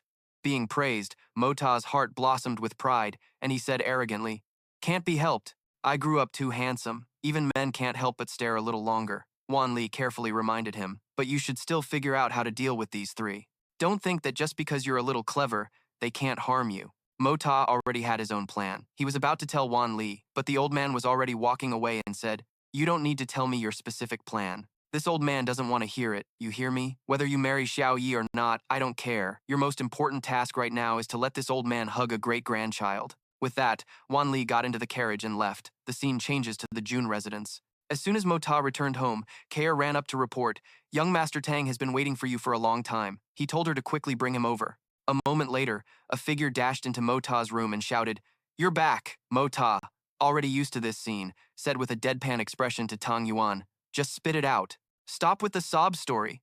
What trouble did you get into this time? Hearing this, Tang Yuan cried even louder. Save me, young Master Jun. The old patriarch wants to send me into the palace. As soon as he finished speaking, Mo Ta was stunned and repeated, your grandfather wants you to become a eunuch? Tang Yuan helplessly held his forehead and muttered, you're the one becoming a eunuch. Besides being a eunuch, aren't there other things in the palace? For example, unexpectedly, before he could finish, Mo Ta interrupted him again. Enough with the examples. Your grandfather wants you to replace Murong Tianjun's official position, right? Indeed, that was what Tang Xuan wanted to say. He paled and continued, that's right. My father said he's already handled the connections. As long as I pass the physical examination by that old eunuch, entering the palace is a done deal. Tell me, what should I do now? Tang Huyen asked Mo Ta in confusion, but Mo Ta just laughed, patted his shoulder, and said, you're quite something, Huyen. Tang Huyen continued, my father's intention is for me to become an official, and later inherit his position. Hearing this, Mo Ta chuckled in amusement. Not bad. So, does that mean it's decided you'll be the next head of the Tang family? Tang Huyen's face twisted as he continued. That's right. Some old geezer appeared out of nowhere, claiming to be grandfather's good friend from 40 years ago, and took all of my brothers, except for me. as his disciples. Hearing this, Mota was quite surprised and asked, "So you, the one with no talent for cultivation, were chosen to inherit the family business?" He mumbled dejectedly. "Third young master, you're the only one who understands my suffering. From now on, I have to say goodbye to a life of romance and pleasure." Unexpectedly, Mota glared and said in a low voice, "Understand my ass. What's there to be unhappy about becoming a high-ranking official with a hefty salary and the family head?" Tang Huyen suddenly spoke with determination. "I don't want to be an official, and I certainly don't want to be the family head. What I want to do is business. I hope to take over the family's business affairs and make the Tang family's brand known all over this continent." After I told my grandfather. At this point, Tang Huyen broke down and started bawling. Then he pulled up his shirt to show Mo Ta his bruised back. "My grandfather beat me like this." Seeing this, Mo Ta could only console him. "Looks like this situation is beyond saving. You seem to be in the same miserable boat as those brothers from the Dugu family. I think you should just obediently become an official and then take over as the family head." At that moment, Tang Huyen interrupted him. "Actually, it's not like there's no way out, because there's still one hurdle I haven't cleared yet, and that's the old eunuch inspector. That old eunuch is in charge of the physical examination, and even though I'm a bit chubby, I'm perfectly healthy, so I'll definitely pass. I heard that when Murong Tianjun was inspected by him, he was very thorough down there, which made that pretty boy have to walk with his legs wide apart for half a month afterward." After hearing this, Mota laughed and said, "How are you still in the mood to be so smug? Soon, it'll be your turn to walk with your legs apart." Hearing that, Tang Huyen's face turned pale with helplessness. He pleaded again, "Third young master, you have to save me. I don't want to walk with my legs apart." Mota didn't answer but asked instead, "Does the physical examination cover the entire body? Does that include the rear?" Tang Huyen answered bashfully, "They say they check for certain conditions. If you have an unspeakable disease there, you won't pass. On the morning of the examination, come find me, and I'll help you prepare." Mota thought in silence for a moment. Then he told Tang Huyen he would help him prepare. After hearing this, Tang Huyen sighed worriedly and said, "I don't understand at all, but will it really work?" Mota smiled and said slowly, "You don't need to understand. Truthfully, I don't want you to enter the palace either. I still want to partner with you in business and make a fortune. Just leave it to me." As Mota walked down the street, he thought to himself, "There's still time for Tang Huyen's matter. Before that, I might as well deal with these 3 invitation letters first." The place where the 3 princes are holding the banquet happens to be Nge Thuong Cat, which is also where Lady Ngyet Ni used to be. Grandfather even arranged 2 bodyguards for me, so I probably don't need to worry this time. Although I'm not interested in the second prince's affairs, this is an opportunity to eliminate a future threat. As he was walking, someone suddenly approached and called his name. It was Thon Han. She asked him seriously, "Are you going out?" Mota seemed a bit hesitant as he replied, "I'm going to Nge Thuong Cat." Hearing that, Thon Han immediately scolded him. "Going to a brothel? And you can still say it so brazenly? You truly are shameless. I really thought you had turned over a new leaf. I can't believe you only pretended for 2 days before showing your true colors." After letting her finish her tirade, Mota said bluntly, "Third uncle told me to go." As expected, Thon Han fell silent, but she wasn't fully convinced. "Who are you trying to fool? I don't believe you. Come with me to see third uncle right now." Mota quickly refused and started to walk away. "I'm not going. People are waiting for me." As he walked out the door, he added one more thing. "Sister-in-law, you actually look very beautiful when you're angry too." Thon Han watched Mota's retreating figure and thought to herself, "That brat has only started acting like a decent person these last few days. I absolutely cannot let him fall from grace again. If that happens, how could I possibly face my parents-in-law and his deceased older brother?" A moment later, Ching Han arrived in front of a room and knocked. She stepped inside and said to Wuyi, "Third uncle, that bastard Jun Moxie, aren't you going to do anything about him? Today, he had the audacity to tell me that he wants to go to the Nichang Pavilion at Spirit Fog Lake." After hearing this, he chuckled and said, "I know about this. I was the one who told him to go." Ching Han was stunned, speechless. Wu Yi understood her and explained, "You've misunderstood. This time, the second prince was the one who sought him out for a talk. The location just happened to be at the Ni Chang Pavilion. Moxie is actually very sensible." Ching Han finally let out a sigh and mumbled, "Sensible." Then she turned to leave. "So I really did misunderstand him. I understand now." Wu Yi chuckled to himself, thinking, "In time, you'll understand." A servant opened the door, stood outside, and asked, "Is there something?" "I await the third master's orders." At this point, Wu Yi suddenly became very serious. He ordered, "The matter from before must be resolved. I heard that after the incident at Huanghua Hall, the child was crippled. Go and take a look, see how many people are still alive. Then, bring them all to the Jun residence. If you can avoid revealing your identity, do so. If anyone opposes, just tell them it's my will. The scene shifts to the Nichang Pavilion at Spirit Fog Lake. By now, night had fallen, and the moon was high in the sky. Inside a room, several people were sitting around a long table. The second prince stood before them and spoke. I have gathered you all this time to ask for your opinion of Jun Moxie. Just then, a man named Dithao, who was also in the room, spoke up. He's nothing but a useless, powdered-faced fop. Does your highness the second prince really need to personally get involved? You're overestimating him. Then, Bo Fan replied to him, the second prince isn't giving face to Jun Moxie. Behind him is a powerful family. The face is being given to Jun Jiantian. Hearing this, Dithao scoffed. So what if he's Jun Jiantian's grandson? He's only at the Sky Xuan level after all. If we really wanted to get rid of him, my father would only need to make a move, and it would be a trivial matter. Just then, another person, Tu Bo Xing Yue, spoke up. In the entire Tianxiang kingdom, there are only a handful of Sky Xuan masters. So you think a member of a Jianghu family can compare their strength to the Jun family, which dominates the military? Hearing Tu Bo's words, everyone's face turned pale, except for Dithao, who just mumbled to himself. I heard that ever since Lord Liu's severe injury, his tastes have become quite specific, particularly concerning the rear ends of young men. The fairer, the better. Just then, a woman with an incredibly beautiful figure walked into the room. She was Yue'er, the top courtesan of the Nichang Pavilion. As soon as she appeared, the second prince exclaimed, You've grown even more beautiful recently. Outside on the street, a horse-drawn carriage stopped right in front of the Nichang Pavilion. A voice reported, Second Master, Third Young Master Jun has arrived. Moxie, sitting inside the carriage, thought to himself, This gaudy, bright red carriage, this Third Young Master Jun certainly has unique taste. From inside the room where the group was gathered, a voice said, Those old men with him are probably hidden masters from the Jun family who haven't appeared in years. Just then, Yuer stood by the window and glanced down below. She said, Second Master, allow me to personally receive Jun Moxie today. Hearing this, he replied with some concern, You? Very well. But don't let him actually take advantage of you. Yuer glared down at the carriage below and replied sharply, Rest assured, Second Master, if he wants to take advantage of this Yuer, the price he'll have to pay won't be small. Moxie stepped down from the carriage and asked in a loud voice, Where is the second prince and his party? A man stepped forward to report, The second prince and his group are waiting for you, young master, in the Wuyi Hall on the third floor.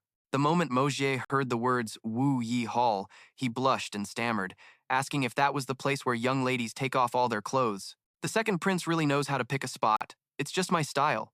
Seeing him so happy, the other guy thought to himself, Do you really think the second prince brought you here just to dally with courtesans? As he stepped inside, the second prince came out to greet him, saying, Moxie, my good brother, it's been a long time. You've truly developed an elegant and extraordinary demeanor. He also greeted him back respectfully. Greetings, Your Highness the Second Prince. This humble one dares not accept such a grand reception from Your Highness. Seeing this, he smiled meaningfully at Moxie. No need to be so formal. Let's not talk about ruler and subject. Remember when we were young, we used to play together all the time. Good brother, let me introduce you to a few good friends. Everyone, get to know each other. How could Moxie not see the second prince's true intentions? He thought to himself. He emphasizes the ruler-subject relationship. This person is determined to imply the hierarchy between us in his words. Truly sinister. Then the second prince introduced Bowen. This is my master, Grand Scholar Mr. Fang Bowen. The old man slowly said to Moxie, This old man is just a simple elder. How can I compare to a talented young man like you? The second prince then introduced Sibai. This is Lord Liu Sibai, skilled in both literary and martial arts, a gold Xuan expert. After hearing this, Moxie smirked and looked down at the old man's trembling legs, marveling. Lord Liu's stance seems different from everyone else's. Truly a master. His posture is incredibly straight and open, a true man of grand blades and broad axes. After hearing this, Sibai could only lower his head and reply, Third young Master Jun is the same, much more handsome than others. Seeing the old man praise him like that, Moxie replied innocently, Oh, you can tell? Just for that compliment, I'll treat you to drinks another day. Just then, a man named Dithao stepped forward, laughing loudly. Third young Master Jun, your reputation is truly well-deserved. Hearing of you is not as good as meeting you, but meeting you surpasses your reputation. I'm truly impressed. I am Cheng Dithao. He was a descendant of the Cheng family, a Xuan Qi aristocratic family from Jiangdong. Seeing this guy, Moxie frowned and asked, Who is this? Why does he look down his nose at people? He cursed him inwardly. What reputation? Isn't it a notorious reputation for debauchery? You think this old master can't tell? At this moment, Bowen stroked his beard and tried to smooth things over. Third young master, this is the young master of the aristocratic Cheng family. It's understandable that you are not familiar with him. The more he spoke, the angrier Moxie got. He growled. Where did this vagrant come from? I've never heard of him, Moxie thought to himself. He's been giving this young master a nasty look from the very beginning. How dare he provoke me? What the hell are you, you damn bastard? As expected, De Tao was angered by him. He gritted his teeth and said, I have long heard of your great reputation. Your esteemed father's fame is even more like thunder in my ears. Meeting you today, young Master Jun, you truly have the demeanor of someone from a great family. His hidden meaning was to imply that Jun Moxie was born of a mother but had no father to teach him, lacking any proper upbringing. But unlike De Tao, he didn't get angry and just chuckled as he asked. My apologies for my rudeness. It's our first meeting, so forgive me for asking. Cheng De Tao, how is your mother? These 4 words left his mouth as lightly as a feather, but they made De Tao so furious that he gritted his teeth, unable to speak. Just then, a graceful person stepped forward. Honored guests have arrived. Please make your way to the banquet hall. Ruan Air has specially brought her sisters to entertain you all. A moment later, inside the room, the dancers, including Ruan Air, were dancing very gracefully, their movements akin to a beautiful, living painting. Their dance was like falling flowers and swirling snow carried by the wind. As the dancers performed passionately, the second prince spoke to Moxie. Good brother, please take your seat. He sat down and said with a smile, Excellent dancing, just my style. This girl is quite a looker. I like her. Hearing Moxie say this, the second prince's face darkened, and he thought to himself, he actually set his sights on my Ruan Air. Even I haven't been able to have her. How dare you even dream of it? A moment later, Ruan Er continued to play the guzheng, performing the song Wu Ning Si Zhu Hui. As she played, she pondered, Jun family's Jun Moxie. Is this the chance to kill him? No, it's not time yet. The second prince was about to turn and say something to Mo Ta, but he started clapping and exclaimed, The music is wonderful.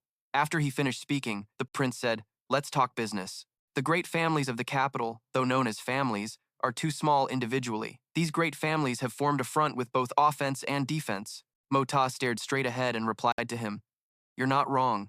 Not wrong at all. Hearing this, the second prince smirked and nodded. Exactly, we need to even more. But before he could continue, he heard Mo Ta exclaim again, Your second highness is not wrong. Miss Yi's assets are quite round and full. Getting close would surely be amazing. I really want to give them a little pinch. How should I put this? Although it's a bit vulgar, Afterwards, the second prince's entourage spoke in veiled terms, doing their utmost to display the second prince's formidable strength and their hopes for the Jun family. But Jun Mo Ta just acted foolish and naive, spouting nonsense, or otherwise just stuffing his face with food and drink. The second prince finally couldn't take it anymore and thought, I should have known it would turn out like this. Why did I waste so much effort on such a useless fool? To think I've wasted so much of my energy. Only Bakvan glanced at Mo Ta and judged, This young man is not as simple as he appears on the outside. Mo Ta held his wine cup and slowly said to the second prince, Your Highness, besides drinking wine today, is there any other entertainment? I've enjoyed this wine enough. Shouldn't we be doing something else? Hearing this, he also felt very frustrated and thought to himself, This guy is a complete waste. The sooner I get away from him, the better. With that thought, the second prince raised his voice. It's getting late. Everyone should probably head home now. Mo Ta didn't reply but thought to himself, he must have realized he can't persuade me, so he's letting me go. My goal for coming here hasn't been achieved yet. Of course, I can't just leave like this. You punks, you think you can destroy my Jun family? After thinking this, he walked up to Yuer. Then Jun Mo Ta began to speak with clear intent. Miss Yuer, you've grown up to be so beautiful. As expected, she replied with a hint of anger. Please have some self-respect, young Master Jun. Meanwhile, Mo Ta was still observing her, thinking, she's emitting a killing intent that's difficult to detect, but he continued to speak in a teasing tone. Little lady, don't be shy. I, young Master Jun, have chosen you to spend the night with me. At this moment, Mo Ta also realized something. This Yuer was carrying a sharp weapon. As expected, she became extremely wary and said loudly, Young Master Jun, although Yuer is a woman of the pleasure house, I sell my art, not my body. Please forgive me, young master. After hearing this, Mo Ta just smiled, moved closer, and said in a perverted tone, It's not like I won't pay you when we're finished. You said you don't sell your body, right? This young master is so grateful for your kind reminder. The others in the room were all stunned, thinking to themselves, why would Jun Mo Ta set his sights on Miss Yuer? That's the woman the second prince fancies, but the second prince remained quite calm and said, Third young master, Miss Yue'er is here to entertain everyone. She is noble and pure. I hope you won't make things difficult for her. As soon as he finished speaking, Mota's face darkened, and he growled, "Make things difficult? This is a business establishment. What's so noble and pure about it? This woman has seduced me like this. It's obvious she's taken a liking to me. How could she?" Before he could finish, Yue'er interrupted him. "Young Master Jun, it would be better if you treated women like us with the demeanor of a gentleman." Hearing this, Mota's face darkened as he sneered. "The demeanor of a gentleman? This is a pleasure house. Are you trying to find a gentleman in a pleasure house? That's hilarious." She was rendered speechless and had no choice but to turn to the second prince for help. "Your Highness, please save me." Just then, Mota suddenly reached out, grabbed her wrist, and without a word, pulled Yue'er straight towards him. After doing so, Mota chuckled and said, "Beauty, you really say one thing and mean another. You said you didn't want to, but didn't you just willingly jump into my arms?" Seeing this, Dethau immediately shouted, "Jun Mota, let go of Miss Yue'er. What kind of decency is this, offending her so openly?" At that moment, Yue'er was glaring up at Mota in anger. Then, she suddenly swung her hand back, intending to give him a slap. "You lecher." But before it could even touch my face, her hand was stopped, and he slapped Yue'er right back. After the slap, Moxie even shouted, "A mere courtesan dares to hit me. She must be trying to rebel." Yue'er was knocked back several steps from the force of the blow, plopping onto the floor. Suddenly, someone shouted, "Third young Master Jun, why must you get so angry with a lady from a brothel? Today is His Second Highness's banquet. Are you really not going to give His Highness any face?" Hearing this, Moxie pretended to think and said, "How strange. Cheng De Cao, are you implying that this little wench acting all high and mighty in front of me was on the Second Highness's orders?" The man couldn't contain his anger and yelled, "How insolent Miss Yue'er is." But before he could finish, Sibo's face darkened as he cut him off. Enough talk. Seeing this, Mogier continued to sneer and said slowly, "Is what? Does this girl have some grand background? Today, this young master must have his fun." The second prince could no longer bear it and spoke up, "Jun Moxie, you're drunk. You should return to your residence early." But he didn't listen to him at all. "I haven't had much to drink. How could I be drunk?" At this, the second prince's face darkened and he growled, "I say you're drunk, so you are drunk." The two stared at each other in silence for a moment. Then, Moxie began to laugh mockingly, staring intently at him and exclaiming, "Hilarious! Truly hilarious! If His Second Highness says I, Jun Moxie, am drunk, then I am drunk. You little beauty, since His Second Highness is here today, I'll spare you for his sake. However, I can come find you to settle this score at any time." After saying this, he turned, laughed loudly, and left. Stepping outside, Moshe whispered to the two attendants on either side of him, "After I leave, you are to pay close attention to all movements of those people after the second prince and his men leave. One of you will be responsible for watching for messenger birds, and the other will watch for any experts leaving the premises. Do not let your guard down under any circumstances." After what I said, that Miss Yue'er will surely make a move soon. Yue'er was sobbing, tears streaming down her face, her eyes red. She whispered, "Jun Moxie." Yue'er's hands clenched her clothes as she muttered relentlessly, "I'll kill you." The second prince approached from behind and called out to her, "Yue'er, tonight." Yue'er composed herself and stood up, her voice carrying a hint of coldness. "Second Highness, I am tired. Please excuse me, Second Highness." Without waiting for the second prince's reply, she went straight into her room. Decao approached, equally furious. "Your Highness, that Jun Moxie is so disrespectful. Should I send a couple of men to teach him a lesson? Even if it means taking his life." The second prince cut him off. "He knows for certain that I can't touch him. That's why he was so arrogant today. In the past, Jun Zhantian's anger resulted in a bloodbath in the capital. Do you want him to create a bloodbath in my residence?" Mr. Fang spoke up. "This seems to be Jun Zhantian's intention. Jun Moxie's actions today were clearly deliberate, which means he came here prepared for a direct confrontation with your Highness." The second prince didn't quite understand Mr. Fang's meaning. "What do you mean by that?" The old man explained, "The Jun family has never involved itself in the struggles for the imperial throne, and whichever prince manages to win over the Jun family will essentially secure victory." The second prince surmised, "So, he is unwilling to side with me." Mr. Fang continued, "He wants to extricate himself from these muddy waters. This also means that no matter which prince's banquet Jun Moxie attended, the outcome would have been the same." The second prince was furious, wanting to make an example of someone. "That bastard, Jun Moxie, how dare he look down on this prince?" The old man added, "Moreover, everyone now knows that you and Jun Moxie have had a falling out. If Jun Moxie gets hurt in the next few days, the biggest suspect will be your Highness." The second prince's face darkened. "What kind of nonsense is this? I was humiliated by him today, and now I have to send people to protect him? Mr. Fang's suggestion made his face darken even more. If your highness is not afraid of Jun Zhantian going berserk, then of course you don't need to pay any mind to this advice. The second prince was so enraged that he swept everything off the table. He couldn't accept it. Bastard! Cups and plates went flying, shattering all over the floor. Afterwards, the night fell silent. Yuer stood on the balcony, her heart filled with gloom. In that situation, he was still so cautious. He was afraid of affecting his reputation, even though he hadn't done anything to provoke me at first. If he had already figured that Jun Zhantian wouldn't dare to act, did I really have to insist that he make a move? Jun Moxie, for the humiliation I suffered today, I, Suo Ling Yuer, will make sure you die without a proper burial. At that moment, as Yuer released a carrier pigeon, a dark figure flashed by. A small net was cast out, and the hidden person caught the pigeon. He watched for a moment before quickly departing. At the second prince's manor, the spy was delivering the intercepted message. A storm of fury raged within him. Jun Moxie, you dared to humiliate me today. If I kill you, everyone will assume it was the third prince's doing. Just you wait, I'll make sure not even your bones are left. Shortly after, Zi Baibai, having just escaped from its home, was out on the street. Just then, Moxie's sedan chair passed by, and the creature immediately leaped onto it. He picked up Zi Baibai and wondered, isn't this Dugu Xiaoyi's iron-skinned leopard cub? Why did it run all the way here? Could that young miss be nearby? Moxie poked it, pleading, I'm begging you. If you keep following me, that fierce master of yours is going to cause a lot of trouble for me. Understand? Go somewhere else for 10 days, I'm begging you. Outside, Xiaoyi's voice echoed as she searched. Zi Baibai. Where did you go, Zi Baibai? Moxie could only sigh. He lifted the curtain of the sedan chair and lamented internally. What an ill-fated connection. Gu Han, who was following behind, spoke up. The person inside, come out here. Xiaoyi, while eating candy, asked innocently, is Zi Baibai really in there? Moxie lifted the curtain in exasperation. Tianxiang City has hundreds of thousands of people, so why do I run into you guys every single time I go out? In the end, are we truly fated? Or is it just a case of enemies being bound to meet on a narrow path?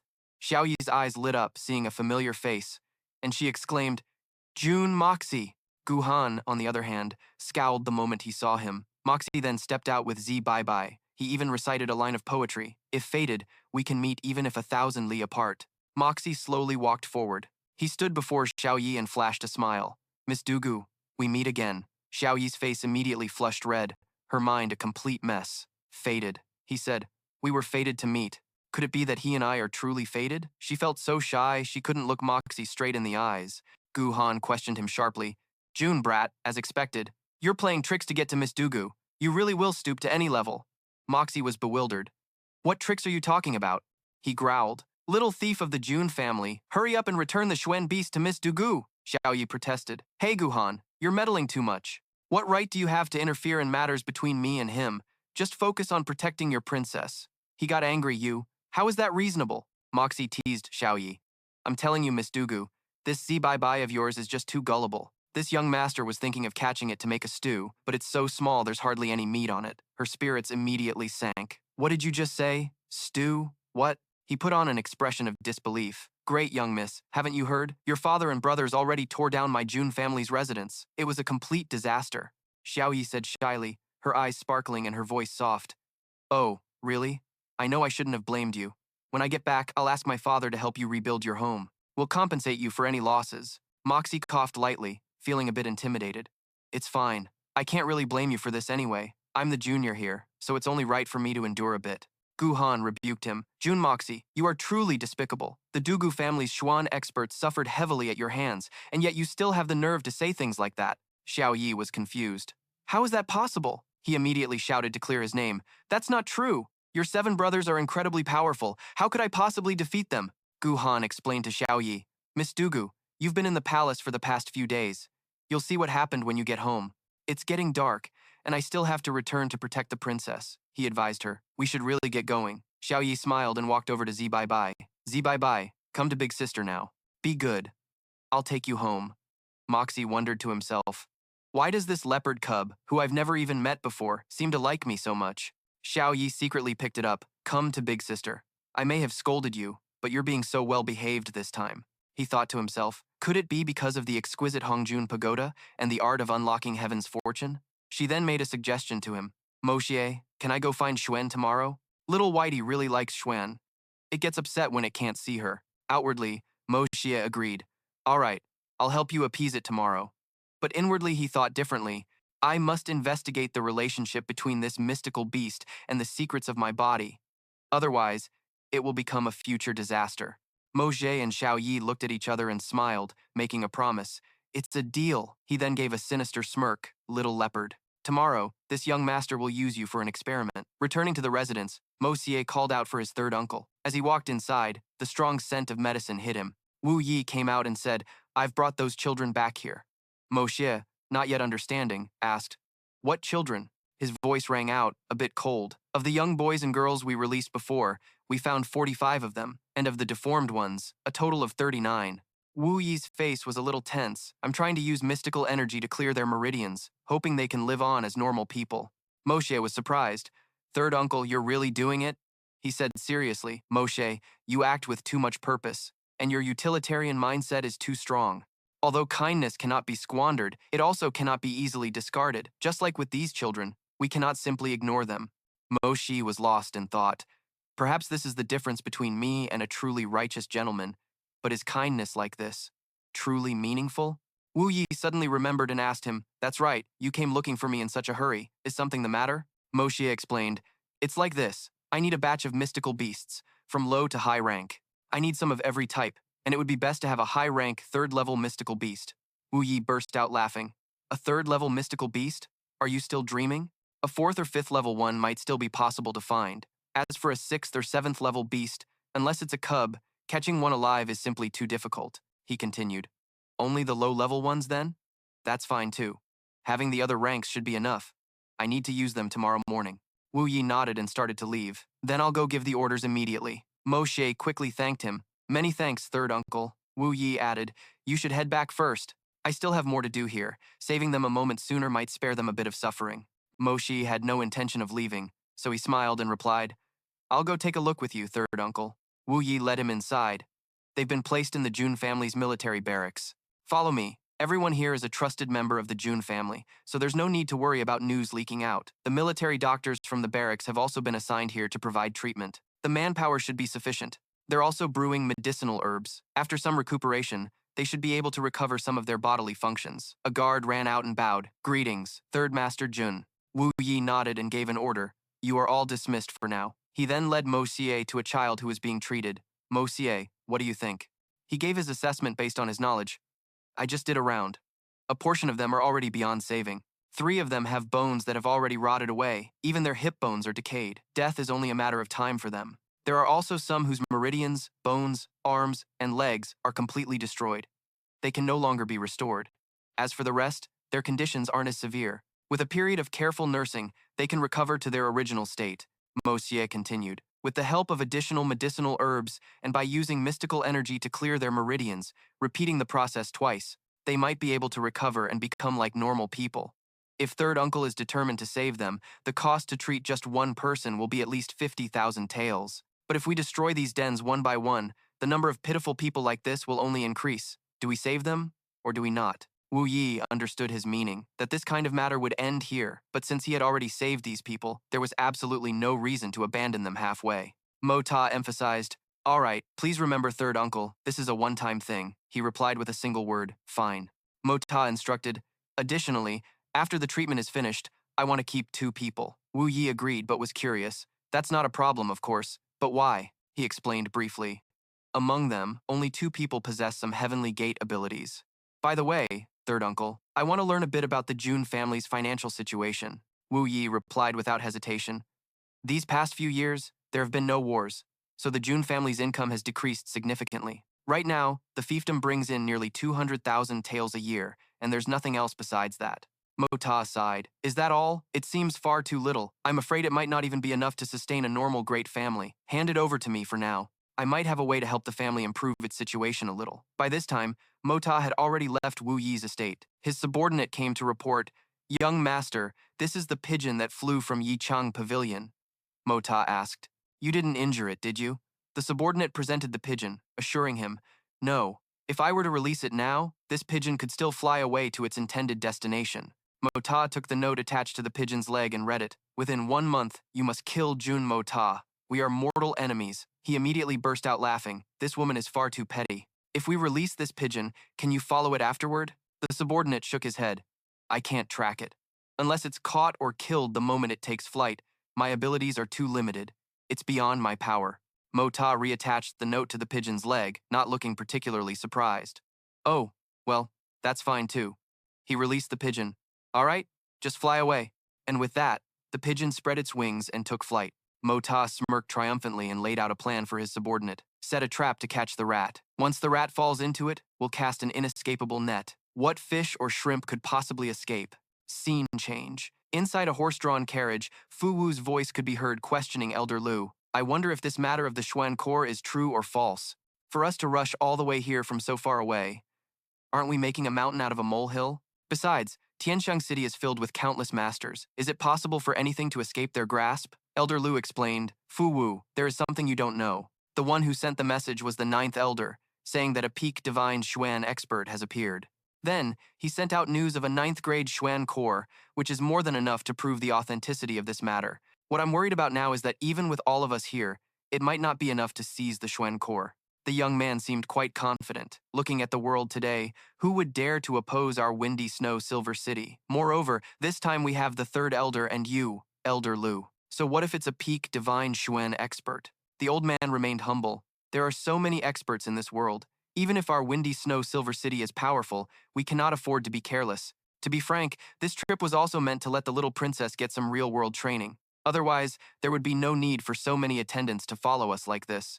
Of course, the power of our Silver City is immense. We are not someone ordinary people can trifle with. Yan Meng, hearing herself mentioned, immediately piped up. Third Elder, you were in the middle of saying something important. Why did you stop? She reached out to tug on the old man's sleeve. Don't leave me in suspense. What happened next? Elder Lu sighed to himself. This young miss is such a handful. No wonder those other fellows looked so smug when they found out I was descending the mountain with the princess. After some thought, he said earnestly, My lady, I've been telling you stories ever since we left Silver City. You have to let this old bag of bones get some rest, you know? She replied, completely unfazed. Who asked you to stop right when you got to the most important part? What happened between that Guan Wuyi and the eldest miss in the end? Their love story is just too beautiful. It's so moving. The sixth elder looked like he was about to collapse. He thought to himself, will she ever give me a break? It's been 16 hours already. Elsewhere, Sword Soul asked, Imperial Preceptor, I'm not sure if this profound pill business is real or fake. For someone of your advanced age to take such a personal risk, it feels like the potential losses outweigh the gains. Meng Shen explained, the danger this time is general, but our Ning Hall and Tianxiang have been peaceful for many years. The real danger lies with you and the Jun family, due to your long years of conflict.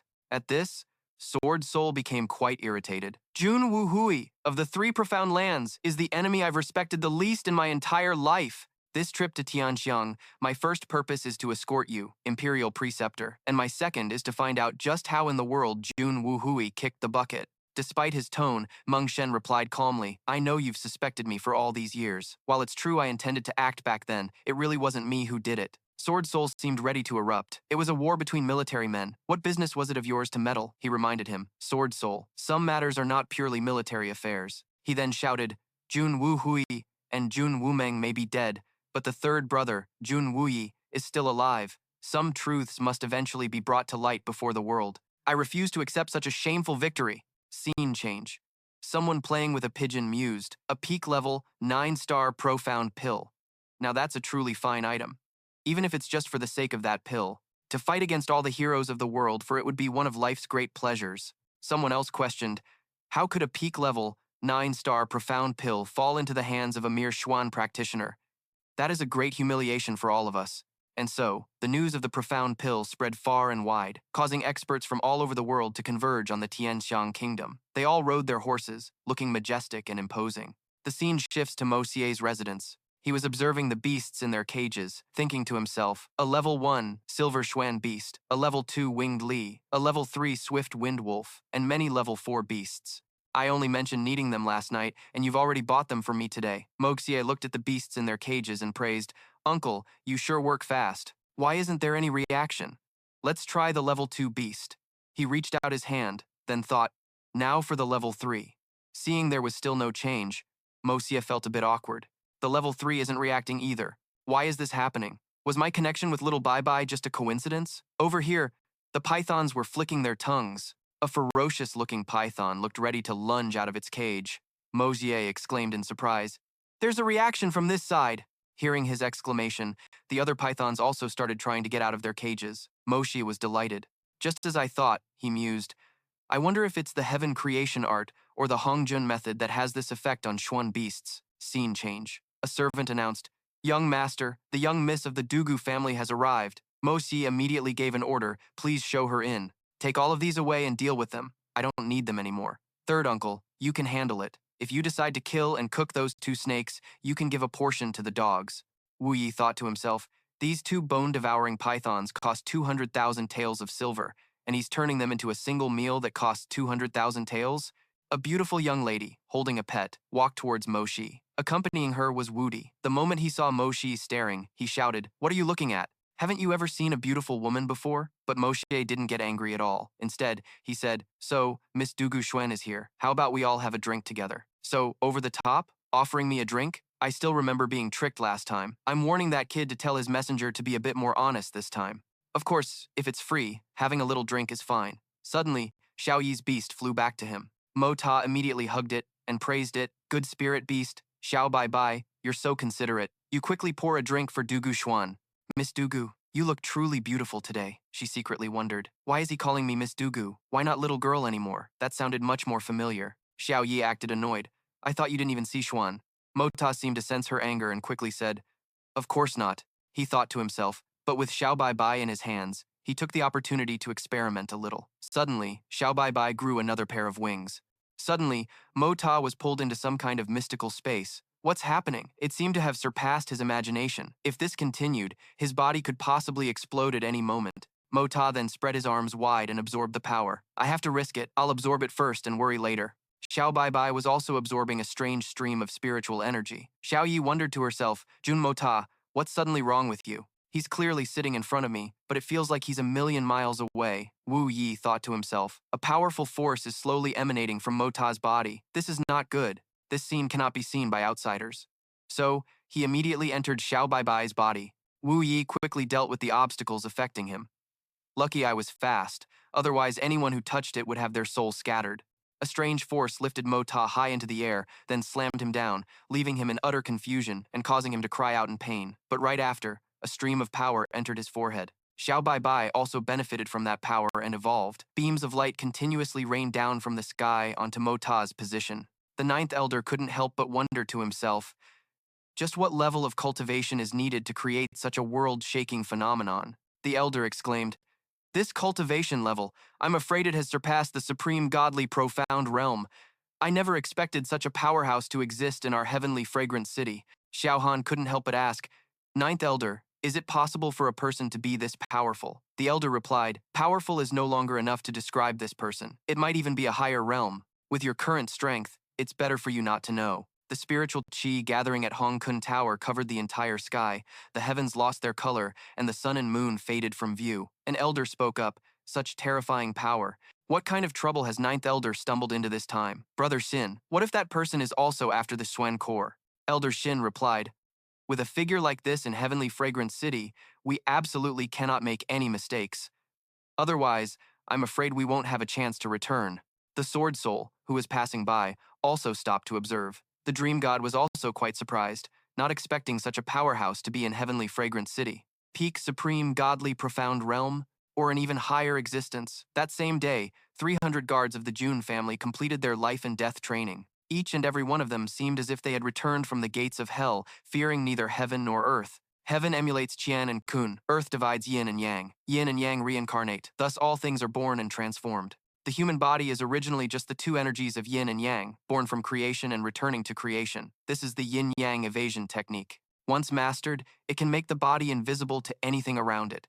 If cultivated to its peak, one can even merge their body with the air itself. He moved from inside the room to the courtyard to absorb spiritual qi, yet he could control it without causing any damage to his surroundings. Wu Yi softly called Mo Ta's name. The boy immediately responded in a panic. Yes, third uncle. I don't know what's going on either. It seems this little fellow has taken a liking to you, he mused. He wondered, It actually leveled up? How is that possible? Mo Ta added, its feathers really did change color. Wu Yi silently assessed.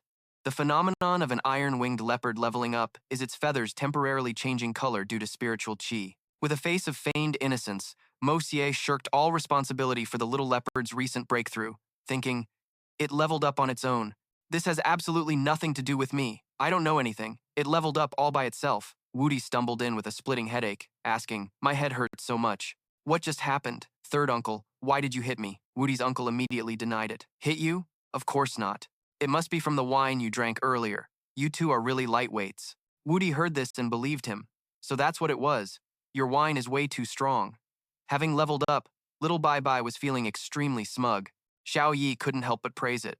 "Little Bai is so cute," he called out softly. "Dugu Ying, come over here with me. Let me see what Dugu Woody has taught you." He thought to himself, "Does third uncle want to give me some pointers?" Seeing Woody looking so dazed, Moxie laughed to himself at the kid's completely bewildered expression. Third uncle's willpower is truly impressive, daring to leave Xiao Yi here. "It must be Grandpa's instruction," he said cheerfully.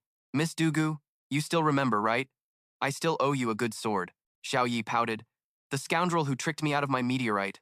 Of course he has to compensate me with a good sword," Moxie boasted proudly. "Anything made by me is an absolute masterpiece. I guarantee you'll be satisfied."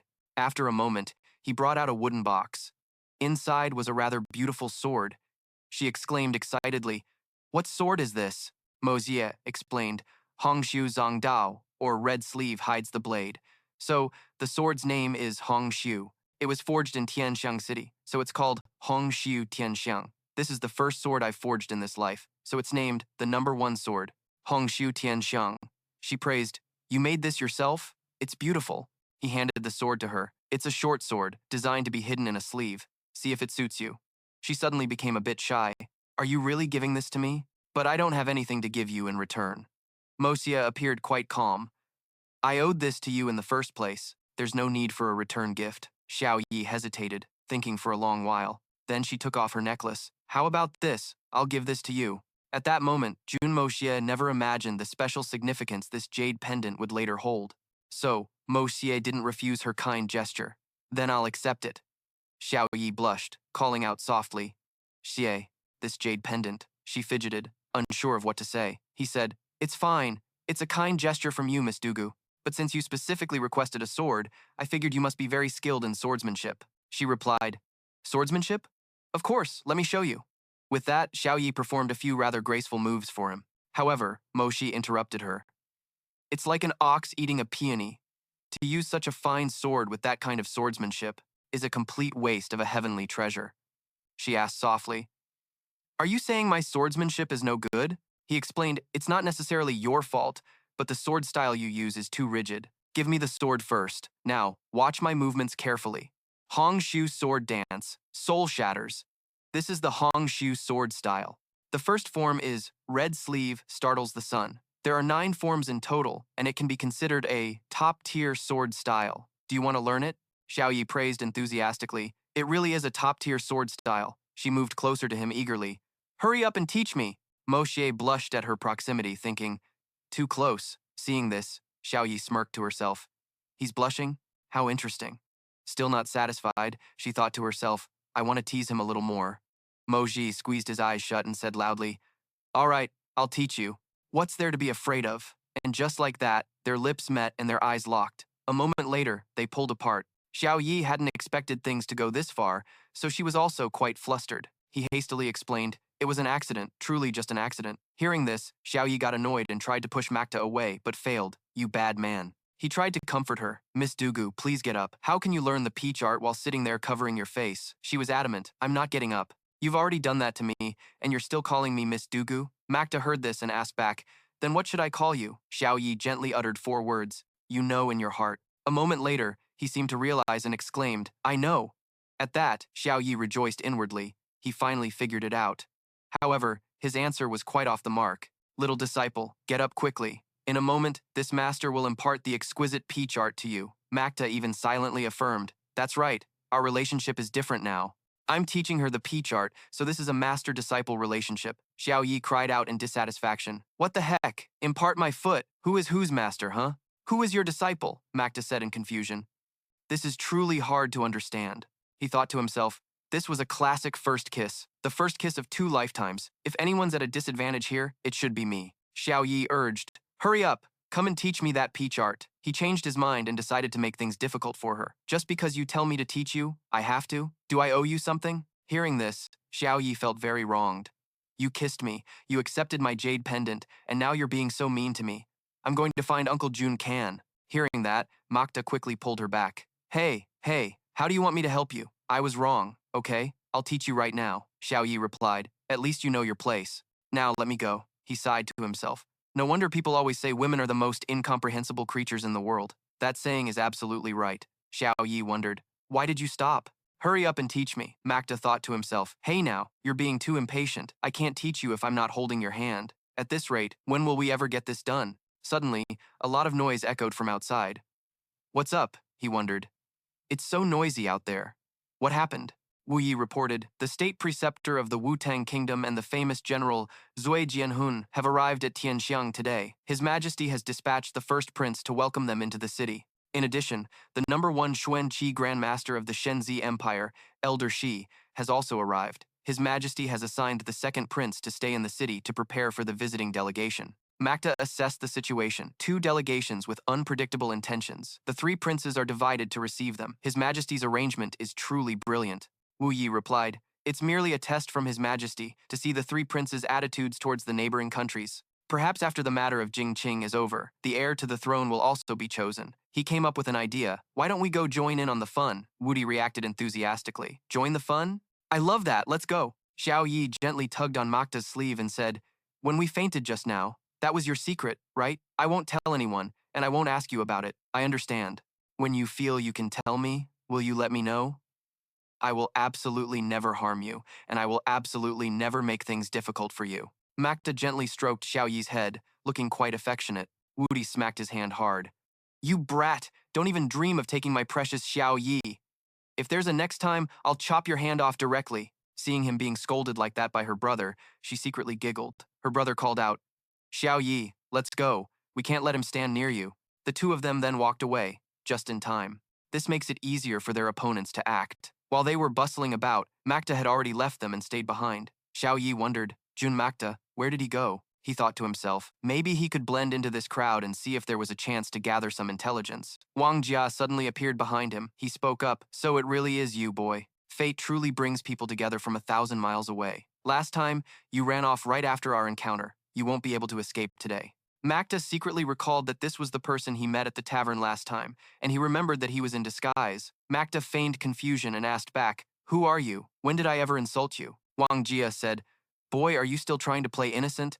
If I weren't so skilled, I really wouldn't have recognized you. You said that there was someone in this world worthy of drinking with you, which implied that I was not qualified. How is that not considered an insult? Only then did he realize and let out a chuckle. Oh, that? Seeing this, Wang Jia grinned. So you admit it? If you truly feel that remorseful, then come on, let's go have a drink with me. Makta retorted. Do you even know who I am? Why are you so casually dragging me off for a drink? He replied. It's just a chance encounter. After we drink, we'll go our separate ways. Why must I know who you are? Makta said. You're the one who said that. He replied. You're something else. To remember it so clearly. I've discovered I can't speak carelessly in front of you anymore. I just sensed that things were about to get very lively, so I wanted to stand here and watch. Wang Jia praised. Watch the commotion, you say? Well said. What will happen now that he is here? When the 2 sides finally clash, there will be absolutely no mercy.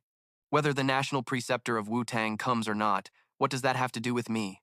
Makta said cheerfully. Just a conversation like this is enough reason to drink 2 jars. He wondered, is it the wine you mentioned, 100 times stronger than Song Lao San's, that peerless, rare nectar of the world? Makta simply replied with 2 words, guess.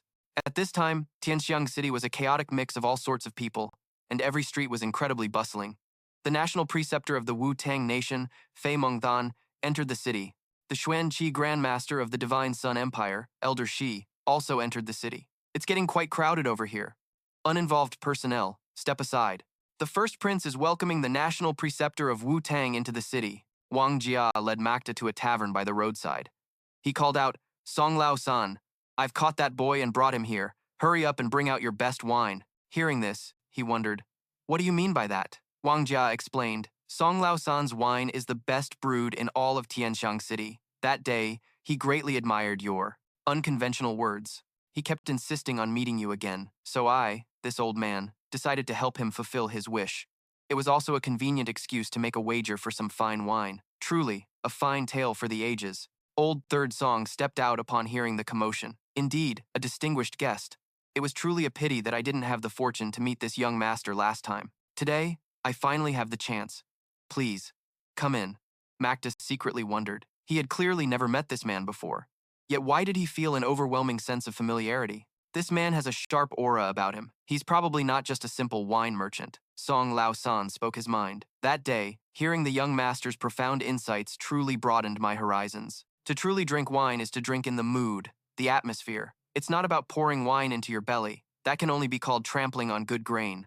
Then, according to the young master, what would not be considered trampling on grain? He raised his cup of wine and began to recite, "What is this wine that the world loves to drink? And what is this sorrow? What is it about wine that we love?" Old Third Song asked in return, "What is wine? Are you saying wine is not a beverage? But besides that, what else could it be?" Macta poured wine as he spoke, alone in a foreign land, wandering with an uncertain future. The wine you drink, then, is the wine of homesickness. When you're in a good mood and work feels satisfying, you drink a little wine to celebrate. That is the wine of celebration. When your heart is troubled and you turn to wine to relieve your sorrow, then that is the wine of sorrow. When a good friend visits, raising a glass is for camaraderie. For a farewell, it's for respect. Drinking out of boredom is for seeing someone off. On the battlefield of mutual slaughter, warriors drink for passion, for slaying enemies, and for courage. The drink is about the mood, and the taste is just one of those circumstances. Hearing this, Vung Ra couldn't help but praise. Profound. Young master, you are truly a genius, he continued. Things like wine tasting and appreciating fine wine all have another prerequisite, which is to have truly fine wine. However, besides me, no one has this kind of wine. Lao Tam exuded confidence. I, Tong Lao Tam, have traveled the world. I can say this without reservation. If my wine is not even drinkable, I'm afraid there's no wine in this world worthy of your attention, young master. Vung Ra smirked. Tong Lao Tam, there are heavens beyond heavens. Fine wines in this world are countless. If he can produce a wine better than yours, what will you do? Lao Tam replied, then I will acknowledge him as my master. As Lao Tam approached Makta's spot to take the wine cup, Makta used his power to uncover the old man's true face. Makta realized it and thought, so it's him. Who would have thought that the wine tavern owner Tong Lao Tam would actually be a Sky Xuan expert? I originally didn't want to have a wine competition with the tavern owner, but a Sky Xuan expert is challenging me, and he even said he would take me as his master, so I can't back down now. Makta appeared extremely confident. A deal is a deal, and the public will be the judge. I naturally have a way to make you submit willingly, Vung Ra wondered. That would be for the best, young man. A bet needs to be fair. What if you lose? Lao Tam declared, if you lose, I only hope that you will never be allowed to discuss wine again. His face darkened. Because you are not worthy. Makta cheerfully agreed. It's a deal. Vung Ra asked, for fairness, how about I act as the judge for your wine competition? Lao Tam immediately agreed. Fine. 3 days from now, in the afternoon, I will close early. We will all gather here then, shall we? Suddenly, Bak Hong Thin Lin appeared. 1 gin of beef, 2 jars of wine. I will also come to be a judge for the wine competition in 3 days. Makta wondered to himself, when did this person get here? I didn't sense his aura at all. Lao Tam cautiously asked, may I ask who your excellency is? The man introduced himself simply, Vo Tha, a wine lover. Let's settle it like that. Now, hurry up and bring out the wine and meat. Vung Ra stood up to leave. Well then, see you here in 3 days. I shall take my leave first. As he walked, he thought, damn it, why did such a character suddenly pop up in Tianxiang City? Who on earth is he? Vung Ra asked the guard at the door. That person who just went in, what's his deal? What's his background? The guard's answer was even more shocking. Someone just went in? No, there wasn't anyone. Back with Makta, he asked. Is the scenery on the grasslands beautiful? Bakung asked in return. You can tell that I came from the grasslands? Makta deduced like a detective. Your shoes are not a type that can be found on the Central Plains continent. Your belt is also woven from a special colored thread found only on the grasslands. Are these 2 points enough? The man replied. Just these are not enough. Moreover, I never gave you permission to sit in front of me. Despite being shooed away, he remained calm. Then let me add a few more things. You carry the unique scent of the grasslands, as well as the scent of solitude. If I am not worthy to drink with you, I will stand up. With that, Old Man Kong agreed to let him sit, Since you've put it that way, go ahead and sit down. Old Third approached with their order. I've kept you waiting, gentlemen. Here is your wine and meat. He poured the wine and said, Heavenly fragrant city is truly remarkable. Even a simple tavern owner is a master of the profound heaven realm. Interesting. Despite being exposed, Old Third showed no surprise. He replied humbly, Your Excellency has a sharp eye. This old one is truly impressed. However, I am merely a candle nearing its end. I only came here to scrape by and live out the rest of my days.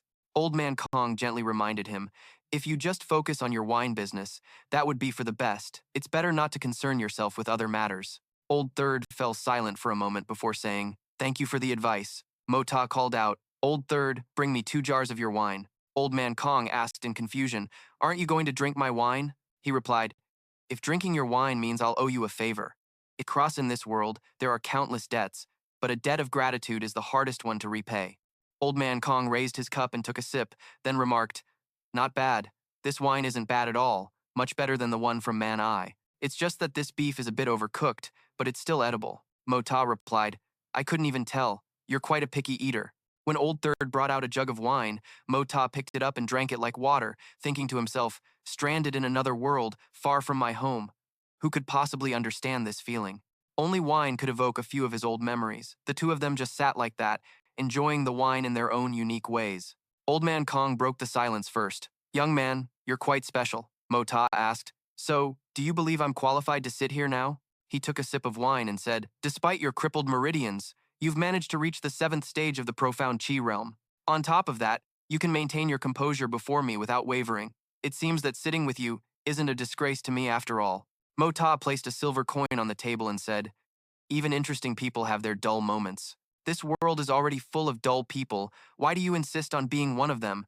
You've already judged my qualifications, but I'm standing up anyway. If you are not qualified to drink with me, then naturally, I will leave. Old Man Kong thought to himself, so this brat is turning the tables, saying I'm the one who's not qualified now.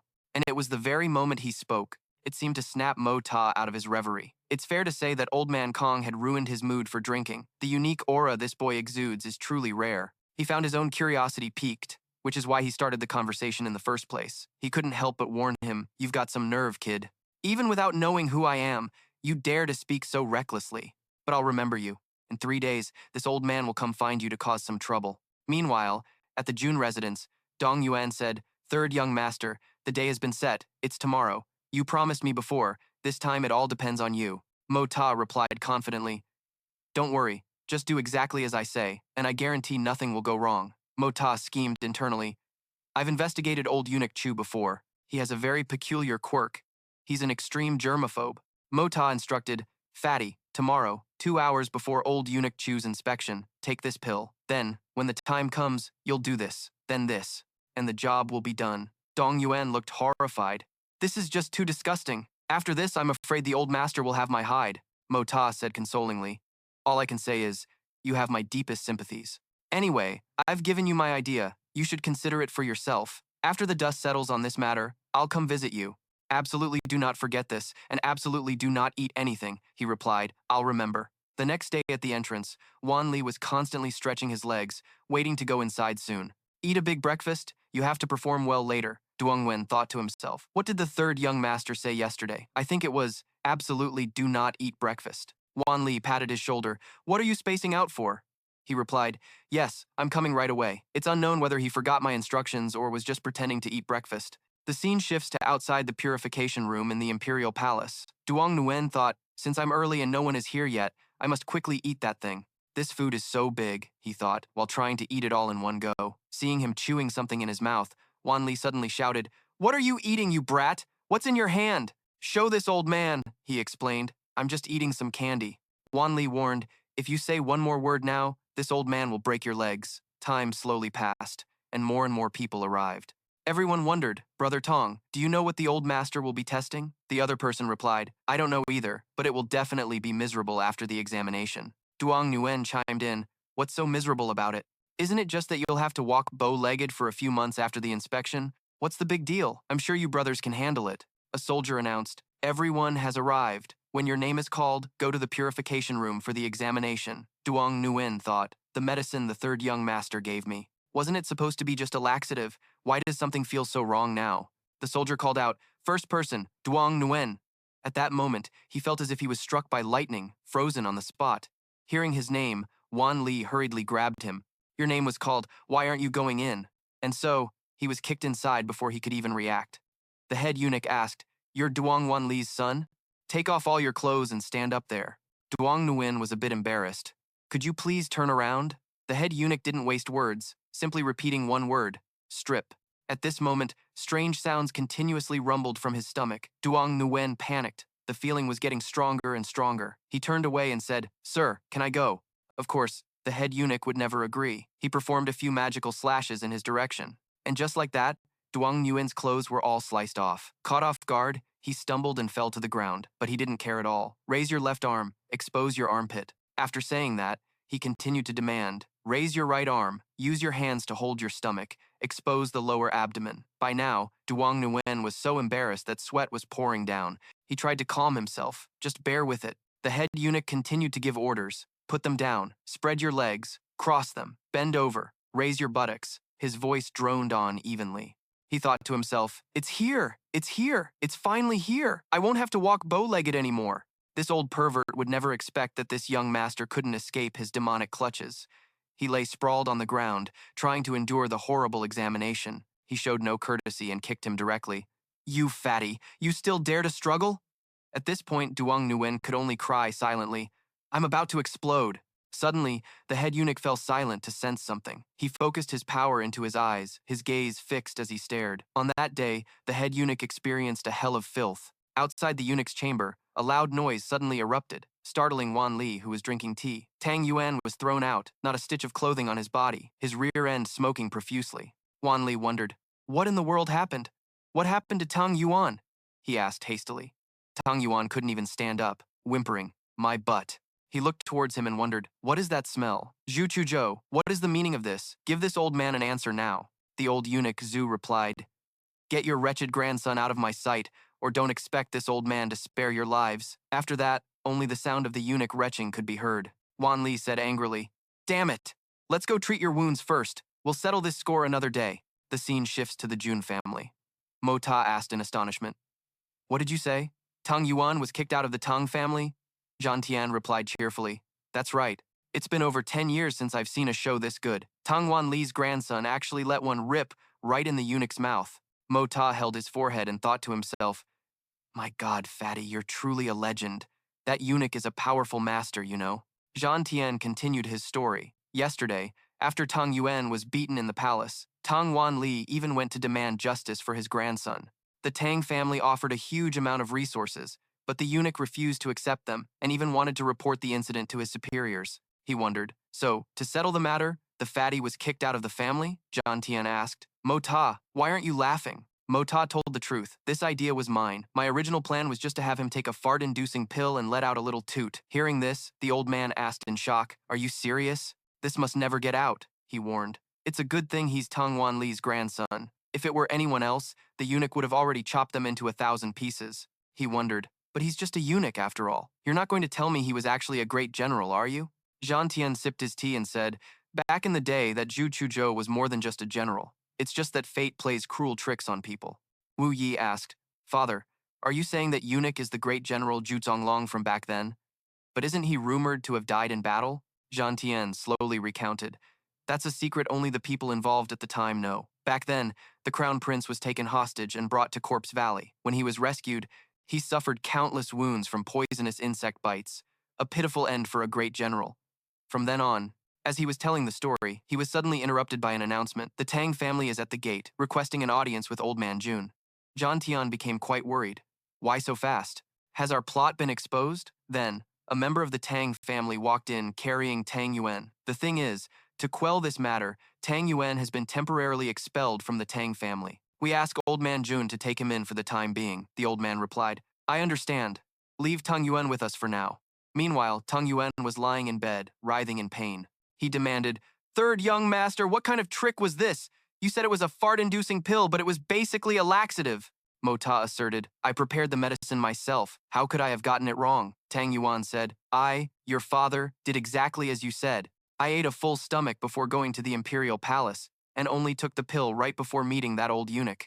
Mo Ta asked in shock, what? I told you yesterday not to eat breakfast, Tang Yuan replied. So, I did the exact opposite. Well, I guess you could say the mission was accomplished. The result wasn't bad. Anyway, I was already prepared to get beaten up. They should have just beaten me to death right then. My family didn't even waste words. They just kicked me, your father, out of the clan. Luckily, I've prepared quite a bit of my own private stash.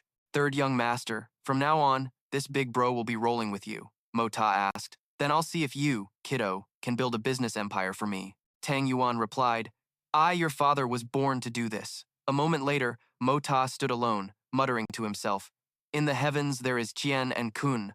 On the earth there is Yin and Yang. Yin and Yang reincarnate, from which the 10,000 things are born and transformed. The human body in the beginning only possesses two types of energy, yin and yang.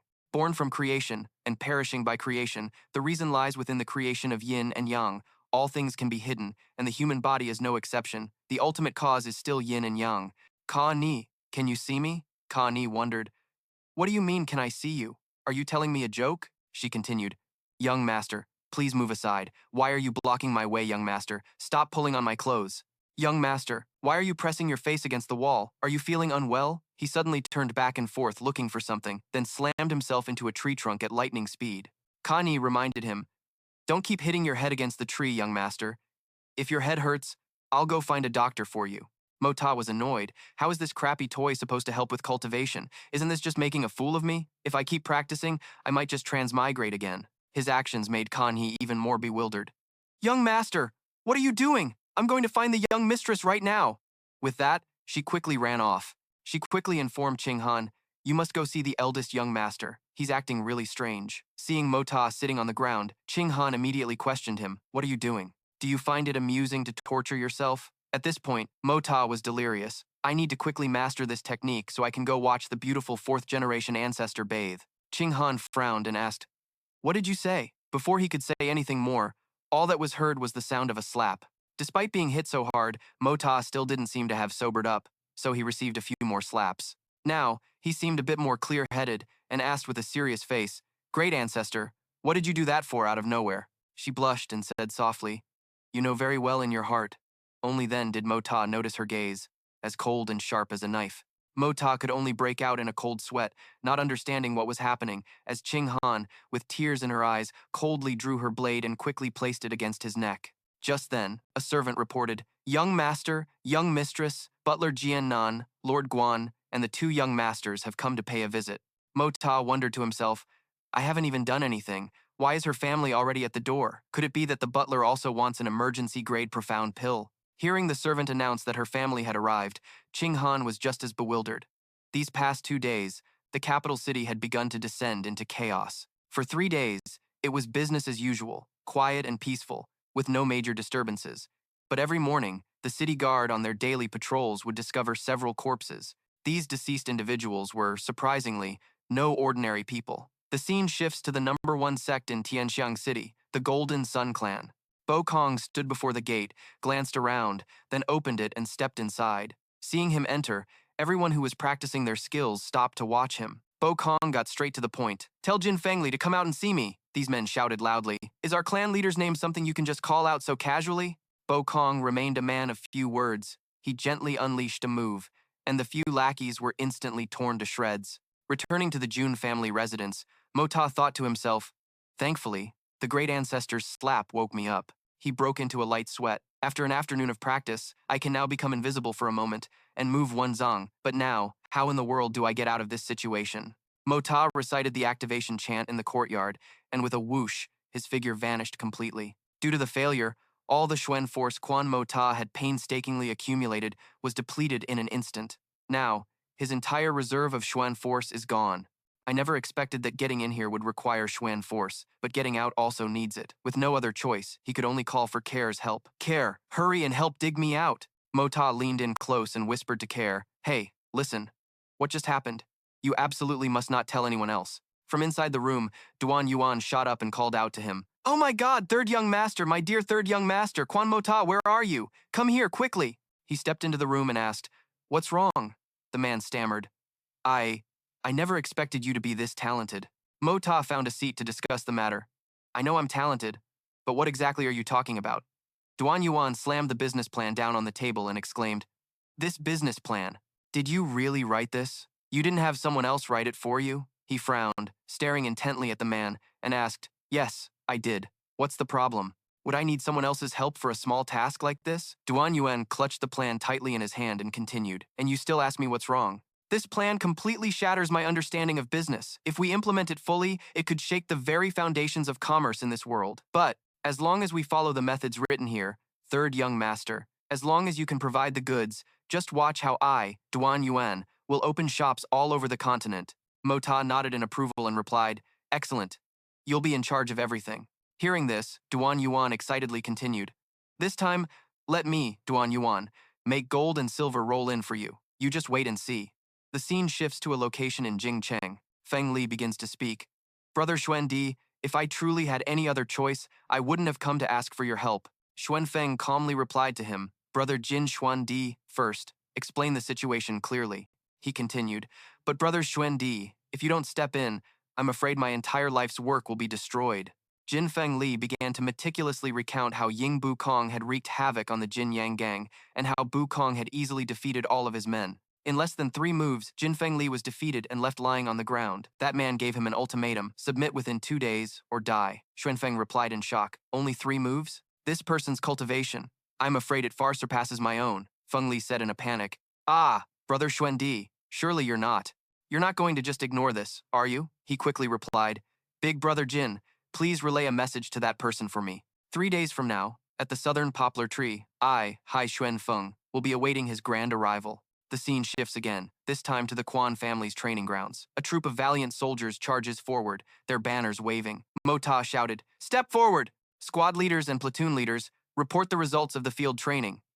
An officer under his command quickly replied, reporting, "Young Master, during this field training exercise, we lost a total of 46 members. Of the remaining members, 130 broke through the 9th rank to reach the initial stage of the human Xuan realm, and 84 people advanced to the middle stage of the human Xuan realm."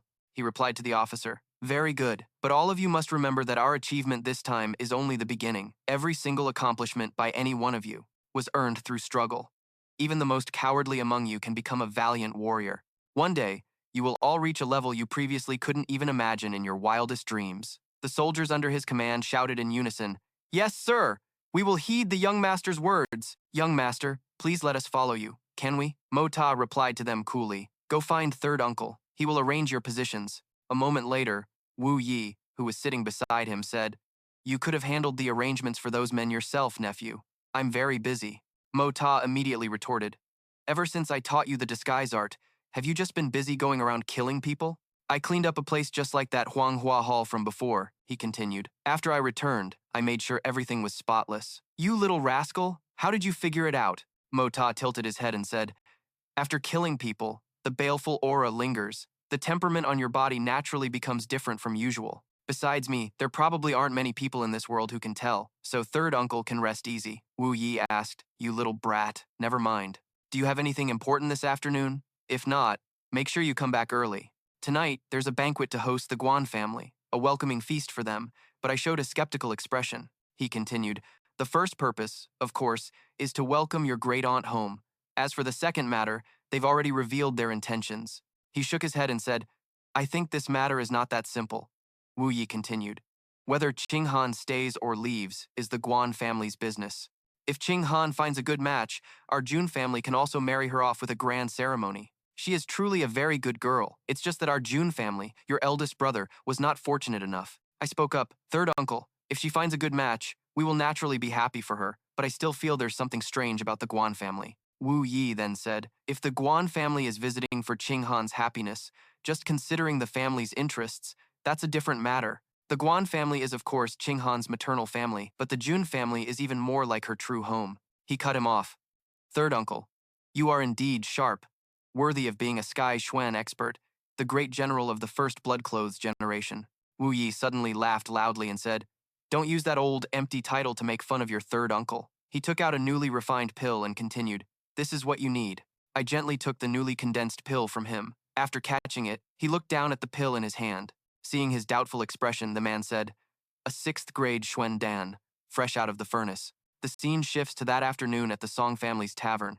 Huai entered the tavern and said loudly, "Old Third Song, you're being far too eccentric. Today is the wine competition. Why prepare so grandly? It's so intimidating that this prince hardly dared to step inside." He glanced at the table and said, "You prepared this many cups?" A series of gleaming cups were meticulously arranged on the table. Old Third heard him and said, "Wine might be a small matter to others, but to me, it is the most important event in the world. Moreover, I have a feeling that this wine competition will become the most precious memory for me." Old Third Song. The prince was astonished. "Old Third Song, you are the times Old Third Song?" Legend says that Old Third Song is elegant and dashing, a man of unparalleled style. I wonder why Song Xuan has ended up like this. He calmly replied, "I dare not recall the past, so what's the point in mentioning it?" Yang Mo poked his head out from behind and called out to the prince, "Your Highness." He explained to the room, "This is my disciple, Yang Mo." Bu Kong, sitting with his legs crossed while swirling a cup of wine, said, "His foundation is not bad." Huai Nong nodded slightly at him and replied, "Thank you for the compliment, sir." Suddenly, I pulled back the curtain, stepped into the room, and announced, "I'm here." He glanced around the room, breaking out in a cold sweat, and continued, "Old Song, this isn't your wedding night, is it?" With that, I walked to the table and placed 2 jars of wine down. Huai looked at me and asked curiously, "Is that all? Just 2 jars?" I calmly replied, "1 jar costs 12,000 taels of silver. These 2 cost 24,000 taels. You're getting it for free and you're still complaining it's not enough?" Old Third brought out 2 more jars of wine, saying, "To be fair, you brought out 2 jars, so I shall bring out 2 as well." This wine took 5 years to make. I gathered over 30 types of rare flowers and exotic herbs, brewed it from the essence of the 5 grains, using water from a snow-capped mountain peak. Wukong suddenly spoke up, spending 5 years gathering ingredients from all over the world just to brew a few jars of wine. For that dedication alone, this wine is already worth tasting, I added. Such persistence is admirable. But persistence does not guarantee success. Wukong sat opposite me and asked, "Young man, are you saying persistence isn't important? Tell me, from ancient times until now, has there been any successful person who wasn't incredibly persistent? Success isn't achieved through mere talk," I replied to him, being confident of victory and achieving it. That is admirable persistence. But knowingly persisting without any hope is just foolishness. I believe that any renowned Xuangong master is not a brainless fool. The man frowned and asked back, "And which Xuangong masters do you know of?" I continued, "The resounding fame of the 8 great masters of the world. It's difficult not to know of them, wouldn't you agree? The top 7 positions are indisputable. But for the 8th position, in the eyes of the public, 2 people are probably considered equals." Bak Kong immediately added, "How can they be equals? Eagle God Thong Nguyen Yuang Bak Kong and Sword God Fong Qian Van have been fighting each other for half a lifetime, and to this day, no winner has been decided. So I say the 2 of them share this 8th position. Is that Fong Qian Van even skilled enough? Generally speaking, it's just an empty reputation."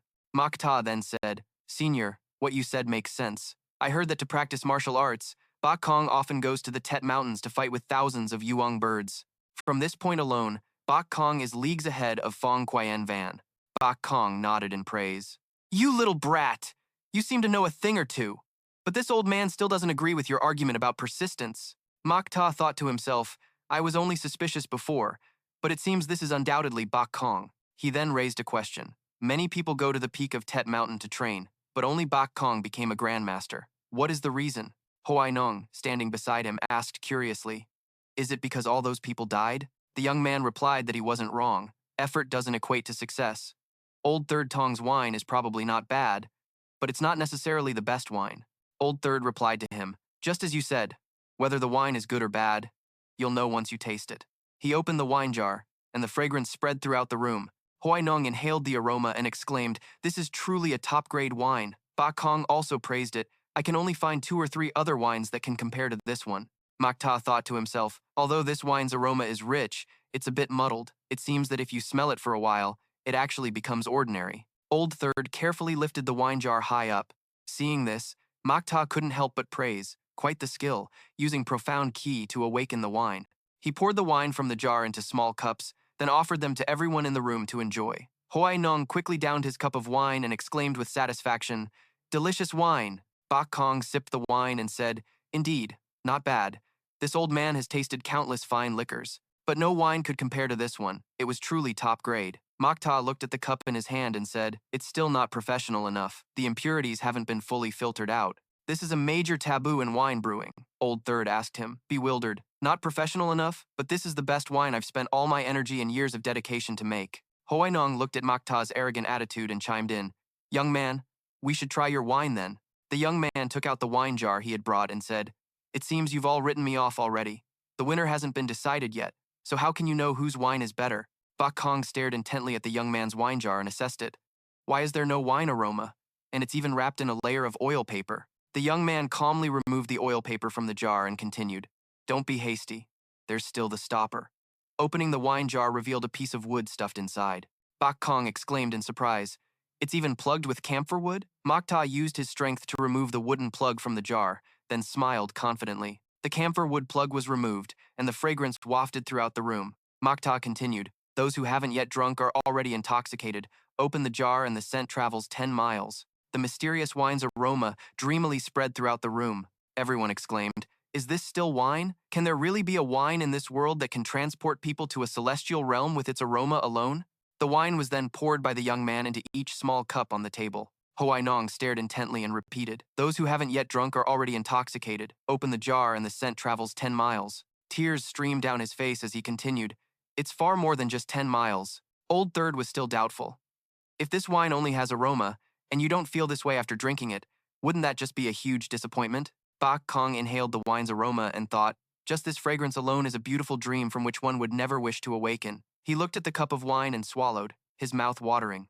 The wine in the cup shimmered, looking incredibly captivating. The hand Bak Kong used to hold the cup began to tremble uncontrollably. He eagerly raised the cup, wanting to take a taste. The moment the wine touched the corner of his lips, it sent a shiver of pleasure through him. And the old man couldn't hold back as his entire body began to tremble. Then, he exclaimed with excitement, Delicious wine. This is the most delicious wine in the world. This is the wine a true man should drink. Hoainong downed the entire cup of wine in his hand in one go. He slammed the cup down on the table, staring at it intently as he stammered, Only today do I realize I've truly wasted the past 10-something years. Beside him, old Tam slowly sipped his wine and sighed to himself, I've lost. But to lose to a wine of such superior quality is a loss I don't regret. Old Tam's hands trembled as he held the cup. To be able to drink such a fine wine today, I can live the rest of my life with no regrets.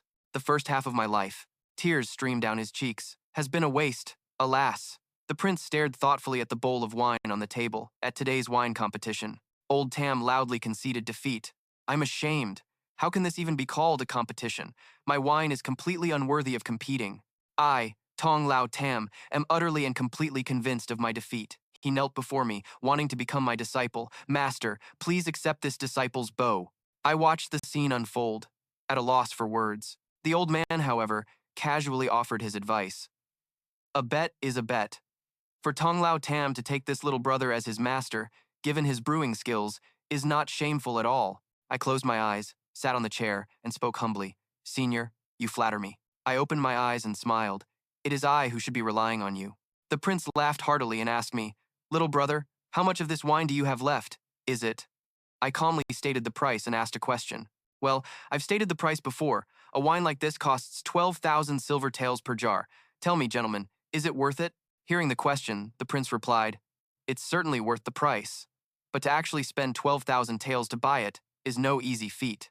Old Tam sat with his arms crossed, his expression serious. If this is truly a rare, top-grade wine of the mortal realm, then it truly can't be measured by mere gold and silver. Forget 12,000 silver taels a jar. Even 12,000 gold taels a jar would be worth it. Then, I revealed my plan. If that's the case, I'll just auction off a limited quantity of the wine. I could probably fetch a handsome price. The prince asked in surprise. An auction? When will it start, and where will it be held? I smiled but didn't reveal the location. Regarding that, Tong Lao Tam will be the first to be notified when the time comes. Tong Lao Tam will be participating in my wine auction. The prince cheered happily and pleaded with me. That's wonderful. Can this old man get in on the action as well? Please, share some with me. Just then, old Tam stood up to introduce the prince he'd been conversing with. Master, allow me to introduce you. This is the current Prince Pingdeng, Yang Huai-nung, the one and only biological younger brother of His Majesty, the Emperor of the Tianxiang Empire. Hearing the identity of the man before me, I simply gave a light smile. So, you are Prince Pingdeng. Forgive my earlier disrespect. The two men looked at my calm expression, quite surprised. They thought, This young man seems like an ordinary scholar, yet he shows no sign of being flustered upon meeting a prince. Huainong stopped dwelling on it and casually made me an offer. What do you think about this proposal? This old man is willing to invest 1,002,000 taels for a 10% stake in the business. Consider it this old man securing a future for my descendants. I do hope you'll agree, little brother. Hearing his words, I fell into deep thought. This prince has always lived a frugal life, yet now he's seeking to secure a future for his descendants. I glanced at a timid-looking kid nearby. The little lord is quite cute. The kid glared at me and snapped, "Nonsense, I'm a boy," but I paid the kid no mind and agreed to Huainong's proposal. All right, you seem like a decent person, so I don't mind letting you in on this. I cupped my hands to bid them farewell. As for the auction, I'll have Tong Lao Tam notify everyone. For now, I have an urgent matter at home and must leave. Seeing him try to leave, Bu Kong quickly moved to stop him. Hold on, kid. You recognize me, yet you're trying to leave without a word? I haven't settled the score with you for making a fool out of me back then. His voice dropped low as he uttered a threat. You should know, a debt to me isn't easily wiped away. Mo Ta fearlessly walked closer to Bu Kong, Sr. Trying to collect a debt from me isn't a very good idea, especially one with no proof like this. He countered with a threat of his own. Those who try to collect debts from me usually end up owing me instead. Do you want to try? Bu Kong, holding his wine cup, didn't believe Mo Ta's words. Nonsense. Compared to me, you're still too green. No matter what, you will definitely pay.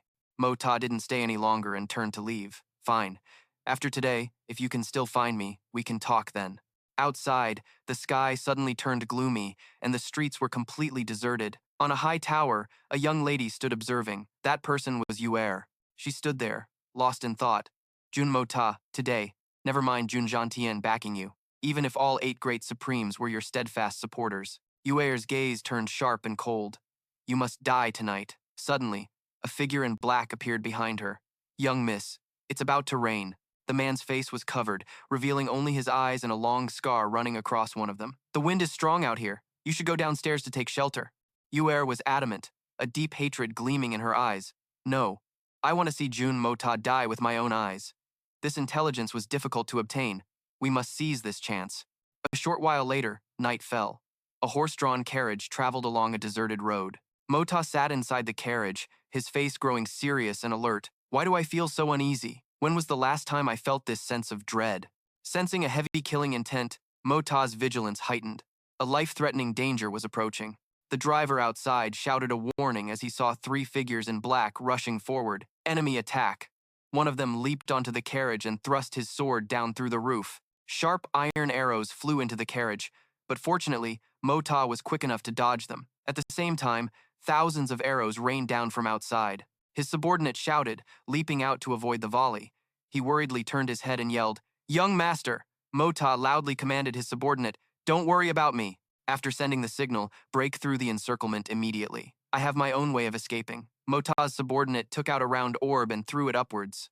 It flew high into the air and suddenly lit up. The assassins saw the light and recognized it as the Jun family's special distress signal. They couldn't wait any longer and charged forward. Go! Once the Tianxuan experts get here, we'll be finished. But the carriage was now empty. Mo Ta had already slipped out long ago. Luckily, he had prepared for a situation just like this. He muttered an incantation. Heaven's Qian and Kun, Earth's Yin and Yang, the reincarnation cycle, creation's emergence. Hide me within the duality of creation itself. The assassin's sharp sword flew towards the carriage. He slashed it to pieces, yelling, "Die!" When the cloud of dust and smoke cleared, the assassin looked around. Where'd he go? On the high tower, Yuer had been observing the whole time. She was stunned. What's going on? The assassin who had destroyed the carriage immediately gave an order and turned away. Search for him. A loud clap of thunder echoed across the sky, followed by a sudden downpour that drenched the tiled roofs of the district. At the same time, on the other rooftops, Yuer's subordinates, who had been lying in ambush, had their bows and arrows ready. Suddenly, a dark figure zipped past one of the archers. It was Mo Ta, his face covered and his body concealed by a cloak. He stood behind the archer, who was about to turn around when another clap of thunder struck. Mo Ta raised a hand to his lips, making a shushing sound.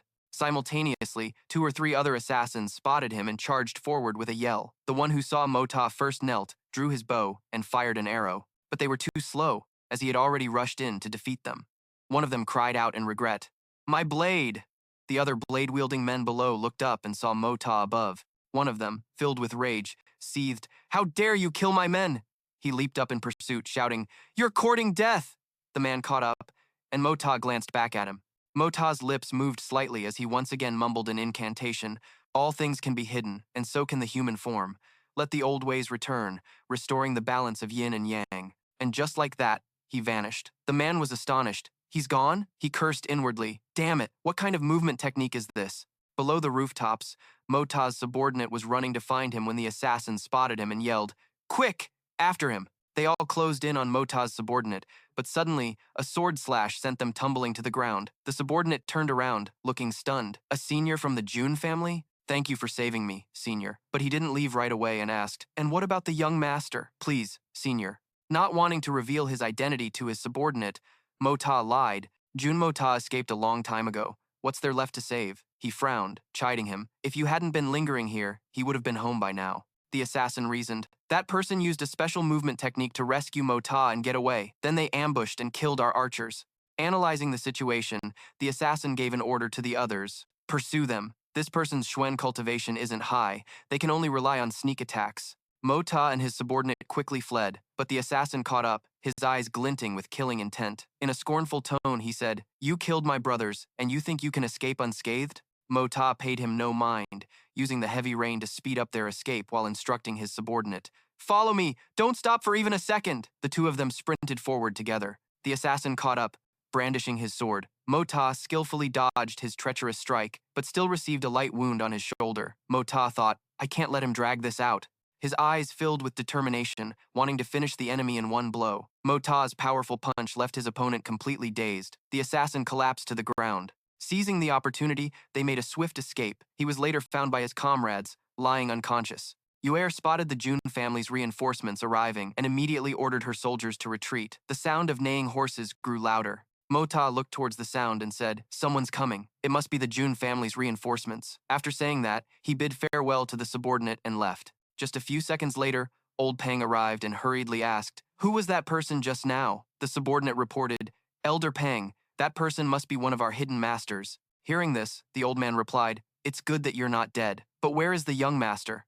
The subordinate looked terrified, realizing Mo Ta hadn't returned. Old Pang's tone became accusatory. "Did you abandon the young master to save your own skin?" Suddenly, Mo Ta appeared, saying, "Hold on, Elder Pang.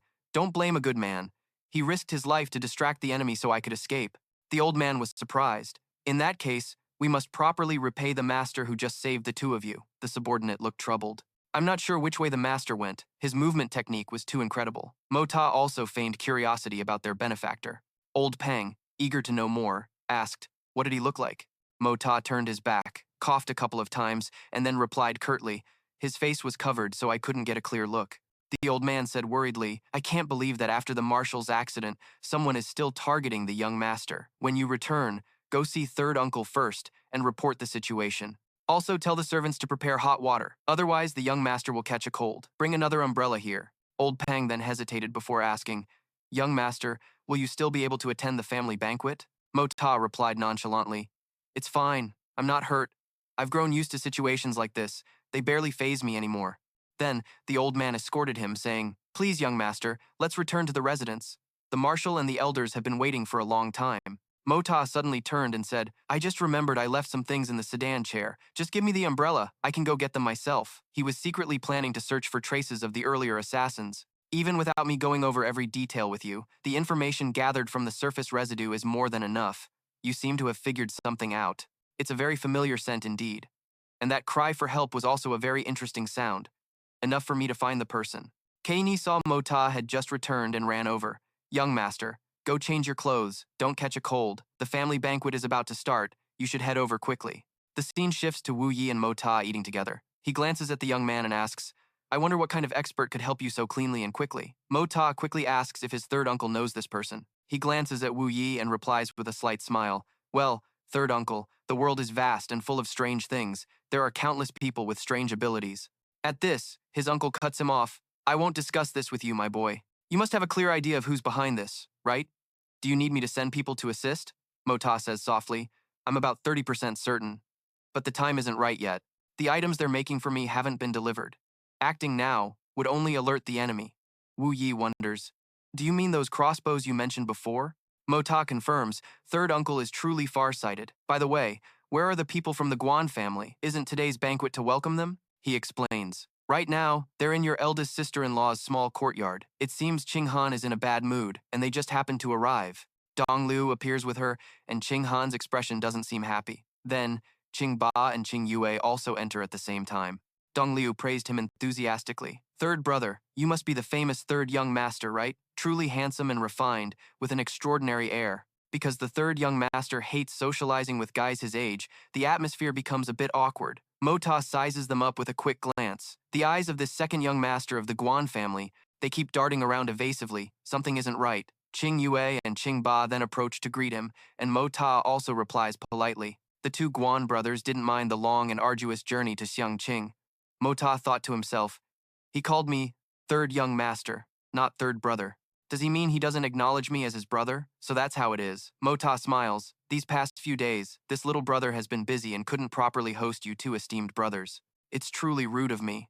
Qingba casually says, we're all one family. Why talk about being rude? Besides, these past few days in Xiangqing, we've actually visited quite a few places, and we were having so much fun we almost forgot our way back. He suddenly says in a low, mysterious voice, well, I guarantee there's one place, a very fun place, that I'm sure you esteemed brothers haven't been to. The brother grows curious and immediately asks about it. Mota doesn't hesitate to point out, Lingwu Lake, now that's a man's paradise. You've never been, have you? Qing Yue, standing beside him, scoffs. This guy is really not a decent person. Mota continues to boast. I'm a regular patron of that place. Qingba bursts out laughing. I was wondering what place it could be. Turns out it's just Lingwu Lake. Qing Yue says in a low voice. The two of us have been in Xiangqing for 2 days, and we spent a whole day there. The older brother becomes embarrassed and quickly explains, but we weren't really there to seek pleasure. Hearing this, the younger brother suddenly gets flustered and tries to stop his brother. Qingba reassures him, Qing Yue, as a man, you should act openly and honorably. This is nothing to be ashamed of. Besides, the third young master is practically family, so what's the big deal? Mota chimes in, that's right, we can all go together sometime. He easily notices that the two brothers seem a bit uncomfortable. The older brother stammers, to be honest with you, third young master, my second brother actually has a close female confidant at Lingwu Lake, Qing Yue affirms, and she only sells her art, not her body. Hearing this, Mota is stunned. So that's how it is, sells her art, not her body. Second, brother Guan is truly a man of refined tastes. Mota now connects the dots in his mind. No wonder the timing of this assassination attempt was so coincidental. It's true that a thief from within is the hardest to guard against. Wanting to fish for more information, he probes, I didn't expect second brother Guan to have an acquaintance at Lingwu Lake too. I'm also extremely familiar with that place. Let me tell you a little secret. Many of those ladies who sell their art but not their bodies, I was the one who took their virginity. For example, that Miss Yue from the Misty Spirit Lake Arts Pavilion. Qing Yue's face stiffened. Third young master, you're not bluffing, are you? Everyone knows Yue is a lady who sells her art, not her body. How could she be so shameless? Jun Moxie pulled him closer and continued to whisper in his ear. Still don't believe me? Let me tell you, Miss Yue has 3 red moles on her buttock. At night, they spread out, and that soft waist of hers. When she's with me, she even opens up and shares her innermost thoughts. It's truly intoxicating. I originally wanted to give her a lot of money, but she's deeply in love with me and insists on only selling her art, not her body. I can only respect her wishes. His anger provoked to its peak, Qing Yue could no longer hold back and roared. You've gone too far, Jun Moxie! You bastard, you scoundrel! You're the most shameless person in the world! Jun Moxie asked nonchalantly, what do you want to do? But inwardly he was gloating. So you're finally provoked, huh? Not good enough, little bro. Everyone was startled and looked in their direction, completely clueless about what was happening. Qing Yue began to draw his sword, intending to fight Jun Moxie. You and I cannot live under the same sky. Dong Liu, not knowing how much Jun Moxie's words had provoked Qing Yue, angrily shouted, you sinful creature, you've gone mad! Flashing back 3 years, he had met Yue long ago, and it was love at first sight. To Qing Yue was his entire world, the goddess in his heart. This time, upon arriving in Heavenly Fragrant City, Yue told him that Jun Moxie often came to harass her. She wanted him to teach Jun Moxie a lesson. He would absolutely not allow anyone to humiliate Yue, so Qing Yue didn't even think twice. Of course, he agreed immediately. But unexpectedly, he was now so angry he was on the verge of tears. Jun Moxie, if I don't kill you, I am not a man. He raised an eyebrow, sizing up Qing Yue. This silly little boy actually has real feelings for Yue. His family members felt as if they had been struck by lightning, feeling utterly disgraced. Dong Liu struggled over to Qing Yue. What nonsense are you spouting? Apologize to Third Young Master Jun at once. The old man landed a heavy slap across his face in front of everyone, but Qing Yue remained defiant. I will not apologize to him, and I wasn't talking nonsense. Jun Moxie. I, in my own name, wish to propose a duel with you. Before he could finish, Dong Liu kicked him repeatedly. You bastard! Didn't you hear what I said? Seeing the situation escalating, Wu Yi immediately stepped in to stop the old man. He advised, Brother Guan, I believe there must be a reason for this. We should investigate it clearly. Moreover, this is a conflict between the younger generation from start to finish. It's not appropriate for us seniors to interfere so casually. Qing Han spoke up. Please calm down, Third Uncle. Let me go and ask. Qing Yue, what exactly is today's matter about? Your sister will back you up. Jun Moxie feigned confusion. A duel? For what reason, Third Young Master Guan? I don't recall offending you in any way. Qing Yue couldn't bring himself to speak. The Yue he cherished and protected. He couldn't say that she was a courtesan. If they found out he wanted to duel the Third Young Master Jun over a courtesan, they would probably go mad. Jun Moxie adopted a sincere attitude. Second Young Master Guan, if I have truly offended you in some way, I am willing to atone. Please, Second Young Master, just tell me directly. The atmosphere became very quiet. Suddenly, Qing Ba spoke up. Let me explain this matter. After that, Qing Ba recounted the story of Qing Yue and Yue. As if anyone present wasn't worldly enough to understand, one could easily guess the cause of today's incident. The two powerful families were also connected by marriage. To turn hostile and start a fight just for a courtesan, this is truly the biggest joke in the world. Dong Liu lost his composure and cursed, You beast, you're going to be the death of me. Daring to fight to the death with your own younger brother-in-law over a mere courtesan? You've completely disgraced our Guan family. Qing Yue retorted, Yue is the one I love dearly. She's no ordinary woman. Besides, this brat is about to no longer be my younger brother-in-law. He revealed everything. This time, we came to annul the marriage on behalf of my sister. Once the engagement is broken, he will have no connection to us.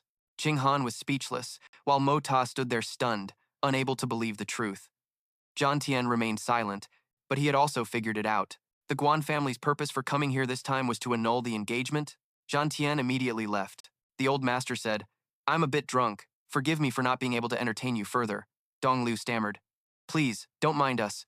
Please take care of your health. He quietly returned to his residence. Qing Han's position in the Jun family was only nominal. In fact, even if the Guan family hadn't brought it up, for Qing Han's happiness, the Jun family elders would have agreed to push this matter forward. Wu Yi was also in a difficult position, because the Guan family announcing this in front of everyone was no different from giving the Jun family a painful slap in the face. Although it was just a matter of face, this was face the Jun family could not afford to lose. Once word of the annulment got out, it would surely be twisted by malicious people, leading to unforeseeable consequences. After a moment, he inquired, Right now, I just want to know what exactly Second Young Master Guan wanted to do today. Qing Yue replied in a strained voice. Mota, you who insulted and looked down on Yue are my sworn enemy. He was resolute. If you were lucky enough to escape and return today, then today I will get justice for Yue. If you're still a man, then gladly accept this young master's challenge. Wu Yi coldly repeated Qing Yue's words. If you were lucky enough to escape and return today, Second Young Master Guan, by that logic, were you also involved in this afternoon's assassination attempt? Or perhaps, you were the one who planned it? Qing Yue vehemently denied it. Assassination? I did not. It was merely a simple lesson. If this young master wanted to kill him, could a prodigal son like him possibly escape? Mota and Wu Yi now knew clearly that this second young master Guan, in the eyes of that lady Yue, was nothing more than a tool to be used. Dong Lu was so angry he was speechless. You fool, you're being used by that wretched woman. Qing Yue held his head in pain. Being used? Of course I know. He began to explain softly. Back when she was still in the East, she used me then too. But, do you know, to be used by her, I'm actually very happy. I'm willing to be used by her. It truly brings me joy. Being used by her shows that I still have value in her eyes. If she didn't even want to use me, then what value would I have left? Everyone who heard this sighed. Since ancient times, the trials of love have been hard to overcome. What is this thing called love that makes couples vow to live and die together? Mota spoke up to diffuse the situation. So that's how it is. The truth of the matter is clear now. It turns out second brother Guan is truly a man lost in love.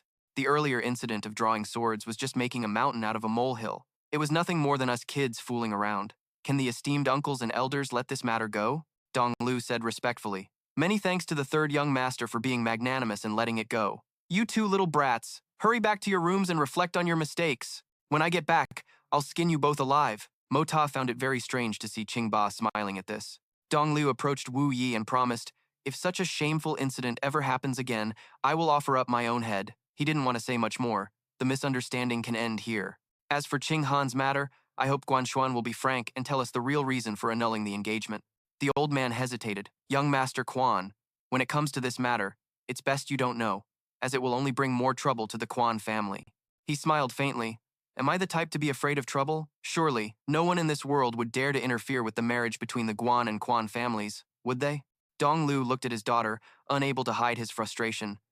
This whole disaster was caused by my girl. Qing Han immediately retorted, "How is this my fault?" The old man calmly began to recount the story.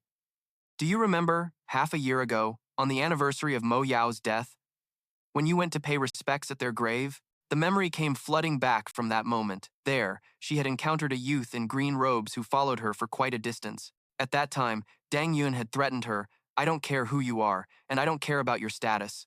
All I know is that you will undoubtedly become my woman." Dong Liu explained, his voice trembling with fear. He is Dang Yun, the only son of Supreme Juetian, Li Juetian, and also the sole young master of the Southern Skies Blood Soul Mountain Villa. Supreme Juetian, Li Juetian, is renowned as the second most powerful expert in the world, second only to the Divine Eagle Supreme, Yun Bi Chen. This is a force that neither the Guan family, the Quan family, nor even the entire Tianxiang Empire dares to provoke. Dong Lu honestly explained the whole situation. After Dang Yun investigated Qing Han's identity, he immediately sent people to my Guan family to inform us. He said, "If we do not agree, then both the Guan family and the Quan family will be immediately annihilated." Qing Han thought to herself, "No questions asked, just a direct resort to force. This is indeed the way of the Blood Soul Mountain Villa." Mota burst out laughing. "How old is this Jue Tian guy? If I'm not mistaken, he must be over 100 years old, right?" His tone was scornful. "So old, yet he has a son who's only 20 years old. A precious late-life son indeed," Dong Liu snapped. "Do you find this situation amusing?" Mota shot back. "Of course it's amusing. The Guan family doesn't dare to provoke the Blood Soul Mountain Villa, so you're willing to disregard your own daughter's honor, treating her like a piece of merchandise to be sold off at will." Dong Liu quickly tried to explain. "I truly don't want to do this. Qing Han is my own flesh and blood.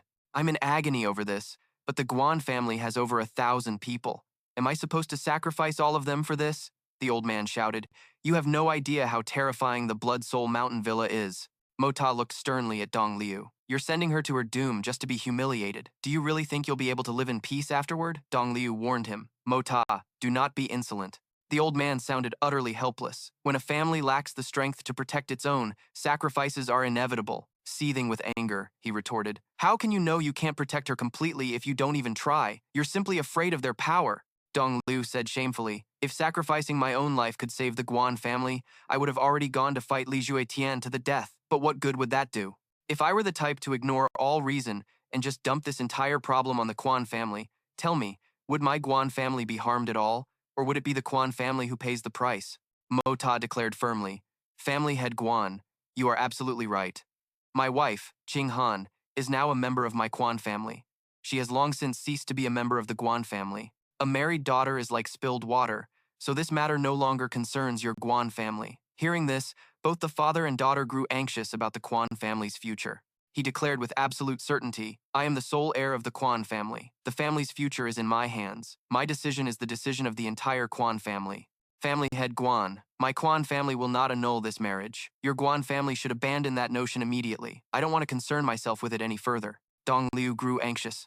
"Third young master, you speak with great valor, but the power of the Blood Soul Mountain Villa is—" A voice immediately cut him off.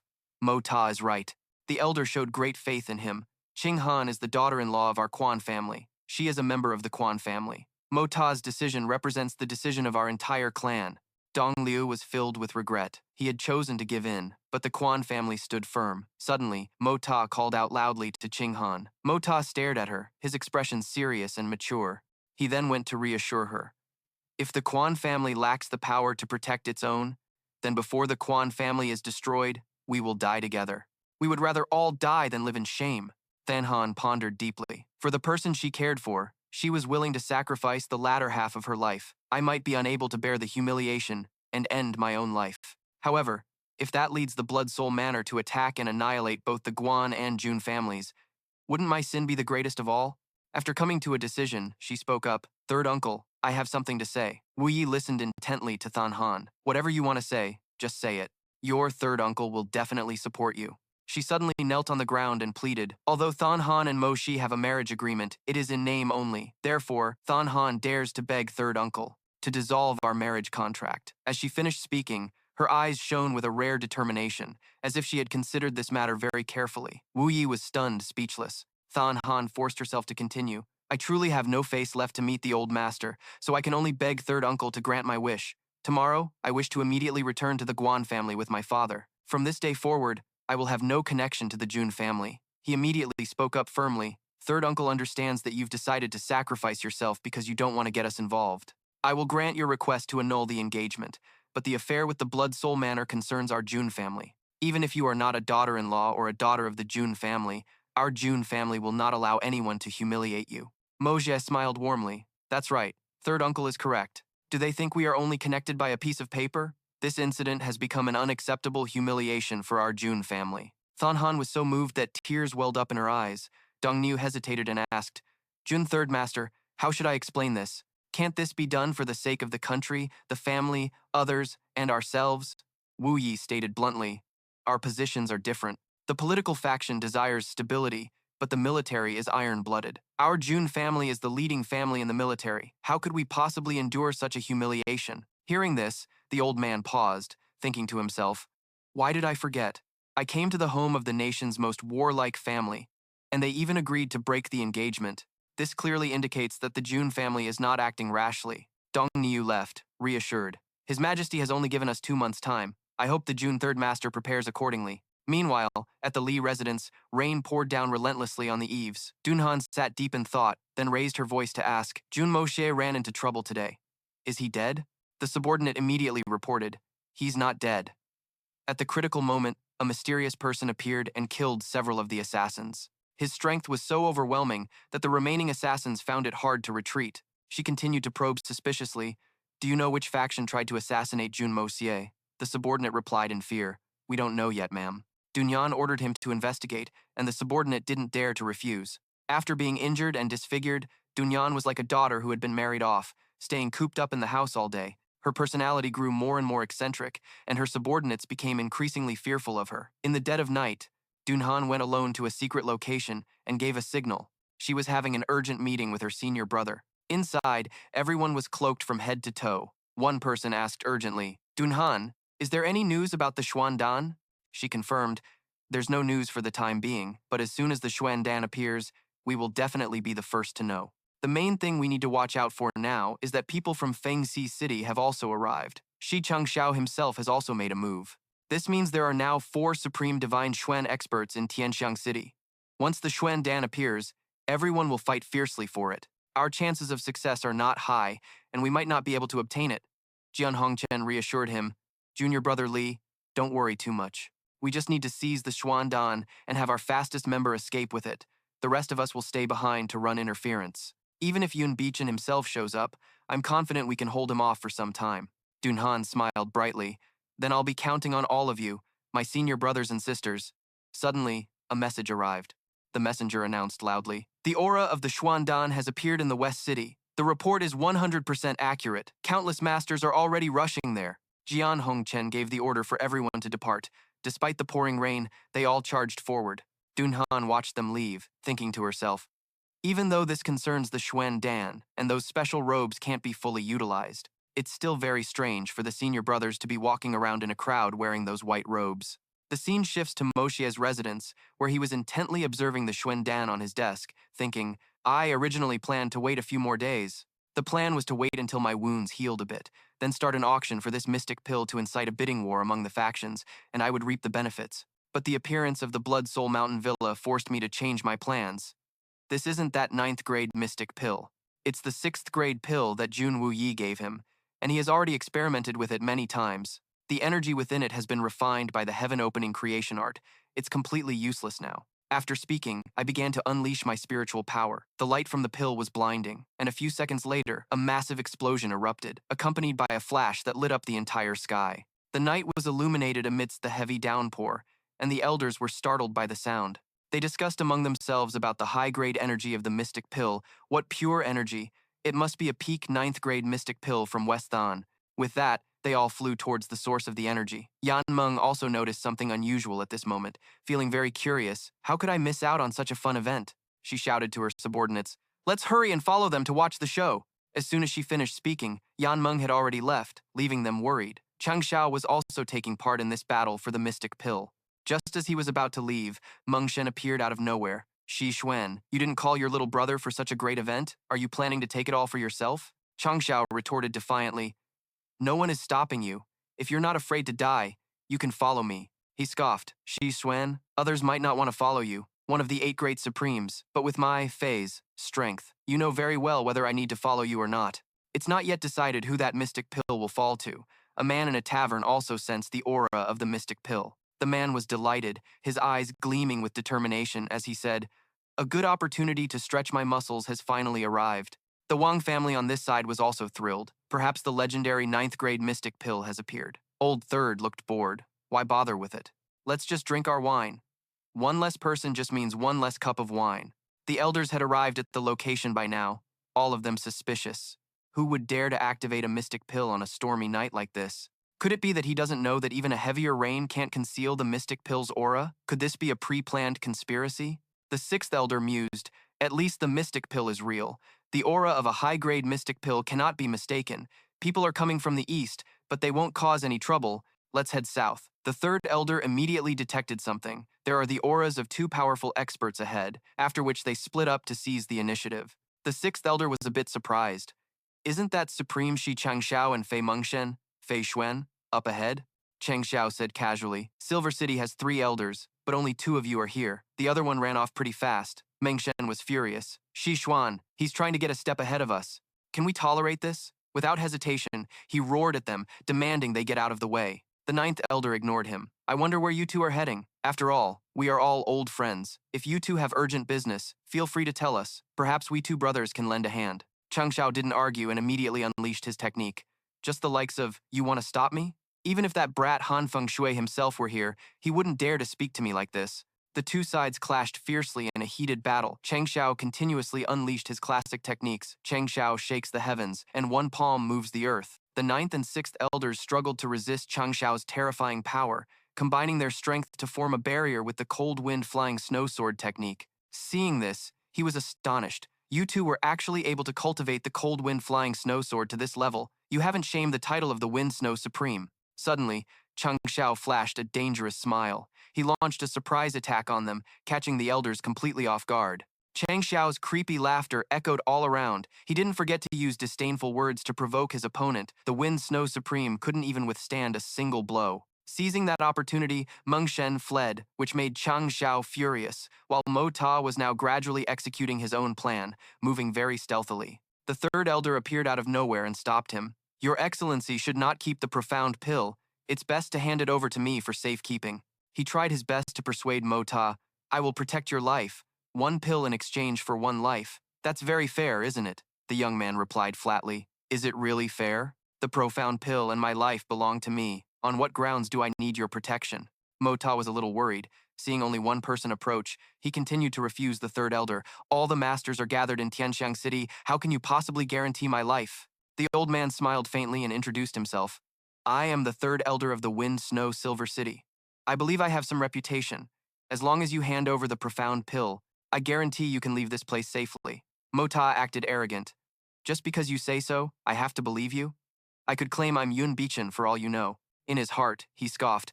This is a genuine supreme god Xuan. How could I let this old fox take advantage so easily? Mo Ta couldn't help but feel anxious, wondering why the others were so late. An idea suddenly struck him, and his body began to emit a special green light. Seeing this, the 3rd elder sneered, Peak Jade Xuan? Still not enough. But when he looked again, the light had turned into a powerful yellow glow. He broke out in a cold sweat, thinking, why did his Xuan Qi just jump from Jade Xuan to Earth Xuan? The explanation is that once Xuan Qi cultivation reaches a certain level after a breakthrough, even if one can suppress their power, it won't emit the hue of a lower level like it did before advancing. The 3rd elder consoled himself. So what if he's really a peak Earth Xuan? Could he possibly defeat me? He criticized Mo Ta. Stop putting on a mysterious act. Show your true Xuan intent. Before he could finish his sentence, the young man had transformed into another state, leaving the 3rd elder dumbfounded. He gaped. I only blinked for a second. How did this brat jump from peak Jade Xuan to peak Sky Xuan? Mota then taunted him to try another move. Now, he was emitting a red light, making the third elder question his own existence. Red, the color of a supreme god Xuan. This person in black isn't a ghost, is he? Now there was no color at all. Could it be that he has advanced to the realm of supreme above the supreme? Meng Shen also just arrived, looking at him in astonishment. The third elder interrogated him. Are you Meng Shen, the imperial preceptor of the Yin-Yang Empire? But the man ignored the question. It seems I've arrived at an inconvenient time. Mota was secretly a bit annoyed. This profound pill is truly a hot potato. Why haven't Xianxia and Bo Kong arrived yet? I can only take out the profound pill when all of you are gathered. In less than a minute, the two he mentioned had also arrived. Bo Kong used his eagle transformation Xuan Qi with incredible fluidity, and as he landed, Chang Xiao praised him. Old Eagle, your 10 transformations of the Snow Eagle haven't declined one bit. In another development, the two elders who fought Shi Changxiao had been stabbed. They slowly helped each other away. Mota's profound pill continued to attract more people, and several seniors had already gathered at this location. Li Jianhong stepped forward to speak. Junior Li Jianhong pays his respects to the seniors of the Silver City, respects to Martial Uncle Shi and Martial Uncle Ying. On behalf of my master, this junior greets all the seniors. Mota thought with a solemn expression. Finally, everyone is here. It's time for my Xuan Qi to make its debut. After seeing that everyone had arrived, Mota silently made careful calculations before the battle began. Let them get the profound pill, and then I'll run away.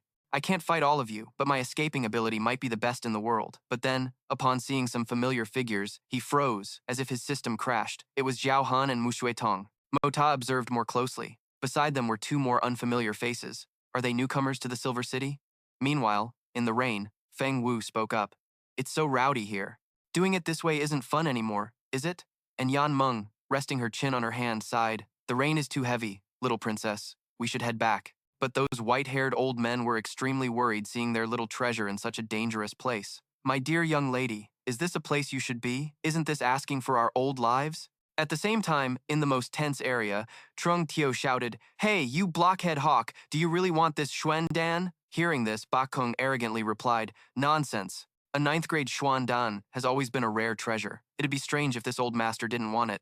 Don't tell me you don't. After replying to Trung Tio, he turned in another direction and threatened, This old master is the hawk, Bak Kung.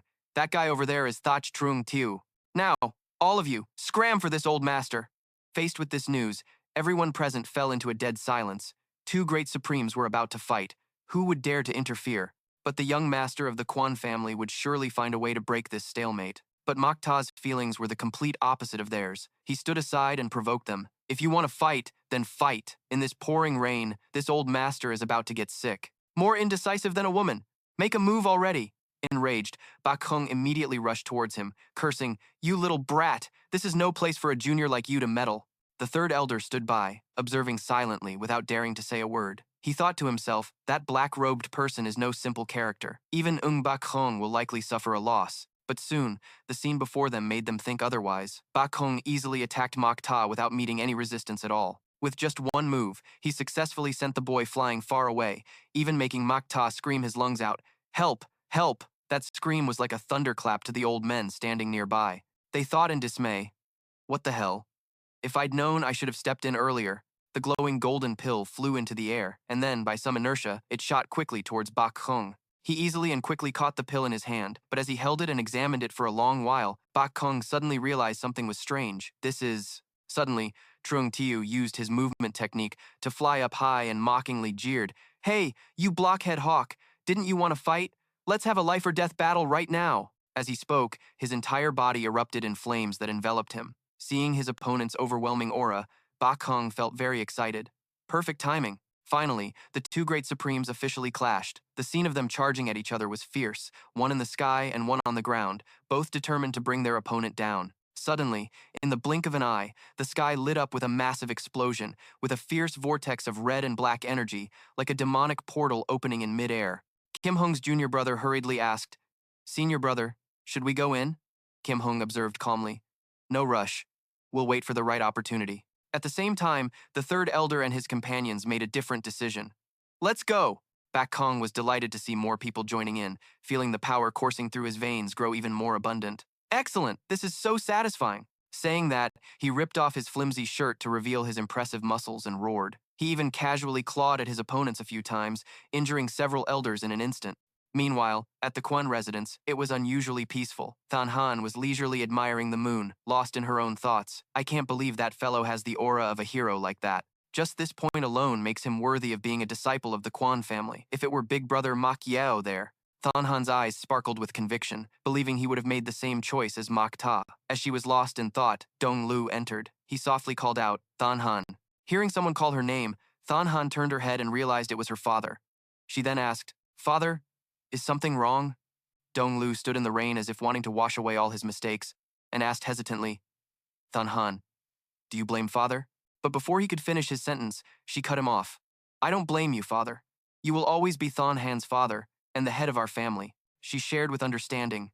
"Your duty is to ensure the survival of over 1,000 people in the Quan family. Your responsibility is immense and heavy. Your daughter understands that you are also in a difficult and painful position." Dong Lu was about to sit next to Than Han. Although he felt sorry for her, he still spoke bluntly. "You've suffered. Regarding the matter with the Blood Soul Manor, I want you to understand everything more clearly." Seeing her father's serious expression, she replied softly, "Please, father, go on." Dong Lu then explained that after receiving the letter from the Blood Soul Manor, the family elders had urged him to agree to the proposal. Their reasoning was very simple. If you married him, our Guan family would gain a connection to the Blood Soul Manor. For the family, this was a great opportunity. Then Han retorted uncomfortably. "How could they do such a thing?" Dong Lu ignored her emotional outburst and continued. "At that time, our family was split into two factions. Than Ba has always been ambitious, wanting to dominate the southeast. Than Nuyet and your mother, however, were firmly against it. Your mother cried her eyes out every single day because of this." Seeing her father pause for a moment, Than Han was also lost in her own painful memories. "Mother." The sky outside continued to pour, and the heavy raindrops made the mood of the two even more somber. Dong Lu continued to clearly recount the events of the past. In the end, the Blood Soul Manor presented one more condition. The Blood Soul Manor agreed that, aside from the title of the official wife, all other courtesies would be properly observed. They also promised to allow Than Ba to become a disciple of the Supreme Heavenly Sovereign, Li Tianjue. Hearing this, Than Han's voice filled with helplessness and disappointment. "In the eyes of the family, what am I, Guan Than Han? A piece of merchandise or a bargaining chip?" She recounted tearfully. "That year, when our two families were engaged, I had no objections. Big brother Mo Yao was a hero. Marrying him was not a grievance to me at all. Mo Yao died for our country, and in my heart, I was prepared to remain a chaste widow for his sake. But at that time, the elders told me, the family had unanimously decided that Guan Than Han should remain a widow for the Jun family's young master. The reason being that we could not lose an ally like the Jun family. You are a woman of the Jun family now. Therefore, you must fulfill your duty for the Jun family's sake." Seeing her father turn his back without saying a word, Than Han grew more agitated. "I was doing it for my husband, but they treated me like a tool to bind our two families together. Regarding this matter, I felt nothing but deep humiliation in my heart. And today, the same old drama repeats itself. You're marrying me off to the Blood Soul Manor, a power greater than the Jun family, and the first to change their stance were the elders." The more she spoke, the more aggrieved and sorrowful Than Han felt for her own fate. She clenched her fists tightly. "If one day another power, stronger than the Blood Soul Manor, wants to take me as a concubine or a slave, I suppose everyone would agree, wouldn't they? Father, does such a principle even exist in this world? The Guan family is truly a family of prestige and honor. Father, since when did the Guan family become so shameless, so devoid of integrity? If I had the choice, I would rather let the Guan family perish as a heroic clan than witness a group of white-haired old men who have lost all trace of humanity, acting like nothing but dogs wagging their tails to please their masters. Daughter only wants to know, now that things have come to this, what are your thoughts, father?" After Than Han's long speech, Dong Lu finally spoke slowly. "You're right. Now, our Guan family has abandoned its own daughter, while the Jun family is determined to protect this very daughter." He slowly raised his head, letting the raindrops splash against his face, and continued, "I have endured humiliation and swallowed my pride for the family my entire life. This time, I want." After thinking it all through, Donglu lowered his head and made a decision. He wanted to be a true father. After saying these words, Guandonglu suddenly felt a great weight lift from his heart. It was as if a 1,000-pound stone had been lifted from his chest. Than Han, having calmed down, softly called out, "Father." Dong Lu mused under the rain. That brother-in-law of yours has a very vicious tongue, but it was thanks to his scolding that I came to understand that there are things in this world a man must stand up and do, even if he knows it leads to certain death. Seeing that her father had come to a realization and mentioned her brother-in-law, Than Han also replied softly, during this time, he has truly changed a great deal compared to how he used to be. Right now, he truly has the air of a real man. She then reminded him, Father, please come inside. If you keep standing out there, it won't be good for your health. Despite his daughter's kind words, Dong Liu still refused. It's all right. Today's rain feels great. It's helping me clear my head, he said firmly. A man must be like this. Just as you said, one must know how to sacrifice. Some things must be done, even knowing it could lead to death. In a hidden corner of the courtyard, Wu Yi was eavesdropping, and when the conversation ended, he was secretly pleased. Dong Liu, only at this moment do you truly have what it takes to be a father, a real man. Wu Yi stood there for a long while, then he suddenly felt a bit restless. This time, with Mota going out, why do I feel like something big is about to happen? Returning to the fierce battle, after taking a hit from Ba Kong, Mota was sent flying several meters backward. His entire body slammed hard onto the ground. He was so severely injured that he coughed up a mouthful of blood. He struggled to get up and try to escape, thinking, while they haven't spotted me. Yin-Yang Evasion. Damn, he hits hard, that old eagle-tailed bastard. One day, I'll make him pay. Meanwhile, Ba Kong, with his perfectly sculpted physique, was busy fighting a whole group by himself, his combat aura blazing around his body. At that very moment, the group of masked men decided to charge in. One of them gave the order, Lu Di, you have to get in there and provide cover. Then, from that ninja-like group, one person suddenly broke away and shot forward with incredible speed. The most important person among Lei Wu Bei's disciples was this one, known as Lu Di, who possessed superior lightness skills. But Ba Kong wasn't afraid in the slightest. In fact, he seemed to welcome more opponents. You've come at the right time. Then, a shield suddenly materialized around him, blasting away everyone nearby. Ba Kong even took this opportunity to enthusiastically punch Elder Tan in the face. With the strength of his eagle-body divine art, he single-handedly repelled all the other masters, except for Shi Changxiao. Elsewhere, Shi Changxiao became furious seeing that so many people couldn't even hinder Ba Kong. He roared, "What a bunch of useless nuisances! Get out of my way!" As soon as the words left his mouth, a bizarre flame erupted from Shi Changxiao's body. The inferno caused the ground to tremble and crack apart. Elder Tan, standing at the edge of the battle and covered in dust, broke out in a cold sweat. Shi Changxiao's scornful voice echoed, "This is a showdown between two supremes. None of you are worthy of interfering." Elsewhere, having stabilized himself a bit, Mota watched from a high vantage point with a red orb floating beside him, a glimmer of hope in his heart. They finally arrived. The plan is already halfway successful. I just don't know if it will succeed. His hope was rekindled because the person Mota had been waiting for had arrived nearby. Even while fighting fiercely, Ba Kong noticed Mota's movements and became slightly distracted. "Hey, you." But his distraction didn't last long, as a hand reached for him. He sensed it just in time and spun around, offering a sarcastic compliment to the attacker. "Well done, you sneaky little thief.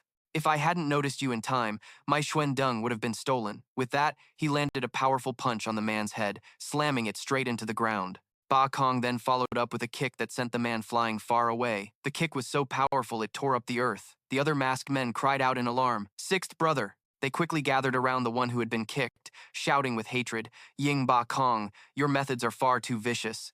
This blood debt has been forged in hatred. From this day forward, the disciples of the cold-blooded Supreme will consider you an irreconcilable enemy." This seemed to push Ba Kong over the edge. His face darkened as he spoke slowly. "He had the gall to provoke me. This is the consequence. If you dare to displease me again, I'll make sure Lei Wu Bei's entire lineage is wiped out." Suddenly, Shi Changxiao, who was standing opposite him, spoke up with a sly tone. "Ying Ba Kong, how about you and I join forces? We can get rid of these pests first. What do you say?" Hearing this, Bu Kong sneered. "Shi Changxiao, do you really take this old master for a fool? This old master came here today to fight. Watch this, 13 transformations of the Snow Eagle." As he spoke, Bu Kong wasted no time and immediately charged forward. He unleashed his technique at an incredible speed, a blue-purple light swirling around his body, in stark contrast to the red and black energy emanating from Changzhou, creating a powerful visual effect. In the top panel, the blue-purple light erupted violently, with bolts of lightning that seemed to tear space itself apart, engulfing the entire battlefield. The lightning bolts continuously struck everyone present, showing that in the heat of battle, Bu Kong had no qualms about conveniently killing off the men in black too. This made the ninjas cry out in resentment. One of them shouted, "A warrior can be killed but not humiliated. Bu Kong, I'll fight you to the death."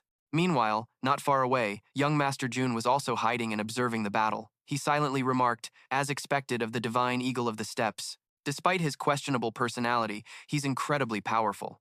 Xianxia, in the midst of the fight, paused his assault and thought, if I can eliminate one of these expert factions, my own position will be strengthened. Putting his thought into action, he joined forces with the third elder and charged at Bukong. Elsewhere, Meng Shen was also secretly scheming, I can't let Shi Changxiao defeat either side or the situation will turn against me. What I must do is balance all three sides and prolong this battle for a bit longer. And so, Meng Shen's faction joined the battle. Seeing even more people coming to attack him, Bukong was visibly thrilled. Today is truly a great day. Seeing this, our protagonist on the rooftop remarked with a sigh, this Bukong is a complete battle maniac. The ninjas looked up at the flashing purple and red light in the sky. One of them urgently said, Shi Xuan, we should make our move too, or there'll be nothing left for us. The one called Shi Xuan could only curse in frustration. Damn it! Meanwhile, our protagonist, still hidden on the roof, thought with morbid excitement, go on and fight. The more chaotic, the better. The more deaths, the better. At that moment, in the heart of the battle, Bukong used a technique from his 13 transformations of the Snow Eagle, Crimson Thunder, creating a protective sphere around himself with giant eagle wings. Seeing this, Changxiao let out a hearty laugh and praised, very good. Then, the two of them clashed with their full power. One side radiated a blinding blue-purple electricity, swirling like a raging thunderstorm, while the other was enveloped in blood-red energy, burning like a furious inferno. The force of their clash created a world-shaking explosion, and for some reason, the resulting shockwave landed right on the house where our protagonist was watching, causing him to let out a small groan. The elders standing nearby heard the sound and asked in confusion, did that room just talk?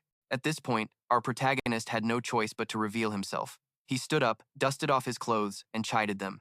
If you're going to fight, just do it properly. What did this building ever do to you people? Seeing him, the elders became furious and shouted, it's that color-changing man in black. The commotion on this street corner drew the attention of Bukong and Changxiao. Changxiao paused the fight and remarked, so, you were hiding there, huh? Bukong also stopped his attack and asked, is he the one who started all this? And just like that, for some unknown reason, the two of them found common ground and charged at our protagonist together. Go to hell! Another massive explosion erupted. Fortunately, our protagonist managed to escape the blast just in time. Changxiao angrily punched a wall. Humph. He got away again. Bukong, however, didn't seem to care. He casually wiped the corner of his mouth and urged, enough with the nonsense. Let's keep fighting. A moment later, on another street corner, our protagonist slowly emerged from the ground. He breathed a sigh of relief. Good thing this young master is quick on his feet. It seems Bukong and Changxiao have resumed their fight. But because it was one against many, Yingbei had first fought against Shi Changxiao and then took a combined blow from the three great elders. He was about to collapse, so he shouted, this old master doesn't want this piece of junk anymore. With that, he tossed the blazing pill away. For some reason, the pill flew through the air and landed right in Meng Shen's hands. This stunned him for a moment, and he exclaimed, is there such a good thing in this world? But he quickly realized, something's wrong. He's trying to shift the target to me, using me to escape. So, Meng Shen also hurriedly threw the blazing pill away. I don't want it either. The three elders saw this and rejoiced inwardly. Our chance has come. Changxiao also stared intently at the blazing pill. From above, he angrily urged Beikong. Get out of my way, you foolish eagle! Beikong thought to himself, if he gets the mysterious pill, I can't fight anymore. Feeling resentful, he decided to say, defeat me, and I'll let you pass. Meanwhile, one of the three elders, with quick hands and sharp eyes, managed to snatch the blazing pill. I've got it! But Shi Changxiao immediately cursed, that old geezer, I'll cut you down. Beikong even took the opportunity to kick him while he was down. Deal with this guy first, then we'll continue our fight. Seeing this, the stunned elder hurriedly threw away the hot potato. Damn it, I've become the target. I don't want it anymore. And so, the mysterious pill was tossed back and forth in the air like a hot potato, but no one dared to catch it. Not far away, Kai Shan spoke up. Third brother, look at that blazing pill. Judging by its pure spirit chi, it's undoubtedly top grade, but why does it feel like it contains some hidden power? Changxiao quickly answered, it is indeed so. The energy within doesn't seem to be from a condensed pill, yet this ancient power is incredibly potent. This blazing pill, no matter what, we must get our hands on it, or the boss will tear us apart. Pay attention.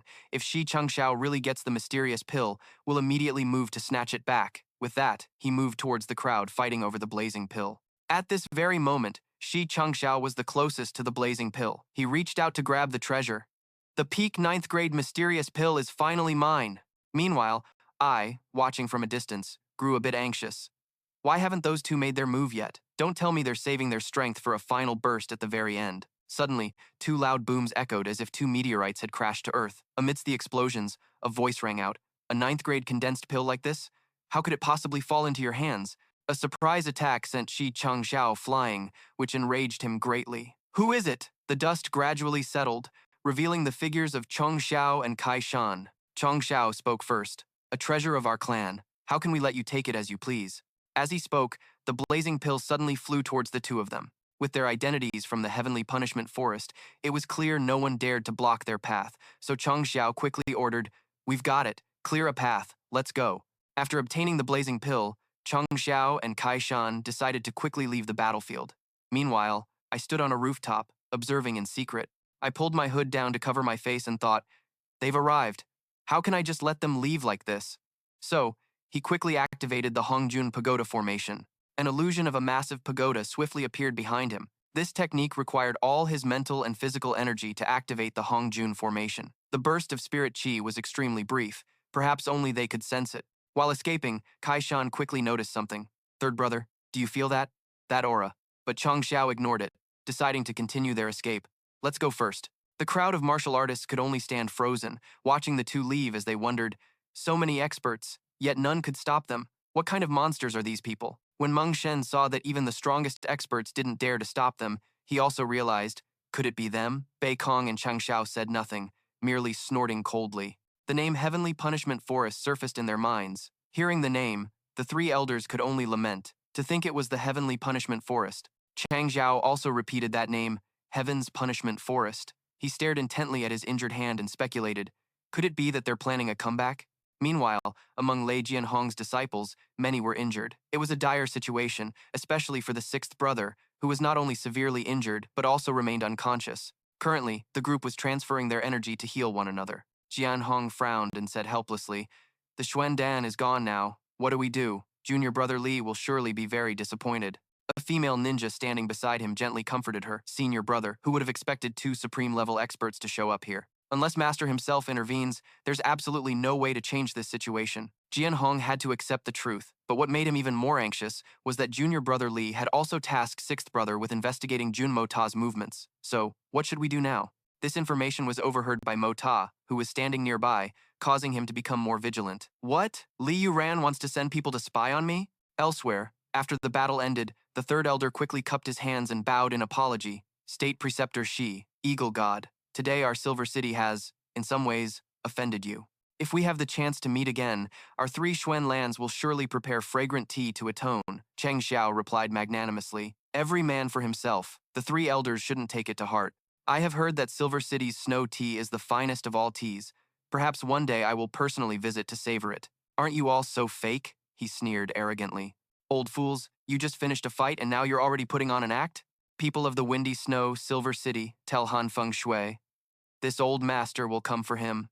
As he spoke, he soared into the sky like a true eagle. To the disciples of Lei Wubei, he added, this old master will be waiting for Lei Wubei to come find me whenever he wants. Seeing that Bu Kong was truly incorrigible, Chang Xiao didn't bother wasting any more words and just snorted coldly.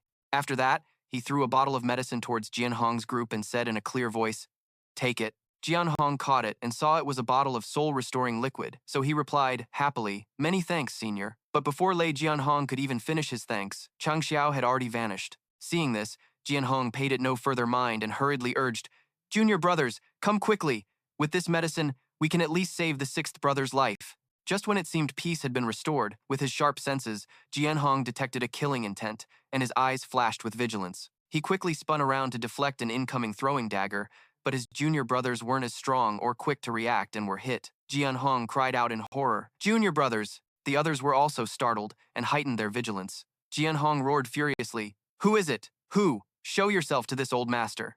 Hiding in the shadows to launch a sneak attack. What kind of cowardice is that? If you have any guts, come out and fight this old master. Seething with hatred, Jianhong pulled out one of the throwing daggers to examine it. Damn it. I've never seen this type of throwing dagger before.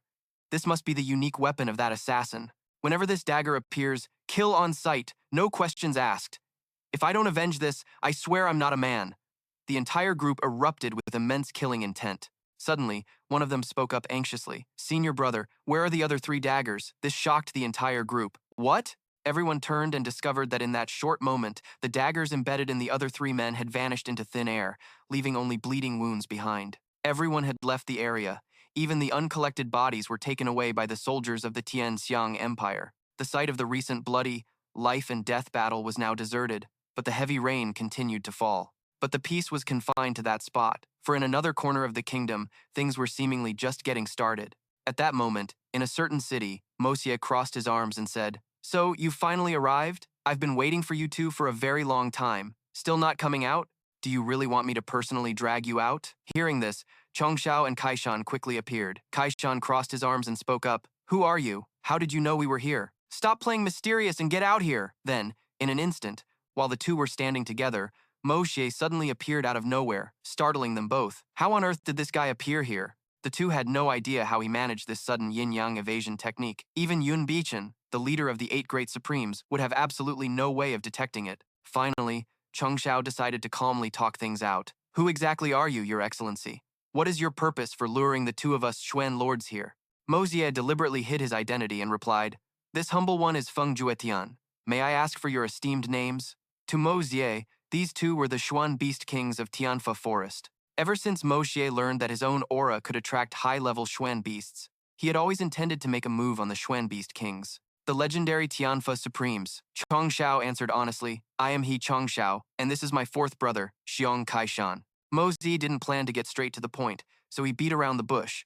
"You two traveled such a long way from Tianfa Forest to Tianxiang City. Could it be simply for this peak 9th grade Xuan Dan?" Chongxiao scoffed. "This is hardly a peak 9th grade condensing Dan. An ordinary Xuan Qi master might fall for it, but unfortunately for them, we've been around. Looking back now, it seems we were tricked. However, since we've met you, Your Excellency, it wasn't a wasted trip. Who knows, this might turn out to be a huge reward." Kaishan was very hot-tempered. For him, his patience had already reached its limit, so Kaishan demanded, "Third brother, why are you talking so much with this brat? Kid, be smart and hand over the treasure you have. Otherwise, one slap from me is enough to obliterate you." Hearing this, Moxie wasn't scared at all and retorted, "Kill me with a slap? Are you sure you have what it takes?" Hearing that, Kaishan cleverly retorted, "Of course not, but you definitely don't have what it takes to kill me either." But then, he was stopped by Chongxiao. Chongxiao didn't want to waste any more time either, so he got straight to the point. "Just state your purpose." Moxie didn't expect Chongxiao to be so straightforward, so he was stunned for a moment before answering, "My purpose is actually very simple. I want to trouble you two to do something for me." This made Chongxiao feel quite amused. He advised, "Don't think that just because you have something we want, you can arbitrarily force us to work for you. There is nothing we can't let go of. And if it really comes down to it, don't you think we could just take it by force?" Moxie was not to be outdone and immediately replied, "Your Excellency is a peak-level Xuan beast. I don't think you'd resort to making things difficult for both of us. If you two don't care about that item, then why did you come back here? And as for taking it by force, do you really think you have the ability to do so?" Seeing that he couldn't win a war of words with Moxie, Chongxiao decided to concede a step and set a condition. "What you say is very reasonable, but we have a long-standing habit of never obeying the weak. If you cannot convince us, how can we possibly follow the orders of someone weaker?" Hearing this, Moxie frustratingly held his head and thought, "I've already used my sovereign's aura. Is that still not convincing enough?" He asked helplessly. "What would it take for you two to be convinced?" Kaishan had been waiting for this moment and quickly chimed in, "Isn't that easy? We'll know after a fight." He was quickly stopped by Chongxiao again, who lectured him loudly. "What nonsense are you spouting? All you ever want to do is fight.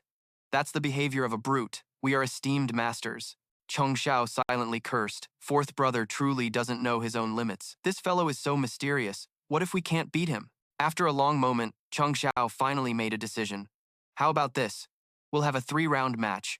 Whoever wins 2 rounds is the victor. If you win, we Xuan Lords will agree to do one thing for you. But of course, our benefits cannot be forgotten either." I quickly agreed, "All right, but since this is a martial contest, to be fair, I'll set the challenge for the first round, and you'll set it for the second. If we still have to fight a 3rd round, then the winner of the 2nd round will set the challenge. What do you think?"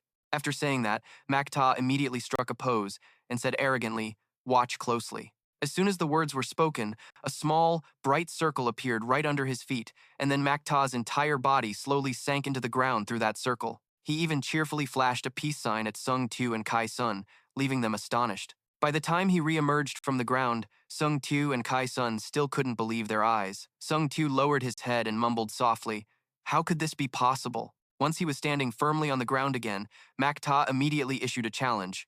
"Now it's your turn." The scene was now chaotic. Kai Sun and Sung Tu couldn't help but be stunned. He didn't leave at all. Mak Ta spoke nonchalantly. "This little trick isn't too hard to do. As long as you two can do the same as me, I'll admit defeat for this round." The two of them were silent for a long while before one reluctantly said, "We can't do it. We admit defeat." He replied solemnly, "I accept your concession. For the next round, it's your turn. Or, you two can come at me together. I don't mind that either." Hearing this, they discussed their options carefully. Competing against a master like this, what should we challenge him to? It seems like we'll lose no matter what we pick. Mak Ta grew bored. "Are you done discussing? Why don't you two take your time? I'll go home and take a nap." Kai San roared. "What are you so arrogant for? I'll fight you." He smirked, wondering what the guy wanted to compete in now. Kai San boldly announced the rules of the match. "I'll compete with you. I challenge you to a peeing contest." Sung Tu, standing beside them, was utterly horrified when he heard this. Mak Ta was also speechless, just staring at Kai Sun. The man looked arrogant. "That's right, a peeing contest. You just performed a move, now I'll perform one too. If you can't do it, then you lose." Immediately after, Kai San took a powerful leap high into the air. His movement technique was so good that even Mak Ta had to praise it. Hearing that, Kai San smirked smugly. While his body was still ascending, his hands moved with extreme speed to undo his belt. Then, he quickly pulled that thing out. A shimmering golden stream shot out like the flood of the Yellow River. At this moment, Mak Ta was dumbfounded, feeling a strong urge to just pass out. In contrast, Sung Tu was covering his face tightly with his hands. When it was finally over, the man heaved a sigh of relief, clasped his hands, and slowly landed. Kai-sun said with great enthusiasm, "Kid, I've finished my performance. Now it's your turn." He could only reluctantly admit defeat, not wanting to stoop to the man's level. Kai-sun laughed triumphantly. "I'm not bullying you, you know. This is a trick everyone knows." Mak Ta suddenly gave a dangerous smile. "I am thoroughly and sincerely defeated. According to the rules, the winner of the second round has the right to decide the challenge for the third round. Now, please set the challenge." The man asked, confused, "Do we even need to think about it? The next round is still a peeing contest. Isn't that already decided?" Sung Tu was exasperated. "Have you no shame? Get out of my sight. Even if you don't care about your own face, I, for one, still have my dignity. Get lost." He thought for a moment, then replied, "Actually, I feel that what the fourth brother just said isn't a problem at all. It's completely in line with our prior agreement. We can just have another go." Kai-san was bewildered. "Then wouldn't you be guaranteed to lose?" Mak Ta offered an idea. "Let's put a new spin on the old game. What do you think?" Sung Tu was a bit wary. "Please be more specific." With confident eyes, he said, "It's very simple. Just now, the fourth brother demonstrated peeing in the air. This round, we'll switch from the sky to the ground. We'll compete by peeing underground. How about it?" The man immediately objected.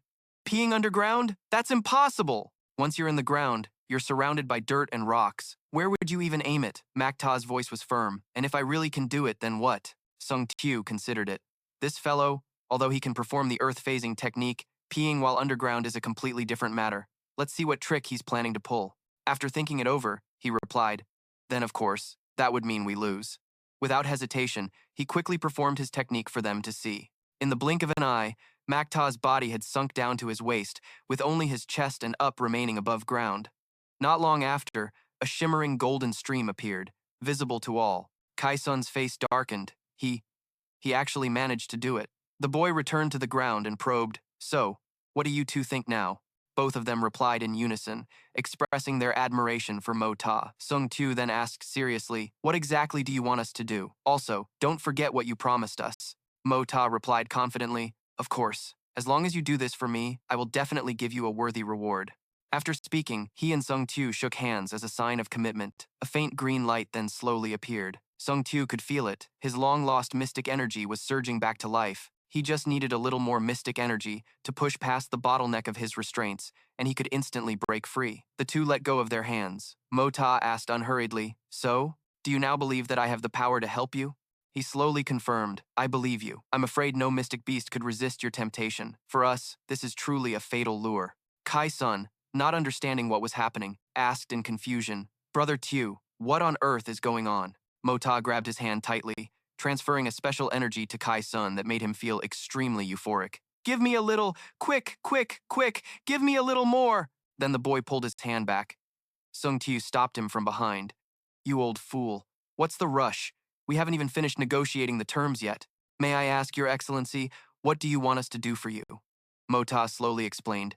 It's not a difficult matter at all. I have my reasons for not being able to act personally. Otherwise, how could I let you guys get such a good deal? Kai-sun was extremely excited. Just say it. Whatever it is, I'll do it for you, he said without holding back. Recently, the absolute heaven supreme, Le Tuyet Din, has been getting on my nerves. I want you to go and kill him. Hearing this, a chill ran down both their spines, as if they had misheard. Mota feigned confusion. Kai-sun replied dejectedly, Kill Le Tuyet Din?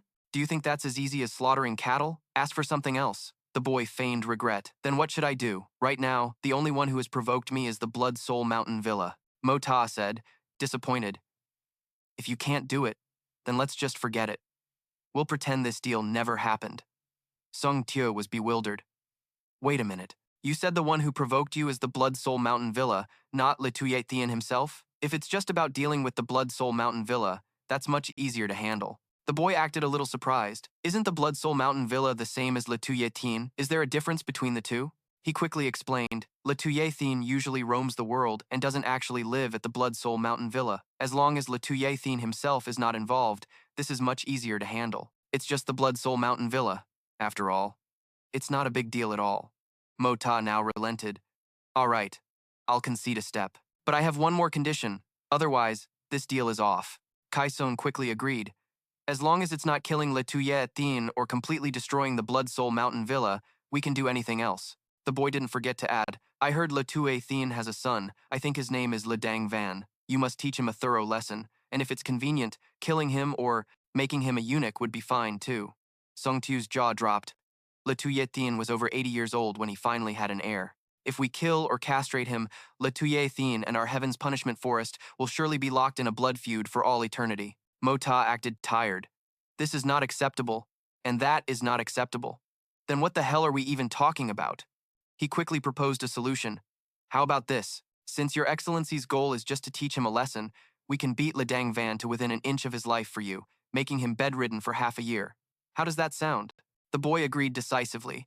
This one will concede one more step then. If you can throw the Blood Soul Mountain Villa into chaos and break both of Le Dang Van's legs so he can't stand for a year, then we have a deal. Sung Tu did not object to Mota's request. The boy set a deadline of 1 month to complete the mission. He happily accepted, absolutely no problem. Your Excellency, after we're done, where should we find you? Mota thoughtfully designated a place for them. The boy exuded an air of confidence. Just wait there for a short while, and I will come to you immediately. Sung Teo said respectfully, Understood. The matter cannot be delayed. We two brothers will take our leave now. I quietly watched them leave as my heart grew lighter, but I couldn't bear it anymore and collapsed to the ground. In a single night, my spiritual and soul power were almost completely depleted, and I was running purely on fumes. I was terrified that if I lost contact with the Hongjun Pagoda, those two Zhao experts would discover my true strength. It was an incredibly arduous ordeal. When Moji returned in a state of complete exhaustion, the people who found him immediately rushed to inform Wu Yi. He immediately rushed to the boy's bedside, full of worry. Moxie, where on earth have you been? He suddenly mumbled something. Blood Soul Manor is safe, for now.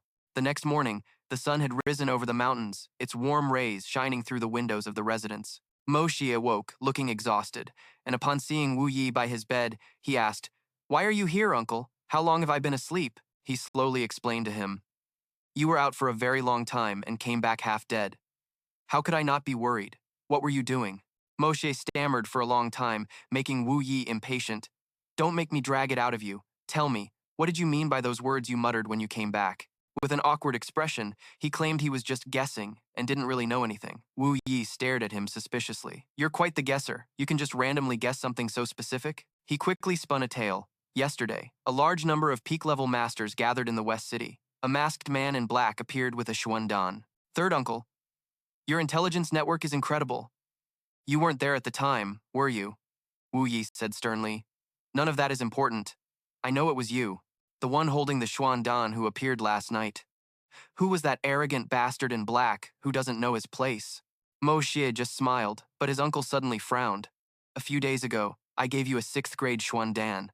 Take it out for me to see. Breaking out in a cold sweat, he replied, The 6th grade Xuan Dan? I threw it away. Wu Yi sighed. Throwing it away is good. You didn't happen to throw it to the king of heavenly punishment, did you? Moxie ignored the question and tried to dash off. Third uncle, I need to pee. I can't hold it. His uncle roared. Hold it. If you can't, then piss your pants. I'm about to give you a dose of family punishment. Just then, Ching Han was heading to his room and asked a maid, I heard the third young master is awake. Is he all right? Suddenly, a loud noise echoed from afar. Moxie was sent flying and landed right in front of her. Luckily, Ching Han managed to catch him. His face was already covered in bruises, leaving her completely bewildered. Startled, Ching Han immediately dropped Moxie. Then, Wuyi burst out through the door, yelling, Begging for mercy is useless. I'm going to beat you to death today. The two of them continued to scuffle with no sign of stopping, to the point that Ching Han, who was nearby, had to beg him to stop the beating. Hearing this, Wu Yi actually stopped, which surprised Mo Shi. In that moment, both of their minds were in turmoil. What the hell? Since when did my niece-in-law care if this brat lives or dies?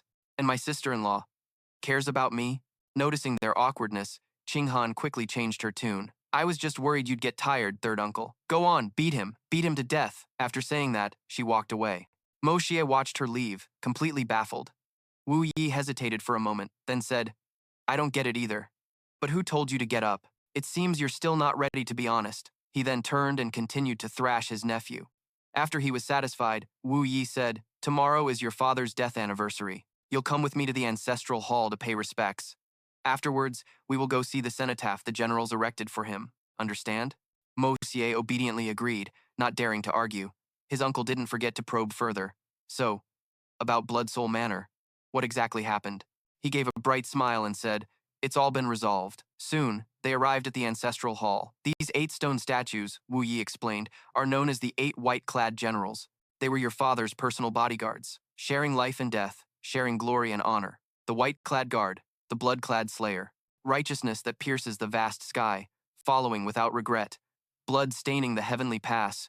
Who could ever match him? Big brother, today your little brother has brought Mo Xie to see you. Mo Xie has finally grown up. He is now worthy to come and pay his respects. Wu Yi still remembered the heartfelt last words of Mo Xie's father. Third brother, your second brother and I are gone now. From now on, the Jun family must rely on you. You must take care of Moxie. Seeing Wu Yi's sorrow, Mo Xie comforted him. Those who have passed are gone. You should try to ease your grief. Taking care of your health is what matters most now. Suddenly, a soldier ran in to report, Third General, General Zhao Jianhun from the Yu-Tang Empire has come to pay respects to the marshal. We await your orders, General. Wu Yi was shocked. Zhao Jianhun, that man was the battlefield enemy of me and my 2 brothers. A moment later, a man strode in with a commanding presence. He approached Wu Yi and greeted him, Jun Wuyi. After so many years, we finally meet again, Wu Yi replied calmly. Zhao Jianhun, I have also been wanting to see you again. It has been a long time. A very, very long time. He looked up at Mo Xie's uncle, his eyes filled with some unspoken emotion, then clasped his hands and bowed to him. Sword Soul confided, Wu Yi, you know, on the battlefield, there are countless heroes, and famous generals appear one after another. But there is only one person who could make me, Sword Soul, admire him from the bottom of my heart with utter admiration, and that is Jun Wuyi. At that time, our 2 nations were at war. Although Jun Wuyi and I knew of each other, we only ever met on the battlefield. It's a pity that such a heroic figure, such a genius marshal, unexpectedly did not die on the battlefield. Hearing this, Wu Yi was stunned. Not dead on the battlefield? Sword Soul, what on earth do you mean? Or do you know something? The man said firmly, I did not kill Jun Wuyi, but he died, and he died mysteriously while he was fighting me. I will absolutely not be a scapegoat for someone else like this. About what happened that day, I don't know any of the details either, he said, before Wu Yi asked with suspicion. Then why have you come here today? What is it that you want to know? Sword Soul said, annoyed. If I had truly defeated and killed Jun Wuyi, I would have immediately announced it to the world and celebrated publicly. But that is not the truth. And as for you, Jun Wuyi, we still have one final battle to fight. You are a military man yourself. If you were to win 3 consecutive battles in such a strange manner, how would you feel? Jun Wuyi, I'm asking you, how did Jun Wuyi die? And how were you defeated? He replied slowly, affirming that he also did not know the truth of the matter. Sword Soul stared intently at Wu Yi without saying a word. The man turned and quickly left, saying, One day, I will uncover the truth of this matter, the Jun family, and the Dugu family as well. Your current situation in Tianxiang doesn't seem to be very good. He immediately grew worried and asked Sword Soul about the current situation.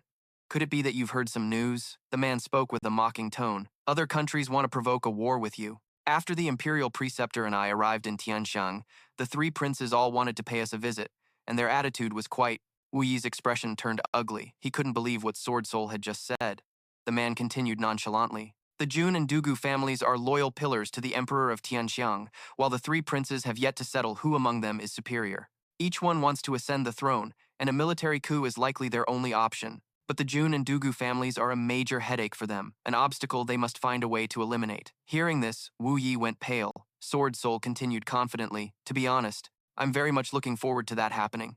When that time comes, I will lead a great army north, flatten Tianxiang, and expand the map for my Yutang." Wu Yi appeared calm as he asked, "If that's the case, why would you tell me this, allowing my Jun family to be on guard?" The man replied softly, "I cannot hide anything in front of Jun Wuyi. I truly hope that your Jun family will once again produce a white-robed marshal to fight a life-and-death battle with me before our armies." Before leaving, Sword Soul added, "I have no desire to see a family of heroes perish in a dark struggle for power." He slowly assessed the situation. It seems the three princes have grown a bit impatient, but they are not yet qualified to make a move against our Jun family. It's highly likely they want to deal with you, nephew. You should be careful. A dangerous expression appeared on Mosier's face. "Third uncle, I'm not very strong right now, but if they want to kill me, it probably won't be that easy. If they attack me first, I won't let them off the hook." Wuyi instructed him carefully. "Don't show any mercy. Once you make a move, be truly decisive." He immediately understood his meaning. Just as they reached the door, a figure suddenly zipped past quickly over the rooftops. Wu Wei watched in surprise. Who was that? Such incredible speed! While Mota focused, deep in thought. That figure just now, although I couldn't see their face clearly, that movement technique felt a bit familiar, like a falcon spreading its wings in the air, elegant, yet incredibly fast. He immediately thought of Bei Kong, turned to his dear uncle and said, "I think that's an acquaintance. I have to follow and see. You just head back first. Don't worry about me." Wu Wei didn't stop him. "All right, remember to be careful." While giving chase, Mota couldn't help but find it strange. The battle for the mystic pill is over, so why is he still here? What is he planning to do? Flashing back, from the moment Mota met Bei Kong, he had exhausted his mind trying to attract the other's attention, aiming to understand the method of using that high-grade mystic pill. You could say he pulled out all the stops. First, he put up a front to gain favor, then used fine wine to forge a connection. He truly went to great, painstaking lengths. But after many incidents, he was forced to activate his plan early, right after the battle for the mystic pill concluded. His actions had to be altered to suit the current situation. Young Master Jun went to check the results. He discovered that if he could gain the support of the Heavenly Punishment Beast King, then the position originally arranged for Bei Kong would no longer be necessary. Mota finished his thought, fuming. "I put in so much effort to lay out my plans. Why do they keep proving useless time and time again? This can't be happening." The scene shifts to very careful footsteps, striding along a rough path, which suddenly come to a halt. Mota was tracking Bei Kong. Hiding behind a tree, he let out a sigh of relief. "Good. I haven't lost him. It seems even the heavens are on my side." In the middle of the forest, John Feng was deep in thought. "For the sake of my friend, I had to come here. But after this battle, will I even have a chance to return?" Upon seeing Bei Kong, he slowly turned and asked, "Are you the one who challenged the Golden Sun clan?" He finished the question, "So you're the one Jin Feng Li relied on? A mere heavenly profound realm cultivator dares to issue a challenge to this old man? Very well, you've got some serious nerve." Zhan Feng showed a respectful attitude. "For righteousness, I must act. I will not turn back, even if it means facing a mountain of blades or a sea of fire. Senior, since I am here, I ask for your guidance." Bei Kong immediately rushed forward. "Meeting here is fate. Today you shall have a good warm-up with this old man." The man's power was immense, completely overwhelming Zhan Feng. The two clashed, and the battle was incredibly fierce. Bei Kong parried the man's sharp sword with his bare hands. He gave a confident smile, as if victory was already in his grasp. Bei Kong's actions were extremely fierce, his aura soaring to the heavens. He would seek out anyone to fight. It didn't matter who they were. As long as they were a renowned master, they would surely have inherited some profound techniques. The unique concepts behind their techniques, passed down from their masters. These were precisely what Bei Kong was searching for. Mota watched from a corner, feeling indignant. His opponent is only at the middle stage heavenly profound realm. Why does he need to exert so much power? Moreover, he's just repeating the same few moves over and over. It seems he's just using his opponent as a training dummy. It's obvious this Bei Kong has created a martial art of his own. That much is clear. But what's even clearer is that, although he created this art, it has not yet been perfected into a complete system. Bei Kong currently can't find a worthy opponent. So aren't the Blood Soul Mountain Manor and the Wind and Snow Silver City perfect opponents? Bei Kong is having a huge headache right now because his techniques still have too many flaws.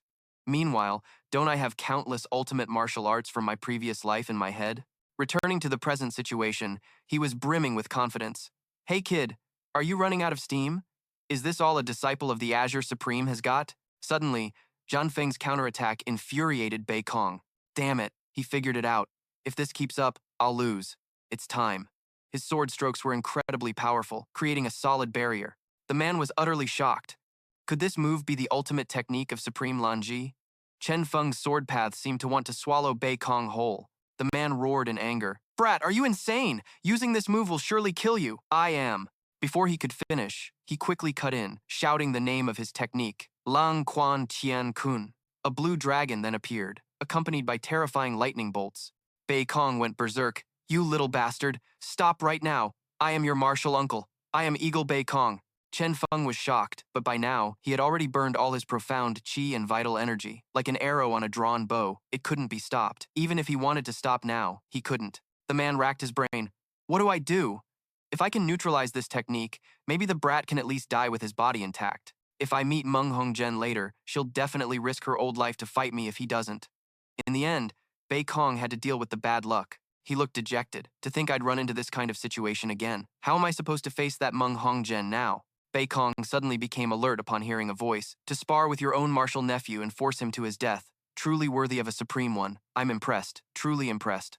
The man was a bit bewildered, thinking to himself, where did this person come from? Even I didn't notice his presence. Since when did such a powerful expert appear in this world? Mo Ta commented indifferently. This technique is truly ruthless, to dare to detonate one's own Dantian.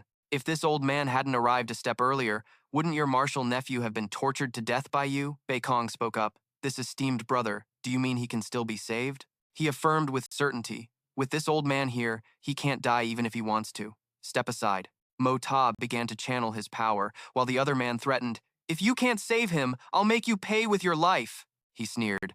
You dare threaten this old man? You've got some nerve. In that case, I won't save him anymore. Bei Kong, as if cornered, reluctantly opened his mouth to ask Mo Ta, then, what do you want? Without much thought, he stared at the man and replied swiftly, beg me to save him. Bei Kong looked as if he was being belittled, so angry he was speechless. Mo Ta bowed his head and sighed, if you won't beg, then forget it. He then turned to leave, but Bei Kong stopped him. The man forced the words out, this old man begs you. Mo Ta was satisfied. Now that's more like it. He mocked the man. Just because of 3 fighting stances from a little eagle, you've reduced someone to this state. Every day you find some small fries to practice your moves on. Mo Ta smirked. Do you think doing that will help you achieve the mastery of a grandmaster? He smiled and said, only 17 stances, and you can't even link them together. How embarrassing. Bei Kong turned back to look at Mo Ta. Your Excellency, what did you just say? Mo Ta's expression turned serious. You haven't fundamentally understood it at all. You tried to imitate an eagle but ended up imitating a housefly. Naturally, you can't unleash its true power. Bei Kong marveled silently. To be able to see my flaws, he must be a great expert. I've really hit the jackpot this time. I never expected to meet such an expert here. In the end, he wholeheartedly accepted Mo Ta as his senior. Mo Ta said coldly, step aside and watch. After I save him, I'll conveniently teach you a few moves. Bei Kong immediately agreed after hearing this. He activated the Hongjun Tower, and dense spiritual qi poured out. Chen Feng felt a rich stream of spiritual energy surging through his meridians and pouring into his dantian. This terrifying energy, even his master, Supreme Lanji, was far inferior. His body had lost its functions, and his meridians were severed everywhere. Yet now, it was unexpectedly radiating with vibrant life force. Bei Kong was inwardly astonished. Chen Feng's crippled cultivation actually had a chance of being restored. He never thought such a peerless, regenerative cultivation method existed in this world. As the fierce spiritual qi was being released to heal him, just as Chen Feng's meridians were almost recovered, the spiritual qi suddenly started to surge wildly. Mo Ta worried inwardly. He's not about to have a breakthrough, is he? He felt the situation was not good. Having experienced this once before, young Master Jun naturally understood what was happening. And with a single thought, he withdrew the spiritual power from Shen Feng's body. Shen Feng lay unconscious on the ground. Moxie spoke up. I've stabilized his injuries, so his life isn't in danger for now, he continued. However, he'll need a few more treatments to fully recover, but I have to leave now. The old man looked as if he wanted to say something. Moxie instructed, "Take him to the Jun family in Tianxiang City and find my master, the third young master of the Jun family, Moxie. Ask him to treat this lad. As for the few techniques I've already passed on to Moxie, if you want to complete them, go find him." The old man lowered his head, pondering as if to memorize the name Jun Moxie. When he looked up again, Moxie had already vanished. The man exclaimed, "Such incredible movement technique." At that moment, he prepared the yin-yang escape. Moxie executed the technique, hiding deep within the earth, when he suddenly felt a violent tremor in his sea of consciousness. His consciousness could no longer resist the pulling force of the Hongjun Pagoda. Instantly, it was pulled from his body. It shot towards the Hongjun Pagoda like a bolt of lightning, and the great gates of the pagoda opened silently and suddenly. Now, Moxie began to enter a subconscious state. His entire body was bare. What is this? I'm back in this place again. The second floor of the Hongjun Pagoda had finally opened to welcome Moxie. He thought to himself, on the first floor, I obtained the most powerful technique of all time, the art of unlocking heaven's fortune, and the great divine ability, heaven's respite. Moxie walked forward, pondering, what kind of surprises will this second floor hold? He approached a giant incense burner, and after a long while, suddenly, the giant incense burner began to glow, its light shining directly on Moxie. Young Master Jun was completely unaware that his physical body was undergoing an earth-shattering transformation. Outside, the immense spiritual energy from the Hongjun Pagoda was cleansing all the meridians in his body. It poured into the Baihui acupoint on the crown of his head and the Yongquan acupoint on the soles of his feet, surging in madly and relentlessly. The meridians in his body contracted and expanded in waves. The clothes on his body could not withstand the violent surge of the heaven and earth spiritual energy. They had turned to ash at some unknown point. As for Moxie's body, every pore on his skin seemed like countless tiny, pure springs. This area, which was once a maple forest of over 10 acres, withered in the blink of an eye. All the vegetation on the ground, even the most heat-resistant plants, turned into a patch of dead, withered forest. For 1,000 years to come, this place not far from Tianxiang City would become a land of death. Not a single living creature would survive in this death zone, even if a great flood were to sweep through. Even after a flood passed, this patch of land would still revert to its former, dead state. As he drew closer, Jun Moxie's spiritual consciousness was enveloped by the flames beneath the furnace. He was forced to shut his eyes against the blinding light, wondering where he was. Moxie's entire body felt as if it were floating in midair, enveloped by a powerful energy. The creation furnace let out a loud clang, and a beam of white light shot up. Fresh blood sprayed from his wrist like a fountain. It fell directly into the creation furnace. The flames, which had been dying down, were nourished by the fresh blood. They began to burn fiercely once more, enveloping the entire creation furnace in multicolored flames. Moxie pondered for a moment. It's clearly fire, but I don't feel any heat. This must be the flame of chaos. He then focused all his energy on the next stage of his cultivation. Moxie emerged from the Hongjun Pagoda, looking completely haggard. This second-level divine art, or rather, the art of unlocking heaven's fortune, had perhaps only just officially reached the entry level. He had just leaped from the Silver Xuan realm all the way to the peak of the Gold Xuan realm. Silver Xuan initial stage, Silver Xuan middle stage, Silver Xuan peak stage, Gold Xuan initial stage, Gold Xuan middle stage, and Gold Xuan peak stage. In the blink of an eye, he had shot up 6 entire minor realms. Suddenly, Guan Qinghan and Dugu Xiaoyi appeared out of nowhere. One of the girls, her face flushed with embarrassment, shouted at Moxie, "Pervert! In broad daylight! How shameless!" "It's so despicable. I can't stand it," the other chimed in. "If I don't teach you a lesson today, the heavens themselves will be angry." He turned around, looking at them in confusion, and asked, "Teach me a lesson? What did I do to you two?" Yan Meng was about to go insane. You pervert, don't come over here." At this moment, she hadn't realized that her own clothes had been incinerated inside the Hongjun Tower.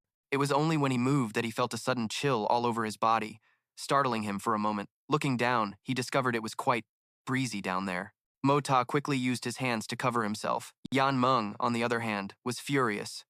How can you be such a scoundrel, playing the victim after doing wrong? You're the real pervert, and you dare call me one? You have absolutely no shame." He shot back. "Did I give you permission to look? What the hell are you looking at?" Mota's gaze turned incredibly cold as he looked at her, calmly criticizing. Truly a female pervert. Yan Meng's face burned with rage as she ordered Fu Wu. "What are you waiting for? Kill this scoundrel! He's making me furious!" His face darkened instantly. "The Xiao family? How dare a mongrel from the Xiao family act so arrogantly in front of me? And they dare accuse me of looking at her body? They truly have a death wish." Mota seethed with rage in his heart. His third uncle was crippled by Silver Snow City for 10 years. The thought alone made him furious. Provoked, he charged forward. "You shameless thing! How dare you open your dog mouth and be disrespectful to me? Die!" Then, a roar echoed. The longsword shot out a golden aura. He never expected this teenager to have a golden Xuan cultivation. But just as he thrusted the sword towards Mota, he vanished, leaving Fu Wu stunned. Asterisk smack, asterisk, a slap landed squarely on his face. Asterisk thud, asterisk, another kick struck him in the chest, causing his body to curl up like a shrimp as the longsword fell from his hand. When Fu Wu looked up, he saw Mota had already put on his own robe. He sat on the ground, completely bewildered. How is this possible? Yan Meng broke out in a cold sweat. Fu Wu is a golden Xuan expert, yet he couldn't even withstand a single move from that hooligan. He swaggered over and asked, "What's your name? Where are you from? To dare mess with your granddaddy here in Heavenly Fragrant City. You're lucky this old master has a good temper." Mota smiled menacingly. "Otherwise, I'd have cut you down already." Fu Wu glared. "Silver Snow City will never let you go. Just you wait. Your entire family will be annihilated." After hearing this, he stared at him. "You're from the Xiao family of Silver Snow City?" Fu Wu said arrogantly. "Ha, so you're scared now. You better have your entire family, young and old, kneel and beg this young master. Otherwise, your whole clan will be wiped out." Mota sighed, looking as if he couldn't be bothered to argue with him. But Fu Wu pressed his advantage, demanding, "Kneel for me." Without a word, he rushed forward and slapped him hard across the face. "Kneel your grandma's ass!" With just one blow, Fu Wu was sent flying. But Mota wasn't finished and continued to curse. "I'll show you. So the Xiao family of Silver City is that great, huh? Take that for threatening me. What are you screaming for? Get your ass back here." Yan Meng heard him and was bewildered, not knowing that he was calling for her. Mota, now enraged, yelled, "If I'm not calling you, am I calling a ghost? What's your name?" Yan Meng's voice trembled. My name is Yan Meng. I'm very powerful. You shouldn't hit me." He muttered her name and then continued asking, "Han Yan Meng. This brat is from Silver Snow City, so you must be too, right?" "Oh, right. What is Han Yan Ru to you?" Her eyes welled up with tears. She is my older sister. You shouldn't hit me, my sister is really powerful," Mota thought to himself. "So she's the little princess of Silver Snow City that Shui Tong mentioned before. She's also my third uncle's little sister-in-law. Strictly speaking, doesn't that make her my junior by generation?" He glanced over at Fu Wu. "Is this the dog your family keeps?" Yan Meng stammered. No, he's not a dog that my family keeps." Mota listened with disgust, saying something about having no manners. He sneered, "So it's just a stray dog." She continuously denied it. "He's not a stray dog. He's my senior brother. His surname is Xiao. Mota raised his voice. "If I say he's a dog, then he is a dog. An untamable one at that." His terrifying expression made others shudder in fear. Yan Meng tried her best to argue back. No, he really isn't a dog. Look, he doesn't have a tail. Dogs have tails. He's a person." Mota burst out laughing. "That's because you don't know. His tail was chopped off by someone. Otherwise, how could he look so pathetic?" Feng Wu, coughing up blood on the ground, couldn't get up but still tried to retort. You're the dog." Mota glanced at him coldly, still able to talk. "Huh?" Just as Mota prepared to strike Feng Wu again, he fainted. He stopped, observed for a moment, and with a swipe of his hand, tore open the front of Feng Wu's shirt. "What is this?" "The snow, silkworm armor." Mota turned to interrogate Yan Meng. "The snow silkworm armor, huh? A fine item indeed. Do all of you from the Wind Snow Silver City have treasures like this?" She trembled as she replied, "The snow silkworm armor is the most precious. I have nothing valuable on me." He moved closer, threatening, "Really? Don't worry. I know you also have a snow silkworm armor. But I am a civilized man. I would never seize a young lady's belongings. Miss Han, this boy here, from now on, just call him junior sister. No need to call him senior brother anymore. We'll meet again." After saying his piece, Mota turned and left, leaving Yan Meng to collapse on the ground in despair. Afterward, she tried to calm herself. The autumn wind began to blow everywhere. Feng Wu was severely injured with no signs of waking up. Yan Meng was completely at a loss, standing there stunned for half a day, her heart filled with fear. Just then, an extremely bizarre phenomenon occurred. Her face turned pale, having no idea what was happening.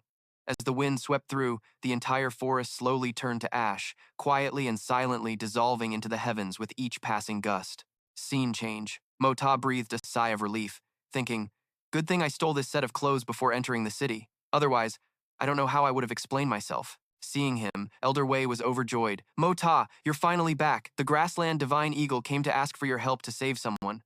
Mo Ta calmly replied, "It's fine. Just let him wait. I'll see him after I've changed." He was currently very eager to change, as he was still completely bare underneath. The old man pulled Mo Ta along. "What's there to change? Isn't this outfit perfectly clean? Hurry up!" Finally, he met Uncle Kong, who quickly recognized Mo Ta. Uncle Kong said with a laugh, "Kid, hurry up and bring me 2 jars of your wine. After drinking yours, I can't stomach any other kind." He replied to the man nonchalantly, 100,000 taels per jar. If you want a drink, bring the silver first." After hearing this, Uncle Kong's mouth twitched, and he started to speak. "You. All right, let's talk business first. Your undying old master sent me to find you. He told you to properly treat this guy's injuries. After that, there's another small matter, which we can discuss when you have time." Mo Ta scoffed. "I'm someone who doesn't act without personal gain. I've never done anything without considering the benefits. Why should I treat his wounds?" The man snapped, asking what conditions he wanted to set. Mo Ta answered decisively, "I want him. If I heal his injuries, I want him to work for me for 3 years." Uncle Kong hastily shook his head and refused immediately. "I can't agree to that on his behalf," he said sternly. "No matter what, this kid is a Heaven Xuan expert, considered a master. This is something you'll have to ask him." Mo Ta wasn't in a hurry. Uncle Kong worried silently. "You're not in a hurry, but I am. You may have plenty of time, but this kid is about to kick the bucket." He approached Chen Feng, but as he began to speak, he glanced at Mo Ta and was startled. Did this kid just crawl out of a brothel? Back to the point, Chen Feng adamantly refused Mo Ta's request. Uncle Kong tried to persuade him. "Now is not the time to worry about trivial matters. You need to save your own life first." Chen Feng remained firm in his decision. Mo Ta, on the side, looked bored. "You don't even know how to persuade someone. What 8 great supremes? This is all you amount to. Watch me." Mo Ta leaned down and began to whisper in his ear, "I'm telling you, look." Then, after saying something unknown, Chen Feng's attitude suddenly changed. "If it's really like that, forget 3 years. I'm willing to be your servant for a lifetime." Uncle Kong was furious, damn it. "Kid, what on earth did you say to him to convince this stubborn bull? To suddenly agree like that, what kind of dark magic did you use?" Mo Ta explained with a dangerous look in his eyes. "I just told him one thing. As long as you follow me, I guarantee you'll have enough power to toy with and get your revenge on Eagle Uncle Kong." The man seemed unconvinced. "Just with him?" Mo Ta replied confidently. "Just you wait. Take him to my courtyard." As they walked out the door, Uncle Kong was startled. "Why is there a meatball over there?" The man tried to get a closer look. It seemed that ball of meat was actually a person. Could it really be human? Tang Yuan noticed the old man's scrutinizing gaze and got angry. "Old man, what are you looking at? Haven't you seen a handsome guy before?" The man jeered back. "Hey, fatty, how much do you weigh?" He replied defiantly. "Roll aside. This young master is on a diet. Don't ask questions that kill this young master's motivation." From inside the room, Mo Ta's voice echoed out, "Hey, you're holding a dying man and you still have time to chat, Uncle Kong?" The man didn't want to wait any longer and quickly left. Hearing this, Tang Yuan's face immediately turned pale. "Uncle Kong, martial uncle." I just pointed my finger at him and cursed him. The scene changes to Zhan Feng asking doubtfully, "If you can really do what you said, I will definitely stay here." Mo Ta said seriously, "Staying by my side isn't simple. You understand that, right?" He lowered his voice. "I understand. Since I've decided to follow you, I know full well what I should and should not do." He looked at Zhan Feng with trust. "That's good. I want to control all the underworld forces in the capital. After I help you with your treatment, you will start handling this matter. I need someone to control everything on my behalf. No matter what happens, you must handle it yourself. Furthermore, according to my intelligence, the Murong family and the Li family are both currently keeping an eye on these gangs." Zhan Feng's tone was firm. Not a problem. He already had a plan in mind. Once he subdued the Golden Sun Gang, he would then use that gang's name to subdue the rest. Mo Ta instructed, "I will not interfere with any of your actions or decisions, but you should also know your limits. Currently, my master is refining a type of elixir that can increase one's Xuan Qi cultivation. As soon as there's a chance for you to break through, I will inform you immediately. You won't regret following me." An hour later, he walked out looking exhausted. Uncle Kong anxiously approached and asked Mo Ta, "Where's that little brat?" The man was so shocked he was speechless. From the room, a completely different person emerged, walking towards Uncle Kong with powerful strides. The man looked bewildered. "You've recovered your power?" The man in the room quickly replied, "Thank you for your concern, Martial Uncle. It's thanks to the Divine Doctor's techniques. My power has been restored." Mo Ta said coldly, "If you're all better, then get to work. Remember what I told you." The man immediately obeyed, not daring to argue. He then turned and asked with a puzzled expression, Why are you still here? Is there something else? Uncle Kong wiped his sweat. Today, I was fortunate enough to meet Master Li. This old man and him talked for a very long time. We exchanged martial arts knowledge and considered each other bosom friends. Mota was shocked upon hearing this. The man put on a proud air. We had a very pleasant chat. Later, your master mentioned that you are his disciple. Although your talent isn't bad, you are lazy by nature. This pains him greatly. Today, by a fortunate coincidence, he met me. Since he previously taught you the flying eagle strike technique, he asked this old man to come and give you some pointers. Mota covered his mouth to hide a smile, thinking to himself with disdain, "This old eagle is really a good actor." Uncle Kong then ordered, "Now, go outside and practice the flying eagle art that your master taught you for this old man to see. Hurry up and get it over with. This old man has to set off for the grasslands." He feigned surprise. "Old eagle, are you mistaken about something? Just last month, Master said my flying eagle technique had improved a lot. Why would he send you here now? Besides, I practice very diligently, so why would Master say such things about me?" It was as if Mota had hit a nerve. The man stammered in response, "Well, actually." Seeing this, he cheerfully helped him out. "Oh, so that's how it is. You should have said so earlier. Let's talk about it some other time when we're free. You're very busy, right?" Uncle Kong still wouldn't let it go. "I'm free right now. What I said before was just a small matter. Shall we begin?" Mota sighed. "But I'm dead tired. Besides, you're bosom friends with that old geezer, so why didn't he teach you himself? He's clearly just trying to be lazy. If you teach well, the credit goes to him. But if you teach poorly, the blame falls on my head. I'm not doing this kind of losing deal." The man couldn't take it anymore and snapped, asking for his conditions. Mota's arm suddenly made a movement. It seemed very simple, but a closer look revealed it was not simple at all. His 5 fingers stretched out, winding and constantly transforming. From the elbow to the wrist, it twisted continuously. With each twist and transformation, its power increased. After finishing the demonstration, he stared at Uncle Kong and asked, "This is one of the moves from the Ghost Eagle 9 forms. What do you think? What do you want from me for your help? Just speak freely. But let me be frank, I don't need anything from you. On the contrary, I will give you benefits. I can help you perfect your techniques. You'll have to stay in Tianxiang City for a long time, and we can slowly study them together." Elder Kong suddenly interjected, "What kind of game are you playing? Spit it out, and stop beating around the bush." The young man put on a charming look. "Be my guardian for 1 year, okay? My request isn't demanding. Furthermore, for this 1 year, I'll cover all your food, lodging, and wine.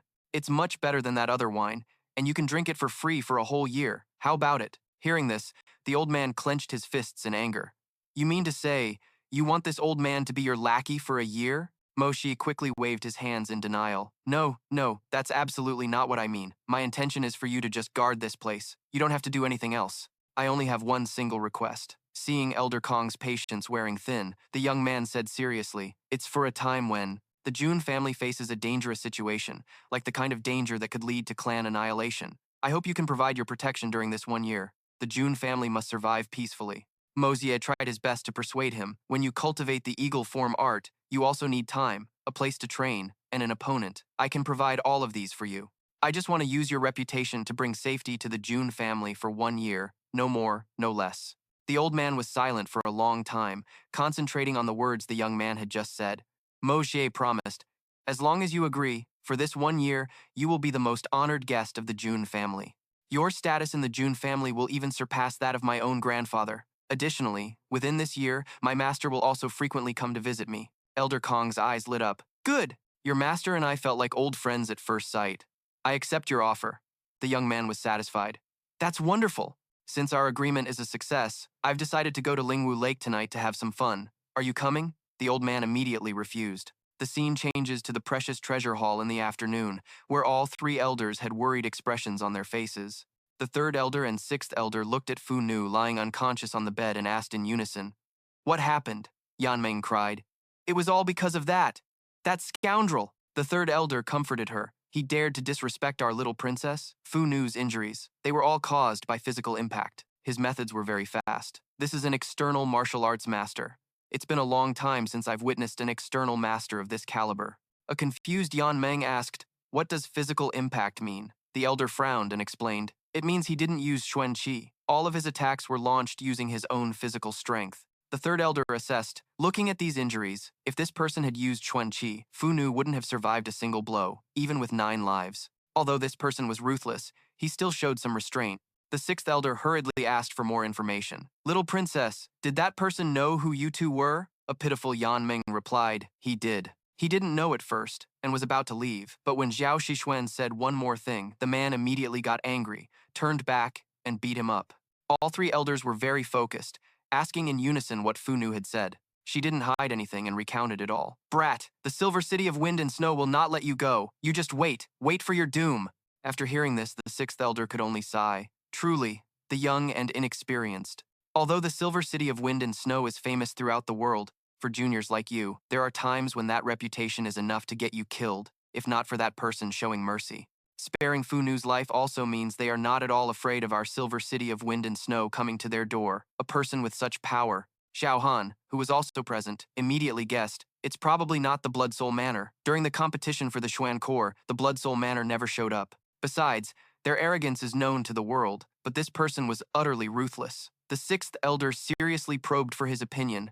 Then who do you think is responsible for this? Xiao Han stated firmly, it was the Jun family. He seemed to have thought this over carefully and added, in Tianxiang City, the Jun family's hatred for us is probably deeper than any other clans. Only the Jun family is this sensitive about the Xiao surname. Shui Tong retorted, that's ridiculous, Xiao Han. You can't just blame the Jun family for two completely unrelated matters because of old grudges. Yan Meng agreed. I don't think it was the Jun family either, because there's something I haven't told you yet, the sixth elder asked wearily. What else is there? Still terrified, she recounted, after that person left, the entire red maple forest where we were standing, suddenly vanished. All that was left was a barren patch of land, with nothing else. The elder, shocked, wanted to confirm again. Is this true? You're sure you didn't see it wrong?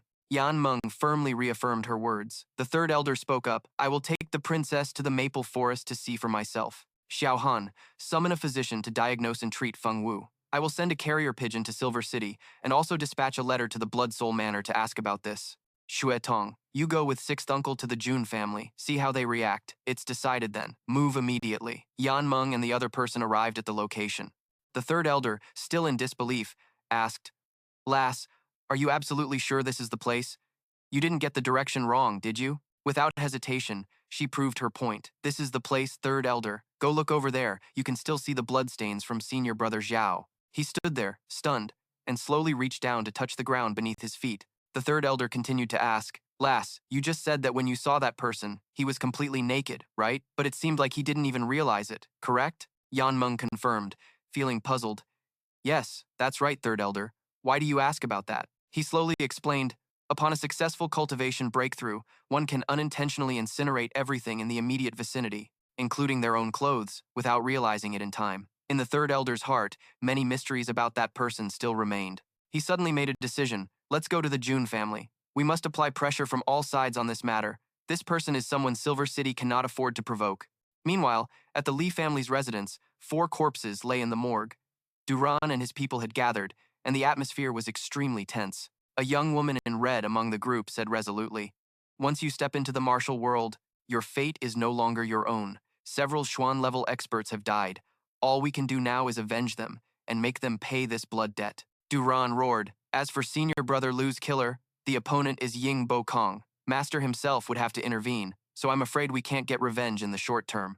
As for the revenge for the 4 senior brothers, the key lies in that guy's throwing dagger. This throwing dagger has likely never appeared openly on the continent before. However, the last time Princess Ling Meng was targeted for assassination, I heard that a Tian Xuan level master intervened in time to help her, allowing Princess Ling Meng to escape that calamity. A man with brown hair was stunned after hearing this. Junior brother, are you saying that the throwing dagger related to Princess Ling Meng might be the same as this one? Duran smiled faintly. I plan to make a trip to the palace to check what that throwing dagger looks like. If they are the same, then we'll have a clue, won't we? Another man replied, boiling with hatred. Exactly. At that point, we just need to capture Her Highness the Princess, and that despicable bastard will have no choice but to show himself. The young woman from before immediately teased, but Princess Ling Meng is the one our little junior brother is pursuing. Eldest senior brother, you should act with some restraint. Don't ruin our little junior brother's wonderful romantic prospect. Duran replied calmly. Third senior sister, you misunderstand. If it means I can avenge our 4 senior brothers, even if I have to sacrifice Yan Meng or even my own life, I would do so willingly. The brown-haired man spoke with resolve. It was truly worth our while to travel 1,000 miles to get here, my 4 brothers. Even in death, I can rest in peace. He was extremely worried. Master will only arrive in Tianxiang in a few days, and this little brother urgently needs the help of my senior brothers. Jian Hongfei smiled. Our junior brother. We've always been one family. Your business is our business, so hurry up and tell us. Dunyan slowly explained. It's about the underworld forces of Tianxiang City. Originally, this little brother had control over the gangs in the northern part of the city. But due to a careless mistake, I was completely wiped out by the Tang family. So for now, in this regard, I am in a completely powerless state, the man said arrogantly. Junior brother, rest assured. Before Master arrives, we will help you unify the entire underworld of Tianxiang City. He was immediately overjoyed. Thank you, eldest senior brother. Now, I will go and investigate the flying dagger incident. Since it's related to the feud of my 4 senior brothers, I absolutely cannot ignore it. The brown-haired man advised, we're family. There's no need to be so formal. The hearts of men in the martial world are treacherous, so, junior brother, you must be extremely careful. Before Dunyan left, the man didn't forget to remind him, although you need this power, your justification cannot be made public. You must clearly grasp the pros and cons in this matter. He immediately nodded in understanding. The scene shifts to the Jun family residence. Moshe stood there, sighing. Uncle didn't ask too many questions. It seems I don't have what it takes to be a master. He was startled when he saw Guan Qinghan's figure glide by. Moshe walked over and asked, Eldest sister-in-law, when did you arrive? Why didn't you have care inform me? She replied gently, I saw that you were busy, so I didn't disturb you. It's late autumn now. The plants in the Jun family residence should have withered away, but these flowers and grasses still haven't wilted. The flowers and plants in the Jun family's main courtyard and in your little courtyard are growing so lushly. Every flower and blade of grass where I live, I tend to them with great care, yet they are not as vibrant as the ones in your courtyard, which seemingly have no one looking after them at all. Is there something hidden here? He thought to himself. I'm always cultivating. Whether it's the spiritual energy of heaven and earth, or the pure spiritual energy circulating from the Hongjun Pagoda, it all affects these plants and flowers. It's late autumn, yet the flowers haven't withered. This is truly unnatural. Moshe could only offer a wry smile. What's so strange about it? It must be because our Jun family has excellent feng shui. But inwardly, he was agonizing. How am I supposed to hide this? Maybe I should just switch to planting plum blossoms. They bloom in the dead of winter, so that shouldn't be a problem, right? Qinghan's expression suddenly turned serious. You've been through a lot these past few days. Third brother-in-law, I have a few questions for you, if it's convenient. Moshe replied casually. What are you saying, eldest sister-in-law? Please, ask me anything. I will be sure to tell you everything I know, without hiding a single thing. She stared intently at him. I heard from Third Uncle that you declared the matter of the Blood Soul Villa resolved. Tell me, is it really and truly resolved? Moshe hesitated. It can be considered so. At the very least, it's been resolved for the time being. Qinghan smiled. If you're that certain, then even though I still have some doubts, I have to believe you. Third Uncle also admires you greatly. He humbly deflected her praise. It was really just a matter of good luck, that's all. Qinghan's face flushed red. I also heard from Third Uncle that your true abilities far surpass my own. When we sparred a few days ago, you were holding back against me. Moshe, you've truly matured. You're no longer the person you once were. After hearing this, Moshe felt a bit awkward.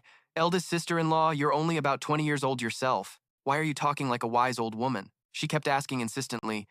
Third Uncle once said, you must always hide your talent so that everyone would misunderstand you. But I really don't understand. Were those outrageous and nauseating things you did before also part of hiding your talent? He stammered pitifully. Yes, that's right.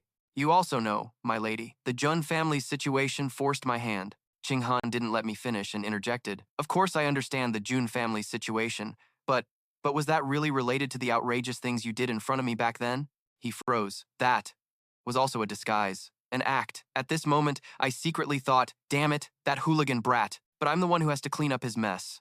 She then said coldly, if you ever pull that kind of disguise again, I will leave the Jun family and never come back. How can a girl's honor be treated as a joke? Tang Yuan suddenly appeared and commented, Third young master, your lady is as beautiful as ever, even when she's angry. I took my anger out on him. Damn it, you fatty.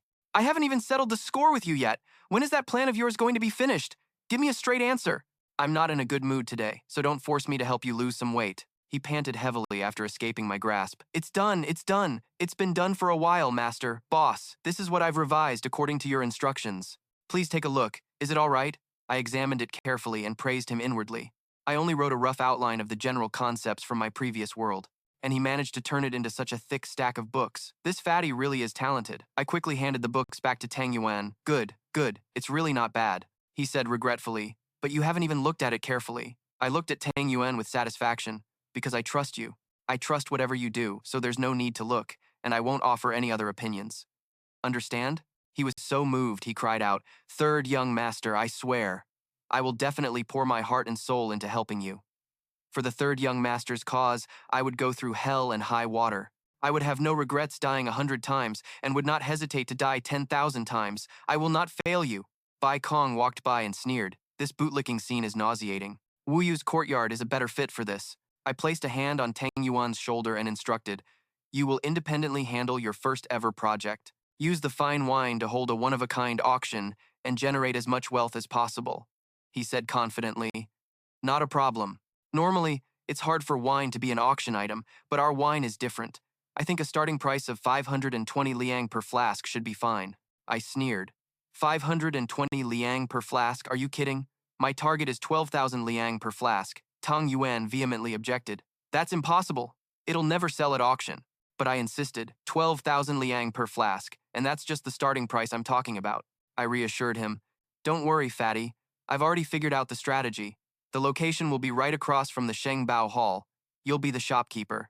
The grand opening in 3 days will be most auspicious." Tang Yuan was bewildered. "My grandfather warned me 3 times not to mess with the people from Shengbao Hall," I said with an air of confidence. "Have you forgotten how we dealt with that brat surnamed Li last time? Just listen to me. I guarantee it'll be fine." He was finally reassured. "All right. Having a location is better than nothing. Across from Shengbao Hall it is." I waved goodbye. "Then get everything prepared." But Tang Yuan urgently called out, "Wait, third young master, I need your help with something." I turned back and asked, "What is it?" He explained his worry. "My fiancée wants to come see me. After she heard I was expelled from the clan, she said she wants to come and comfort me, but with my current appearance." I teased Tang Yuan. "So, the fiancé wants to meet her fiancé, huh? Your lady is quite open-minded, but that's a good thing. Fatty, don't you go bullying a nice girl like that." He was a bit apprehensive. "I hope you can come with me. If I happen to get beaten up tomorrow, you can at least carry me home. I've heard rumors that her personality isn't the best." Mota immediately refused. "I'm not going. Isn't this just being the green leaf that makes the red flower bloom? Your good looks are already a great disservice to your future wife.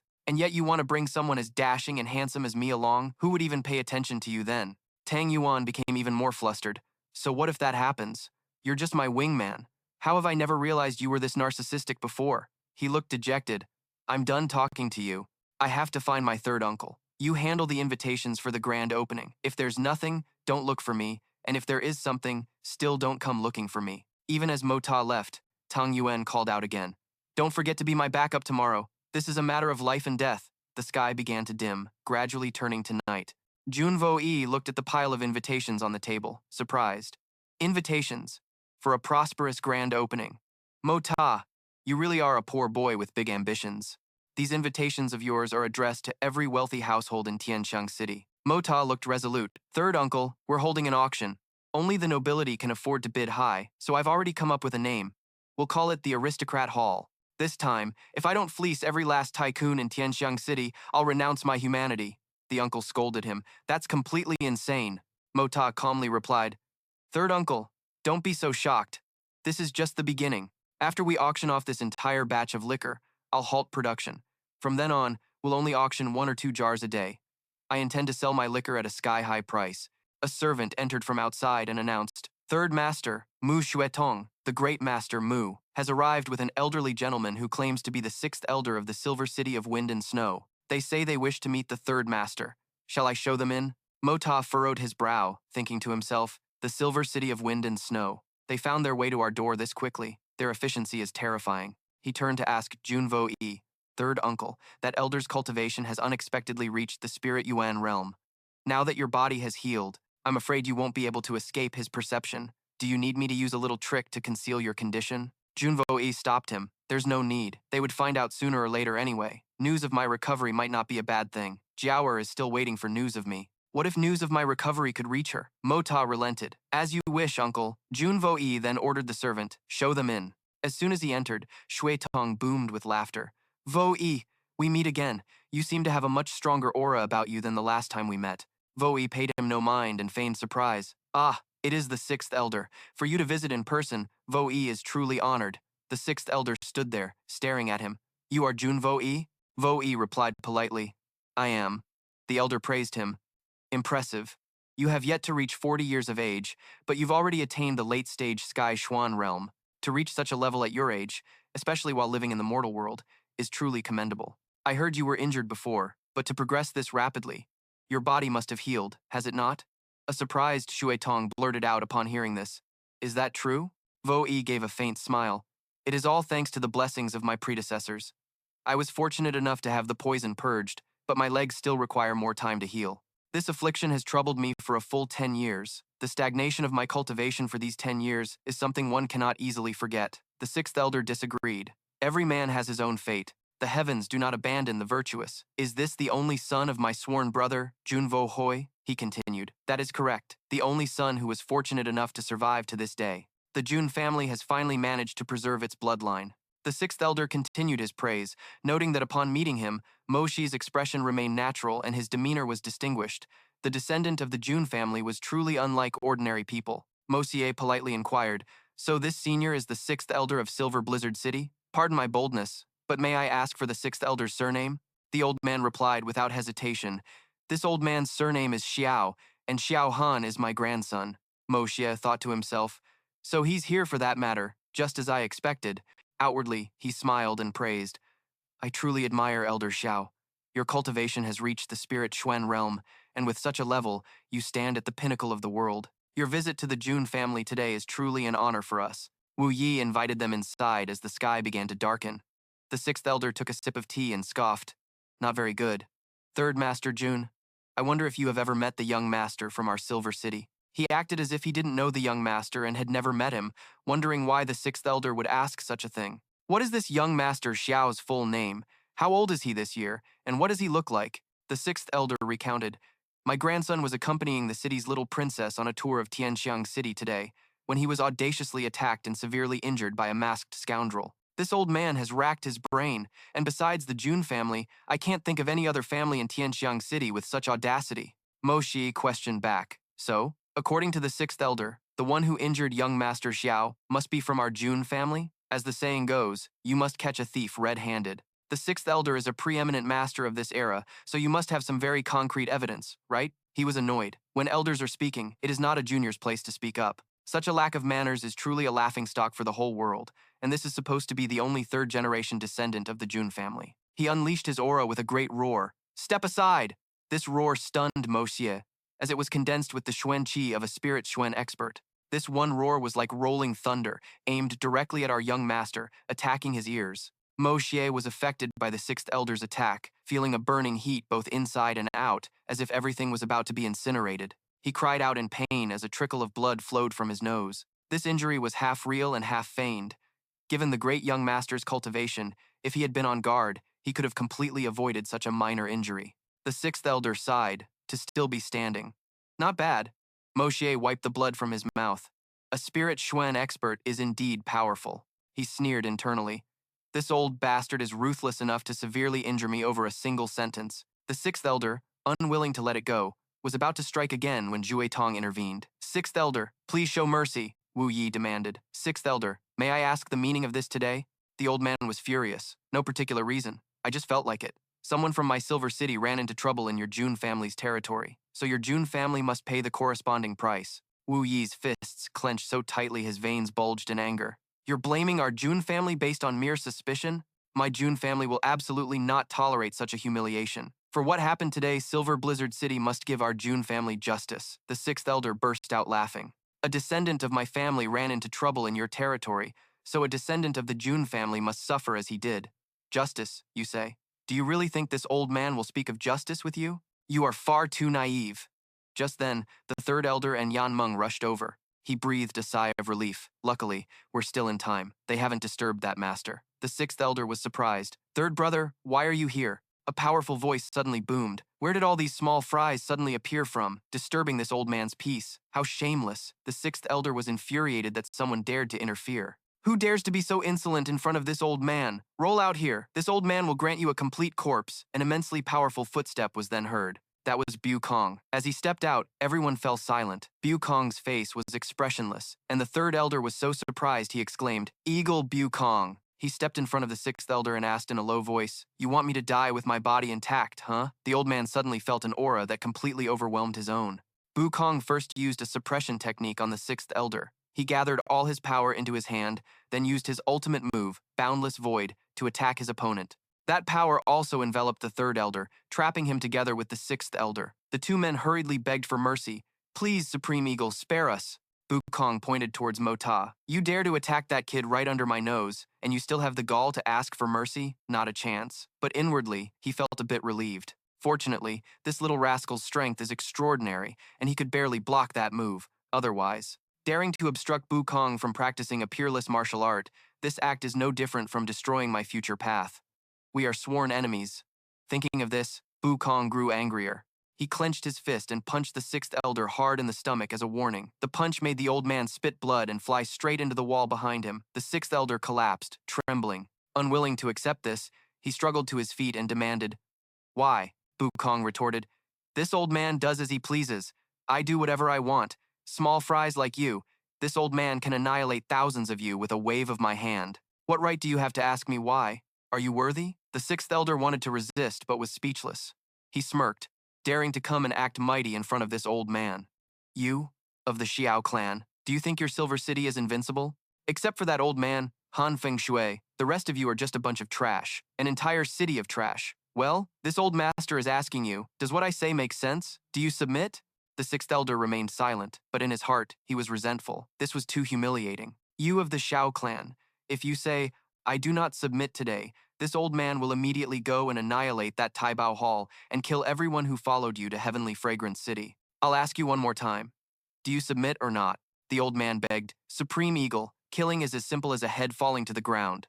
I hope you can give face to our old city lord and leave us a way out, so that we may meet again on better terms in the future." Bu Kong snorted coldly. "This has nothing to do with you. It's only out of respect for that old Feng Han Shui that I'm showing mercy and not taking this small fry's life. A moment ago, he even told me to die with my body intact.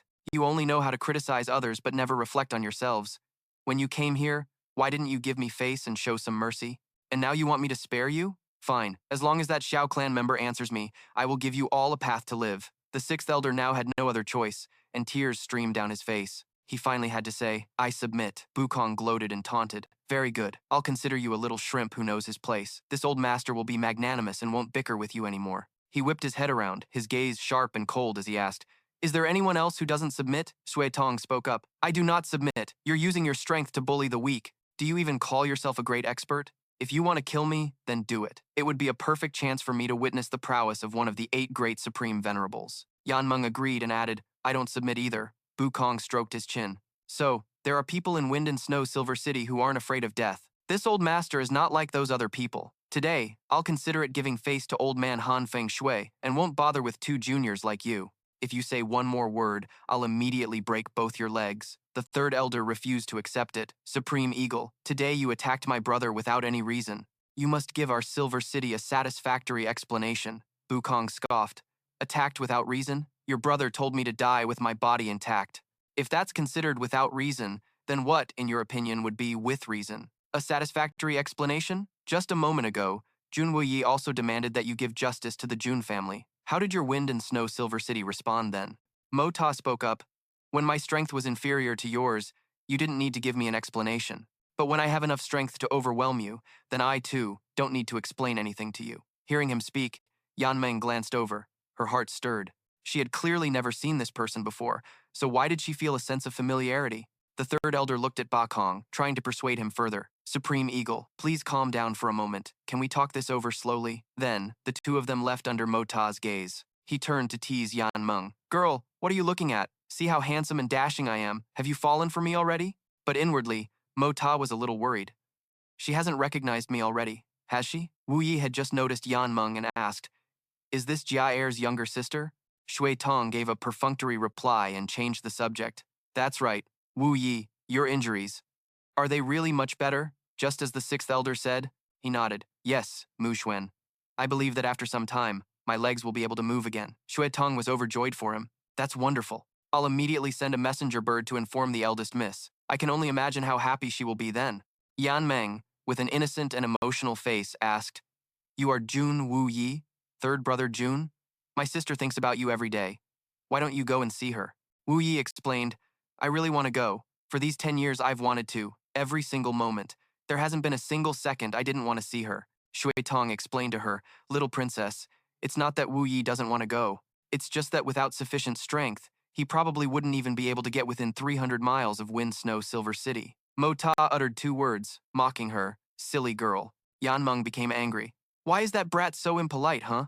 Wu Yi interrupted. "Can you tell me a little about your sister, little sister?" She made a mischievous demand. "Of course, no problem. But you have to make him call me auntie, then I'll tell you." She rubbed her eyes several times and looked back at where Mo Ta had been standing. "Hey, where did he go?" Wu Yi could only laugh. "Where has this kid run off to again?" Yan Meng huffed coldly. "I'll definitely tell my sister, so that when she comes to the Jun family later, she can make a special trip to find that impolite brat." He was a bit stunned to hear this. "Your sister will come to the Jun family?" Her eyes showed joy and certainty. "Of course, she wants to marry you after all. She will definitely come to the Jun family. My sister has trained so hard for so many years just because she wants to marry you." Wu Yi started to laugh through his own sobs, tears streaming down his face. He clutched the front of his shirt, his heart overwhelmed with emotion. "It's been 10 years. I can finally be certain of her feelings. She is still waiting for me, still feeling the same as me." At this time, Ba Kong and the third elder had gone to a private place. The elder then asked, "May I ask the Supreme One a question? Why are you here?" His tone was a bit cold. "I haven't even asked you why you are here. What exactly is going on between Wind Snow, Silver City, and the Jun family?" The third elder's expression turned serious. "You don't know the full story behind this, do you?" He gave a wry smile and explained the entire history of the grudges between the Jun family and Silver City very clearly. Of course, the internal conflicts within Silver City could not be revealed to an outsider. Hearing this, Ba Kong stomped his foot hard on the ground, thinking to himself, "Damn that Jun family. They looked so ordinary and unremarkable, but it turns out they had such a hidden ace up their sleeve. No matter. As long as Blood Lake Manor doesn't interfere, Wind Snow, Silver City isn't that formidable. And even if something happens, that great expert is still around." He hurriedly shooed the third elder away. "Say no more.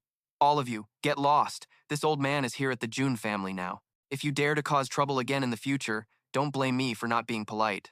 The elder hesitated and asked one more question. "Does the Supreme Eagle know that there is another peerless master hidden in this Tianxiang city?" Ba Kong raised an eyebrow and asked, "A peerless master? Who?" Although he said that, he was already worried inside. Could it be that Silver City also knows about the existence of that senior expert? The third elder quickly recounted. "A few days ago, this senior released a radiant light. At that moment, we knew the clouds changed color because of it. And today we discovered another strange thing about this senior." Ba Kong said in a low voice. "What strange thing?" he explained. "The story is about the wind forest in the southern part of the city, within a 60-mile radius. Under the influence of this senior, it was completely burned to ashes by Xuan Qi, silently and without a trace. Not even a single blade of grass was left on the leveled ground." Ba Kong's heart skipped a beat as he realized, the wind forest, in the south of the city. Didn't I just come back from there? Could it be that something earth-shattering happened after I left? The eighth elder took his leave. "Supreme Ying, today's matter was simply because our skills were inferior. But since Supreme Ying has humiliated Wind Snow Silver City, we will come to reclaim our honor another day. The mountains are high and the rivers are long. We shall meet again." Busheng did not yield to his words. "I, Ying Busheng, dared to cause this trouble, so I am not afraid of the consequences." He turned his back and urged, "Shui Tong, carry the sixth elder. We're going back." As he was leaving, he stopped. "Oh, right. I heard the young master of Blood Soul Manor has taken a liking to the Jun family's daughter-in-law and intends to take her as a concubine. Since Supreme Ying is staying here, you had better prepare yourself. I'm afraid Blood Soul Manor isn't as easy to deal with as our Wind Snow Silver City." Hearing this was like a clap of thunder to Bujang. So it turns out this wasn't just boarding a pirate ship. This old man has basically fallen straight into a swamp. Now I can't even pull my leg out.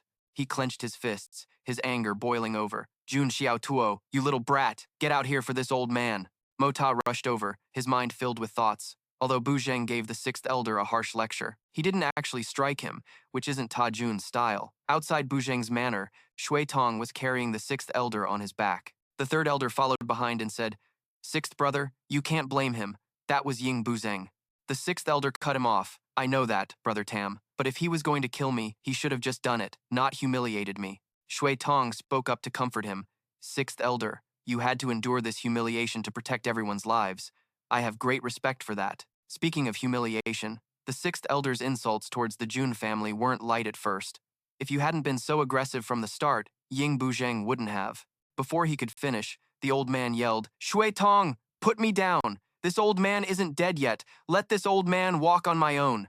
It is not the place of a junior like you to lecture me on how I do things." He felt wronged in his heart. If you really had any backbone, you shouldn't have lost to Ying Buzheng earlier. Now you're taking your anger out on me. Does he think Shui Tong actually wants to carry him? Mo Ta's mocking voice rang out. So you do have some backbone, as expected of an elder from Wind Snow Silver City. I would even admire you a little if you had been this tough when facing little Ying just now. Everyone turned their heads in shock. Who is it? Yan Meng recognized him and immediately accused, "It's him! He's the one who injured Xiao Xishuan, and he hit me too," he asked directly. "Are you all from Wind Snow Silver City?" The third elder stepped forward to answer him. "Yes. May I ask who you are, senior?" Mo Ta didn't beat around the bush and got straight to the point. In those days, this old man had dealings with several generations of Silver City's lords. "I never thought it would decline to this state today. How pathetic," the third elder agreed in his heart. He's absolutely right. The old city lord was the second generation, or was it the first? Just how old is this person before us? He continued to reprimand them. "A junior from your Silver City knelt to me for cultivation guidance, yet you people only know how to aid a tyrant and act recklessly. Is this the code of Wind Snow Silver City?" Yan Meng sensed it. This person was filled with the aura of a reincarnated master. Is this really that violent man from before? Why is there such a huge contrast? Mo Ta cracked his knuckles, exuding a powerful aura. "I heard you are looking for me? You want to find me to get revenge? This venerable one has delivered himself to your doorstep today, precisely to give you a chance to prove yourselves." The third elder quickly begged for forgiveness. "Senior, please forgive us. This incident was caused by a couple of our unruly juniors. If we have offended you in any way, I hope Senior can overlook it." He rebuked more harshly. "But you used the excuse of searching for this venerable one to come to the Jun family, brandishing your power and even making a move on a child. You want me to just let that go?" The sixth elder finally spoke up. "This senior, the Jun family and Wind Snow Silver City have a long and entangled feud. The roots run deep. For a senior to question us without knowing the full story is unbecoming of your status." Mo Ta raised an eyebrow. "Are you saying this venerable one is sticking my nose where it doesn't belong?" "My original intention was to let bygones be bygones." As he spoke, he used a bit of force to slap the sixth elder's face, causing the old man to spit out a mouthful of blood. "Let me finish. I didn't want you to speak so recklessly, but considering you were injured, I only taught you a small lesson." Elder Shin was bewildered, completely unable to see his movements. "How could a mortal possibly do this?" Mo Ta calmly said, "This is enough for today. In the future, you can come find me to cause trouble whenever you like." He continued, "Senior, please grace us with your name so we can report back to Silver City." Suddenly, he teleported behind Elder Lu.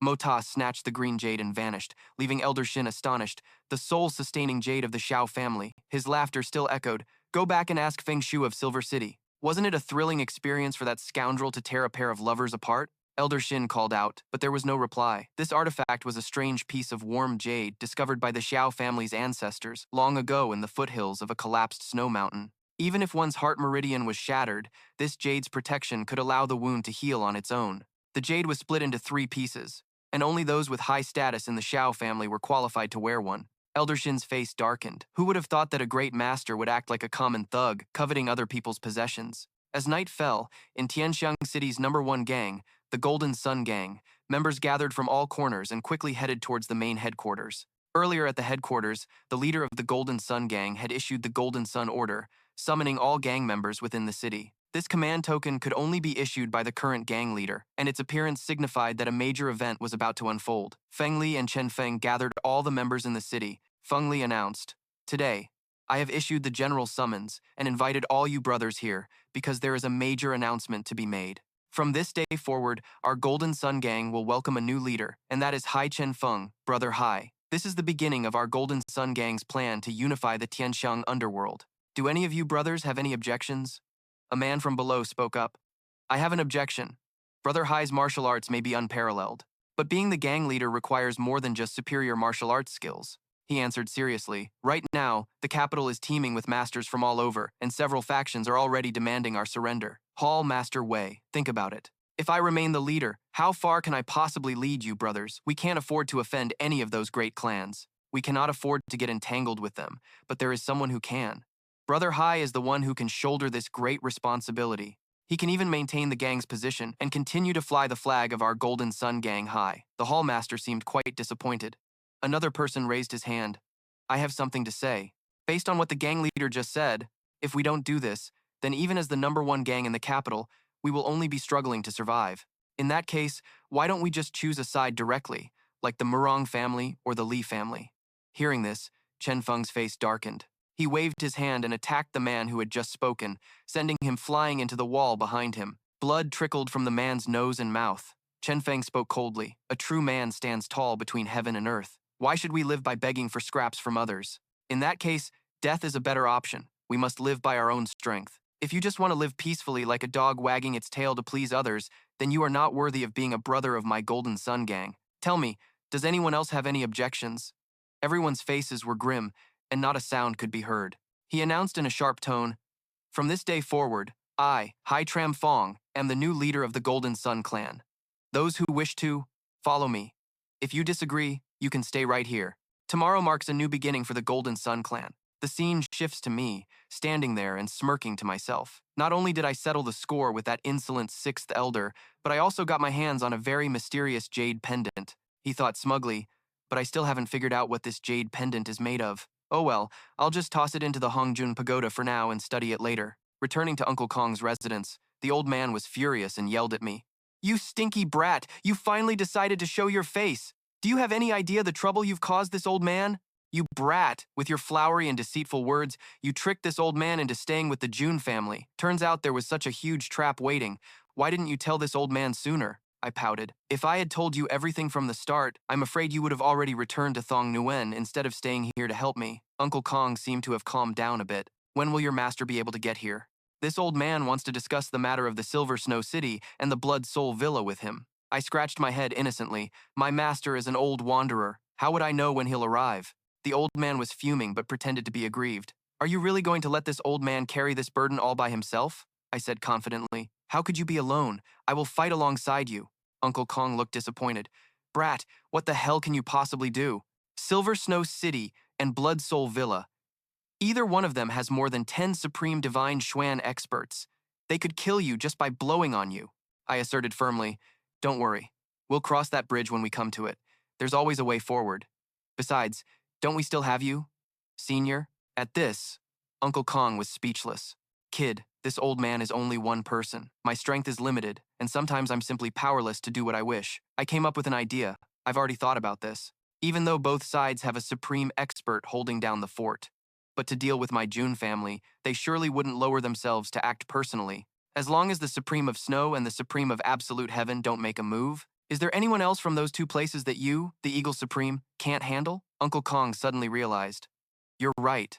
Aside from Han Feng Shui and Li Juetian, the rest of the people in Silver Snow City and Blood Soul Villa are nothing more than clay chickens and pottery dogs in my eyes. Even those at the middle stage of the Divine Xuan realm are no exception. They couldn't withstand a single blow from me. I thought to myself, asterisk, of course, asterisk. I just gave this old geezer a bamboo pole, and he's already trying to climb to the heavens with it. I turned back, looking for advice. There's something I'm a little unclear about. Above the earth, Xuan realm is the Sky Xuan realm. Above the Sky Xuan realm is the Supreme Divine Xuan realm, which is rumored to be the highest realm of Xuan Qi. But the 8 great supremes are stronger than ordinary Divine Xuan experts. Wasn't that 6th elder also a Divine Xuan expert? Yet you defeated him with just a casual move. Is there some other distinction within the realm? Within the Divine Xuan realm, there are the 12 grades of Divine Xuan. Each step is like ascending to the heavens. So, what grade are you? Uncle Kong answered honestly.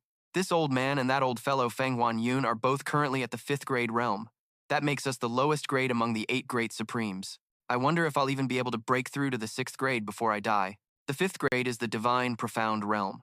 Above the 5th grade is the Frost Sovereign. The worldly legend of the Divine Profound Sovereign means that to become a Frost Sovereign, one must first reach the Divine Profound Realm. I asked further, so Yun Bei Chen and Lei Juetian must be at the 12th grade of the Divine Profound Realm then? He immediately refuted it. Definitely not. The highest Yun Bei Chen can be is the 8th grade of the Divine Profound Realm. Anything higher is impossible. I finally understood. So, that's how it is. In that case, if someone breaks through from the 8th grade to the 9th grade, would they be number 1 under the heavens? The old man didn't explain further. Above the 8th grade of the divine profound realm is a whole new horizon, a realm that even I am not qualified to know about. In the current world, only Yun Bei Chen, Lei Juetian, and that person in the vast heavenly punishment forest are qualified to discuss it. I now had a clearer understanding that there was such an ancient way of classifying strength. I recalled the past. I only knew what Grandpa and Uncle Jun had told me before. It's only thanks to Uncle Ying that I now know about these things, which go beyond the common worldly rumors. So, in the future, if I come into contact with Yun Bei Chen or others, might I learn about even newer realms? I inquired about the details of Silver Snow City and the Blood Soul Mountain Villa. Do you know something special about this matter? The old man replied, This old man can only say that your Jun family is merely a secular family. Facing Silver Snow City, the fact that you have survived until now is already no small miracle. I still couldn't believe it. Is Silver Snow City really that powerful? Do we truly not have even a sliver of a chance to win? He explained, if it were just those few great elders, of course, they wouldn't be worth mentioning. But the problem right now is that you have provoked the C family of Silver Snow City. This is no different from wanting to confront Silver Snow City head-on. I was still puzzled. Isn't the city lord of Silver Snow City surnamed Han? Why do you say that provoking the Sai family is the same as directly opposing the entire city? He began to recount a story he knew. This matter is related to a secret. 300 years ago, in the Jianghu, there was a great sect called the Supreme Advancement Alliance. It commanded more than half of the unorthodox sects in the Jianghu. Its prestige was overwhelming and its power was immense. You could say it was an unrivaled hegemon under the heavens. That was until the young master of the Supreme Advancement Alliance, Yu Lin Feng, had a chance encounter with a certain lady. That lady was as beautiful as a painting, with unparalleled grace. She was known as the Nine Heavens Jade Phoenix. Kong Yan Luo was recognized at the time as the #1 beauty under the heavens. At that moment, the tragedy began. The moment Yu Lin Feng saw her, he was smitten, using every trick and dispatching countless experts to have her. But all his efforts were in vain. Seeing that he could not win the beauty's heart, Yu Lin Feng finally decided to resort to lethal means, even if it meant wiping out the entire Kong family. At this point, I was still full of questions. Why was this so similar to what the Blood Soul Mountain Villa was doing to Guanqing Han? The old man continued, but just as Kong Yan Luo was about to meet her tragic end, she was suddenly rescued by 3 men and escaped far away. Afterward, she and the leader of the 3 fell in love and became husband and wife. And on another night, Yu Lin Feng was killed by the 3 men working together, his head separated from his body. The 3 sworn brothers became enemies with the Supreme Advancement Alliance and established their own force on Supreme Mountain. 20 years later, their cultivation had greatly improved, and they descended the mountain for revenge, causing the complete collapse of the Supreme Advancement Alliance. However, in the final battle against Yu Zhan Yun, Xiao Jing Chen sacrificed himself to block a fatal blow for Han Xiaojiao, perishing together with Yu Zhan Yun. Heartbroken by the death of his sworn brother, Han Xiaojiao cut off 2 of his own fingers and swore an oath, as long as Silver City stands, the Xiao family will endure forever. This vow shall never betray our ancestors. Having heard this much, I finally understand the root of the story. I never expected such a tale was hidden behind it all. The old man reiterated, You understand now, don't you? For your Jun family to face the Xiao family is no different from facing the entire snowy Silver City. There's truly not much difference. I really don't know how Third Uncle's woman managed to pull off such a difficult task. I also wondered, with the Zhao family's status in snowy Silver City, since they already attacked the Jun family back then, why didn't they just eradicate us completely? Who knows what price Han Xiaojiao had to pay, or how much effort she had to exert, just to prevent the Jun family from being completely wiped out. My expression changed as I asked him, Old Eagle, you just said you're a 5th grade spirit Xuan, at the initial stage of the Supreme Realm, but advancing to the 6th grade isn't an easy task, is it? The old man nodded. That's more or less correct. Little friend, just say whatever's on your mind. I spoke directly. My master is obsessed with pill refinement, and a few years ago, he developed a very good pill. This pill can raise a person's cultivation level. You understand the implications of that, right? He understood the hidden meaning in my words. What are your conditions? I didn't beat around the bush. I only have one request. If the day comes when our Jun family marches on snowy Silver City to seek revenge against the Xiao family, to end the grudge between us, and to rescue Tam Thom, I need you to come to the market and lend us a hand. The man agreed without hesitation. All right, is that all? I confirmed his words. It's a deal. Meanwhile, at the Dragon Soul Gang, a subordinate ran in excitedly. Gang leader, the Golden Sun Gang, has replied to our letter. The leader of the Dragon Soul Gang asked expectantly. A reply? You mean to our letter proposing an alliance? His subordinate nodded.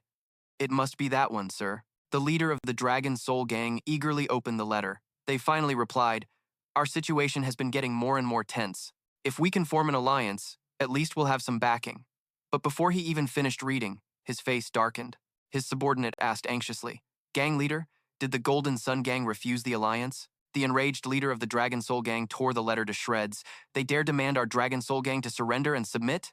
Who the hell does Jin Fengli think he is? On what grounds does he expect us to bow our heads and surrender?" Just then, the door to his mansion was blown open. He shouted in anger, "Who goes there?" A man named Zhan Feng, emanating a powerful killing intent, strode in with an imposing aura. The gang leader's subordinate recognized the killing intent from the man before them, a heavenly Xuan expert. The leader of the Dragon Soul Gang stammered, "May I ask who you are, senior?" The man gave him two choices. "The Golden Sun Gang will become the overlord of the capital's underworld. You have two choices, submit or die."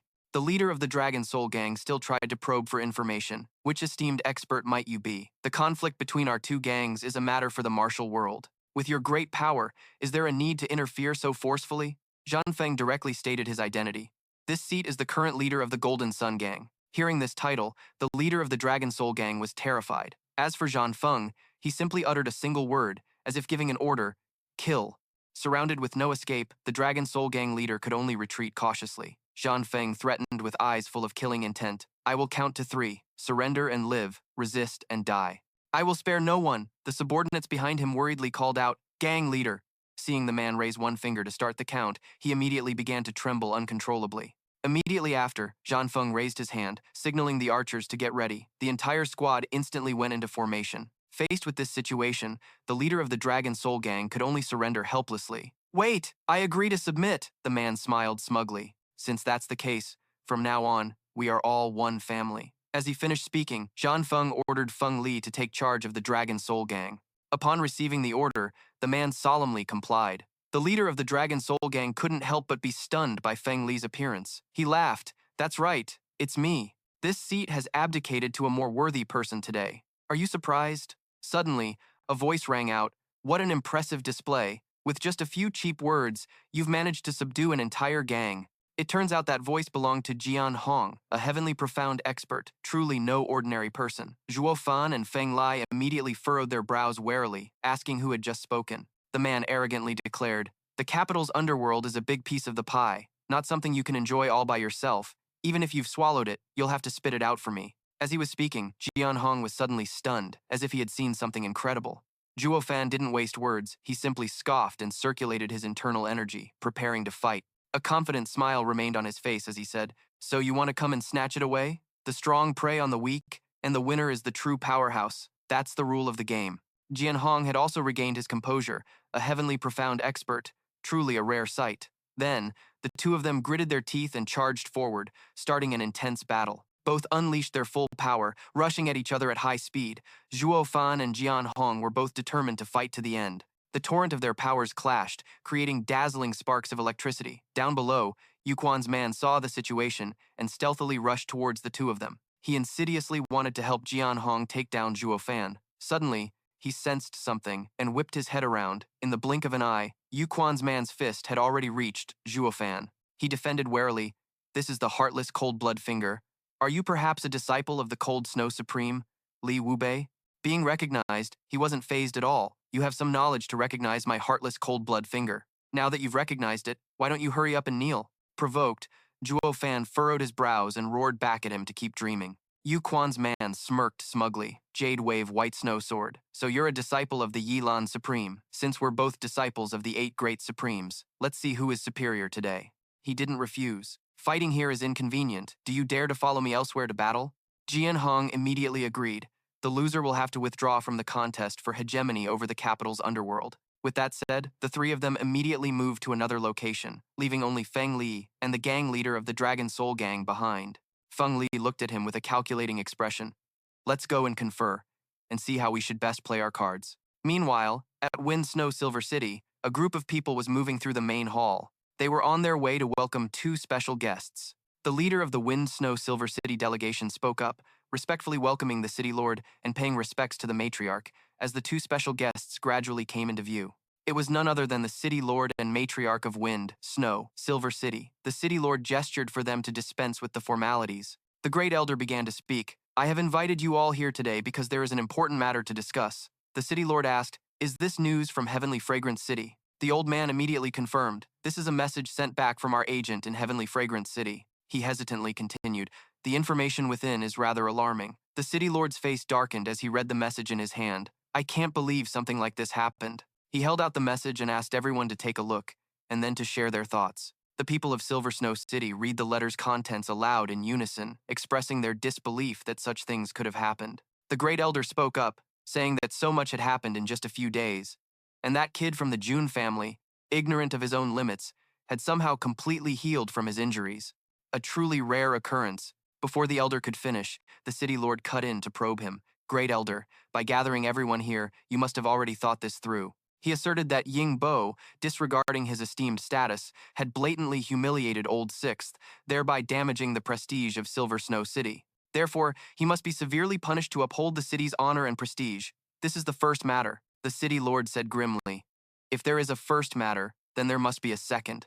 The elder continued without hesitation. The soul-continuing jade is a treasure of our Xiao family, a divine artifact in the mortal world. It absolutely cannot fall into the hands of an outsider. This jade must be retrieved. He then proposed a plan, so no matter what, we must first send someone over. If the person with the jade is truly in danger, we can investigate the news at the same time. If the jade's existence is just a baseless rumor, we will immediately move to take it back. The great elder still had more to say. Third is the Jun family. A mere secular clan, yet they dare to provoke the authority of our Silver Snow City. I propose we exterminate the entire clan. The city lord immediately voiced his strong opposition. Do you want what happened 10 years ago to repeat itself? The great elder tried to persuade him with all sorts of reasons, but the city lord simply replied softly. The root of this matter also stems from the Xiao family. His eyes sank. The Xiao family has already crippled 4 key members of the Jun family, including Jun Wuyi. Do you all want to make a mistake even worse? The elder was still determined to persuade the city lord, but he was cut off. This matter needs to be discussed more carefully. Have you forgotten what happened 10 years ago? Do you want to push our dear Jiaoer to her death? Faced with the city lord's words, the great elder could only sigh helplessly. 10 years ago, when Yan Jiao returned to Silver City and heard that the Xiao family was dealing with the Jun family, she went into a frenzy. In front of Han Yanmeng and the great elder, she severed her own meridians, vowing to live and die together with the Jun family. Her life was barely snatched back from the hands of death by the old city lord. The Xiao family, thinking the matter was over, then made another move against the Jun family. She then begged the great elder to retract his order. He was forced to cancel his secret plan against the Jun family, but precisely because Yan Jiao had risked her life twice to save them, the great elder's dream of making her his daughter-in-law was shattered, leaving him utterly furious. Meanwhile, at that very moment, Yan Jiao was residing on a snowy, icy cliff. She held a letter in her hand, tears streaming down her face. It's really him. His injuries have healed so much.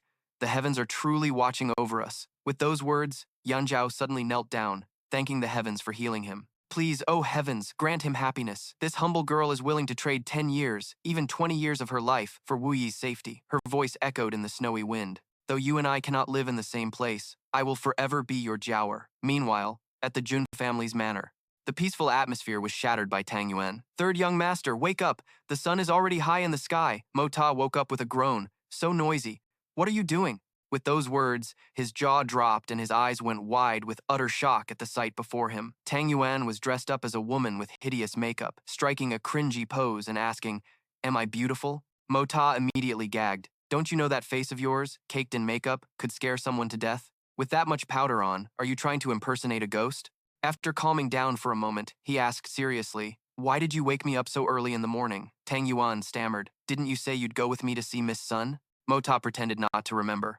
Miss Sun? Who's that? Isn't she the fiancée you lost in a bet? He got so flustered he lashed out, calling him a cow for constantly harping on about the same thing, claiming it was the only mistake he'd ever made. Let's not talk about this anymore. We don't look too bad right now, do we? Mo Ta gave a stiff smile. Indeed, he looked much more slender. Hearing this, Tang Yuan became excited. Since it was his first time meeting Miss Sun, making a good impression was paramount. After a while, the two finally arrived at Julu. Mo Ta spoke up, Fatty Tang, don't tell me you arranged to meet your fiancé here. I'm surprised. Weren't you the one who picked this location? Tang Yuan was confused. It wasn't me, but what's wrong with meeting at Julu? I think it's perfectly fine. Mo Ta gave a knowing smile. A woman who suggests meeting her fiancé at a place like Julu. It seems your future wife is no ordinary person. Tang Yuan didn't get it at all. I don't see the problem. If we don't meet at Julu, are we supposed to meet at a doctor's office? Now, that would be weird. Suddenly, something darted towards them. Xiao Baibai appeared from nowhere and leaped into Mota's arms. He picked the little creature up in surprise. Little guy, why are you here too? Could it be? The two of them, along with Xiao Baibai, headed inside, with Tang Yuan eagerly looking for Miss Sunday. Suddenly, he spotted Xiao Yi up ahead with a man. Mota guessed it must be her big brother, escorting her here. Tang Yuan mentioned, I heard that for this meeting, Minister's son spent a fortune and pulled a lot of strings to book the entire Ju Lu. He frowned slightly. Besides Miss Dugu, there wasn't another woman in here. With this in mind, Mota asked Tang Yuan if he had ever met his fiancée, Miss Sunday. He answered honestly, never. My fiancée is a sheltered lady from a noble family who never leaves her home. How could an ordinary person possibly meet her? Just then, Xiao Yi called out, Big brother Mota, come over here. She moved closer to him. I knew you'd definitely come with the fatty, so I pestered Sister Sun and insisted on coming along with her. Feeling uncomfortable, Mota changed the subject. Miss Dugu, it seems we are fated to meet. But where is this Sister Sun you mentioned?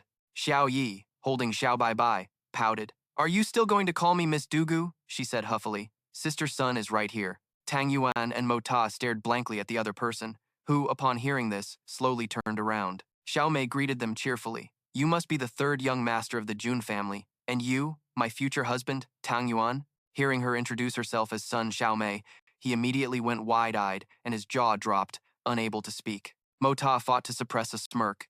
What a well-matched pair, truly a match made in heaven. He silently assessed her. This girl had her hair in a man's topknot and held a fist salute, carrying the distinct air of a martial general. At that moment, Tang Yuan collapsed in utter despair, much to the confusion of the other three. Xiao Mei spoke softly. It seems I have given my fiancé quite a scare. Please, have a seat, third young master Jun, Xiao Yi explained. Sister Sun's appearance may not be outstanding, but she is incredibly kind-hearted. She's plain on the outside but brilliant on the inside, intelligent, decisive, and has a magnanimous personality, which is why we all adore her. Mota replied politely, Not bad at all. He smiled to himself, thinking that this Miss Sun, whether in her actions or words, was indeed far superior to many of the vulgar common men out there. While pouring tea, Xiao Mei started a conversation. Third young master Jun, you seem very knowledgeable, quite unlike the rumors out there. Mota asked in return, How am I different? She replied, To be honest, I didn't come here today for Tang Yuan.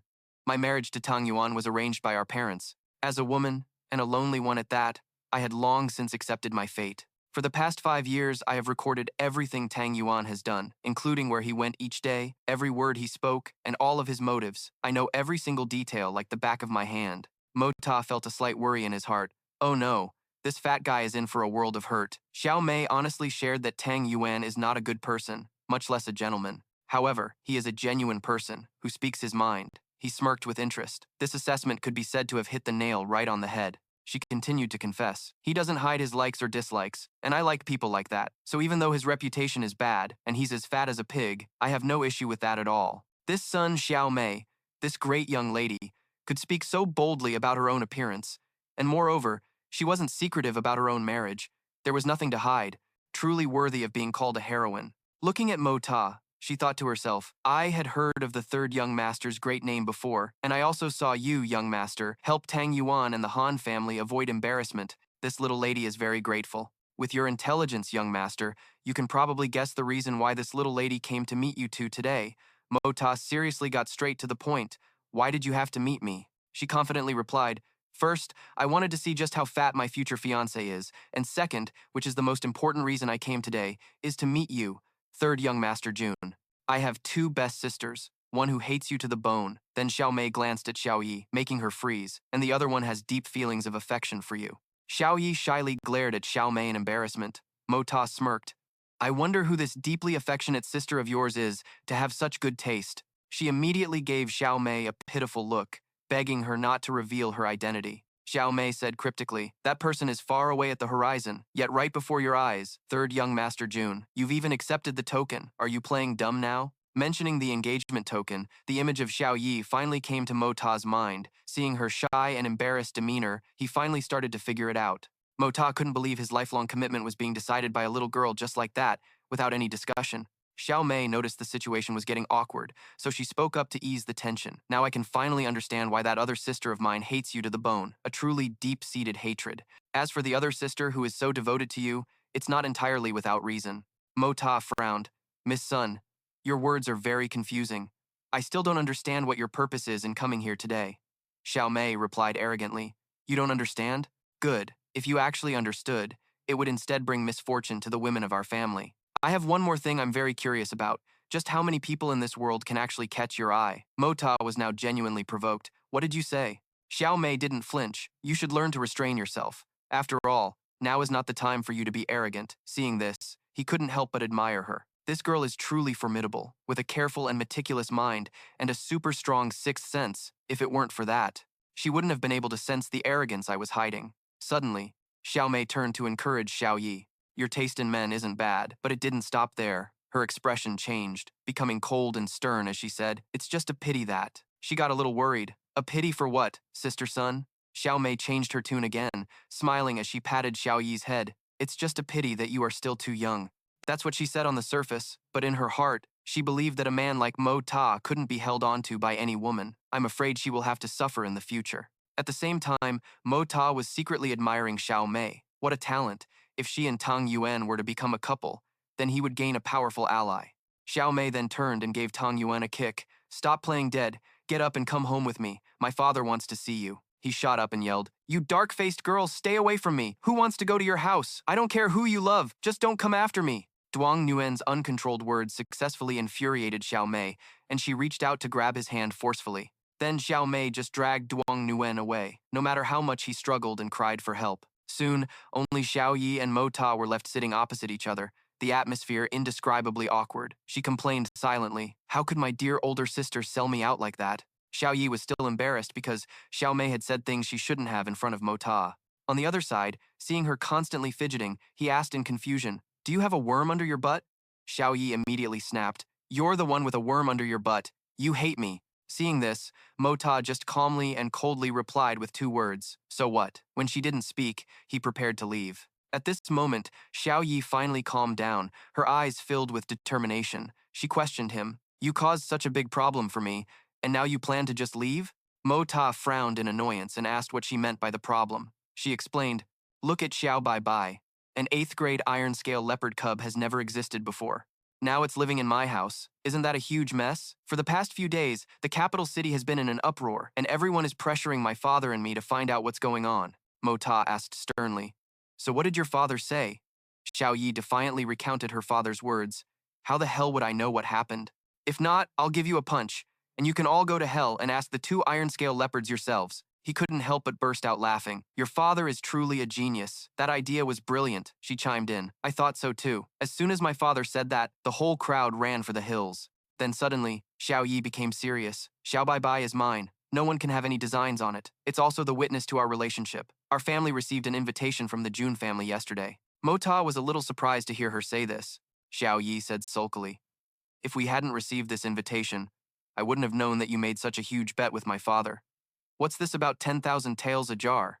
That's right. Did my father force you to make that bet? He didn't hide his arrogance at all. It was my idea. How could I, this young master with my unparalleled intelligence, be forced by someone else? Mo Ta stroked his chin, calculating. Once I win the auction, the Dugu clan will immediately owe me a debt unprecedented on this continent. However, when that time comes, what will General Dugu use to repay this debt? Xiao Yi worried. Are you confident? I don't understand why you'd agree to such an unfair bet with my father. He awkwardly scratched his face. Well, whether it's fair or not is really hard to say, Xiao Yi said resolutely. If not, I'll go see my father tomorrow. If he tries to give you a hard time, I'll just cry my eyes out. In any case, I can't let my father bully you. Mo Ta gently patted her head. Silly girl, don't worry. I won't be at a disadvantage. Xiao Yi blushed beet red and stammered. Are you leaving? I'm fine. Although she said that, in her heart, she was regretful. We finally got to meet after so long. Why didn't he ask me to stay? He was also a bit flustered at this moment. Turns out this little girl grew up to be so beautiful, not losing out to any beauty.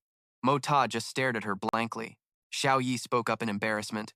You fool! Didn't you say you had to go? Why aren't you leaving yet? Are you dazed? He scratched his nose and said frankly.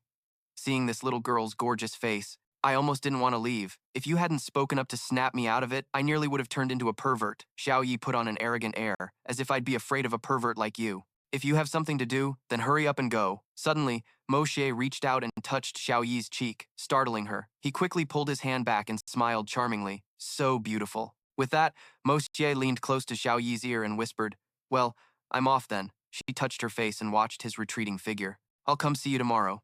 Moxie waved back in agreement. As he walked, he wondered, it wasn't anything special, so why am I in such a good mood? Suddenly, Moxie jolted as he realized something was wrong. Crap, was I actually bewitched by that girl? The image of Xiao Yi's shy expression flashed in his mind. What a headache. This body is only 16 years old, I think. Seriously, puppy love is a bad idea. But isn't this a special kind of trial from the heavens? A while later, Moxie had returned to the Jun residence. The moment Old Kong saw him from a distance, he rushed over. "You brat! You finally decided to come home. Today, this old man has comprehended a few new techniques," he said arrogantly, wanting to show off. "Brat, get over here and take a look." Moxie looked annoyed. "I'm busy. Don't bother me." He cursed inwardly that the old man had ruined his beautiful daydream. Old Kong was disappointed. What's with him? Just a moment ago, he came back with a blissful smile on his face. Why did he get so angry the second I spoke to him? Meanwhile, in several other noble households, a servant respectfully announced to his master that an invitation had arrived. The old man took the invitation, wondering, what invitation is this? Inside, the three large, bold words, Aristocrat Hall, were written. Looking closer, he saw several different seals. He trembled as he looked at it. Not only was there the private seal of the Jun family's Jun Wuyi and the seal of the Tang family, but above them was the seal of the Equality King's Manor, the only king with a different surname in the Tianxiang Empire. "This is bad. It says here that it will officially begin in 3 days. Quickly, inform everyone to prepare immediately and thoroughly." 3 days later, this invitation officially became a proof of status for the noble families in Tianxiang City, something 1,000 pieces of gold couldn't buy. Everyone stood in a massive line, just waiting for the moment the doors opened. People swarmed inside to look around, glancing about as they walked. "It's already early autumn, and yet they can still grow such extravagant potted flowers," someone exclaimed.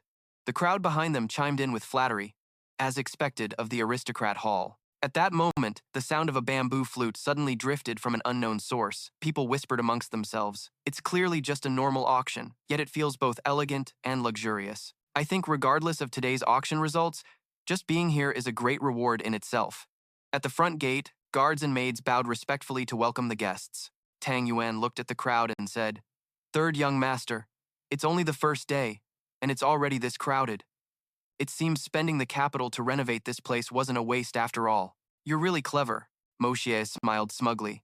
"This is just the first day. Just you wait and see. The real show has yet to begin."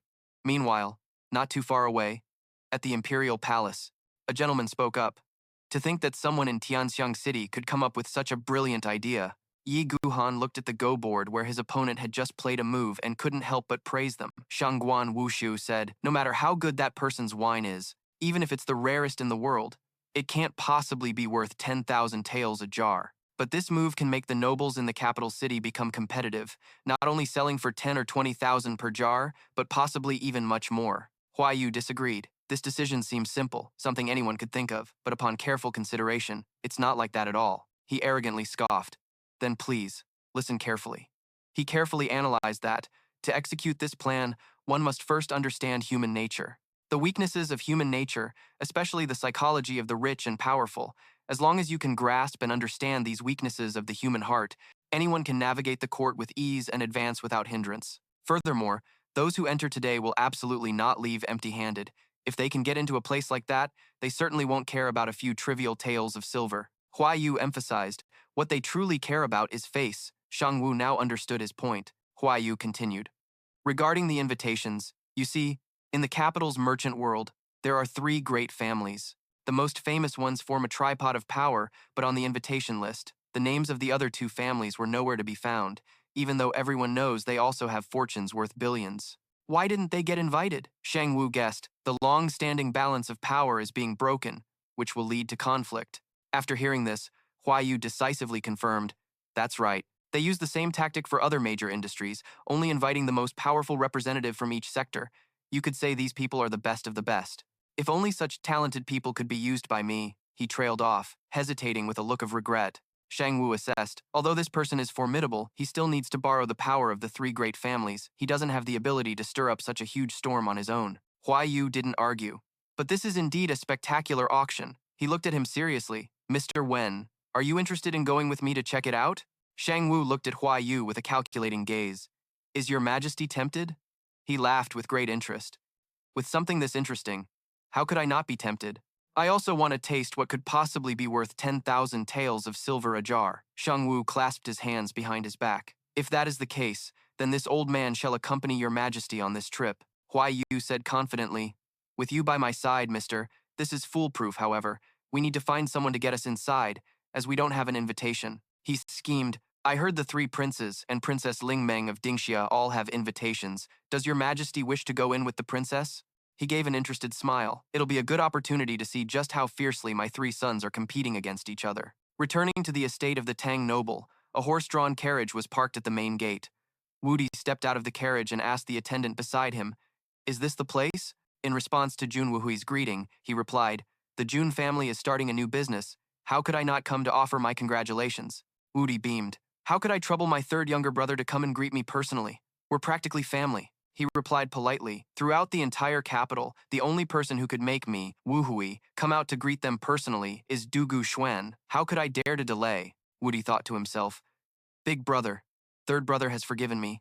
He called me Big Brother Dugu again. I'm so happy. I'm truly so happy. Just then, a group of people suddenly galloped into the capital on horseback. A loud voice announced, The Murong clan has arrived. Rows of guards stood at attention. The people arriving and walking in were Tianjun and Yuer. Following them was the younger brother of the old clan head, Murong Fengyun, the number 2 figure in the family. The old man being supported was Murong Fengyu. Suddenly, an extremely jarring, mocking voice called out, The Murong clan? Are they really all that great? Xiao Han stepped forward, his voice full of contempt, his arrogant demeanor on full display. Tianjun was provoked and became furious. Who would dare to be so bold? Do they have a death wish? Xiao Han gritted his teeth. Things haven't been going smoothly for Silver Snow City lately. It was bad enough that this noble pavilion opened right across from the Precious Meat Pavilion. He had just managed to secure the mission to represent the Precious Meat Pavilion at the medical convention, only to be splashed with mud and dust by a carriage upon arrival. Tianjun continued to shout even louder. You people in mourning clothes, are you looking to die? He thought to himself. I'm also having a terrible day, 100 things going wrong. I wanted to find Princess Ling Meng, but my own subordinate gave me the wrong information. It completely shattered all my hopes, and I was just looking for someone to vent on. Feng Yu, from behind, coughed a few times as a reminder. This junior was indeed rude. This old man apologizes to you, sir. Judging by your attire, sir, you must be a hero of Silver Snow City. I wonder, what is your relationship with Sir Xiao Buyu? Xiao Han replied, I am an elder in Xiao Buyu's clan. Thank you for your concern, while inwardly assessing the man. This old man is truly cunning. First he apologizes, then he brings up elders, making it impossible for me to vent my anger. Feng Yu immediately bowed in gratitude. In that case, we are not outsiders. Regarding what just happened, my Murong family will definitely give you a satisfactory explanation, sir. I hope you can forgive us, sir, he said with an extremely humble attitude. Xiao Han just snorted coldly, bluntly rejecting his goodwill. Suddenly, the sound of another carriage was heard. The surrounding crowd started whispering and pointing in one direction. It was the royal carriage. The princes have arrived. Inside that carriage was an unhappy Ling Meng. She didn't understand what her imperial father was thinking, stopping after just a short distance, leaving the 3 princes' carriages all lined up behind. Annoyed, she gently lifted the bamboo curtain. It was as if he intentionally wanted to stir up conflict among the 3 princes over who would arrive first and who would arrive last. As soon as she lifted the curtain, a very dangerous scene unfolded right before her eyes.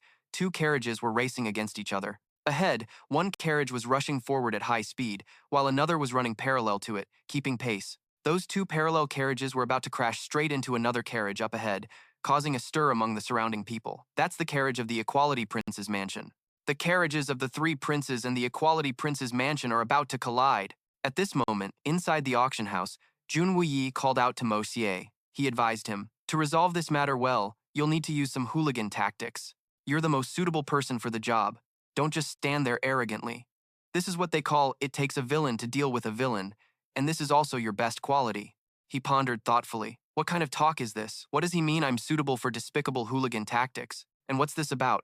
It takes a villain to deal with a villain. How can I be called a villain? Suddenly, Xiao Han, Yan Meng, and Xue Tong walked over, interrupting his train of thought. Seeing Mo Xie, she puffed up her cheeks and showed a look of disgust. He wasn't too happy either. This is troublesome. Why did I have to run into this person? Yan Meng stepped forward to provoke him. Hey, little Jun boy, hurry up and call me little auntie. Little auntie will give you something good. Moshe was annoyed. I say, you little brat. You don't know anything, do you? You still reek of milk, yet you want to promote yourself to be someone else's elder. Move aside, I have matters to attend to. But she wasn't about to let him go that easily. Yan Meng spread her arms. You look like you're in a hurry. If you don't call me little auntie, I won't let you pass. Moshe sighed and gave in. Fine, I'm scared of you. He gently did as she asked, but intentionally mispronounced it, calling her hell. Innocent Yan Meng didn't understand. Seeing Mo Ta doing as he pleased, she smiled brightly. Be good and go now. If anything happens later, tell your little auntie right away. Little auntie will protect you. But before she could finish her sentence, he had already taken the opportunity to dash away. A stunned Yan Meng now molded over. He just called me little auntie. Something seems off about that. At this moment, Mo Ta had already quickly reached the outskirts of the city. The third prince was currently questioning Yang Mo. Isn't this our cousin Mo Mo? Why don't you know how to greet your older cousins when you see them? The older you get, the more ill-mannered you become. The frightened boy immediately bowed respectfully and stammered a greeting to him, but the third prince was cold. Third Highness? What Third Highness? The First Highness and Second Highness are over there too. Can't you say a single proper sentence? Your etiquette is a mess. Do you think you're above everyone else? Being intentionally picked on by him, Yang Mo could only well up with tears of grievance. Ling Meng spoke up to defuse the situation. Third brother, that's enough. Mo Mo is still young. Why are you scaring him? The third prince retorted, so he doesn't need etiquette just because he's young? We are descendants of the imperial clan, of the heavenly emperor's nobility. How can we be compared to ordinary children? I just want to teach him what politeness is. Mo Ta stepped forward, breaking the tense atmosphere. Aren't these the three princely highnesses? Why are you loitering at the door instead of coming in? Does this not mean you're disrespecting my Jun family, the Tang family, and the Equality Prince's family? The third prince scowled in annoyance. Third young master Jun, this prince is teaching his own younger cousins. This matter has nothing to do with you. Mo Ta shot back at him. You're blocking the third manager of my aristocrat hall, and you dare say this has nothing to do with me? To put it simply, the business of my aristocrat hall is silver and gold, but on a grander scale, the aristocrat hall makes money. It will pay taxes to the national treasury. Your obstruction is causing the national treasury to lose revenue, preventing the state from collecting taxes. This affects the great matters of the nation's economy and the people's livelihood. Could it be that you intend to commit treason? The third prince yelled. Jun Mo Ta, what nonsense are you spouting? Who are you accusing of treason? Mo Ta remained unfazed. What has our Tianxiang Empire ever done to wrong you? The people of the entire nation provide you with fine clothes and exquisite food, a life of riches and honor, and yet you want to rebel? Do you have any humanity left? He was rendered speechless by Mo Ta's words, seething with rage but having no argument to refute him. Mo Ta continued to provoke him. Is it not enough that you were born into the imperial clan as the third prince? Must you ascend to the supreme throne to be satisfied? Is it true that there is truly no family affection in the imperial clan? These words struck the third prince's sore spot, leaving him stunned. He immediately rushed to cover Mo Ta's mouth. Say no more. Do you want me dead? I know I was wrong. I will make it up to you later. Seeing his repentant attitude, Mo Ta felt a bit satisfied. He pushed the prince's hand away and put on a sad, disappointed expression. Then, Mo Ta suddenly changed his tune. It's a rare occasion for the three highnesses and Princess Ling Meng to personally grace our humble hall. The aristocrat hall is truly honored. Please, come inside. At this moment, the inside of the auction house was extremely crowded and bustling. The first prince stood observing and asked his attendant beside him, what do you think of the situation? Old Yan replied respectfully, this third young Master Jun is truly as mischievous as they come, perfectly matching the long-standing rumors. However, the way he handled today's matter can only be described as brilliant, truly hard to predict. If your highness thinks it's necessary, then you might want to observe him more carefully. The prince smirked. This kid really did surprise me. However, these kinds of roguish, rascally tactics are an absolute headache for others. As for observing him carefully, what do you all really think? The second prince and two others standing nearby had also witnessed the entire scene. Only De Thou was extremely bitter. He still hated Mosier for the previous humiliation and was determined to get revenge on him. Bak Van was calmer, thinking today's events were very strange. Huayu Weizhuang, who was behind Ling Meng, spoke up.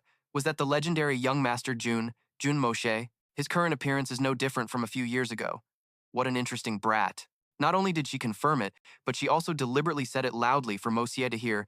That's the scruffy and vulgar type. Interesting, you say? His ruffian-like appearance is disgusting. It makes one want to puke just looking at him. Mosier in turn welcomed the second prince and two other guests inside. But when it was De Thou's turn, he suddenly raised his hand and stopped him, a cunning smile on his face.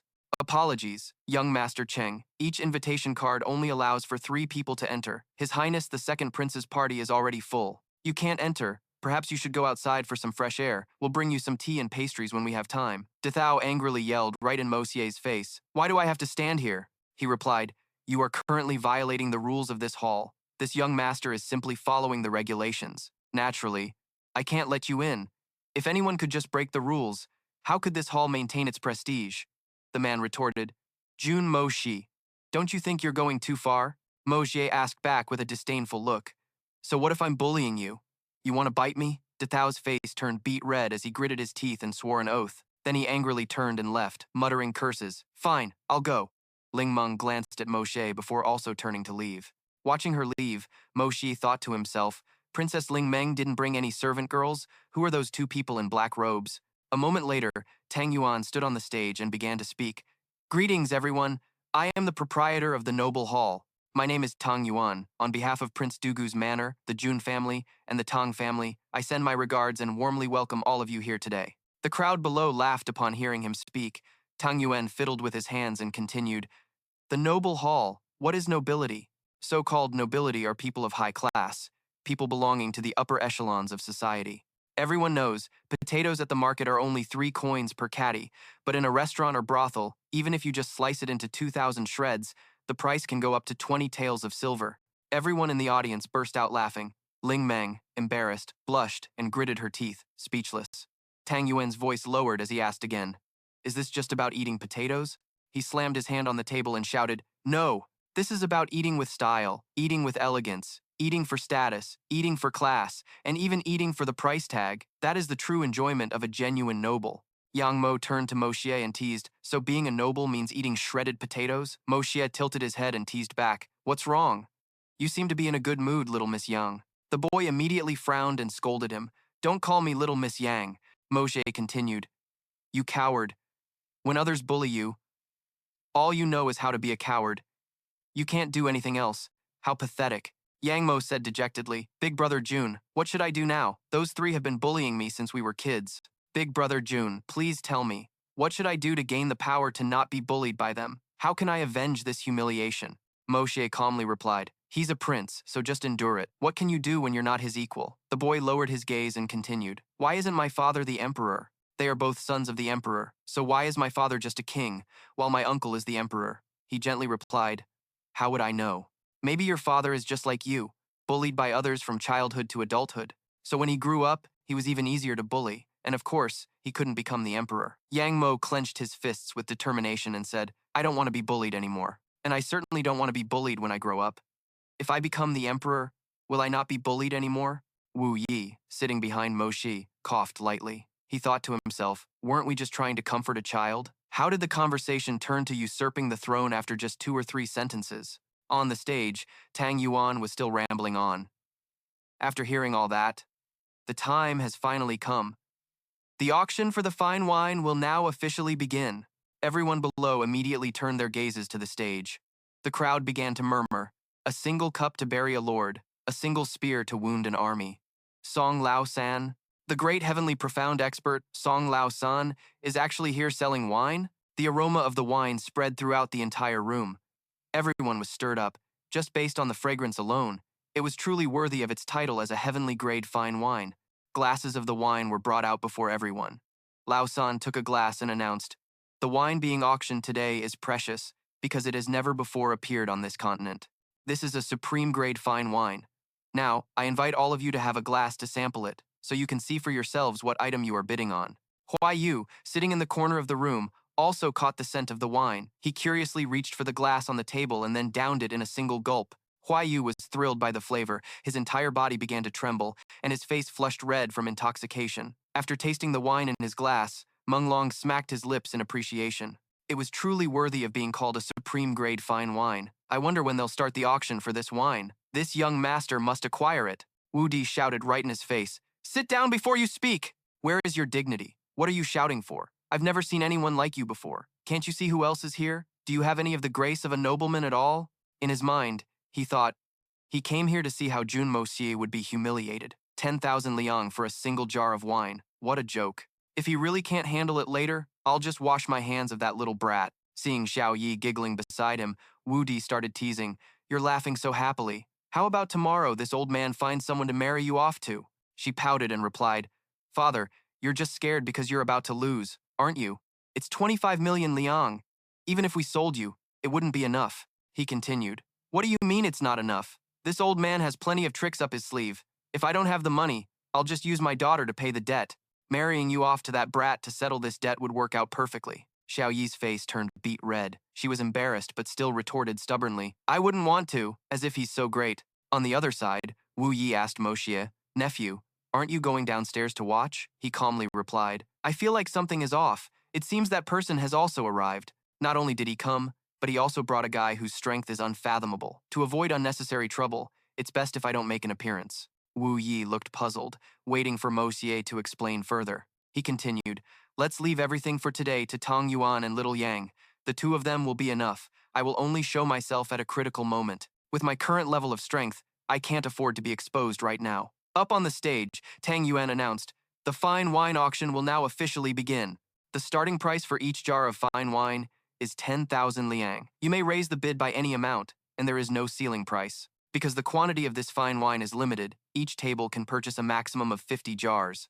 Someone in the crowd spoke up. This wine was created by Old Man Song, who spent his entire life traveling across the continent to gather the most supreme ingredients. He then explained that from now on, there would be no more heaven-grade fine wine like this, so this first auction for it would also be the last. The entire hall began to buzz with whispers. It was really a one-time only event? Tang Yuan announced, "The auction will now officially begin. The first lot of this fine wine, 50 jars." Shen Feng was the first to raise his hand. Starting the bid, "I bid 1 million silver." Everyone murmured, "This is just the first bid. Why is he going so hard?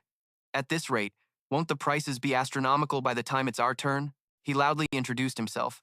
"I am Hai Shen Feng, the guildmaster of the Golden Sun Guild." Shen Feng paused for a moment, then continued, "From Heavenly Fragrant City. I, myself, love wine as much as my own life. This heaven-grade fine wine, I must obtain it at any cost. I don't believe 1 million silver is a large sum, but I hope everyone will give me some face. Hi, thank you all in advance." Mota was extremely smug. He had arranged for Hai Shen Feng to be here to set the stage.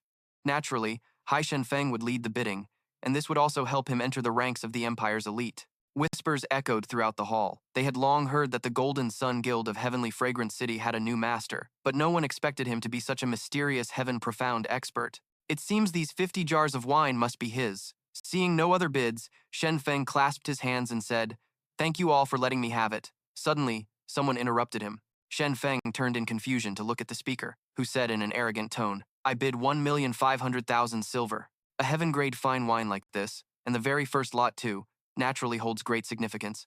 This young master is also a wine aficionado, so please forgive me. Guild Master Hai. Duran thought to himself, "The night before, my two masters returned heavily injured from their first mission, and the one responsible was this new guild master of the Golden Sun Guild. How could I possibly let him have his way?" Shen Feng replied, "So, young Master Li is also a wine lover. No matter, competition makes things lively. I'll just raise the price a bit more." He then raised the bid. 3 million silver. Duran smirked mockingly at him. Guildmaster Hai is truly generous. Since it's like that, this young master bids 3,000,001 copper coin. Shen Feng thought angrily. This brat from the Li family is outrageous.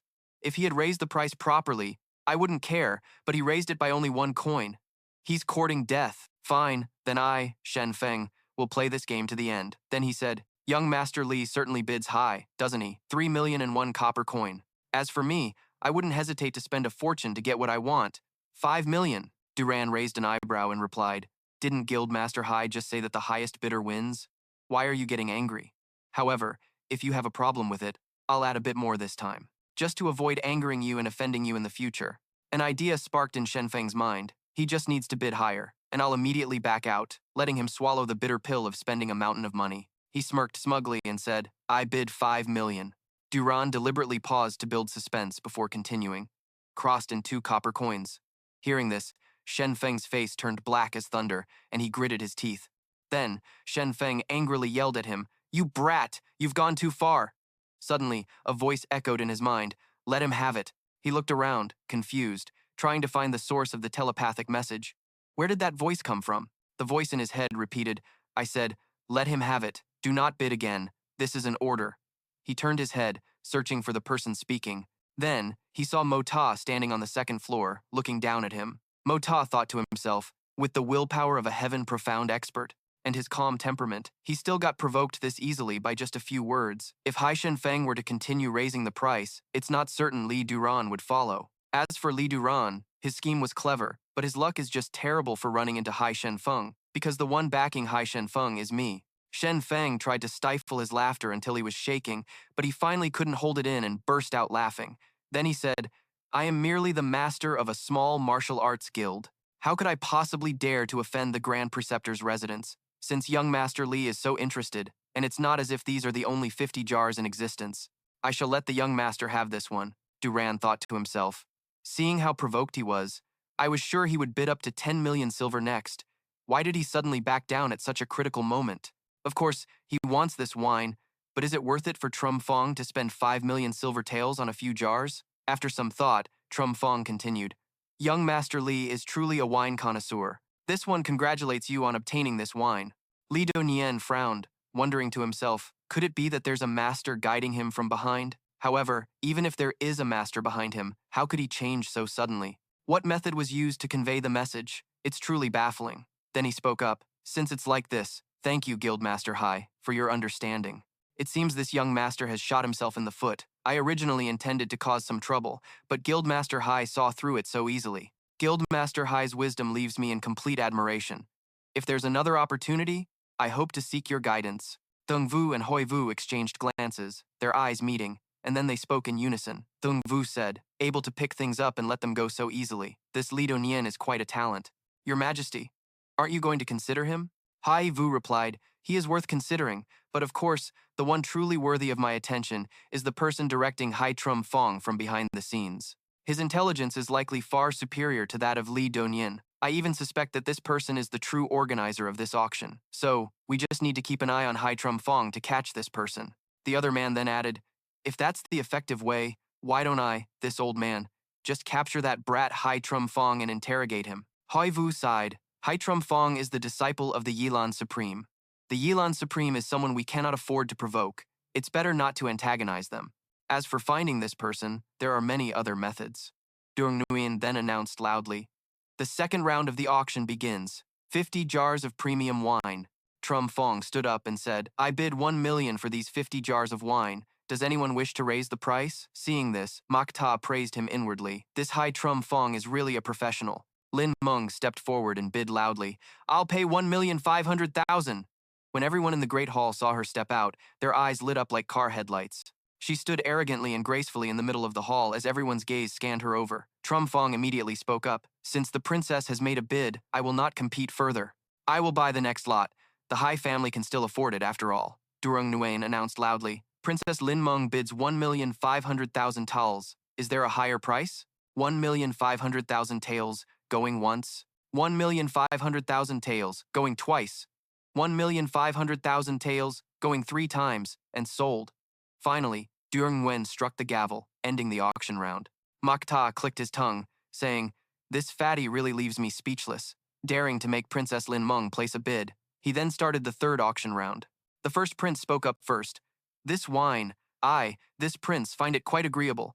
600,000 taels for this lot. Durang Nguyen frowned, thinking, this guy bids only 100,000 more than the starting price, yet he has the audacity to say 600,000 taels. I'll take this lot. Isn't this a blatant warning to everyone, forbidding them from competing with him? Seeing him frown, the first prince said, does anyone else wish to bid? No problem. This is an auction. After all, the highest bidder wins. Rest assured, this prince, will definitely not mind. Duang Wayne fumed inwardly. You still say you don't mind? Do you have to spell it out that whoever bids against you will be butchered for you to call it minding? Trum Fong said to him, Your Highness the First Prince, you said the highest bidder wins. For this lot of wine, I will still bid 1 million, as before. The first prince immediately replied, Guildmaster Hai is truly full of spirit. In that case, this prince, will bid 1,500,000. Trum Fong thought to himself, that's acceptable. He is the first prince, after all.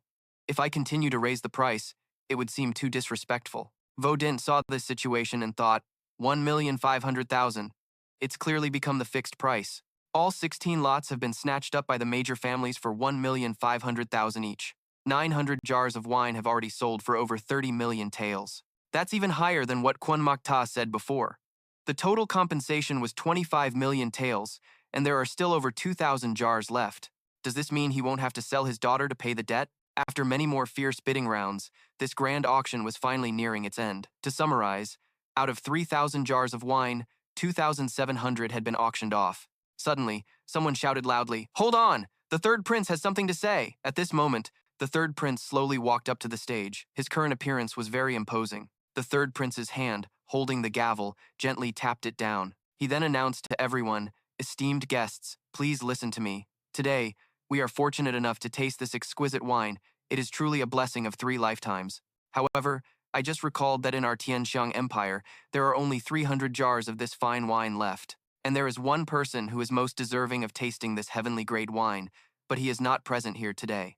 That person is His Majesty, the Emperor of the Tianxiang Empire. Since there are only 300 jars of fine wine left, I, this prince, propose that we offer all the remaining wine to our beloved Emperor." What does everyone think? Hearing this, everyone analyzed the situation in their minds.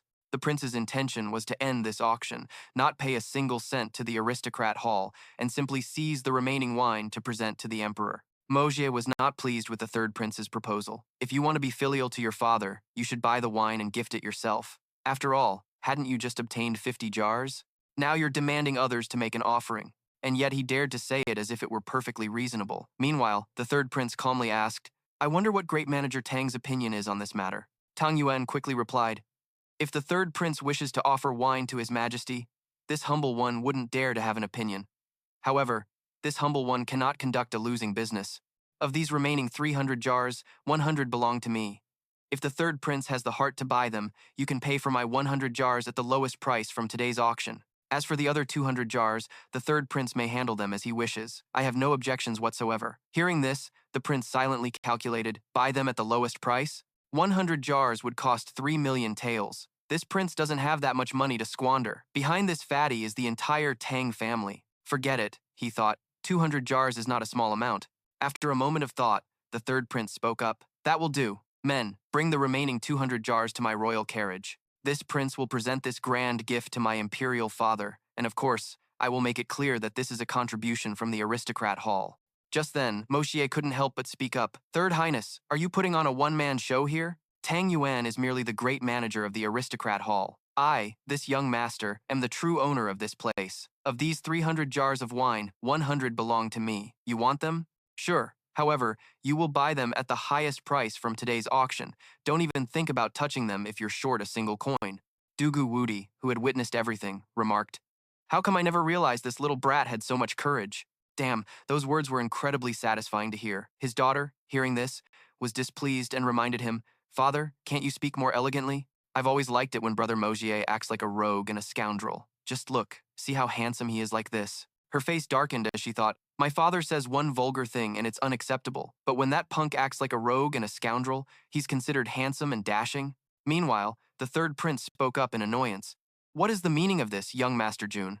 Are you suggesting you're unwilling to gift even a single jar of wine to my imperial father?" Moxie stated bluntly, "I don't mean anything by it.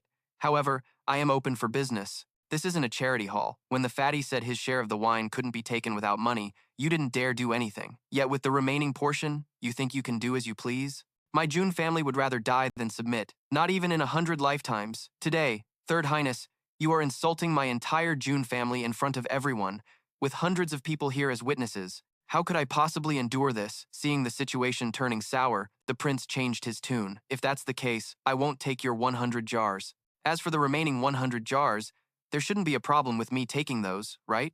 At this, Moxie coldly replied, "That is no concern of the Third Highness. The remaining 100 jars are the share of Yang Mo, the heir of Prince Pingdeng. It has nothing to do with me." The infuriated third prince roared Yang Mo's name. He looked up to the private room above and ordered, "You, come out here for me!" Yang Mo, being called out, curiously asked, "What is it?" The prince then asked slyly, "I am taking your 100 jars of wine to offer to your imperial uncle. Do you agree or not?" The boy, a prince, hesitated, unsure of what to do. The two young masters didn't dare to complain either, so they tried to save face by bullying a child like Yang Mo. Then, the boy pursed his lips and let out a soft sound. Finally, Yang Mo said sorrowfully, "It is up to the Third Highness to decide."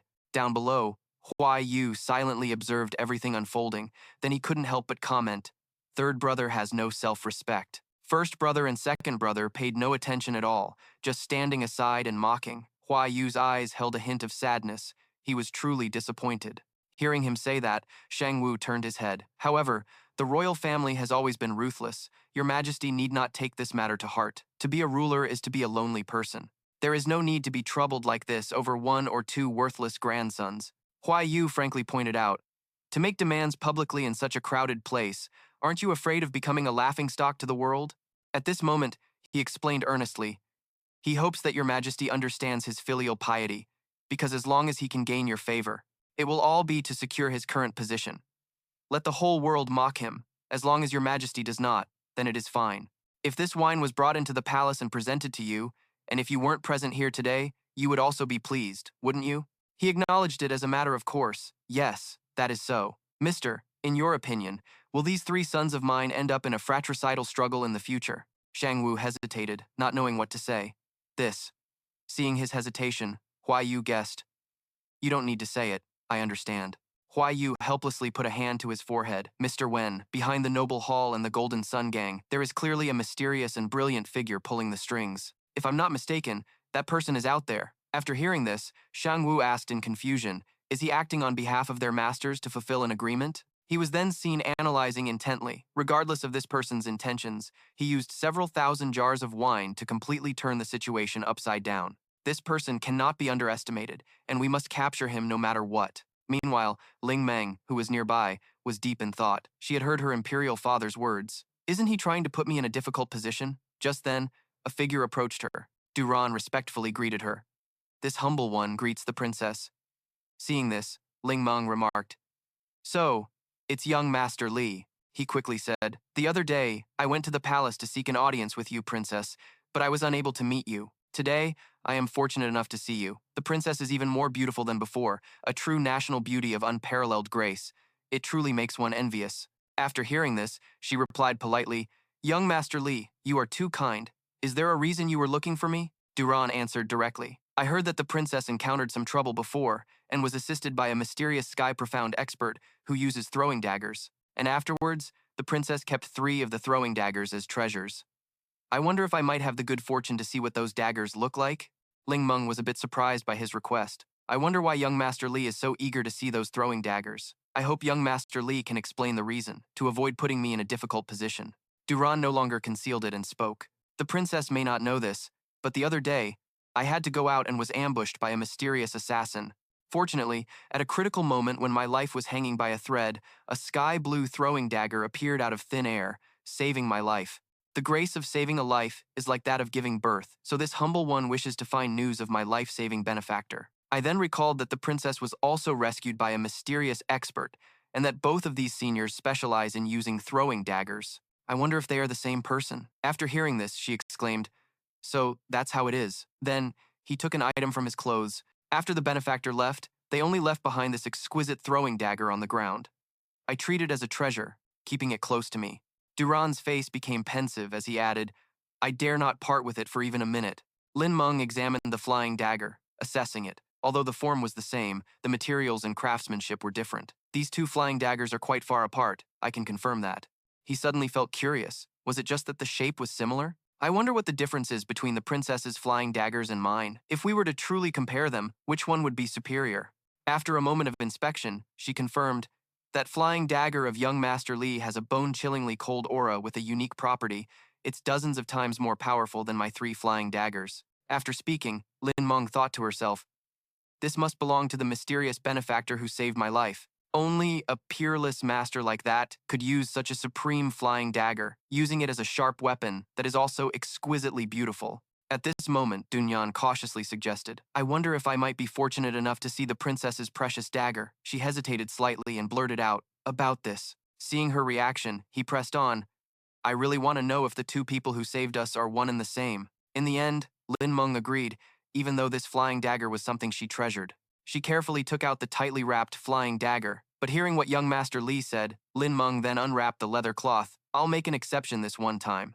Soon, she took out an exquisitely carved flying dagger. Seeing it, Dunyan immediately exclaimed, "The two of them are indeed the same person. Heaven has eyes, I finally found you." Lin Meng looked up at him and said, "I never would have thought that young Master Li was also fortunate enough to be helped by our benefactor."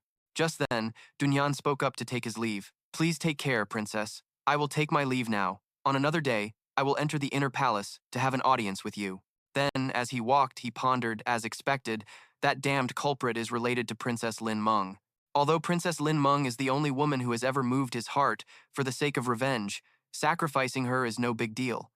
Back at the court, everyone was leaving one by one. Now, Makta gave an order. "After this is done, have Dung Nguyen and Old Third Tongue come see me immediately." Makta stood there as Mr. Dung said, "I have other matters to arrange." Uncle Tom, the personnel arranged outside, should secretly contact and investigate all the great families. Whether there are results or not, they must withdraw immediately. Everyone should quickly bring the information they've gathered and consolidate it. After this, I believe our hall will have a good grasp on the great families of Tien. With their powerful strength, basically everyone understands, especially the subordinate forces, who are perfectly clear. He knew your calculations well. I understand. I will be careful. Then, Makta thought to himself, right now, only a few of us know about this matter. Those three are not a problem, but as for old Wang, after a moment of thought, he instructed, "Dung Mak, I have a few words. When you return, give them to your father. Absolutely do not let anyone else see them." Dung Mak understood Makta's meaning and quickly replied, "All right." He suddenly remembered an important issue. "Oh right, there's also Hai Chum Fong, even though he is a heavenly realm expert." Meanwhile, Lin Meng sat in her private room thinking sorrowfully, "Father, elder brother, we are all of the same flesh and blood. These people were once the closest to me, but what happened?" Sadness enveloped Lin Meng's mind. "I really want to talk to Tianyi. I want to find a shoulder to lean on. Unfortunately, where can I find such a person?" Meanwhile, Dung Win cheerfully exclaimed, "What a huge profit.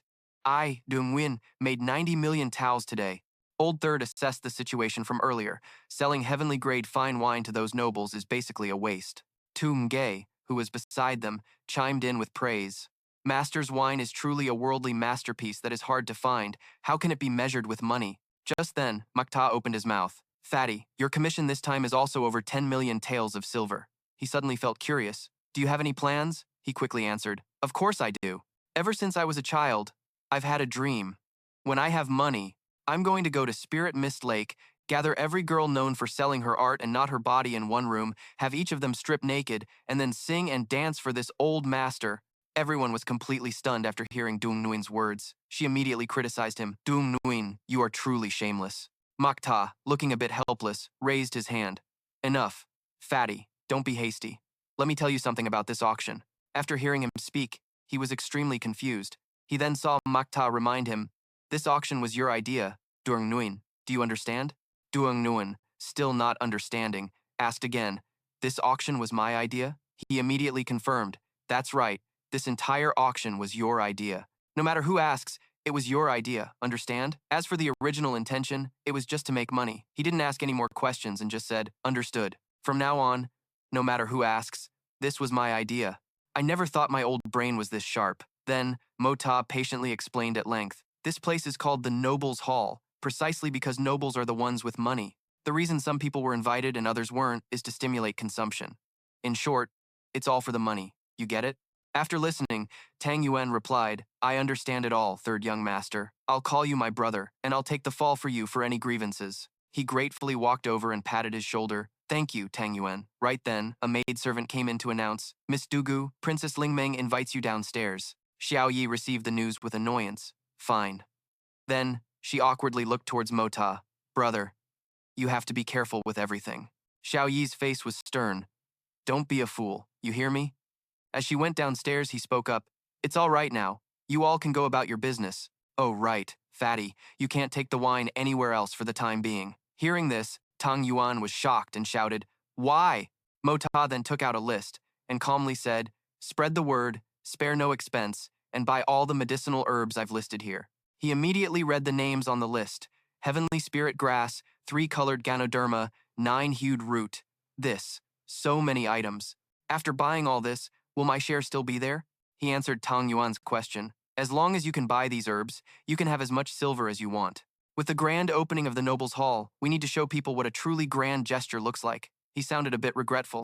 All right then. Third, young master, are we really only auctioning this wine once? It would be a real shame to never sell it again. Mota confirmed once again, absolutely not. If we sell too much of it, it will lose its value.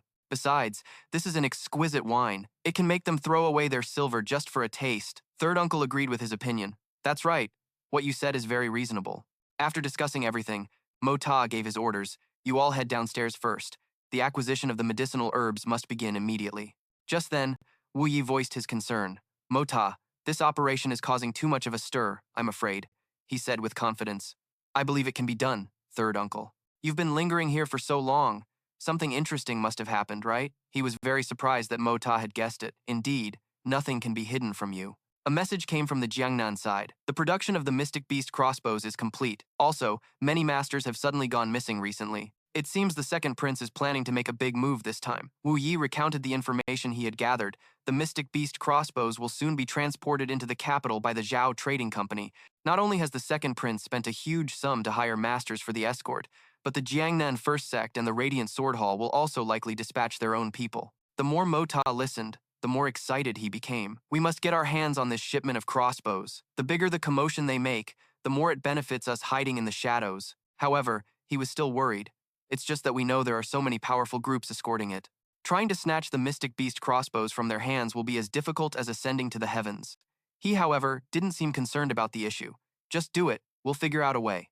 Third uncle, how much time will they need to reach the capital?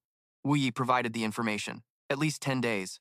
Mota immediately spoke with confidence. 10 days is more than enough for us to prepare. Third uncle, please get me the most accurate intelligence on them so we can adapt as the situation unfolds. He suddenly became curious. That's not a problem. The only thing I want to know is how we should prepare our forces. At this moment, you revealed your plan. We can use 300 guards and also 3 Sky Xuan experts, your third uncle, Hai Chen Feng, and Song Lan Xin. You 3 will be our pillars. After hearing this, Wu Yi's brows furrowed tightly. Just the 3 of us, I'm afraid, won't be enough. Maybe we can ask Ying. Before he could finish, Moshe cut him off. Absolutely not. Yingbo cannot easily reveal his identity, and his temperament wouldn't accept this kind of sneaky business. This will be an unprecedentedly fierce battle. Whether it's now or in the future, our Jun family can only rely on ourselves. Outside, Xiao Yi and Ling Meng were strolling together when the two of them suddenly noticed someone up high. At this moment, Xiao Mei was on an upper floor looking at the two of them. She immediately called out, urging them, hurry up and come here. Then, they entered the building together, and Xiao Mei came down from upstairs to greet the two. She quickly noticed, your expression isn't very good. Did something happen? Then, a troubled Ling Meng recounted, yes, something did happen. It's a shame older sister wasn't there just now. Otherwise, you could have helped me check someone out. After they sat down, Xiao Mei asked curiously, who is that person? She immediately replied, Li Yuran, the #1 disciple of the Li family's 3rd generation. His words and actions are very strange. Based on the information she knew, she said, I've also heard of Li Yuran. He's just like Jun Moxie. Incomprehensible. Ling Meng disagreed with what Xiao Mei said. How can those two be compared? She then asserted, both of them are not simple, but I feel that Jun Moxie is even more dangerous than Li Yuran. Xiao Yi, who was beside them, couldn't help but speak up. Big sis Xiao Mei, I don't understand. You said Big Brother Mo Xi is arrogant, but I really don't see it. Big Brother Mo Xie was so cool today, so handsome. Seeing Xiao Yi's reaction, she reminded her. Still calling him Big Brother Mo Xie, Xiao Yi, you shouldn't let a moment of impulse lead to a lifetime of regret, she immediately retorted. What's so bad about Big Brother Mo Xie? Are those other big brothers of Xiao Mei's also that good? Xiao Mei quickly tried to mediate. All right, Xiao Yi. Ling Meng, you're not in good spirits. You should probably return to the palace early and rest. Ling Meng refused. I don't want to go back. Her eyes suddenly changed. Big sis Ling Meng, if you don't want to return to the palace, then why don't we go find Jun Moxie? That guy has a lot of interesting things at his house. She thought this was not a bad idea. All right, I'll also go see what's so outstanding about this person. Then, Xiao Yi said shyly, that's because you've always been biased. How could you see how good he is? Anyway, my judgment is very good. Cut to a bustling street. After their chat, the 3 of them went for a stroll down the street. Suddenly, a strong gust of wind blew from out of nowhere. Ling Meng's hair immediately fluttered in the wind. She felt something was strange. Something's not right. Seeing that they were being attacked, Xiao Mei shouted for everyone to be careful. Gu Han immediately appeared to block the people from the white-robed group. He stood there imposingly, blocking the enemies. They rushed towards Gu Han from the front. Dai, a member of the white-robed group, launched a vicious attack at him. Seeing the other assailants attacking Ling Meng, Gu Han shouted out, and one of them seized the opportunity and immediately threw a punch. The man took advantage of his lowered guard and threw a punch. Gu Han, caught by surprise, staggered backward. The pain made him unable to hold back a curse. A member of the white-clothed group bravely charged forward. Gu Han, on the ground, struggled to fend him off. Gu Han, seeing the dire situation, urged Ling Meng, "Run, quickly!" Seeing this, she burst into tears, crying out, "Uncle Jia!" Seeing how things were, Ling Meng immediately commanded, "Xiao Yi, quickly release Xiao Baibai to go find reinforcements." Xiao Mei gritted her teeth at this sight. The enemy had a total of 5 great heavenly profound masters. Besides the 8th realm divine beast, it seemed no one could escape from here. Xiao Yi immediately agreed with her proposal. She then stared intently at Xiao Baibai, saying, "It's all up to you now. Go quickly and tell her father to come save us." Next, Xiao Mei lightly cut her own arm with her sword. Then she reached over and tore off a small piece of cloth. Just like that, Xiao Mei soaked the cloth in the blood from her wound, and finally, she tied it to Xiao Baibai's leg. Once done, Xiao Mei urged it, "Go, quickly." A member of the white-clothed group saw this and sneered, "Where do you think you're going, you little beast?" He raised his hand to stop the fleeing Xiao Baibai, but the member of the white-clothed group not only failed to stop it, but also got his hands scratched. In the end, they could only watch helplessly as Xiao Baibai escaped. A member of the white-clothed group furiously yelled, "Old Gu Han, our original target was only Princess Ling Meng. If you're looking for death, then our Xuan sect will be happy to oblige." At this, Gu Han glared at them. "Who are you people? If you have the guts, stop hiding and state your names." The man sneered in response. "Our names? A mere meddler like you isn't worthy of knowing who we are. Go ask King Yama in the underworld." One of the white-clothed men reminded another. "Lao San, you go capture that girl. Leave old Gu Han to us." Lao San quickly agreed with his comrade's plan. He moved to grab Ling Meng, thinking, "Let's see where you can run now." Seeing the grim situation, he cursed under his breath. Then, Gu Han could no longer hold back and unleashed his full power. The pressure he unleashed was immense. Just like that, an earth-shattering explosion erupted. The men in white were startled by this development. They all leaped into the air in unison. Then, they somersaulted and, gathering their power, flew straight forward. The target of the white-clothed men was Gu Han. They unleashed their techniques, intending to finish him off. He couldn't withstand the blow and was sent flying backward. However, despite his numerous injuries, Gu Han managed to remain on his feet. He declared resolutely, "As long as I am here, none of you shall pass." After shouting, Gu Han gathered his energy, preparing to unleash another technique. He then focused and executed his move. One sword strike, Heartbreak's End, Solitude and Silence, my only friends. A member of the white-clothed group was stunned by the sight. As Gu Han continued to solemnly perform his technique, to the ends of the earth, where is my love, a life of desolation, a sword of despair. He then poured all his power into the sword. The desolate sword technique was swiftly unleashed by Gu Han. Instantly, an earth-shattering explosion erupted. One of the men immediately realized the situation. He's risking his life to protect that little girl. They could only watch as Ling Meng's group fled. A member of the white-clothed group said grimly, "Let's finish this guy first." The scene shifts to the magnificent Li residence. At this moment, Duran was solemnly gazing at a painting on the table. The painting depicted the beautiful visage of Ling Meng. His eyes were filled with sadness as he thought, they must have made their move by now. Ling Meng. Duran slammed his fist into the wall, venting his frustration. He reproached himself, "I'm sorry, my love. For my grand ambitions, I had no choice but to sacrifice you. Right now, I still need the backing of my sect." Meanwhile, at the noble's hall, Moxie was pushing Wu Yi outside for some sun. Suddenly, Xiao Baibai appeared out of nowhere and leaped into his arms, startling him. At that same moment, back in the desert, Gu Han was locked in a tense battle. He pointed his sword at junior brother Jian Hong and yelled, but his opponent remained perfectly calm. Seeing his opponent's calm demeanor, he roared in anger once more. This time, the man finally showed a sign of annoyance. A few seconds later, Jian Hong took the initiative and charged forward to engage him. Their internal powers were evenly matched, resulting in a stalemate. A few seconds later, Gu Han retreated, and another of Jian Hong's junior brothers swiftly charged forward. A few moments later, a sky-shattering explosion erupted, and so, both of them retreated to dodge the shockwave of the explosion. Seeing that Gu Han could still stand firm, Jian Hong's fellow disciples were displeased and moved to surround him. With blood trickling from the corner of his mouth, he muttered to himself, filled with worry, "It seems my life will end here today. I wonder if that girl, Ling Meng, has gotten far away. Just as he finished, Yuran's men shouted in unison, "Time to die!" Guhan knew he had no escape and gave a bitter smile. Xiu Xiu. From now on, I'm afraid I can no longer protect my Ling Meng. Yuran's men charged forward in unison, determined to finish him off with no hope of survival. Back at the Zhu clan hall, after learning that Xiao Yi was in trouble, Mo Ta loudly told Wu Yi, "I have to go check on them." Despite Wu Yi calling out to him, Mo Ta still got on his horse and rode off. Right now, Mo Ta's heart was burning with anxiety. "Little girl, you absolutely must be okay." With that thought, Mo Ta spurred his horse, galloping away like the wind. After a short distance, he noticed someone was following him. When he saw it was Wu Yi, Mo Ta called out in alarm, "Third Uncle." He looked solemn. "Third Uncle will absolutely not let the tragedy that happened to us back then happen to you again." Back at Guhan's location, the battle was still raging fiercely. Jian Hong's junior brother prepared to strike him with a palm attack. Fortunately, Guhan nimbly dodged in time.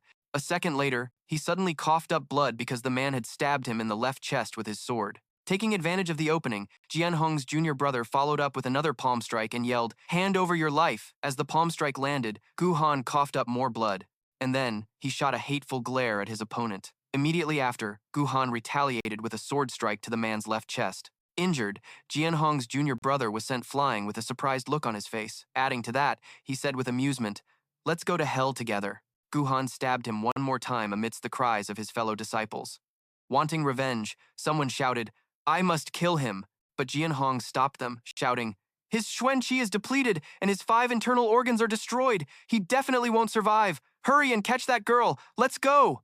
Finally, due to exhaustion, Guhan collapsed to the ground. With his body covered in bleeding wounds, he cried as he spoke his final words. "A love meant to be is only found in dreams. I would rather betray the world than betray you. Xiu Xiu, I'm leaving now." Ling Meng was fleeing with Xiao Yi's group. She turned to look back and whispered, "I wonder about Uncle Jia." At this point, Ling Meng suddenly stopped and looked back with a worried expression. "How is he?" She stood still and saw that Guhan was lying motionless. And so, Ling Meng cried while calling out, "Uncle Jia!" At the same time, Jian Hong's men caught up to them. "Found you!" She wasn't worried about herself, but just stood there, stunned, calling out Uncle Jia 3 times. With no other choice, Xiao Yi and the others decided to charge forward and fight. However, one of Yuran's men sent the 2 of them flying with a single kick. Jian Hong glanced at them coldly. "I don't want to kill you. Don't force my hand." Xiao Yi was knocked to the ground, but was still concerned for Ling Meng's safety. The young lady cried as she asked, "Who are you people? Why do you want to harm me? Why did you want to kill my Uncle Jia?"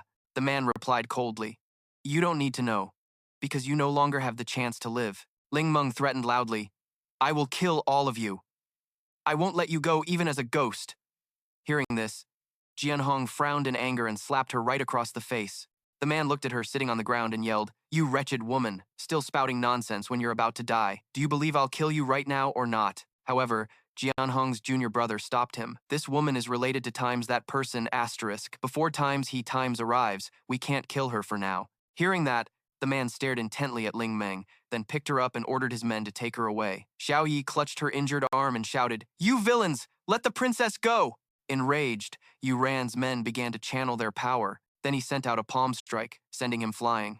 A few seconds later, they took their man and left in a flash. Meanwhile, Mo Ta and Wu Yi were still flying over, and upon seeing Guhan from a distance, he called out uncertainly. When they got closer, they both cried out in shock upon seeing Guhan lying motionless. Immediately, Wu Yi jumped off his mount. He muttered in confusion as he checked Guhan's body, then hurriedly began to heal him. It wasn't long before Guhan regained consciousness, so he quickly asked what on earth had happened. Because his injuries were too severe, he closed his eyes again. Finally, Wu Yi turned and hesitantly told Mo Ta to come take a look and see if he could still be saved. He quickly came over to check the situation. Mo Ta used his healing technique on Guhan. He tried his best, but there was still no reaction. Mo Ta looked worried. His injuries are too severe. Next, Xiao Yi and Xiao Mei ran over screaming, "Brother Mo Ta, the princess has been kidnapped. Quick, go save the princess." Upon hearing Ling Meng's name, Guhan's finger suddenly twitched. He struggled to open his eyes, despite the immense pain. Guhan tried to speak but couldn't get a single word out. So, Wu Yi asked him, "Do you want us to go save the princess?" Mo Ta quickly refused. "Are you kidding? With our strength, how could we possibly save her? You ended up in this state, let alone us." He even sighed dejectedly and said hesitantly, "This is all fate." However, Guhan still managed to force out 2 words, "Save her." before fainting again. Even though he didn't finish his sentence, they both knew what Guhan wanted to say. I beg you, save Ling Meng. He was using the last ounce of his life to make this desperate plea. Seeing Guhan faint again, Wu Yi hesitantly asked Mo Ta, Is he dead? He answered frankly, Not yet, but he's close. As soon as he finished speaking, Mo Ta began transferring spiritual power to him again, while Xiao Yi kept urging him to go save Ling Meng. Seeing him not respond, she grabbed his arm and yelled, In her current state, if this goes on any longer, there will be no way to save her. At this, Mo Ta got furious. What does this have to do with me? Even a heavenly Xuan expert was beaten to a pulp, and I'm just a mere commoner. And you actually want me to go? Aren't you just sending me to my death? Besides, Mo Ta was thinking to himself, the princess isn't you, little girl. This old master rushed over here for you. I didn't expect to get dragged into such a huge mess, she cried out in despair. Then what should we do? Those royal guards, why haven't they shown up yet? Hearing this, Wu Yi and Mo Ta suddenly became serious. They exchanged a look, a silent understanding passing between them. Immediately, he asked directly, Mo Ta, we can't just sit by and ignore Guhan's wish. Besides, she is the princess, after all. He refused adamantly, not going, not interested. But even as he said that, Mo Ta thought to himself, it seems like there's a major conspiracy afoot here. If I get involved and my identity is exposed, the consequences will be unimaginable. At this, Wu Yi became resolute. If you won't go, I will. Guhan's devotion to Ling Meng is just like your grandfather's when he bathed the capital in blood for your sake. How can we just sit by and ignore such devotion? And then, an image flashed in Mo Ta's mind. His grandfather, Junjan Tian, beating the war drums, mobilizing the army, and washing the capital in blood, all for him. And so, though still reluctant, he lowered his head and replied, Fine, I'll go, but I'll go alone. Before leaving, Mo Ta instructed them, Take Guhan back to the Jun family first. You must be careful, Wu Yi urged him. When it comes to battlefield rescue, I know just as much as you do. Now hurry up and go. Xiao Yi, a little worried about him, hesitantly advised, You rascal. You have to be careful. Mo Ta didn't answer, only glanced at her for a moment, then spurred his horse and left without a word of farewell. He urged his horse to gallop away as fast as possible, like an arrow shot from a bow. Behind him, Xiao Mei stepped forward to comfort Xiao Yi, assuring her that Mo Ta would be all right. Meanwhile, Shang Wu, who had been present from the start but chose not to intervene, told himself, even if the masked person shows up, it's all for His Majesty's plan. Mo Ta rode his horse for a long distance, and when he saw no one was around, he immediately vanished. He then used his spiritual sense to search for them, and in an instant, his powerful spiritual sense surged out from all four directions, blanketing the heavens and the earth. In the blink of an eye, he located them and quickly rushed towards Duran's group. As he flew, Mo Ta carefully observed their movement techniques and cultivation levels. There was someone else also watching them, someone with a much higher cultivation level than the three masked men from before. He saw Shang Wu and immediately guessed that he was a member of the imperial family. Meanwhile, Shang Wu decided to stop and observe, thinking, even if a peak Supreme Venerable expert were here, they couldn't escape my notice in this open space. But after waiting for a moment, he found nothing. The only thing he could sense was that powerful aura gradually moving further away, yet he couldn't see a single thing. Shang Wu was astonished. How is this possible? Does such an expert truly exist in this world? It would be the opportunity of a lifetime to exchange blows with them. However, he didn't forget his main mission and quickly departed. On the other side, Duran's group was carrying a teammate and moving at a rapid pace. Jianhong's junior brother said nervously, Senior brother, fifth brother's condition is not good. We must treat his injuries quickly, or else I'm afraid. Jianhong was equally anxious. Fourth brother is in the same condition. It's all because of that wench, Ling Meng. The man gritted his teeth in anger. Just wait until we get the information about the immortal's footsteps. Flying peach from fourth brother. I will make that witch regret she was ever born.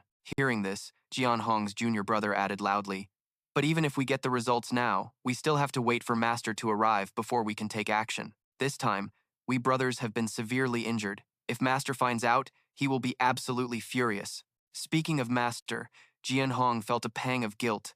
I led 9 of our brothers out, and now only the 3 of us remain unharmed. This time, even if Father doesn't beat me to death, I'm afraid he'll beat me so badly I won't be able to leave my bed for half a year. The junior brother also grew worried. Master will arrive in 2 days at the latest. I can't even imagine the look on his face then. After speaking, they continued on their journey. Duran's group began moving noticeably faster. Mo Ta, following closely, recognized one of them as Lei Wu Ye, who had participated in the Mystic Pill competition. They are disciples of Li Wu Bi. That means Li Wu Bi himself will arrive in Tianxiang City within 2 days. After landing, he silently tailed the group without them noticing. Duran's party stopped in front of a very ordinary-looking tree. Jianhong pressed a spot on the tree trunk. It immediately rumbled and slowly sank into the ground, revealing a passage leading down to a secret chamber. Mo Ta was initially surprised by the existence of the underground passage, then brazenly slipped in and went down before Duran's group even entered. Inside the passage, lit only by 2 flickering oil lamps, Jianhong ordered the other 2 to treat their injured brothers while he went to interrogate Ling Meng. One of them reminded him worriedly, "Senior brother, I know you're angry, but please be careful with your methods." Seeing the glare, he quickly continued to explain, "I can tell that.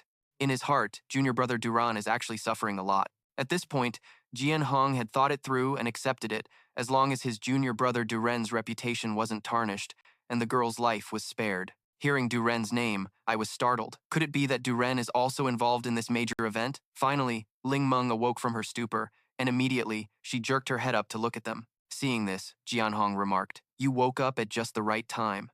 As soon as she was conscious, Ling Meng started cursing. "You villain! Let me go! I have to see my Uncle Jia." He quickly stated his condition. "If you obediently tell me the identity of the master who gave you those flying daggers, I will let you go."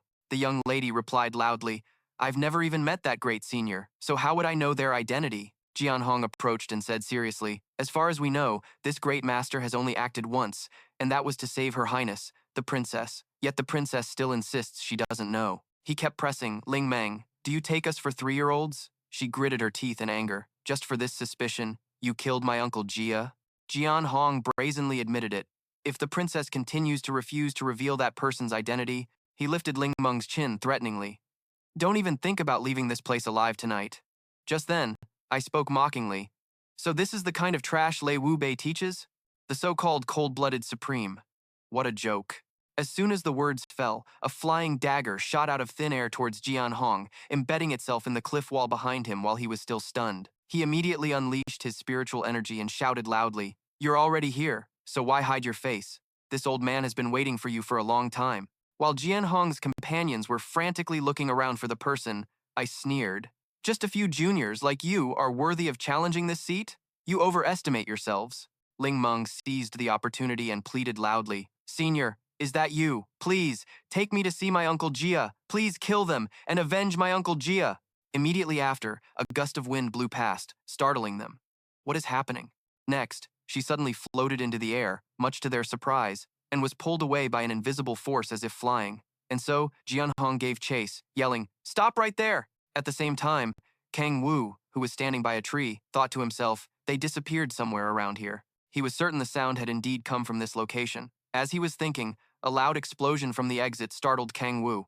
While Kang Wu was still confused about what was happening, he saw Ling Meng emerge from the dust and fly into his arms. Jianhong immediately misunderstood, thinking Kang Wu was the hidden person. "You bastard who hides his face, try to run again. This time, let's see where you can run." Kang Wu held the unconscious Ling Meng, thinking, "I've been framed. That damn person. My whereabouts have been exposed this time." However, they couldn't even see the shadow of the master behind this. Duren's group surrounded them. "Don't even think about escaping today." With that, Jianhong immediately executed a technique, wanting to attack him. Kang Wu coldly responded with his own powerful technique. Both threw a punch at the same time. The 2 streams of power collided in midair. They stared at each other, evenly matched with neither gaining an advantage. A moment later, they both stopped their attacks and jumped back simultaneously. Kang Wu spoke in confusion. "So you are a disciple of the cold-blooded Supreme. I wonder how our Tianxiang Empire has offended the Supreme's faction. Your disciples have worked together to kidnap a royal princess? Has Supreme Lei forgotten the original Supreme Pact?" Jianhong's heart sank. How could he know about the Supreme Pact from back then? Under Kang Wu's intense gaze, he thought to himself, "Moreover, this person's strength is not to be trifled with." The more Jianhong thought about it, the more resentful he became. But, no matter how high this old man's profound skill is, the enmity for my junior brother must be avenged. After thinking it through, he shouted a challenge. "Old man, if you have the guts, leave your name. This blood feud between us must be settled sooner or later." These words immediately provoked Thurung Vu, causing him to unleash an attack. Kiem Hung didn't even have time to defend before he was sent flying backward with a single punch.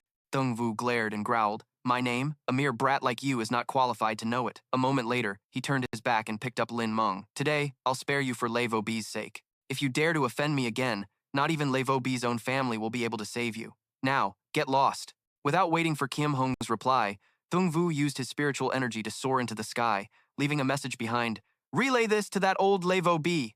Regarding what happened today, tell him that I, surnamed Vun, will definitely seek him out for an explanation. Only after he was long gone did Kiem Hung's two companions dare to approach and call out, Senior brother, that damn old immortal, he cursed. He killed 4 of my junior brothers and still dares to be so arrogant. Then, they helped each other up and left, vowing, let's wait for Master to arrive. We'll see where that old bastard can run then.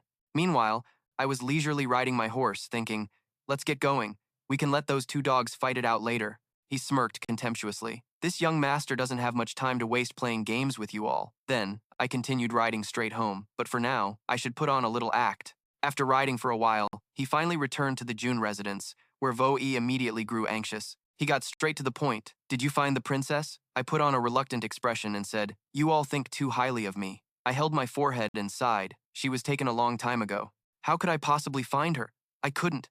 Hearing this, Vo-E also let out a weary sigh. The uncle standing nearby finally spoke up. He's already in this condition. Pouring more profound energy into him is just a waste. Since the Jun family brat is back, this old man is no longer needed. I'm going back to my cultivation. Vo-E urgently told me to go check on Kohan. His condition is really not good. Without hesitation, I rushed to where he was lying. I used my spiritual energy to examine his condition, and Kohan coughed up a mouthful of blood. I put on a helpless expression. Besides, the price to save him. I'm afraid it will be immense. A moment later, he turned to the 2 women behind him and said, you 2 should go over there and get some rest. Vo-E agreed, persuading them, you 2 should go find Sister Than Han. We'll handle things here, so don't worry. Then he added, although Tio Da is your elder, he is still a man. With you 2 here, Makta won't be able to treat him. Hearing this, Tio Mi quickly led Tio Ni away, saying, all right, we'll be going then. Once they were gone, Vo-E returned to the main subject. Did you really not find the princess? If you couldn't find her, why did you even come back, you brat? I no longer hid the truth. It's enough that you already know. Why say it out loud?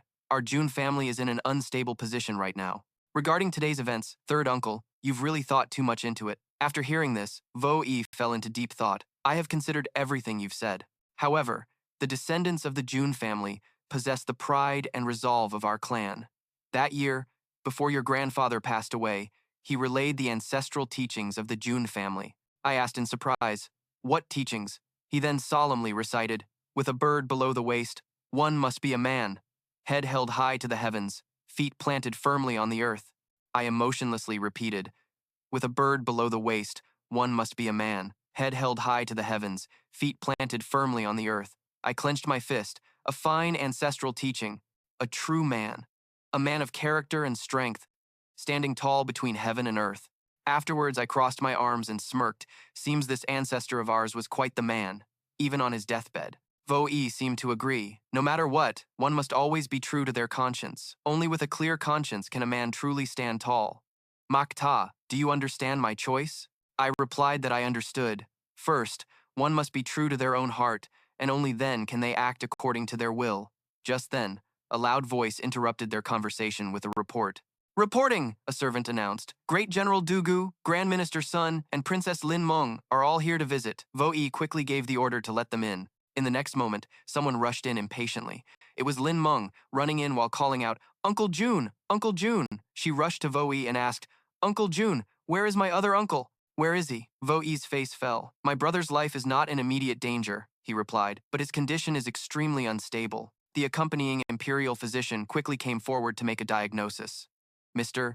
Jia's internal and external injuries were all fatal, and the amount of blood lost had exceeded more than half of his total blood volume. Then, Physician Lao concluded with, I hope the princess can restrain her grief. It is best to start preparing for his funeral. Lin Meng froze instantly. What? He was saying Uncle Jia couldn't be saved. She quickly asked again. I don't believe it. Imperial Physician Lao, you are the head of the 3 great divine physicians. Please think of a way. But the answer was no more optimistic. Your Highness, besides the excessive blood loss, Mr. Jia's internal and external injuries are extremely severe. With wounds like these, even if a deity descended, there would be no hope. Lin Meng was finally jolted back to reality by these words. She tearfully called out Uncle Jia 3 times. Seeing this, Imperial Physician Lao didn't know what to say. The physician, also heartbroken, suggested to Physician Lao that they let them have a final moment together.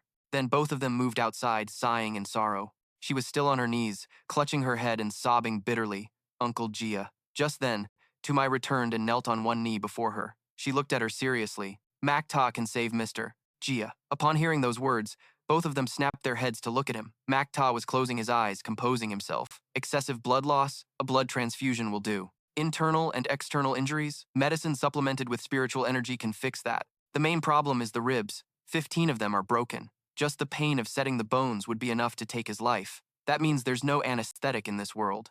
If there was... Wait a minute. He suddenly raised his hand for a clap upon thinking of anesthesia, but something felt strange. The sensation wasn't quite right. It turned out he had accidentally slapped Lin Mong. She held her cheek, tears welling up. Macta was horrified. "Oh heavens, what are you doing here?" In an instant, he calmed down, coming up on me like a ghost. "Can't you make a little noise?" Lin Mong, filled with hope, stammered, "Please, Macta, save him." Hearing this, Macta couldn't help but be surprised. How did she know? In the next second, he slowly turned his head to glare behind him. Tunga and Tumai were so scared by Macta's stare that they froze stiff. A second later, he refused. "How can I save him? Even the 3 great national physicians have no solution. What ability could a good-for-nothing playboy like me possibly have to save him? Your Highness, you must be begging the wrong person." Hearing this, Lin Mong immediately bowed and knelt, surprising Macta. Under his astonished gaze, she clasped her hands and pleaded, "Jun Macta, I kowtow to you. I beg you, please save Uncle Jia." Seeing this, he fell into deep thought. The princess of a nation was willing to go this far for him. At this moment, Tu Enge stepped between them. "You scoundrel! What are you still hesitating for? The princess is already on her knees begging you." "What more do you want?" she said aggressively. "Don't tell me you want the 2 of us to kneel for you as well." Completely ignoring Tuenge, Macta spoke frankly to Lin Mong. "Your Highness, I actually do want to save him, but you also know the current situation of my Jun family. Right now, I am only under suspicion, at most. But if I really save him, a person whom even the 3 great divine national physicians couldn't treat, then the suspicion becomes fact." Hearing Macta's words, Lin Mong bit her lip tightly. She also understood the problem. Immediately after, Lin Mong stood up and turned around. She raised her voice and swore an oath. "With the heavens above and the earth below, I, Duong Lin Mong, make this vow here today." She vowed that if Macta could save him, she would immediately return to the palace and beg her royal father to decree a marriage between them. "Even as a concubine or a servant, I will be loyal to Macta for my entire life. If I break this oath, may my entire family, young and old, not die a peaceful death. And may I, Lin Mong, suffer 1,000 cuts and 10,000 calamities, unable to reincarnate for 10,000 lifetimes." Finishing her words, she took out a knife and cut her palm, using her fresh blood to draw a red circle in front of her. This was the most sacred, and also the most vicious, oath on the Xuanhuan continent. "With heaven and earth as my witness, the gods and spirits as my judge, in the name of my ancestors, with my blood as my soul, I establish this oath." Princess Lin Meng kowtowed once in the center of the blood circle. With the oath established, it could not be changed in this life or the next. Xiao Yi watched this scene in astonishment. After everything was done, Lin Meng stood up and turned around. "Jun Moye? Now, can you believe me?" Lin Meng analyzed inwardly. "Jun Moye has had his eyes on me for several years now, but I rejected him. His lack of trust is clearly just a roundabout way of making a demand of me." Her eyes welled up with tears. "But how could I just stand by and watch Uncle Yi leave this world? I can't do it." Moy frowned at Lin Meng. This princess, but for her uncle? And so, the 3 of them just stood there, silently looking at each other, the atmosphere as tense as a drawn bowstring. Seeing the 2 of them staring intently at each other, with tears that seemed to convey affection, Xiao Yi grew angry. She cursed inwardly. "Brother Moy, what is the meaning of this? You just make an oath out of nowhere without saying a word. Are you trying to steal him from me?" "Absolutely not. In this matter, even sisters can't negotiate. So what if you're a princess? Does that make you so great?" Seeing Lin Meng so resolute, he had no choice but to sigh and agree to save Gu Han. Hearing this, Xiao Yi, on the verge of tears, cursed Moye for being a scoundrel. But before a few seconds passed, he immediately cut in.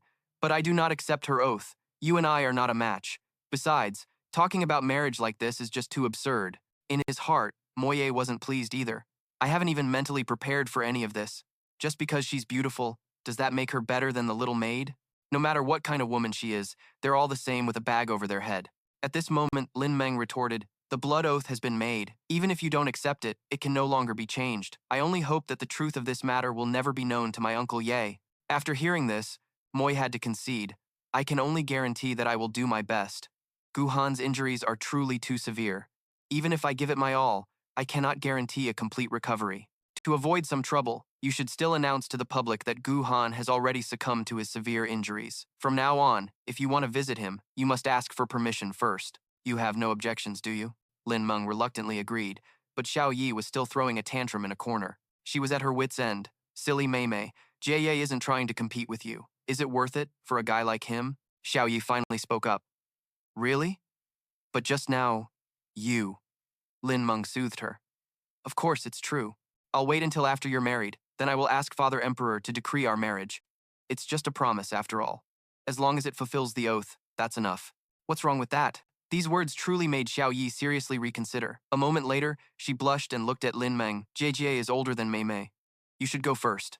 Moye watched the two of them discuss animatedly, completely helpless. The character for 8 hasn't even been written yet. What are these two women talking about? He silently walked to the bedside and told Xiao Yi to have Third Uncle immediately send people to the Kui clan hall and bring back several elders. She immediately straightened up and agreed. Only Lin Meng and Moy were left in the room. She quietly wondered why being near him gave her such a strangely familiar feeling. Lin Meng raised a hand to her chin, deep in thought. Where have I met him before? The more she thought, the more puzzled she became, as the words intimate and safe appeared in her mind. Suddenly, Lin Meng looked to the side and remembered Xiao Yi was still standing there. She struck up a conversation with her. Oh right, Xiao Yi, why did you all come to the Jun residence anyway? She paused, trying to recall the reason. After you were captured, Little Baibai led Third Uncle Jun and Jun Moye there. Afterwards, we returned to the Jun residence first, while Third Young Master Jun went alone to scout for news about you. Hearing this, Ling Meng was even more surprised. What? Jun Mota went alone to find information about me. Then she suddenly remembered the mysterious flying dagger expert who held her before leaving this cave. She hesitantly reconsidered. The feeling of being in his arms was very similar to the feeling she just had beside Jun Mota. Ling Meng shook her head, dismissing the thought that had just emerged. No way. How could that be possible? She furrowed her brows, thinking back. During the last assassination attempt, Jun Mota was also at the scene, and then he suddenly vanished. Could it really be him? Ling Meng looked at the strong figure before her. He was actually quite handsome. Time passed, and before long, Dugu Xiao Yi finished her task and returned.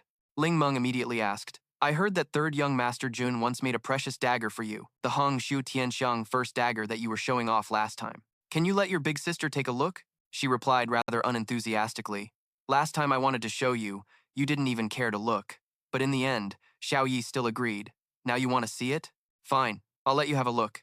Hearing the two of them chatting cheerfully, Mota's heart pounded in his chest. He flared up in anger. Dugu Xiao Yi! I gave you that dagger to cut people with. You've tied it to your arm. It takes a while just to draw it. You're using it as an arm guard.